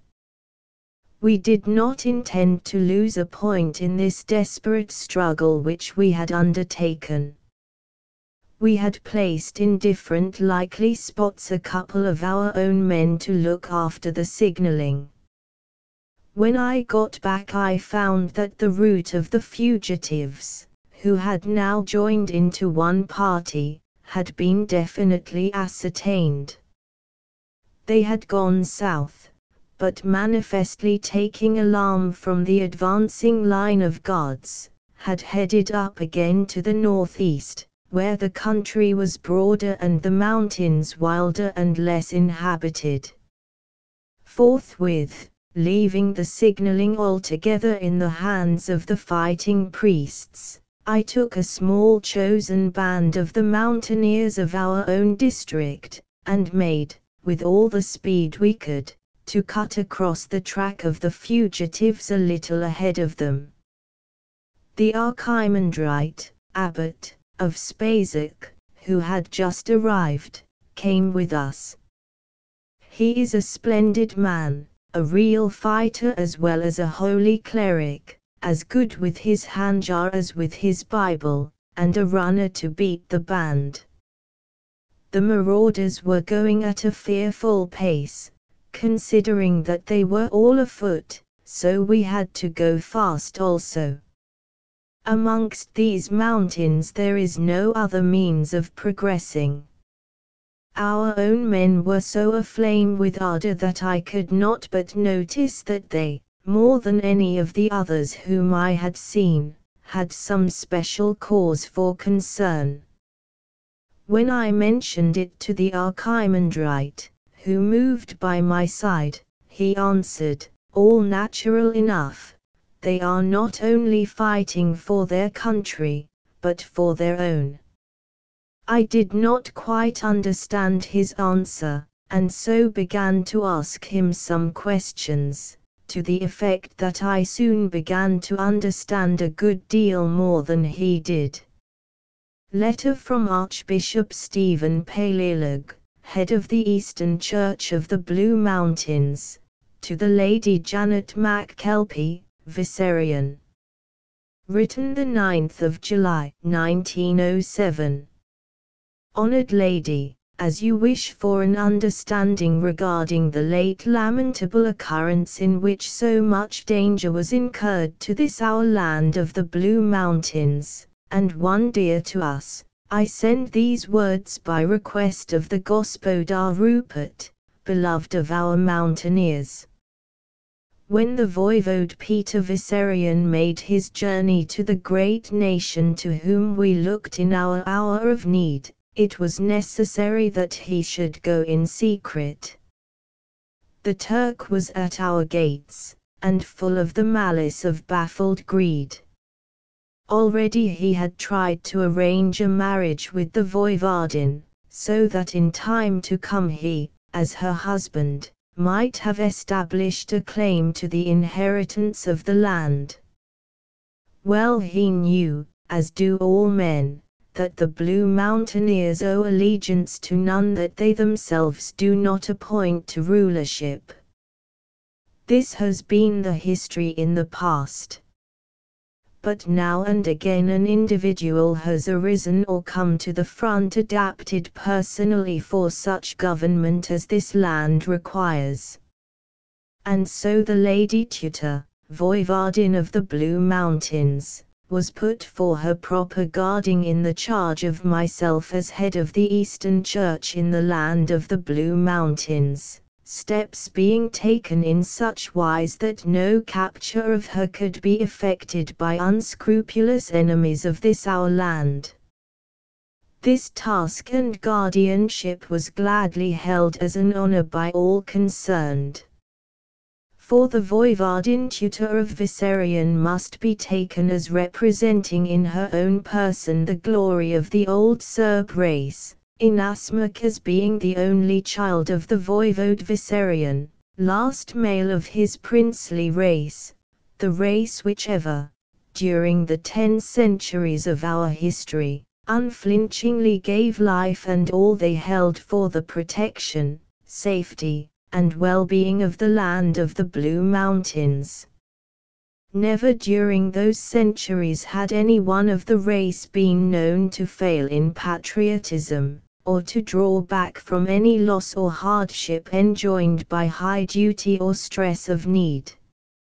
Moreover, this was the race of that first Voivode Vicerean, of whom, in legend, it was prophesied that he, once known as the Sword of Freedom, a giant amongst men, would some day, when the nation had need of him, come forth from his water tomb in the lost lake of Rio, and lead once more the men of the Blue Mountains to lasting victory.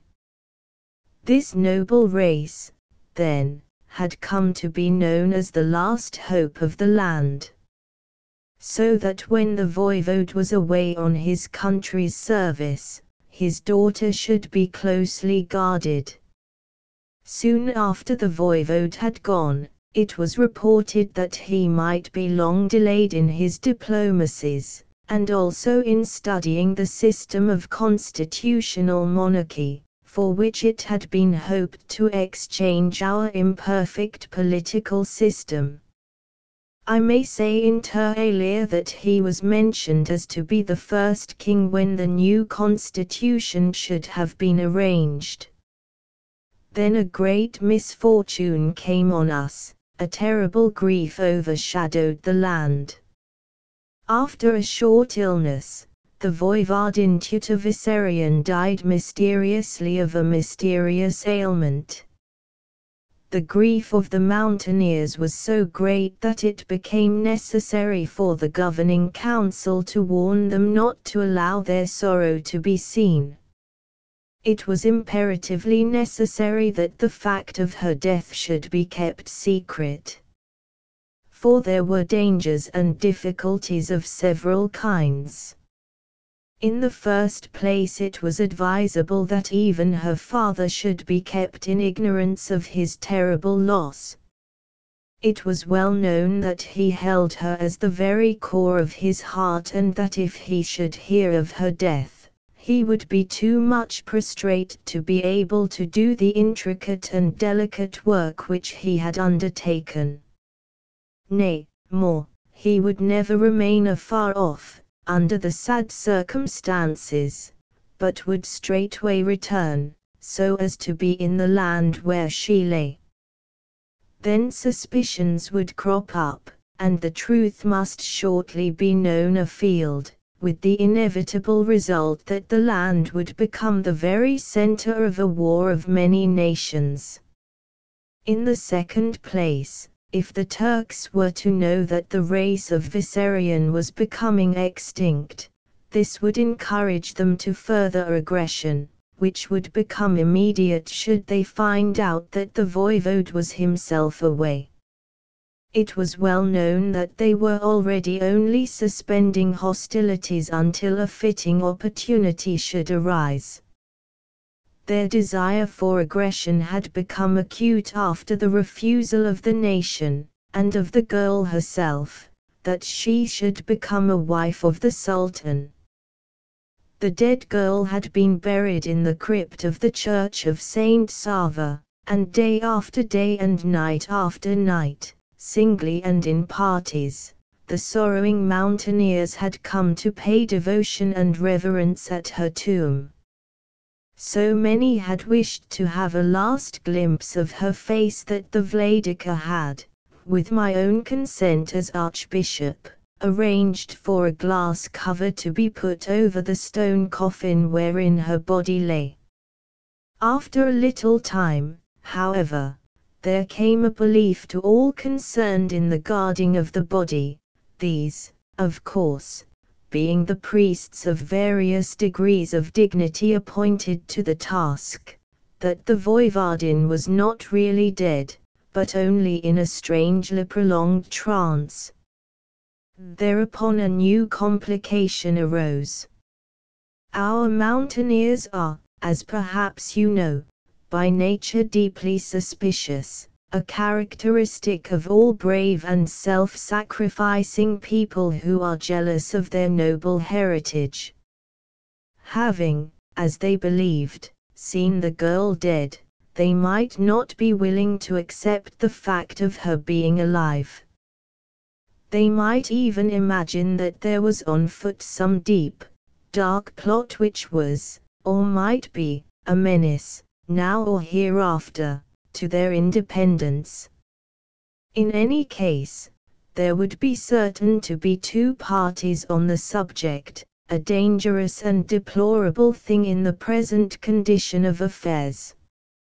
As the trance, or catalepsy, whatever it was, continued for many days, there had been ample time for the leaders of the council, the Vladika, the priesthood represented by the Archimandrite of Spazak, myself as Archbishop and guardian of the Voivodin in her father's absence, to consult as to a policy to be observed in case of the girl awaking. For in such case the difficulty of the situation would be multiplied indefinitely. In the secret chambers of Saint Savas we had many secret meetings, and were finally converging on agreement when the end of the trance came. The girl awoke. She was, of course, terribly frightened when she found herself in a tomb in the crypt. It was truly fortunate that the great candles around her tomb had been kept lighted, for their light mitigated the horror of the place. Had she waked in darkness, her reason might have become unseated. She was, however, a very noble girl, brave, with extraordinary will, and resolution, and self-command, and power of endurance. When she had been taken into one of the secret chambers of the church, where she was warmed and cared for, a hurried meeting was held by the Vladika, myself, and the chiefs of the National Council. Word had been at once sent to me of the joyful news of her recovery, and with the utmost haste I came, arriving in time to take a part in the council. At the meeting the Voivodin was herself present, and full confidence of the situation was made to her. She herself proposed that the belief in her death should be allowed to prevail until the return of her father, when all could be effectively made clear. To this end she undertook to submit to the terrific strain which such a proceeding would involve. At first we men could not believe that any woman could go through with such a task, and some of us did not hesitate to voice our doubts, our disbelief. But she stood to her guns, and actually down-faced us. At the last we, remembering things that had been done, though long ages ago, by others of her race, came to believe not merely in her self-belief and intention, but even in the feasibility of her plan. She took the most solemn oaths not to betray the secret under any possible stress. The priesthood undertook through the Vladika and myself to further a ghostly belief amongst the mountaineers which would tend to prevent a too close or too persistent observation. The vampire legend was spread as a protection against partial discovery by any mischance, and other weird beliefs were set afoot and fostered. Arrangements were made that only on certain days were the mountaineers to be admitted to the crypt, she agreeing that for these occasions she was to take opiates or carry out any other aid to the preservation of the secret. She was willing, she impressed upon us, to make any personal sacrifice which might be deemed necessary for the carrying out her father's task for the good of the nation. Of course, she had at first terrible frights lying alone in the horror of the crypt. But after a time the terrors of the situation, if they did not cease, were mitigated. There are secret caverns off the crypt, wherein in troublous times the priests and others of high place have found safe retreat. One of these was prepared for the Voivodin, and there she remained, except for such times as she was on show, and certain other times of which I shall tell you. Provision was made for the possibility of any accidental visit to the church. At such times, warned by an automatic signal from the opening door, she was to take her place in the tomb. The mechanism was so arranged that the means to replace the glass cover, and to take the opiate, were there ready to her hand. There was to be always a watch of priests at night in the church, to guard her from ghostly fears as well as from more physical dangers, and if she was actually in her tomb, it was to be visited at certain intervals. Even the draperies which covered her in the sarcophagus were rested on a bridge placed from side to side just above her, so as to hide the rising and falling of her bosom as she slept under the narcotic. After a while the prolonged strain began to tell so much on her that it was decided that she should take now and again exercise out of doors. This was not difficult, for when the vampire story which we had spread began to be widely known, her being seen would be accepted as a proof of its truth. Still, as there was a certain danger in her being seen at all, we thought it necessary to exact from her a solemn oath that so long as her sad task lasted she should under no circumstances ever wear any dress but her shroud, this being the only way to ensure secrecy and to prevail against accident. There is a secret way from the crypt to a sea cavern, whose entrance is at high tide under the waterline at the base of the cliff on which the church is built. A boat, shaped like a coffin, was provided for her, and in this she was accustomed to pass across the creek whenever she wished to make excursion.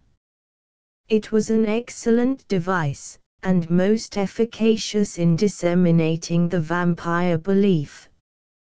This state of things had now lasted from before the time when the Gospodar Rupert came to Vissarion up to the day of the arrival of the armored yacht. That night the priest on duty, on going his round of the crypt just before dawn, found the tomb empty. He called the others, and they made full search. The boat was gone from the cavern, but on making search they found it on the farther side of the creek, close to the garden stairs. Beyond this they could discover nothing. She seemed to have disappeared without leaving a trace. Straightway they went to the Vladica, and signalled to me by the fire signal at the monastery at Astrag, where I then was. I took a band of mountaineers with me, and set out to scour the country. But before going I sent an urgent message to the Gospodar Rupert, asking him, who showed so much interest and love to our land, to help us in our trouble. He, of course, knew nothing then of all have now told you. Nevertheless, he devoted himself wholeheartedly to our needs, as doubtless you know. But the time had now come close when the Voivode Vissarion was about to return from his mission, and we of the council of his daughter's guardianship were beginning to arrange matters so that at his return the good news of her being still alive could be made public. With her father present to vouch for her, no question as to truth could arise.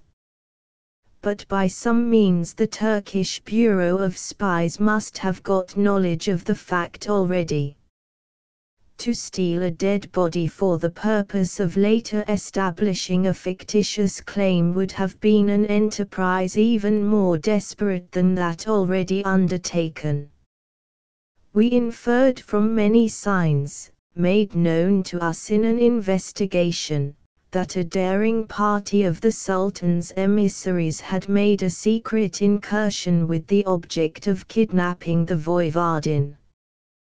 They must have been bold of heart and strong of resource to enter the land of the Blue Mountains on any errand, let alone such a desperate one as this. For centuries we have been teaching the Turk through bitter lessons that it is neither a safe task nor an easy one to make incursion here. How they did it we know not, at present, but enter they did, and, after waiting in some secret hiding place for a favorable opportunity, secured their prey. We know not even now whether they had found entrance to the crypt and stole, as they thought, the dead body, or whether, by some dire mischance, they found her abroad, under her disguise as a ghost.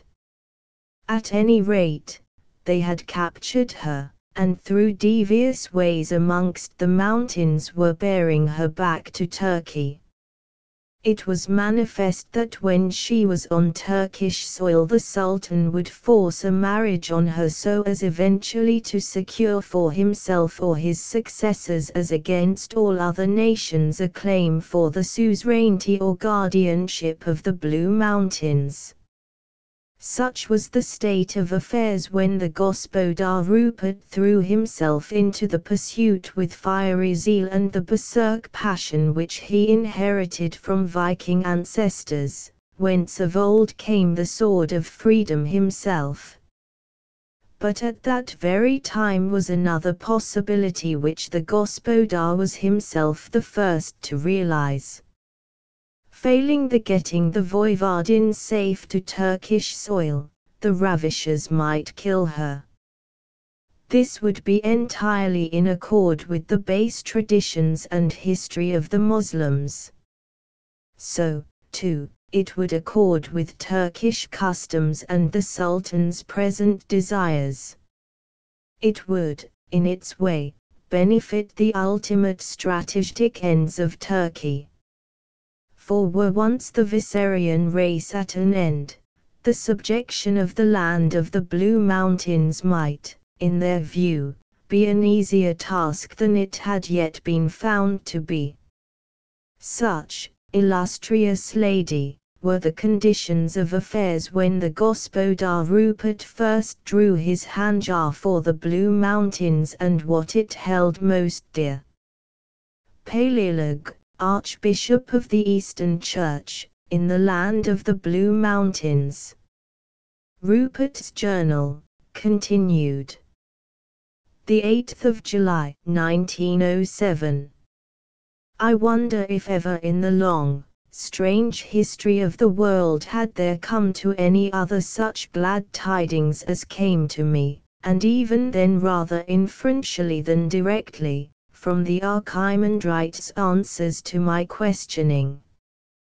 Happily I was able to restrain myself, or I should have created some strange confusion which might have evoked distrust, and would certainly have hampered us in our pursuit.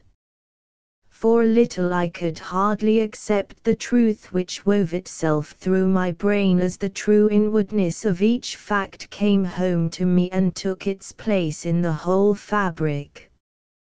But even the most welcome truth has to be accepted some time by even a doubting heart. My heart, whatever it may have been, was not then a doubting heart, but a very, very grateful one. It was only the splendid magnitude of the truth which forbade its immediate acceptance. I could have shouted for joy, and only stilled myself by keeping my thoughts fixed on the danger which my wife was in. My wife. My wife. Not a vampire, not a poor harassed creature doomed to terrible woe, but a splendid woman, brave beyond belief, patriotic in a way which has but few peers even in the wide history of bravery. I began to understand the true meaning of the strange occurrences that have come into my life. Even the origin and purpose of that first strange visit to my room became clear. No wonder that the girl could move about the castle in so mysterious a manner. She had lived there all her life, and was familiar with the secret ways of entrance and exit. I had always believed that the place must have been honeycombed with secret passages. No wonder that she could find a way to the battlements, mysterious to everybody else. No wonder that she could meet me at the flagstaff when she so desired. To say that I was in a tumult would be to but faintly express my condition.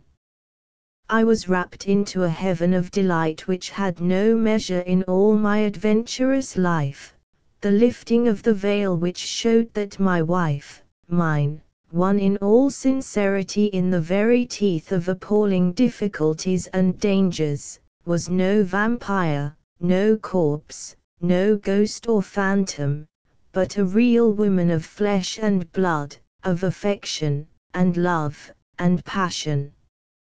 Now at last would my love be crowned indeed when, having rescued her from the marauders, I should bear her to my own home, where she would live and reign in peace and comfort and honor, and in love and wifely happiness if I could achieve such a blessing for her, and for myself.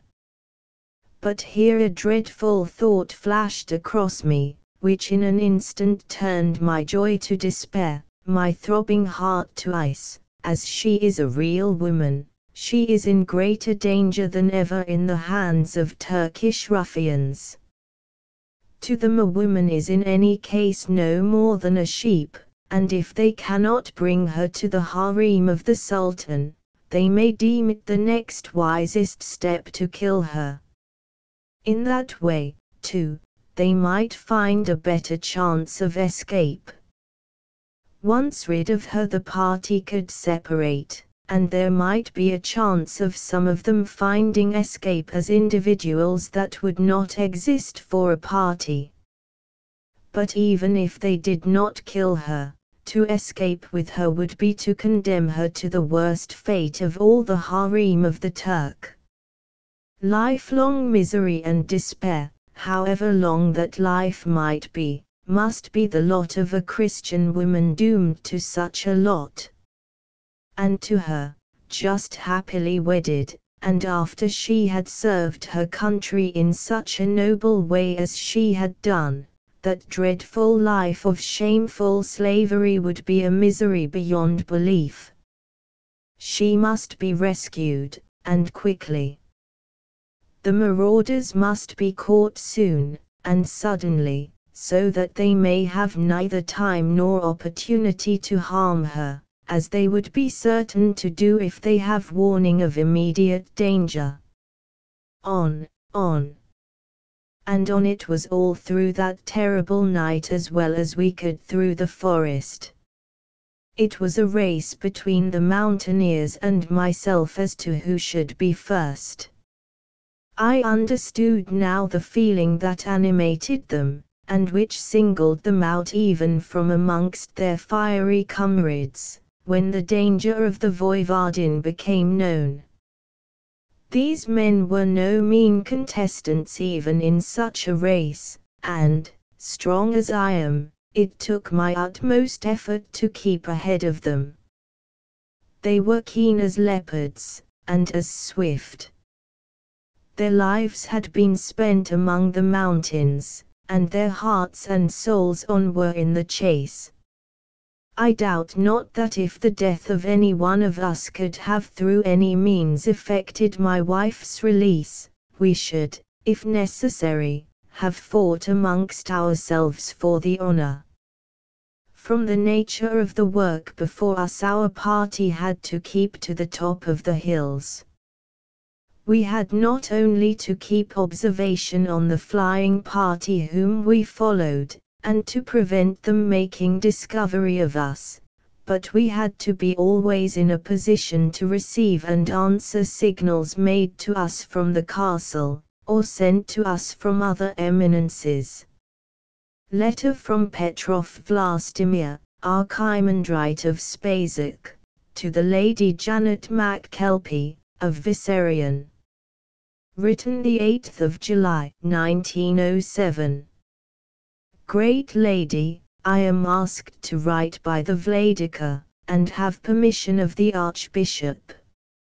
I have the honor of transmitting to you the record of the pursuit of the Turkish spies who carried off the Voivodin tutor, of the noble house of Vissarion.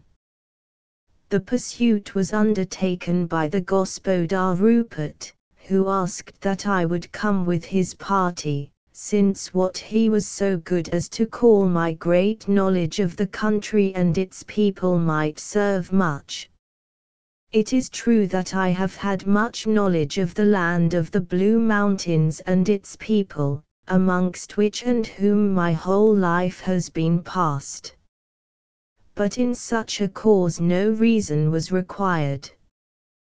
There was not a man in the Blue Mountains who would not have given his life for the voivodin tutor, and when they heard that she had not been dead, as they thought, but only in a trance, and that it was she whom the marauders had carried off, they were in a frenzy.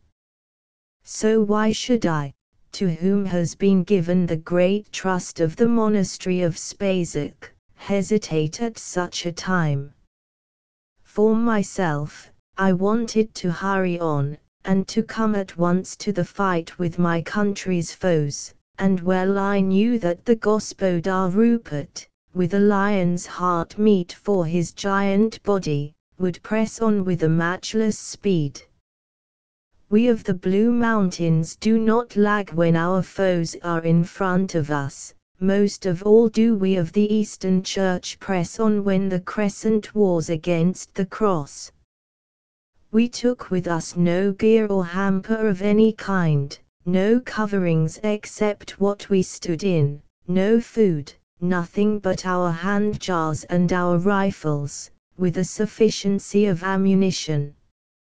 Before starting, the Gospodar gave hurried orders by signal from the castle to have food and ammunition sent to us, as we might signal, by the nearest hamlet.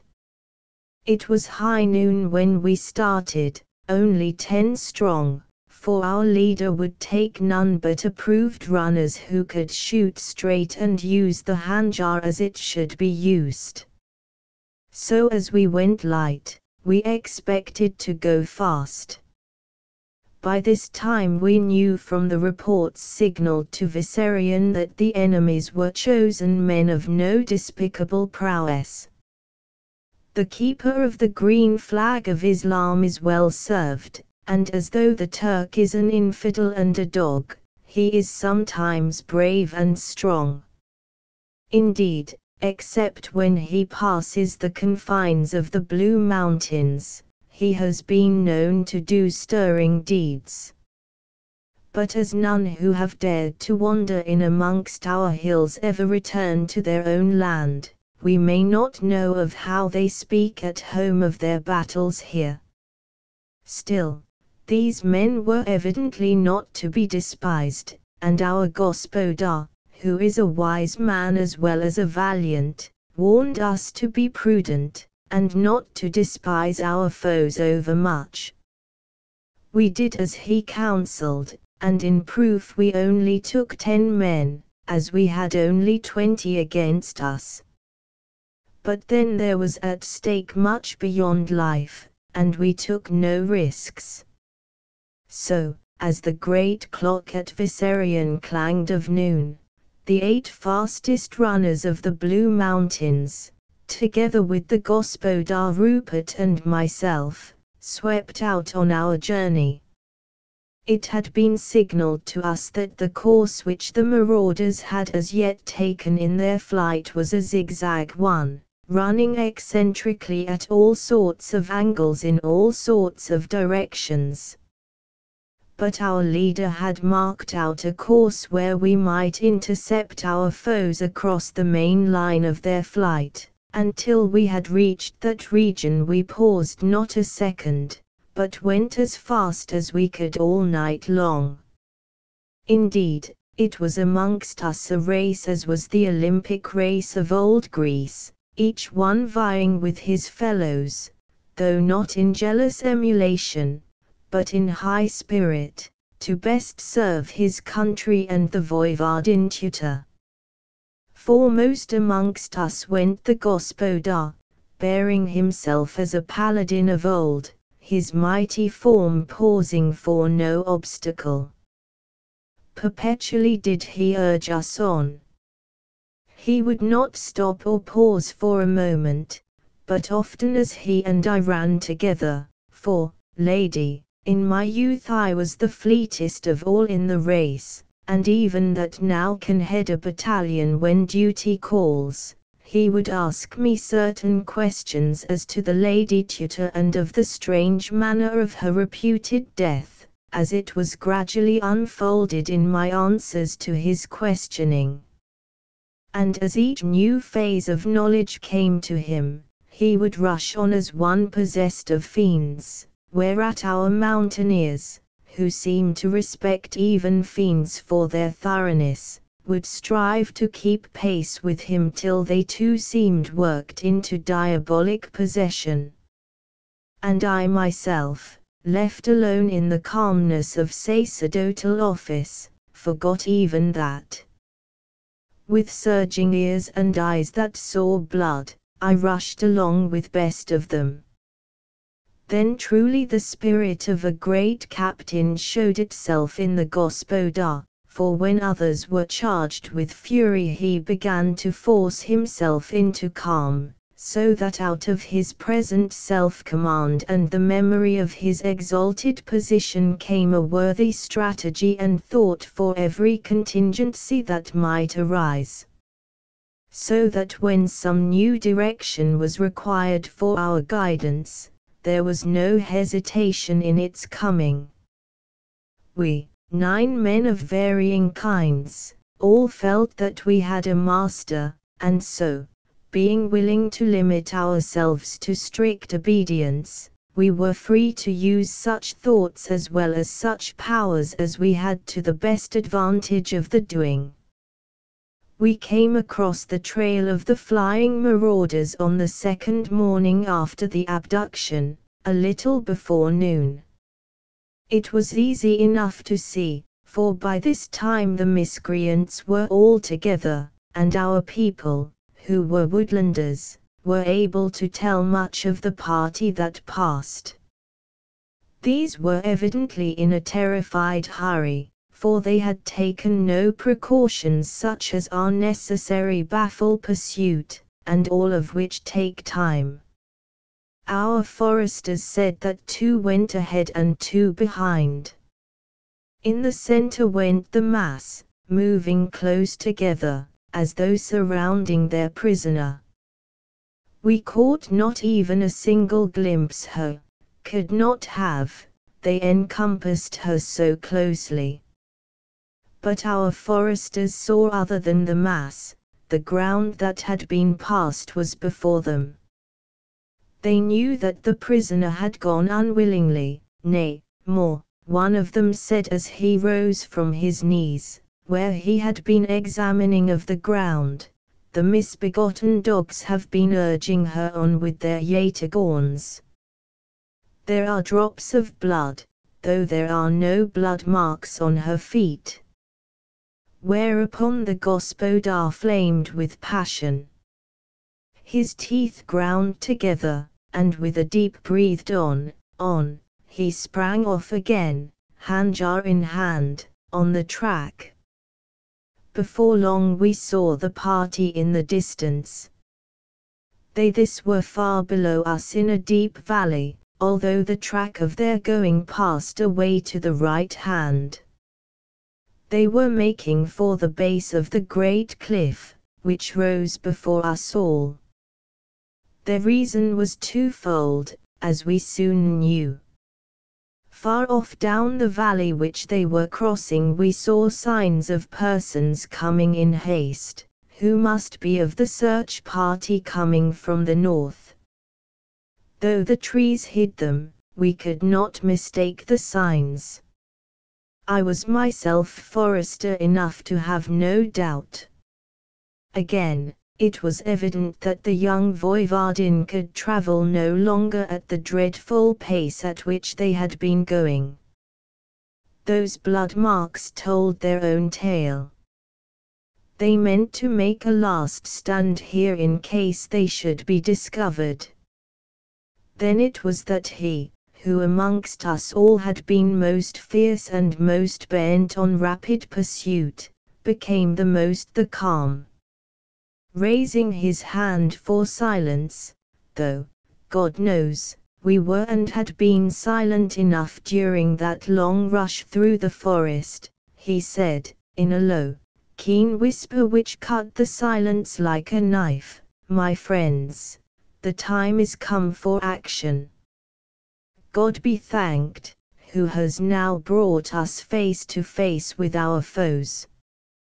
But we must be careful here, not on our own account, for we wish nothing more than to rush on and conquer or die, but for the sake of her whom you love, and whom I, too, love. She is in danger from anything which may give warning to those fiends. If they know or even suspect for an instant that we are near, they will murder her.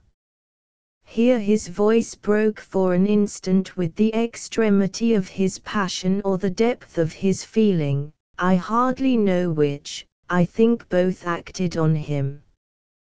We know from those blood marks what they can do, even to her.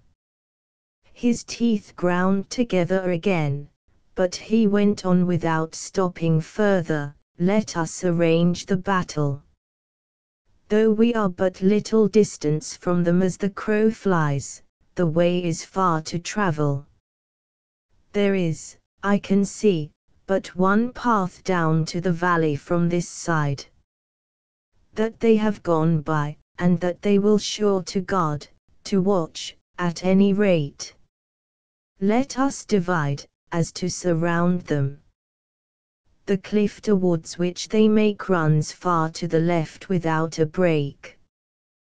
That to the right we cannot see from this spot, but from the nature of the ground it is not unlikely that it turns round in this direction, making the hither end of the valley like a vast pocket or amphitheatre. As they have studied the ground in other places, they may have done so in this, and have come hither as to a known refuge. Let one man, a marksman, stay here. As he spoke, a man stepped to the front. He was, I knew, an excellent shot. Let two others go to the left and try to find a way down the cliff before us. When they have descended to the level of the valley, path or no path, let them advance cautiously and secretly, keeping their guns in readiness. But they must not fire till need. Remember, my brothers said, turning to those who stepped out a pace or two to the left, that the first shot gives the warning which will be the signal for the Voivodin's death. These men will not hesitate. You must judge yourselves of the time to shoot. The others of us will move to the right and try to find a path on that side. If the valley be indeed a pocket between the cliffs, we must find a way down that is not a path. As he spoke thus there was a blaze in his eyes that betokened no good to aught that might stand in his way. I ran by his side as we moved to the right. It was as he surmised about the cliff. When we got a little on our way we saw how the rocky formation trended to our right, till, finally, with a wide curve, it came round to the other side. It was a fearful valley that, with its narrow girth and its towering walls that seemed to topple over. On the farther side from us the great trees that clothed the slope of the mountain over it grew down to the very edge of the rock, so that their spreading branches hung far over the chasm. And, so far as we could understand, the same condition existed on our own side. Below us the valley was dark even in the daylight. We could best tell the movement of the flying marauders by the flashes of the white shroud of their captive in the midst of them.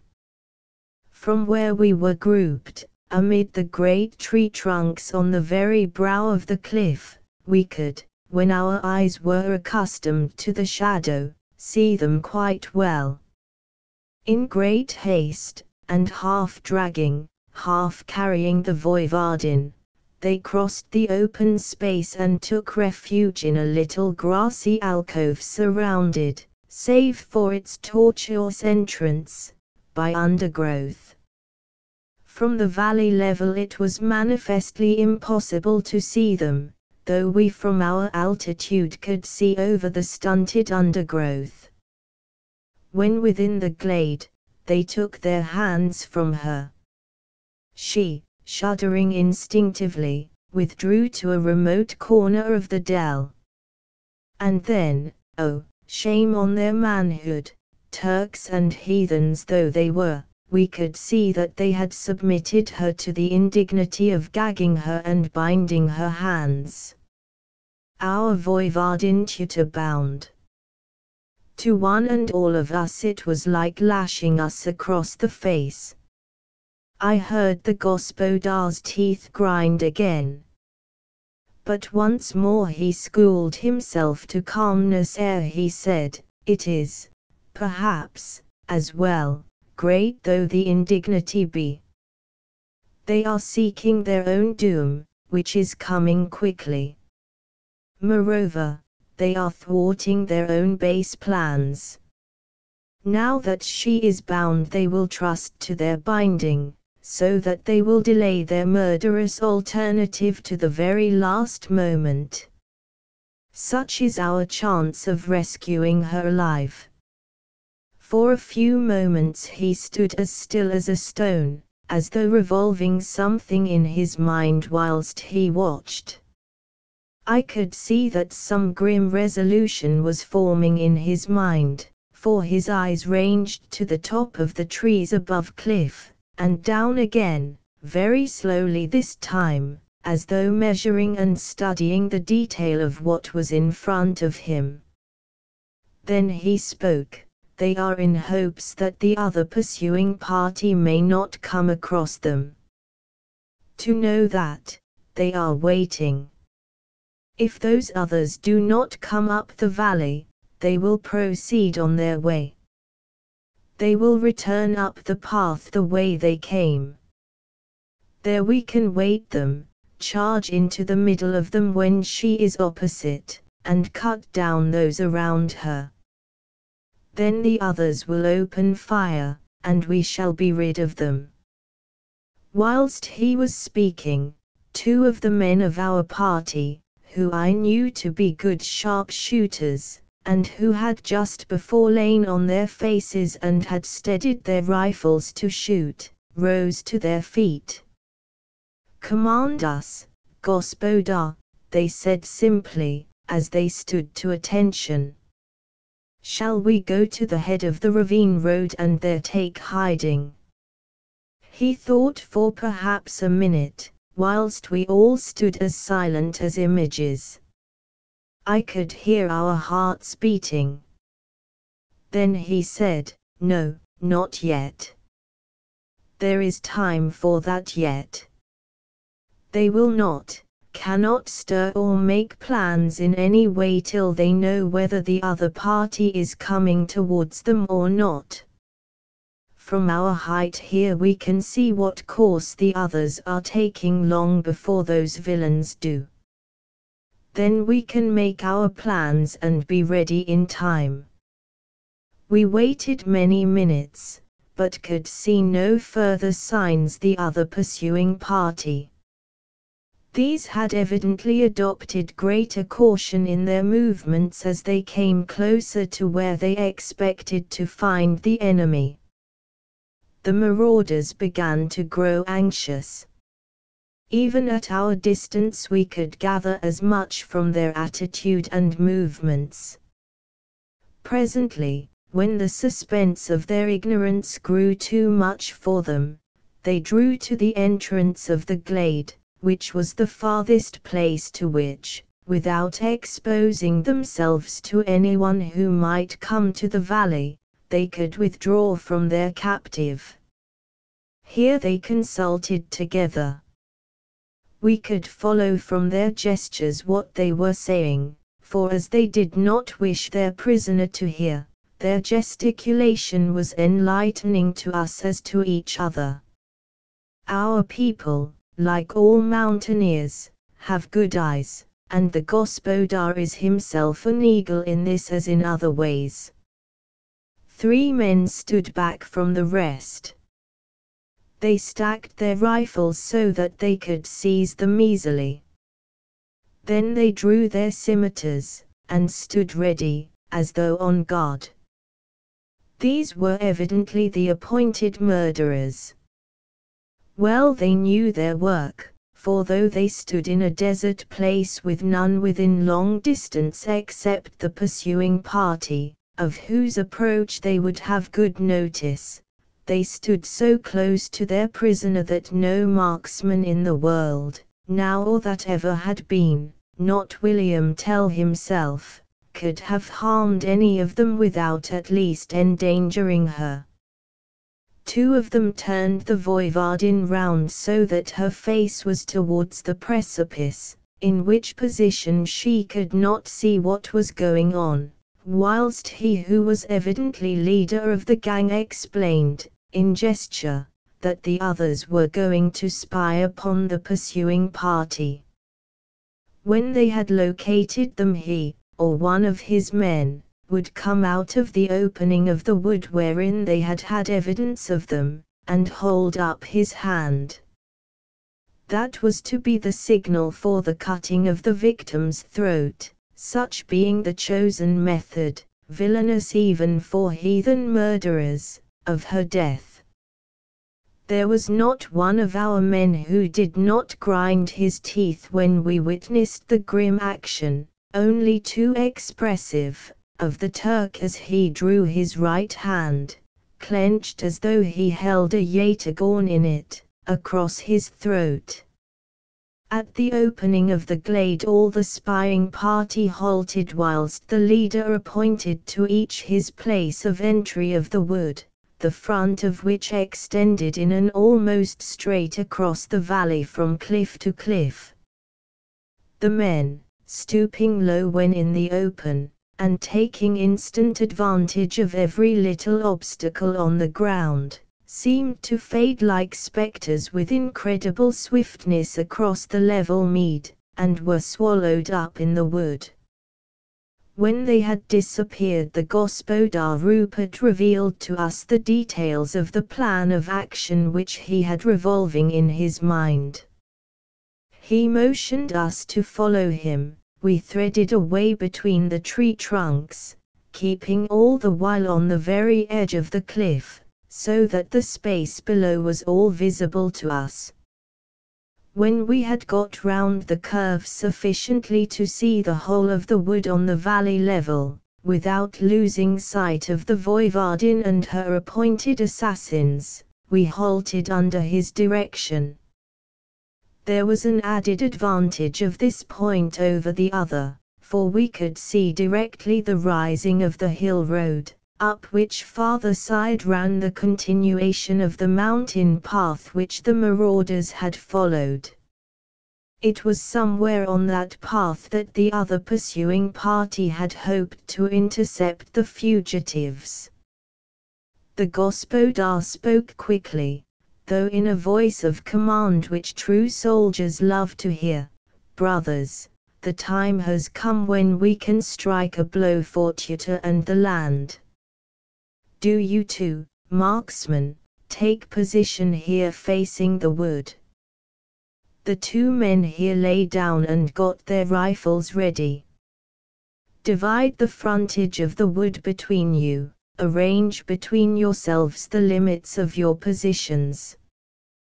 The very instant one of the marauders appears, cover him, drop him before he emerges from the wood. Even then still watch and treat similarly whoever else may take his place. Do this if they come singly till not a man is left. Remember, brothers, that brave hearts alone will not suffice at this grim crisis. In this hour the best safety of the Voivodin is in the calm spirit and the steady eye. Then he turned to the rest of us, and spoke to me, Archimandrite of Plazak, you who are interpreter to God of the prayers of so many souls, my own hour has come. If I do not return, convey my love to my Aunt Janet, Miss McKelpie, at Viserion. There is but one thing left to us if we wish to save the Voivardin. Do you, when the time comes, take these men and join the watcher at the top of the ravine road. When the shots are fired, do you out Hanja, and rush the ravine and across the valley. Brothers, you may be in time to avenge the Voivardin, if you cannot save her.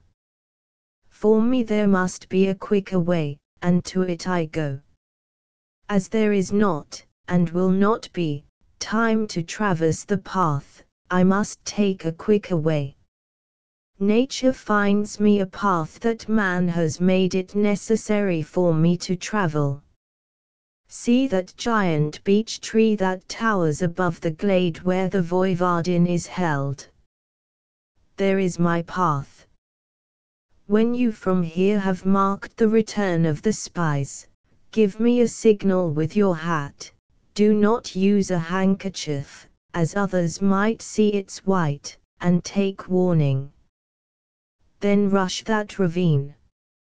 I shall take that as the signal for my descent by the leafy road. If I can do naught else, I can crush the murderers with my falling weight, even if I have to kill her too. At least we shall die together, and free. Lay us together in the tomb at Saint Savas. Farewell, if it be the last. He threw down the scabbard in which he carried his handjar, adjusted the naked weapon in his belt behind his back, and was gone. We who were not watching the wood kept our eyes fixed on the great beech tree, and with new interest noticed the long trailing branches which hung low, and swayed even in the gentle breeze. For a few minutes, which seemed amazingly long, we saw no sign of him.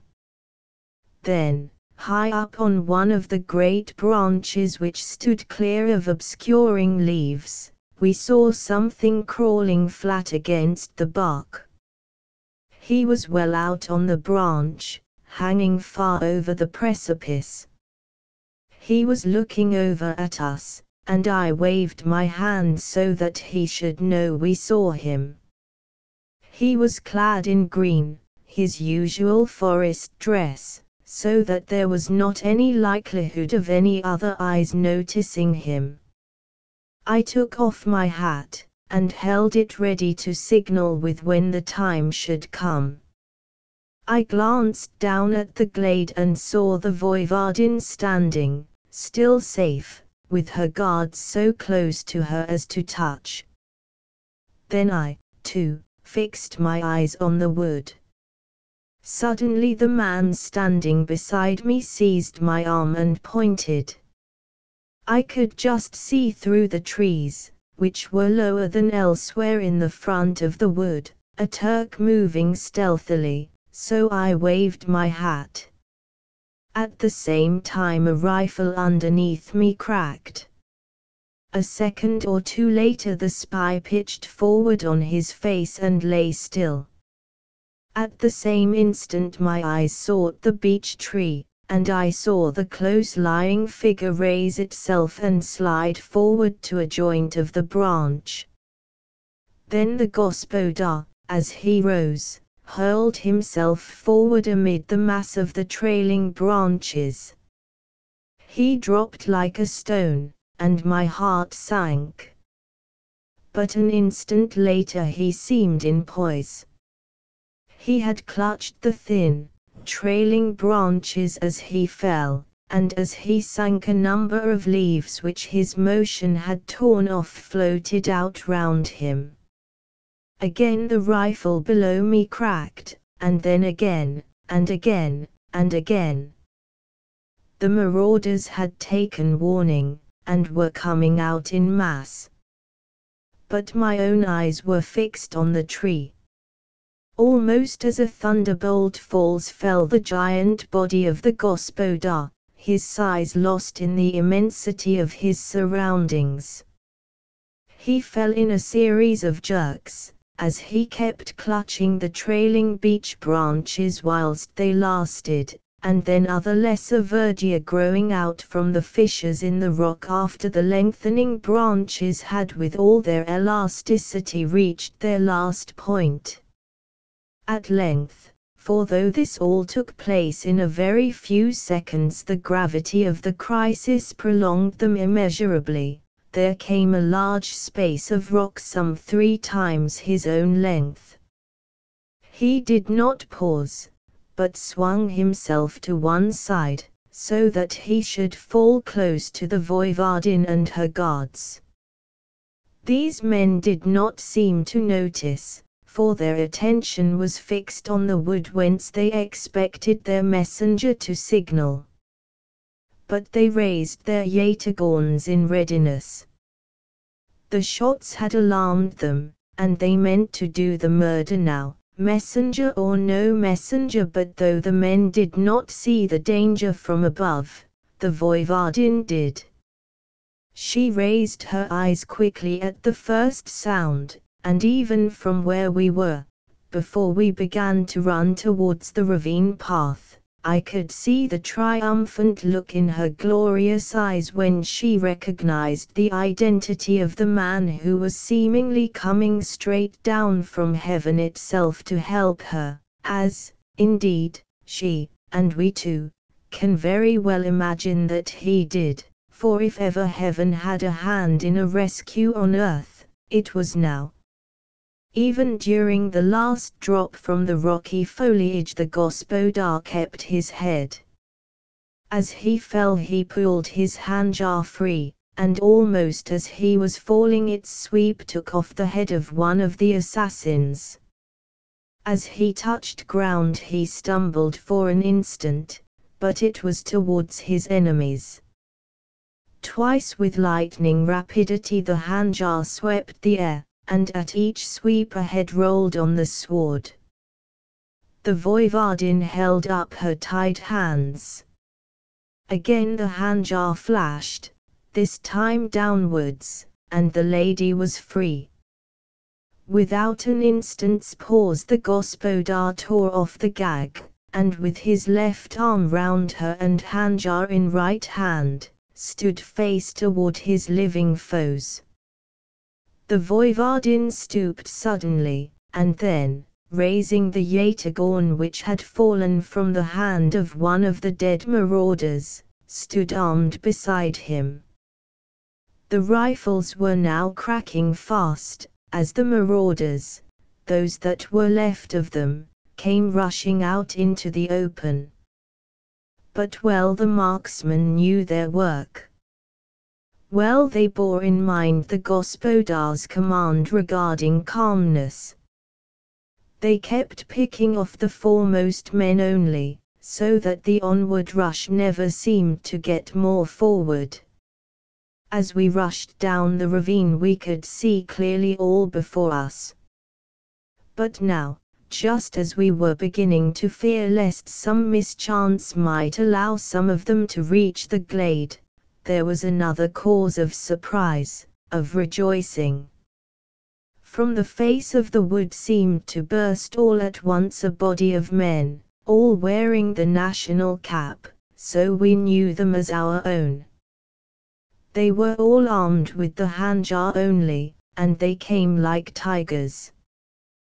They swept on the rushing Turks as though, for all their swiftness, they were standing still, literally wiping them out as a child wipes a lesson from its slate.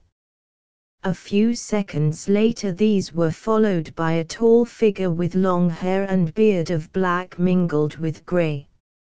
Instinctively we all, as did those in the valley, shouted with joy. For this was the Vladika Miloš Plamenak himself. I confess that, knowing what I knew, I was for a short space of time anxious lest, in the terrific excitement in which we were all lapped, someone might say or do something which might make for trouble later on. The Gospodar's splendid achievement, which was worthy of any hero of old romance, had set us all on fire. He himself must have been wrought to a high pitch of excitement to dare such an act, and it is not at such a time that discretion must be expected from any man. Most of all did I fear danger from the womanhood of the Voivardin. Had I not assisted at her marriage, I might not have understood then what it must have been to her to be saved from such a doom at such a time by such a man, who was so much to her, and in such a way. It would have been only natural if at such a moment of gratitude and triumph she had proclaimed the secret which we of the Council of the Nation and her father's commissioners had so religiously kept. But none of us knew then either the Voivardin or the Gospodar Rupert as we do now. It was well that they were as they are, for the jealousy and suspicion of our mountaineers might, even at such a moment, and even whilst they throbbed at such a deed, have so manifested themselves as to have left a legacy of distrust. The Vladika and I, who of all, save the two immediately concerned, alone knew, looked at each other apprehensively. But at that instant the Voivardin, with a swift glance at her husband, laid a finger on her lip, and he, with quick understanding, gave assurance by a similar sign. Then she sank before him on one knee, and, raising his hand to her lips, kissed it, and spoke, "Gospodar Rupert, I owe you all that a woman may owe, except to God. You have given me life and honor. I cannot thank you adequately for what you have done. My father will try to do so when he returns. But I am right sure that the men of the Blue Mountains, who so value honor, and freedom, and liberty, and bravery, will hold you in their hearts forever." This was so sweetly spoken, with lips that trembled and eyes that swam in tears, so truly womanly and so in accord with the custom of our nation regarding the reverence that women owe to men, that the hearts of our mountaineers were touched to the quick. Their noble simplicity found expression in tears. But if the gallant Gospodar could have for a moment thought that so to weep was unmanly, his error would have had instant correction. When the Voivardin had risen to her feet, which she did with queenly dignity, the men around closed in on the Gospodar like a wave of the sea, and in a second held him above their heads, tossing on their lifted hands as if on stormy breakers. It was as though the old Vikings of whom we have heard, and whose blood flows in Rupert's veins, were choosing a chief in old fashion. I was myself glad that the men were so taken up with the Gospodar that they did not see the glory of the moment in the Voivardin's starry eyes, for else they might have guessed the secret. I knew from the Vladika's look that he shared my own satisfaction, even as he had shared my anxiety. As the Gospodar Rupert was tossed high on the lifted hands of the mountaineers, their shouts rose to such a sudden volume that around us, as far as I could see, the frightened birds rose from the forest, and their noisy alarm swelled the tumult. The Gospodar, ever thoughtful for others, was the first to calm himself. "Come, brothers," he said, "let us gain the hilltop, where we can signal to the castle. It is right that the whole nation should share in the glad tidings that the Voivodin tutor of Vissarion is free. But before we go, let us remove the arms and clothing of these carrion marauders. We may have use for them later on." The mountaineers set him down, gently enough. And he, taking the Voivodin by the hand, and calling the Vladika and myself close to them, led the way up the ravine path which the marauders had descended, and thence through the forest to the top of the hill that dominated the valley. Here we could, from an opening amongst the trees, catch a glimpse far off of the battlements of Vissarion. Forthwith the gospodar signalled, and on the moment a reply of their awaiting was given. Then the gospodar signalled the glad news. It was received with manifest rejoicing. We could not hear any sound so far away, but we could see the movement of lifted faces and waving hands, and knew that it was well. But an instant after came a calm so dread that we knew before the semaphore had begun to work that there was bad news in store for us. When the news did come, a bitter wailing arose amongst us, for the news that was signalled ran, "The voivode has been captured by the Turks on his return, and is held by them at Ilsin." In an instant the temper of the mountaineers changed.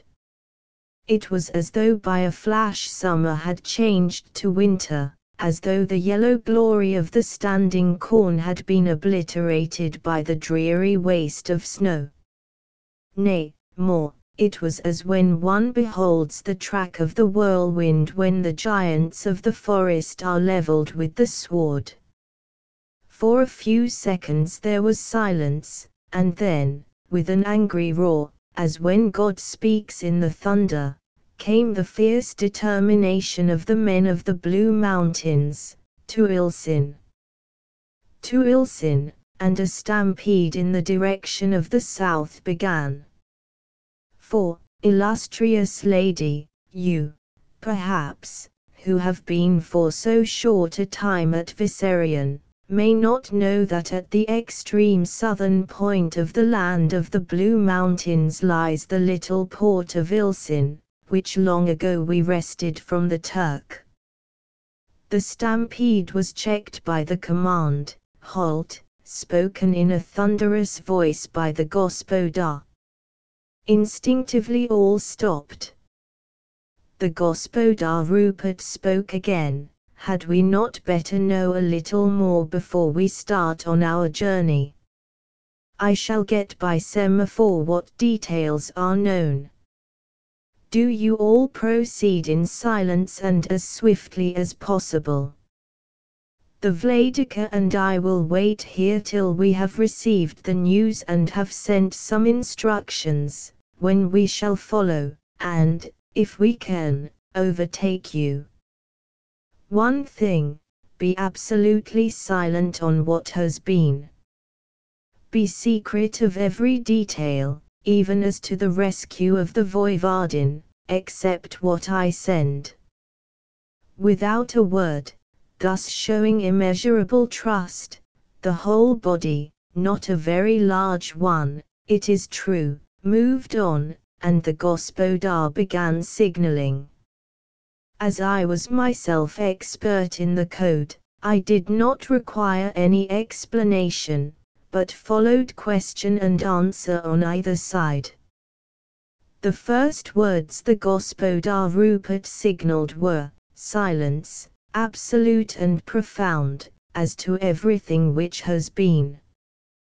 Then he asked for details of the capture of the voivode. The answer ran, "He was followed from Flushing, and his enemies advised by the spies all along the route. At Ragusa quite a number of strangers, travellers seemingly, went on board the packet. When he got out, the strangers debarked too, and evidently followed him, though, as yet, we have no details. He disappeared at Ilsin from the Hotel Rio, whither he had gone. All possible steps are being taken to trace his movements, and strictest silence and secrecy are observed. His answer was, "Good. Keep silent and secret. I'm hurrying back. Signal request to Archbishop and all members of National Council to come to Gadar with all speed. There the yacht will meet him. Tell Rook take yacht all speed to Gadar, there meet Archbishop and Council, give him list of names, and return full speed. Have ready plenty arms, 6 flying artillery. 200 men, provisions 3 days. Silence, silence. All depends on that. All to go on as usual at castle, except to those in secret." When the receipt of his message had been signalled, we 3, 4, of course, the Voivodin was with us, she had refused to leave the Gospodar, set out hot-foot after our comrades. But by the time we had descended the hill it was evident that the Voivodin could not keep up the terrific pace at which we were going. She struggled heroically, but the long journey she had already taken, and the hardship and anxiety she had suffered, had told on her. The Gospodar stopped, and said that it would be better that he should press on. It was, perhaps, her father's life, and said he would carry her. "No, no," she answered. "Go on. I shall follow with the Vladika. And then you can have things ready to get on soon after the Archbishop and Council arrive." They kissed each other after, on her part, a shy glance at me, and he went on the track of our comrades at a great pace. I could see him shortly after catch them up, though they, too, were going fast. For a few minutes they ran together, he speaking. I could note it from the way they kept turning their heads towards him. Then he broke away from them hurriedly. He went like a stag breaking covert, and was soon out of sight. They halted a moment or two. Then some few ran on, and all the rest came back towards us. Quickly they improvised a litter with cords and branches, and insisted that the Voivodin should use it. In an incredibly short time we were under way again, and proceeding with great rapidity towards Vissarion. The men took it in turns to help with the litter. I had the honor of taking a hand in the work myself. About a third of the way out from Vissarion a number of our people met us. They were fresh, and as they carried the litter, we who were relieved were free for speed. So we soon arrived at the castle. Here we found all humming like a hive of bees. The yacht, which Captain Rook had kept fired ever since the pursuing party under the Gospodar had left Vissarion, was already away, and tearing up the coast at a fearful rate. The rifles and ammunition were stacked on the quay. The field guns, too, were equipped, and the cases of ammunition ready to ship. The men, 200 of them, were paraded in full kit, ready to start at a moment's notice. The provision for 3 days was all ready to put aboard, and barrels of fresh water to trundle aboard when the yacht should return. At one end of the quay, ready to lift on board, stood also the Gospodar's aeroplane, fully equipped, and ready, if need were, for immediate flight. I was glad to see that the Voivodin seemed none the worse for her terrible experience. She still wore her shroud, but no one seemed to notice it as anything strange. The whisper had evidently gone round of what had been. But discretion ruled the day. She and the Gospodar met as two who had served and suffered in common, but I was glad to notice that both kept themselves under such control that none of those not already in the secret even suspected that there was any love between them, let alone marriage.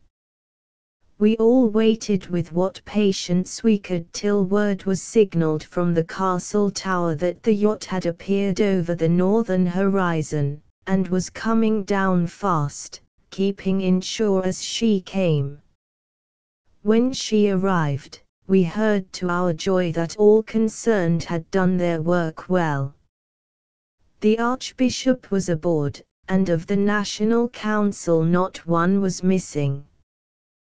The Gospodar hurried them all into the great hall of the castle, which had in the meantime been got ready.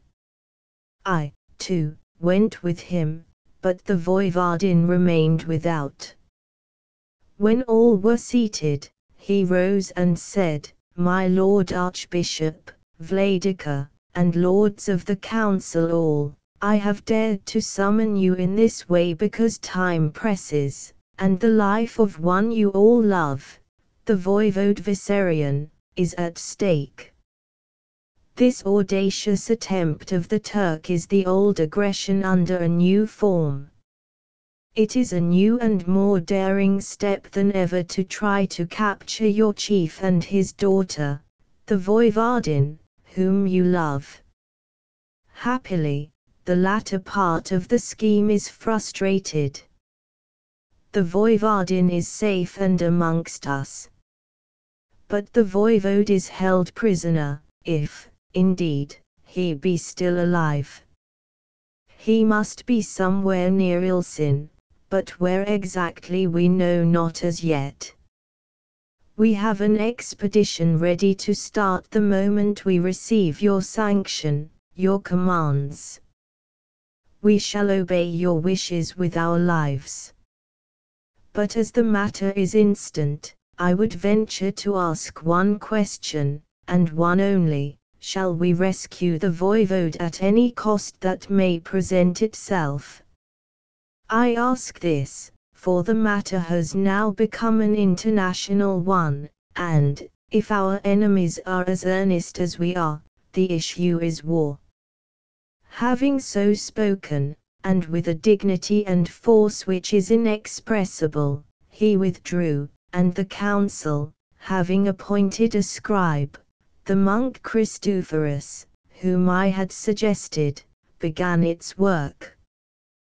The Archbishop spoke. "Lords of the Council of the Blue Mountains, I venture to ask you that the answer to the Gospodar Rupert be an instant yes, together with thanks and honor to that gallant Englisher, who has made our cause his own, and who has so valiantly rescued our beloved Voivodin from the ruthless hands of our enemies." Forthwith the oldest member of the council, Nicholas of Wallach, rose, and, after throwing a searching look round the faces of all, and seeing grave nods of assent, for not a word was spoken, said to him who held the door, "Summon the Gospodar Rupert forthwith." When Rupert entered, he spoke to him. "Gospodar Rupert, the Council of the Blue Mountains has only one answer to give: proceed. Rescue the Voivode Vissarion, whatever the cost may be. You hold henceforth in your hand the handjar of our nation, as already, for what you have done in your valiant rescue of our beloved Voivodin, your breast holds the heart of our people. Proceed at once. We give you, I fear, little time, but we know that such is your own wish. Later, we shall issue formal authorization, so that if war may ensue, our allies may understand that you have acted for the nation, and also such letters credential as may be required by you in this exceptional service. These shall follow you within an hour. For our enemies we take no account. See, we draw the handjar that we offer you. As one man all in the hall drew their handjars, which flashed as a blaze of lightning. There did not seem to be an instant's delay. The council broke up, and its members, mingling with the people without, took active part in the preparations.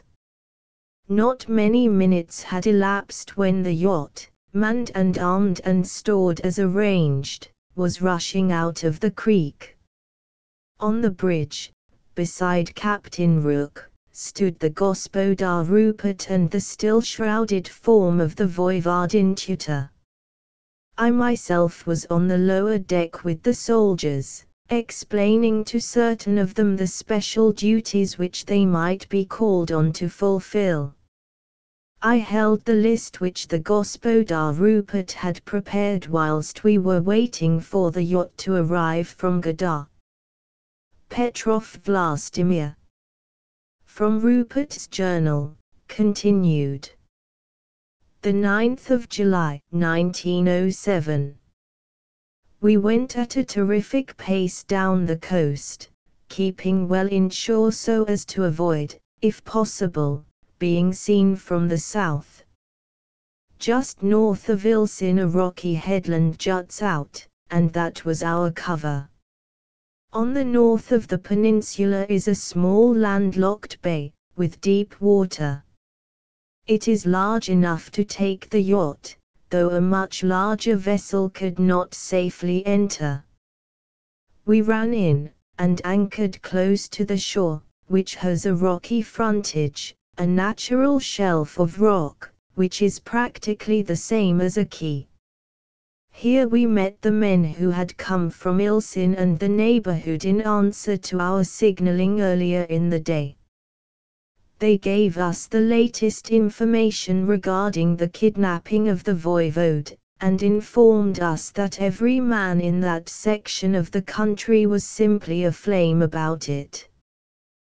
They assured us that we could rely on them, not merely to fight to the death, but to keep silence absolutely.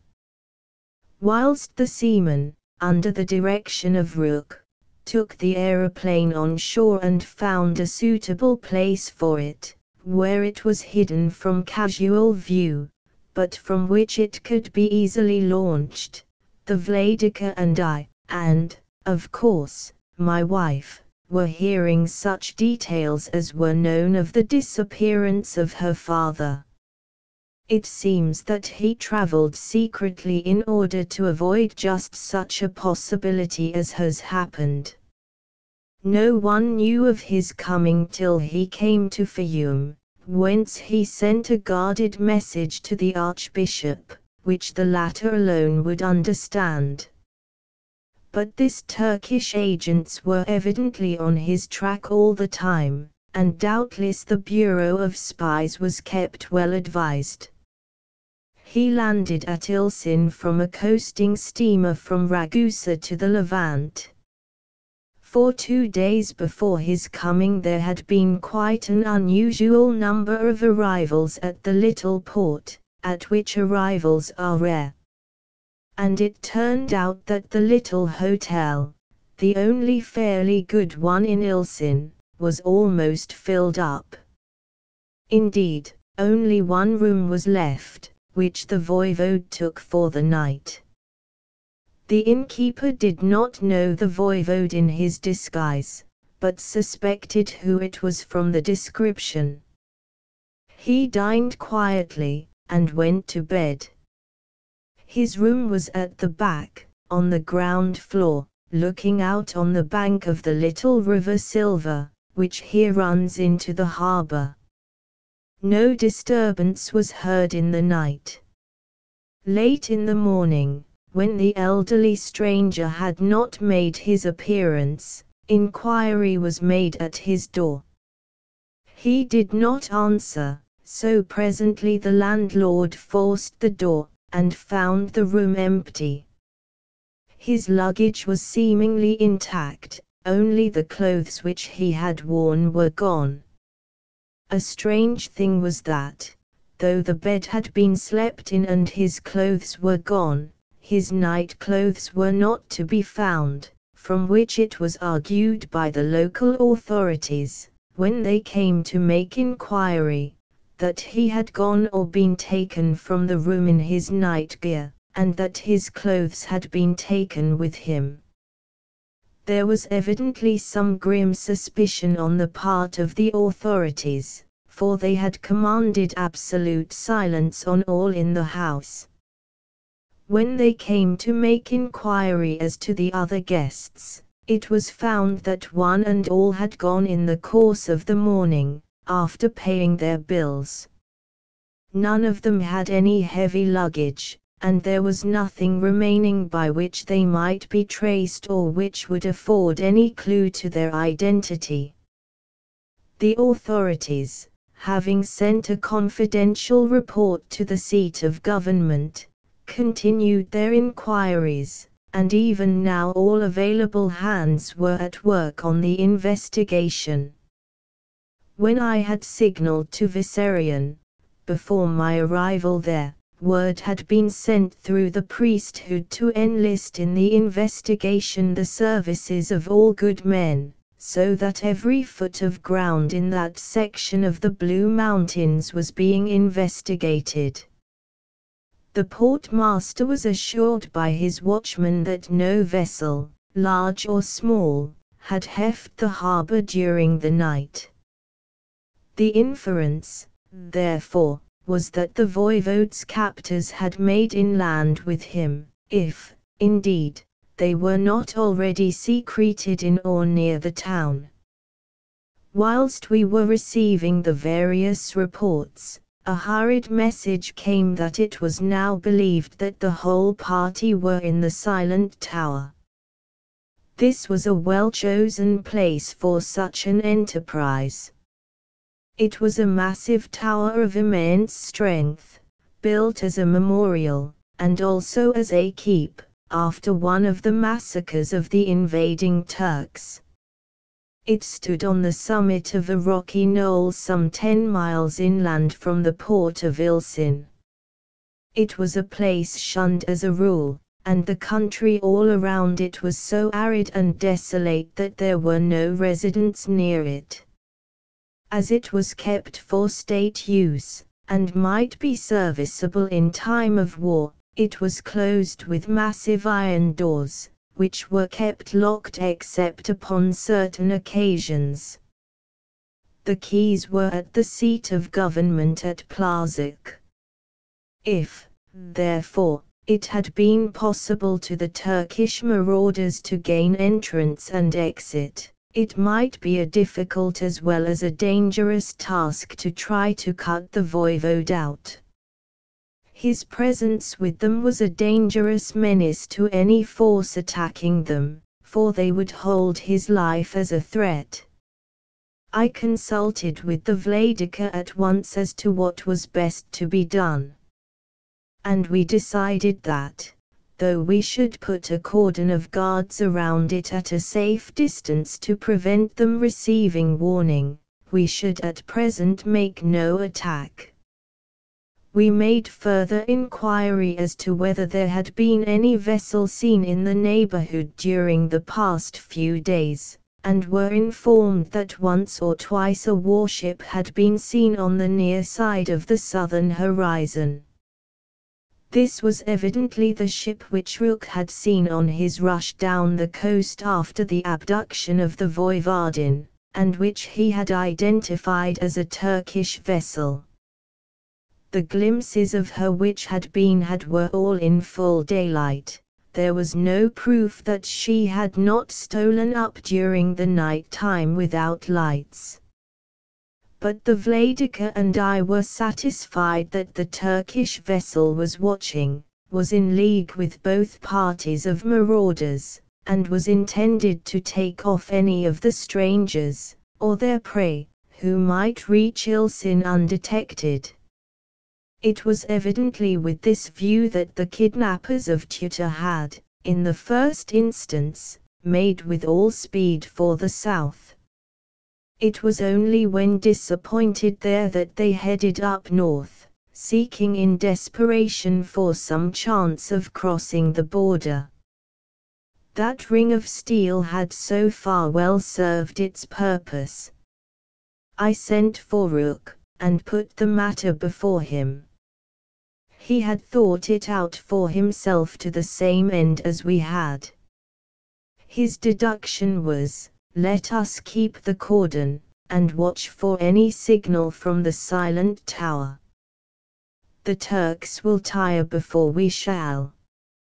I undertake to watch the Turkish warship.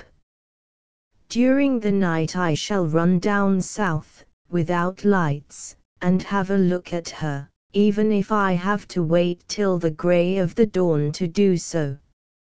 She may see us, but if she does I shall crawl away at such pace that she shall not get any idea of our speed.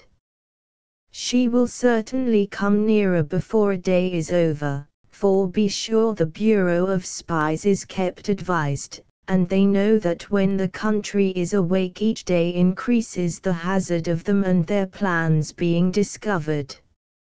From their caution I gather that they do not court discovery, and from that they do not wish for an open declaration of war. If this be so, why should we not come out to them and force an issue if need be? When Tutor and I got a chance to be alone, we discussed the situation in every phase. The poor girl was in a dreadful state of anxiety regarding her father's safety.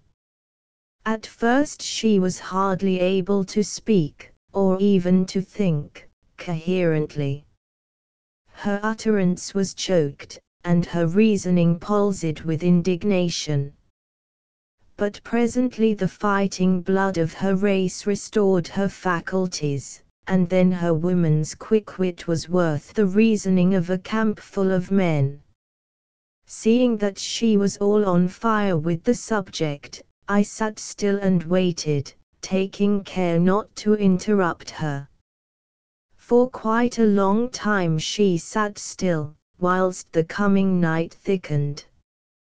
When she spoke, the whole plan of action, based on subtle thinking, had mapped itself out in her mind. We must act quickly. Every hour increases the risk to my father. Here her voice broke for an instant, but she recovered herself and went on, if you go to the ship, I must not go with you. It would not do for me to be seen. The captain doubtless knows of both attempts, that to carry me off as well as that against my father. As yet he is in ignorance of what has happened. You and your party of brave, loyal men did their work so well that no news could go forth. So long, therefore, as the naval captain is ignorant, he must delay till the last. But if he saw me he would know that that branch of the venture had miscarried. He would gather from our being here that we had news of my father's capture, and as he would know that the marauders would fail unless they were relieved by force, he would order the captive to be slain. Yes, dear, tomorrow you had, perhaps, better see the captain, but tonight we must try to rescue my father. Here I think I see a way. You have your aeroplane. Please take me with you into the silent tower. Not for a world of chrysolite, said I, horrified. She took my hand and held it tight whilst she went on, "Dear, I know, I know. Be satisfied. But it is the only way. You can, I know, get there, and in the dark. But if you were to go in it, it would give warning to the enemies, and besides, my father would not understand. Remember, he does not know you, he has never seen you, and does not, I suppose, even know as yet of your existence. But he would know me at once, and in any dress. You can manage to lower me into the tower by a rope from the aeroplane. The Turks as yet do not know of our pursuit, and doubtless rely, at all events in part, on the strength and security of the tower. Therefore their guard will be less active than it would at first or later on. I shall post farther in all details, and we shall be ready quickly. Now, dear, let us think out the scheme together. Let your man's wit and experience help my ignorance, and we shall save my father." How could I have resisted such pleading, even had it not seemed wise? But wise it was, and I, who knew what the aeroplane could do under my own guidance, saw at once the practicalities of the scheme. Of course there was a dreadful risk in case anything should go wrong. But we are at present living in a world of risks, and her father's life was at stake. So I took my dear wife in my arms, and told her that my mind was hers for this, as my soul and body already were.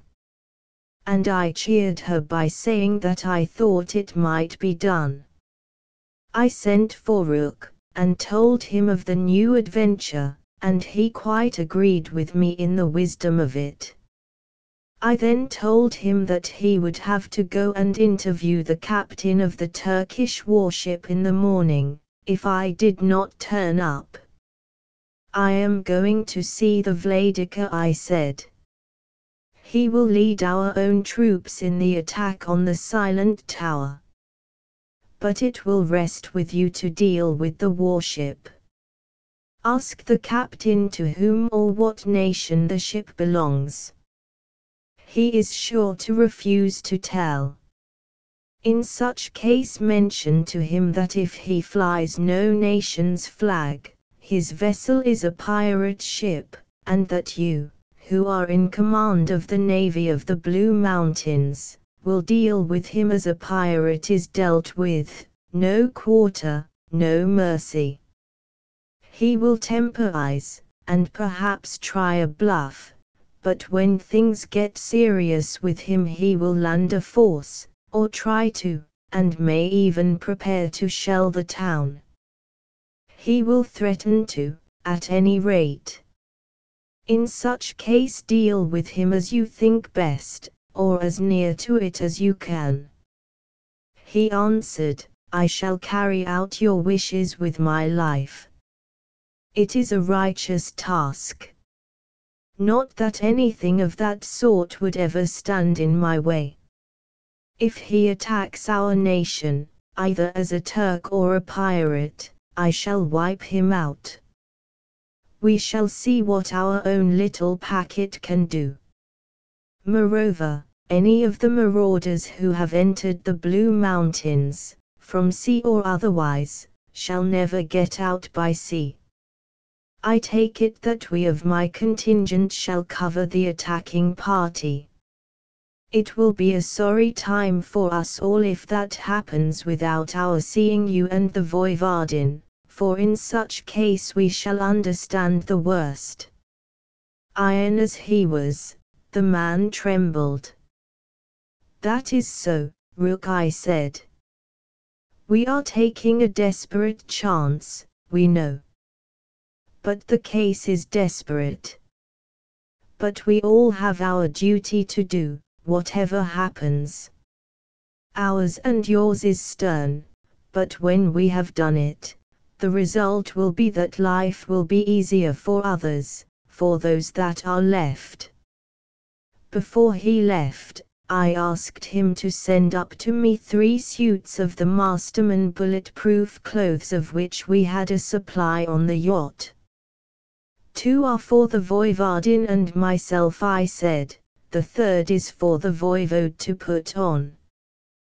The Voivodin will take it with her when she descends from the aeroplane into the tower. Whilst any daylight was left, I went out to survey the ground. My wife wanted to come with me, but I would not let her.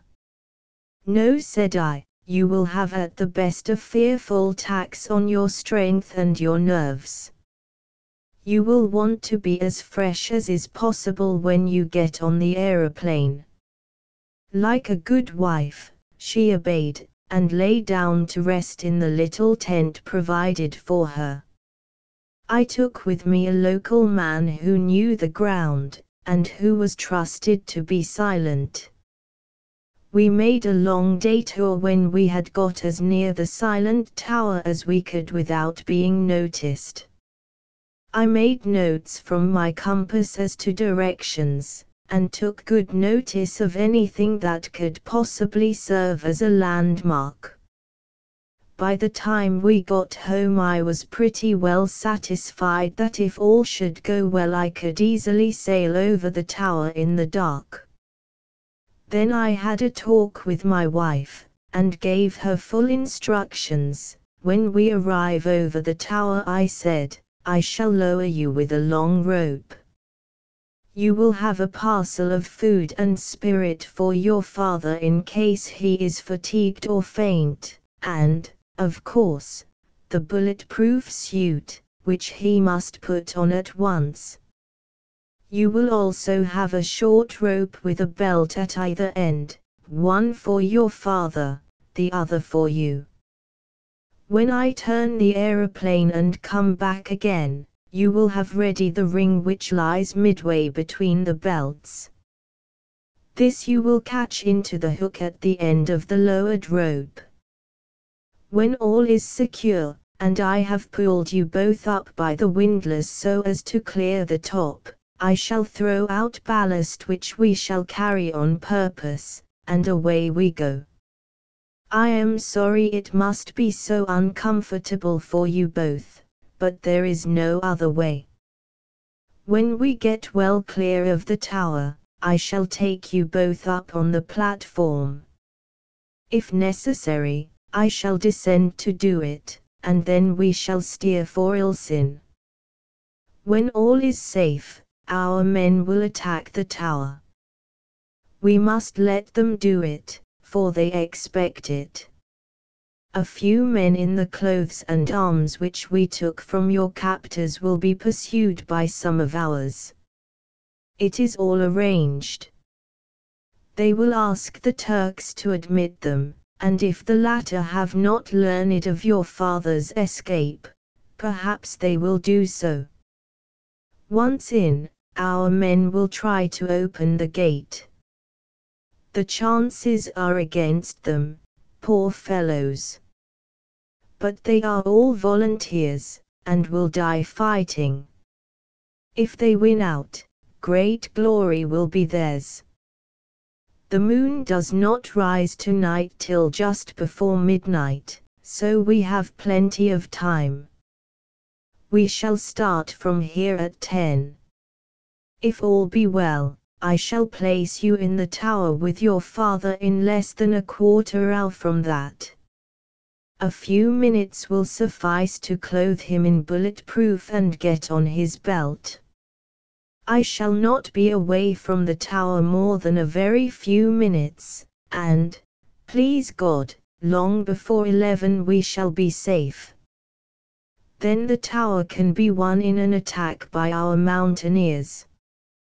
Perhaps, when the guns are heard on the ship of war, for there is sure to be firing, the captain may try to land a shore party. But Rook will stand in the way, and if I know the man and the lady, we shall not be troubled with many Turks tonight. By midnight you and your father can be on the way to Vissarion. I can interview the naval captain in the morning." My wife's marvelous courage and self-possession stood to her. At half an hour before the time fixed she was ready for our adventure. She had improved the scheme in one detail. She had put on her own belt and coiled the rope round her waist, so the only delay would be in bringing her father's belt. She would keep the bulletproof dress intended to be his strapped in a packet on her back, so that if occasion should be favorable he would not want to put it on till he and she should have reached the platform of the aeroplane. In such case, I should not steer away from the tower at all, but would pass slowly across it and take up the captive and his brave daughter before leaving. I had learned from local sources that the tower was in several stories. Entrance was by the foot, where the great iron-clad door was, then came living rooms and storage, and an open space at the top. This would probably be thought the best place for the prisoner, for it was deep sunk within the massive walls, wherein was no loophole of any kind. This, if it should so happen, would be the disposition of things best for our plan. The guards would at this time be all inside the tower, probably resting, most of them, so that it was possible that no one might notice the coming of the airship. I was afraid to think that all might turn out so well, for in such case our task would be a simple enough one, and would in all human probability be crowned with success. At 10 o'clock we started. Tutor did not show the smallest sign of fear or even uneasiness, though this was the first time she had even seen an aeroplane at work. She proved to be an admirable passenger for an airship. She stayed quite still, holding herself rigidly in the position arranged, by the cords which I had fixed for her. When I had trued my course by the landmarks and with the compass lit by the tiny electric light in the dark box, I had time to look about me. All seemed quite dark wherever I looked, to land, or sea, or sky. But darkness is relative, and though each quarter and spot looked dark in turn, there was not such absolute darkness as a whole. I could tell the difference, for instance, between land and sea, no matter how far off we might be from either. Looking upward, the sky was dark, yet there was light enough to see, and even distinguish broad effects. I had no difficulty in distinguishing the tower towards which we were moving, and that, after all, was the main thing. We drifted slowly, very slowly, as the air was still, and I only used the minimum pressure necessary for the engine. I think I now understood for the first time the extraordinary value of the engine with which my Kitson was equipped. It was noiseless, it was practically of no weight, and it allowed the machine to progress as easily as the old-fashioned balloon used to drift before a breeze. Tutor, who had naturally very fine sight, seemed to see even better than I did, for as we drew nearer to the tower, and its round, open top began to articulate itself, she commenced to prepare for her part of the task. She it was who uncoiled the long drag rope ready for her lowering.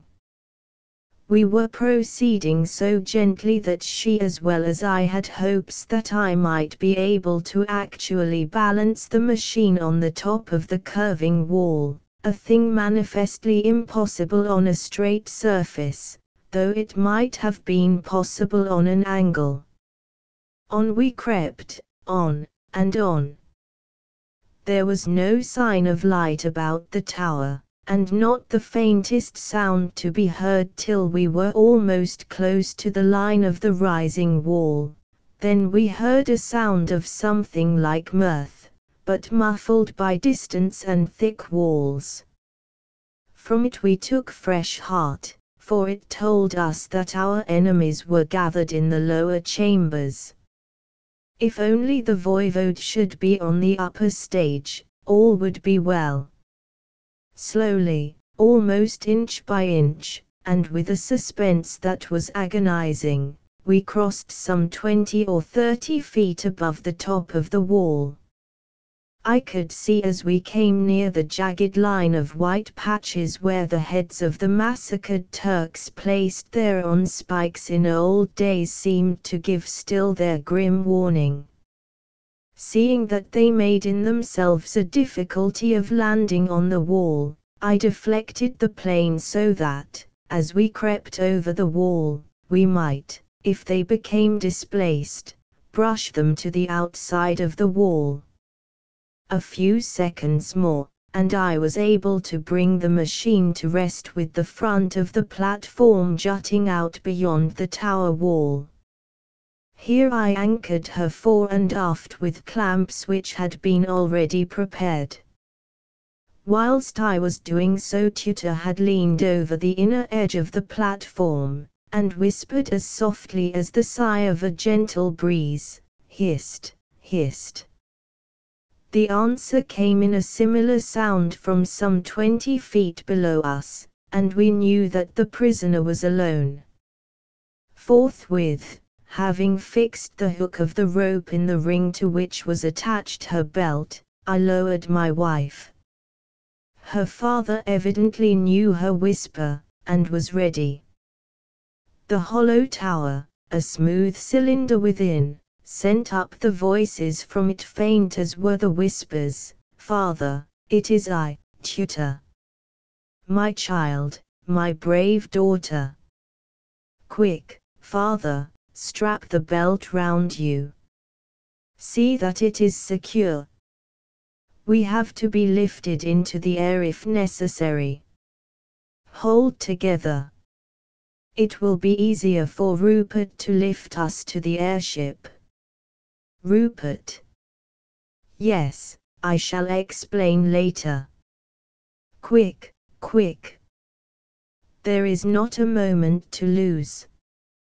He is enormously strong, and can lift us together, but we must help him by being still, so he won't have to use the windlass, which might creak. As she spoke she jerked slightly at the rope, which was our preconcerted signal that I was to lift. I was afraid the windlass might creak, and her thoughtful hint decided me. I bent my back to the task, and in a few seconds they were on the platform on which they, at Tutor's suggestion, lay flat, one at each side of my seat, so as to keep the best balance possible. I took off the clamps, lifted the bags of ballast to the top of the wall, so that there should be no sound of falling, and started the engine. The machine moved forward a few inches, so that it tilted towards the outside of the wall. I threw my weight on the front part of the platform, and we commenced our downward fall at a sharp angle. A second enlarged the angle, and without further ado we slid away into the darkness. Then, ascending as we went, when the engine began to work at its strength, we turned, and presently made straight for Ilsin. The journey was short, not many minutes. It almost seemed as if no time whatever had elapsed till we saw below us the gleam of lights, and by them saw a great body of men gathered in military array. we slackened and descended. The crowd kept deathly silence, but when we were amongst them we needed no telling that it was not due to lack of heart or absence of joy. The pressure of their hands as they surrounded us, and the devotion with which they kissed the hands and feet of both the voivode and his daughter, were evidence enough for me, even had I not had my own share of their grateful rejoicing. In the midst of it all the low, stern voice of Rook, who had burst away to the front beside the Vladika, said, "Now is the time to attack the tower. Forward, brothers, but in silence. Let there not be a sound till you are near the gate, then play your little comedy of the escaping marauders. And 'twill be no comedy for them in the tower. The yacht is all ready for the morning, Mr. St. Ledger, in case I do not come out of the scrimmage if the blue jackets arrive. In such case you will have to handle her yourself. God keep you, my lady, and you, too, voivode. Forward." In a ghostly silence the grim little army moved forwards. Rook and the men with him disappeared into the darkness in the direction of the harbour of Ilsin. From the script of the voivode, Peter Vissarion, the 7th of July, 1907. I had little idea, when I started on my homeward journey, that it would have such a strange termination. Even I, who ever since my boyhood have lived in a whirl of adventure, intrigue, or diplomacy, whichever it may be called, statecraft, and war, had reason to be surprised. I certainly thought that when I locked myself into my room in the hotel at Ilsin that I would have at last a spell, however short, of quiet. All the time of my prolonged negotiations with the various nationalities I had to be at tension, so, too, on my homeward journey, lest something at the last moment should happen adversely to my mission. But when I was safe on my own land of the Blue Mountains, and laid my head on my pillow, where only friends could be around me, I thought I might forget care. But to wake with a rude hand over my mouth, and to feel myself grasped tight by so many hands that I could not move a limb, was a dreadful shock. All after that was like a dreadful dream. I was rolled in a great rug so tightly that I could hardly breathe, let alone cry out. Lifted by many hands through the window, which I could hear was softly opened and shut for the purpose, and carried to a boat. Again lifted into some sort of litter, on which I was borne a long distance, but with considerable rapidity. Again lifted out and dragged through a doorway opened on purpose, I could hear the clang as it was shut behind me. Then the rug was removed, and I found myself, still in my night gear, in the midst of a ring of men. There were 20 of them, all Turks, all strong-looking, resolute men, armed to the teeth. My clothes, which had been taken from my room, were thrown down beside me, and I was told to dress. As the Turks were going from the room, shaped like a vault, where we then were, the last of them, who seemed to be some sort of officer, said, "If you cry out or make any noise whatever whilst you are in this tower, you shall die before your time." Presently some food and water were brought me, and a couple of blankets. I wrapped myself up and slept till early in the morning. Breakfast was brought, and the same men filed in. In the presence of them all the same officer said, "I have given instructions that if you make any noise or betray your presence to anyone outside this tower, the nearest man is to restore you to immediate quiet with his yataghan. If you promise me that you will remain quiet whilst you are within the tower, I can enlarge your liberties somewhat. Do you promise?" I promised as he wished. There was no need to make necessary any stricter measure of confinement. Any chance of escape lay in having the utmost freedom allowed to me. Although I had been taken away with such secrecy, I knew that before long there would be pursuit. So I waited with what patience I could. I was allowed to go on the upper platform, a consideration due, I am convinced, to my captors' wish for their own comfort rather than for mine. It was not very cheering, for during the daytime I had satisfied myself that it would be quite impossible for even a younger and more active man than I am to climb the walls. They were built for prison purposes, and a cat could not find entry for its claws between the stones. I resigned myself to my fate as well as I could.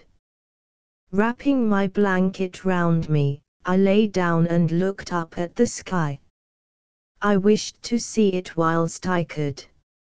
I was just dropping to sleep, the unutterable silence of the place broken only now and again by some remark by my captors in the rooms below me, when there was a strange appearance just over me, an appearance so strange that I sat up, and gazed with distended eyes. Across the top of the tower, some height above, drifted, slowly and silently, a great platform. Although the night was dark, it was so much darker where I was within the hollow of the tower that I could actually see what was above me. I knew it was an aeroplane, one of which I had seen in Washington.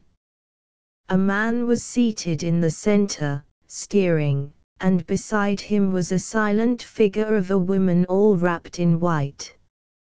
It made my heart beat to see her, for she was figured something like my tutor, but broader, less shapely. She leaned over, and a whispered SSH crept down to me. I answered in similar way. Whereupon she rose, and the man lowered her down into the tower. Then I saw that it was my dear daughter who had come in this wonderful way to save me. With infinite haste she helped me to fasten round my waist a belt attached to a rope, which was coiled round her, and then the man, who was a giant in strength as well as stature, raised us both to the platform of the aeroplane, which he set in motion without an instant's delay. Within a few seconds, and without any discovery being made of my escape, we were speeding towards the sea. The lights of Ilsin were in front of us. Before reaching the town, however, we descended in the midst of a little army of my own people, who were gathered ready to advance upon the silent tower, there to effect, if necessary, my rescue by force. Small chance would there have been of my life in case of such a struggle. Happily, however, the devotion and courage of my dear daughter and of her gallant companion prevented such a necessity. It was strange to me to find such joyous reception amongst my friends expressed in such a whispered silence. There was no time for comment or understanding or the asking of questions. I was fain to take things as they stood, and wait for fuller explanation. This came later, when my daughter and I were able to converse alone. When the expedition went out against the Silent Tower, Tutor and I went to her tent, and with us came her gigantic companion, who seemed not wearied, but almost overcome with sleep. When we came into the tent, over which at a little distance a cordon of our mountaineers stood on guard, he said to me, "May I ask you, sir, to pardon me for a time, and allow the Voivodin to explain matters to you? She will, I know, so far assist me, for there is so much work still to be done before we are free of the present peril. For myself, I am almost overcome with sleep. For 3 nights I have had no sleep, but all during that time much labor and more anxiety. I could hold on longer, but at daybreak I must go out to the Turkish warship that lies in the offing. She is a Turk, though she does not confess to it, and she it is who has brought hither the marauders who captured both your daughter and yourself. It is needful that I go, for I hold a personal authority from the National Council to take whatever step may be necessary for our protection. And when I go I should be clear-headed, for war may rest on that meeting. I shall be in the adjoining tent, and shall come at once if I am summoned, in case you wish for me before dawn." Here my daughter struck in, "Father, ask him to remain here. We shall not disturb him, I am sure, in our talking. And, moreover, if you knew how much I owe to him, to his own bravery and his strength, you would understand how much safer I feel when he is close to me, though we are surrounded by an army of our brave mountaineers."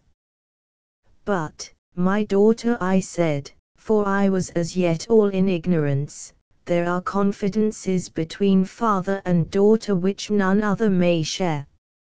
Some of what has been I know, but I want to know all, and it might be better that no stranger, however valiant he may be, or no matter in what measure we are bound to him, should be present."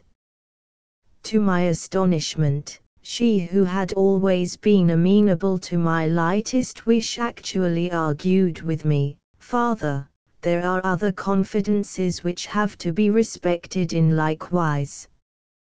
Bear with me, dear, till I have told you all, and I am right sure that you will agree with me." "I ask it, father." That settled the matter, and as I could see that the gallant gentleman who had rescued me was swaying on his feet as he waited respectfully, I said to him, "Rest with us, sir. We shall watch over your sleep." Then I had to help him, for almost on the instant he sank down, and I had to guide him to the rugs spread on the ground. In a few seconds he was in a deep sleep. As I stood looking at him, till I had realized that he was really asleep, I could not help marveling at the bounty of nature that could uphold even such a man as this to the last moment of work to be done, and then allow so swift a collapse when all was over, and he could rest peacefully. He was certainly a splendid fellow. I think I never saw so fine a man physically in my life. And if the lesson of his physiognomy be true, he is as sterling inwardly as his external is fair. "Now," said I to Tutor, "we are to all intents quite alone. Tell me all that has been, so that I may understand." Whereupon my daughter, making me sit down, knelt beside me, and told me from end to end the most marvelous story I had ever heard or read of. Something of it I had already known from the Archbishop Paleolog's later letters, but of all else I was ignorant. Far away in the great West beyond the Atlantic, and again on the fringe of the eastern seas, I had been thrilled to my heart's core by the heroic devotion and fortitude of my daughter in yielding herself for her country's sake to that fearful ordeal of the crypt, of the grief of the nation at her reported death, news of which was so mercifully and wisely withheld from me as long as possible, of the supernatural rumors that took root so deep, but no word or hint had come to me of a man who had come across the orbit of her life, much less of all that has resulted from it. Neither had I known of her being carried off, or of the thrice gallant rescue of her by Rupert. Little wonder that I thought so highly of him even at the first moment I had a clear view of him when he sank down to sleep before me. Why, the man must be a marvel. Even our mountaineers could not match such endurance as his. In the course of her narrative my daughter told me of how, being wearied with her long waiting in the tomb, and waking to find herself alone when the floods were out, and even the crypt submerged, she sought safety and warmth elsewhere, and how she came to the castle in the night, and found the strange man alone. I said, "That was dangerous, daughter, if not wrong. The man, brave and devoted as he is, must answer me, your father." At that she was greatly upset, and before going on with her narrative, drew me close in her arms, and whispered to me, "Be gentle to me, father, for I have had much to bear. And be good to him, for he holds my heart in his breast." I reassured her with a gentle pressure. There was no need to speak. She then went on to tell me about her marriage, and how her husband, who had fallen into the belief that she was a vampire, had determined to give even his soul for her, and how she had on the night of the marriage left him and gone back to the tomb to play to the end the grim comedy which she had undertaken to perform till my return, and how, on the second night after her marriage, as she was in the garden of the castle, going, as she shyly told me, to see if all was well with her husband, she was seized secretly, muffled up, bound, and carried off. Here she made a pause and a digression. Evidently some fear lest her husband and myself should quarrel assailed her, for she said, "Do understand, father, that Rupert's marriage to me was in all ways regular, and quite in accord with our customs. Before we were married I told the Archbishop of my wish. He, as your representative during your absence, consented himself, and brought the matter to the notice of the Vladika and the Archimandrites. All these concurred, having exacted from me, very properly, I think, a sacred promise to adhere to my self-appointed task. The marriage itself was orthodox in all ways, though so far unusual that it was held at night, and in darkness, save for the lights appointed by the ritual. As to that, the Archbishop himself, or the Archimandrite of Spazak, who assisted him, or the Vladika, who acted as paranymph, will, all or any of them, give you full details. Your representative made all inquiries as to Rupert St. Ledger, who lived in Vissarion, though he did not know who I was, or from his point of view who I had been. But I must tell you of my rescue. And so she went on to tell me of that unavailing journey south by her captors, of their bafflement by the cordon which Rupert had established at the first word of danger to the daughter of our leader, though he little knew who the leader was, or who was his daughter, of how the brutal marauders tortured her to speed with their daggers, and how her wounds left blood marks on the ground as she passed along. Then of the halt in the valley, when the marauders came to know that their road north was menaced, if not already blocked, of the choosing of the murderers, and their keeping ward over her whilst their companions went to survey the situation, and of her gallant rescue by that noble fellow, her husband, my son I shall call him henceforth, and thank God that I may have that happiness and that honor. Then my daughter went on to tell me of the race back to Vissarion, when Rupert went ahead of all, as a leader should do, of the summoning of the Archbishop and the National Council, and of their placing the nation's handjar in Rupert's hand, of the journey to Ilsin, and the flight of my daughter, and my son, on the aeroplane. The rest I knew. As she finished, the sleeping man stirred and woke, broad awake in a second, sure sign of a man accustomed to campaign and adventure. At a glance he recalled everything that had been, and sprang to his feet.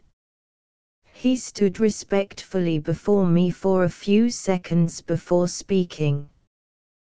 Then he said, with an open, engaging smile, "I see, sir, you know all.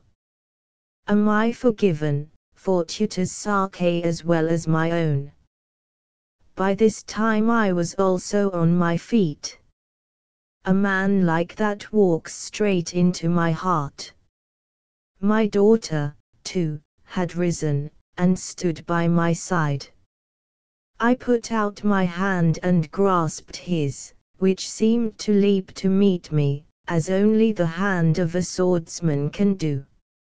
"I am glad you are my son," I said. It was all I could say, and I meant it and all it implied. We shook hands warmly.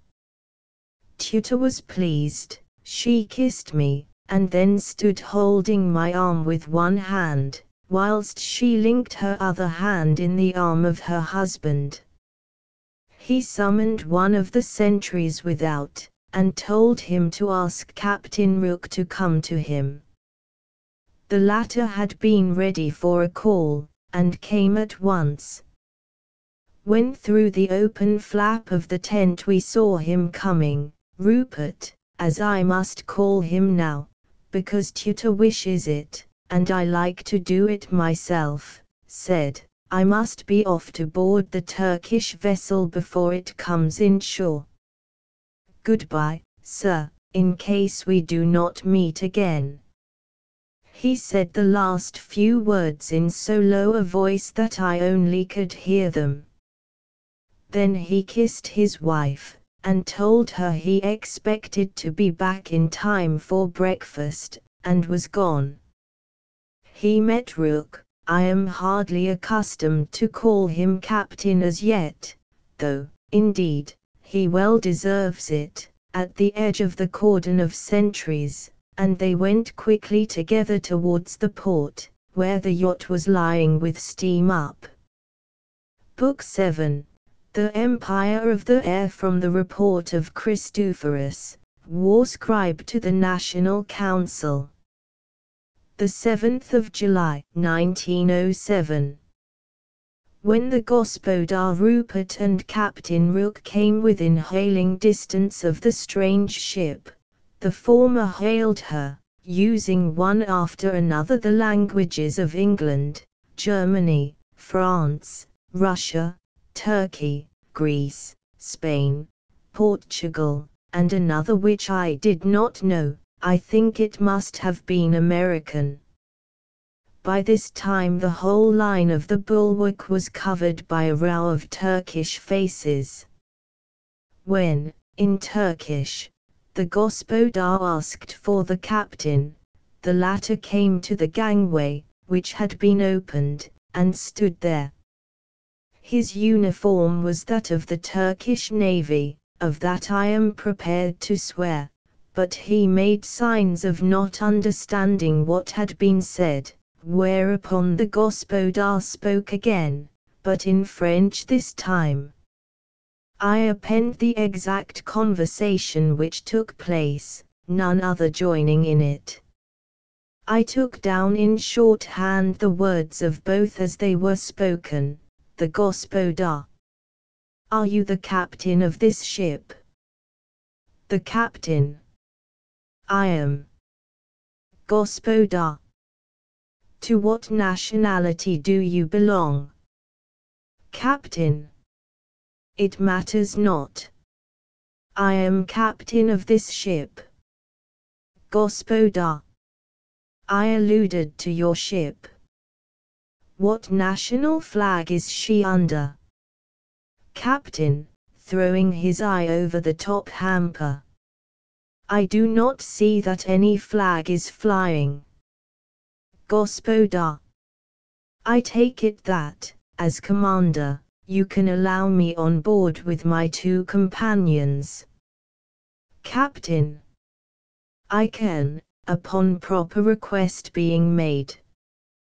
Gospodar, taking off his cap. I ask your courtesy, Captain.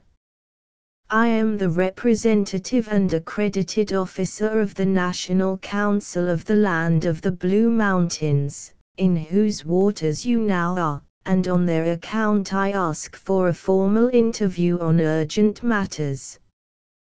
The Turk, who was, I am bound to say, in manner most courteous as yet, gave some command to his officers, whereupon the companion ladders and stage were lowered and the gangway manned, as is usual for the reception on a ship of war of an honored guest.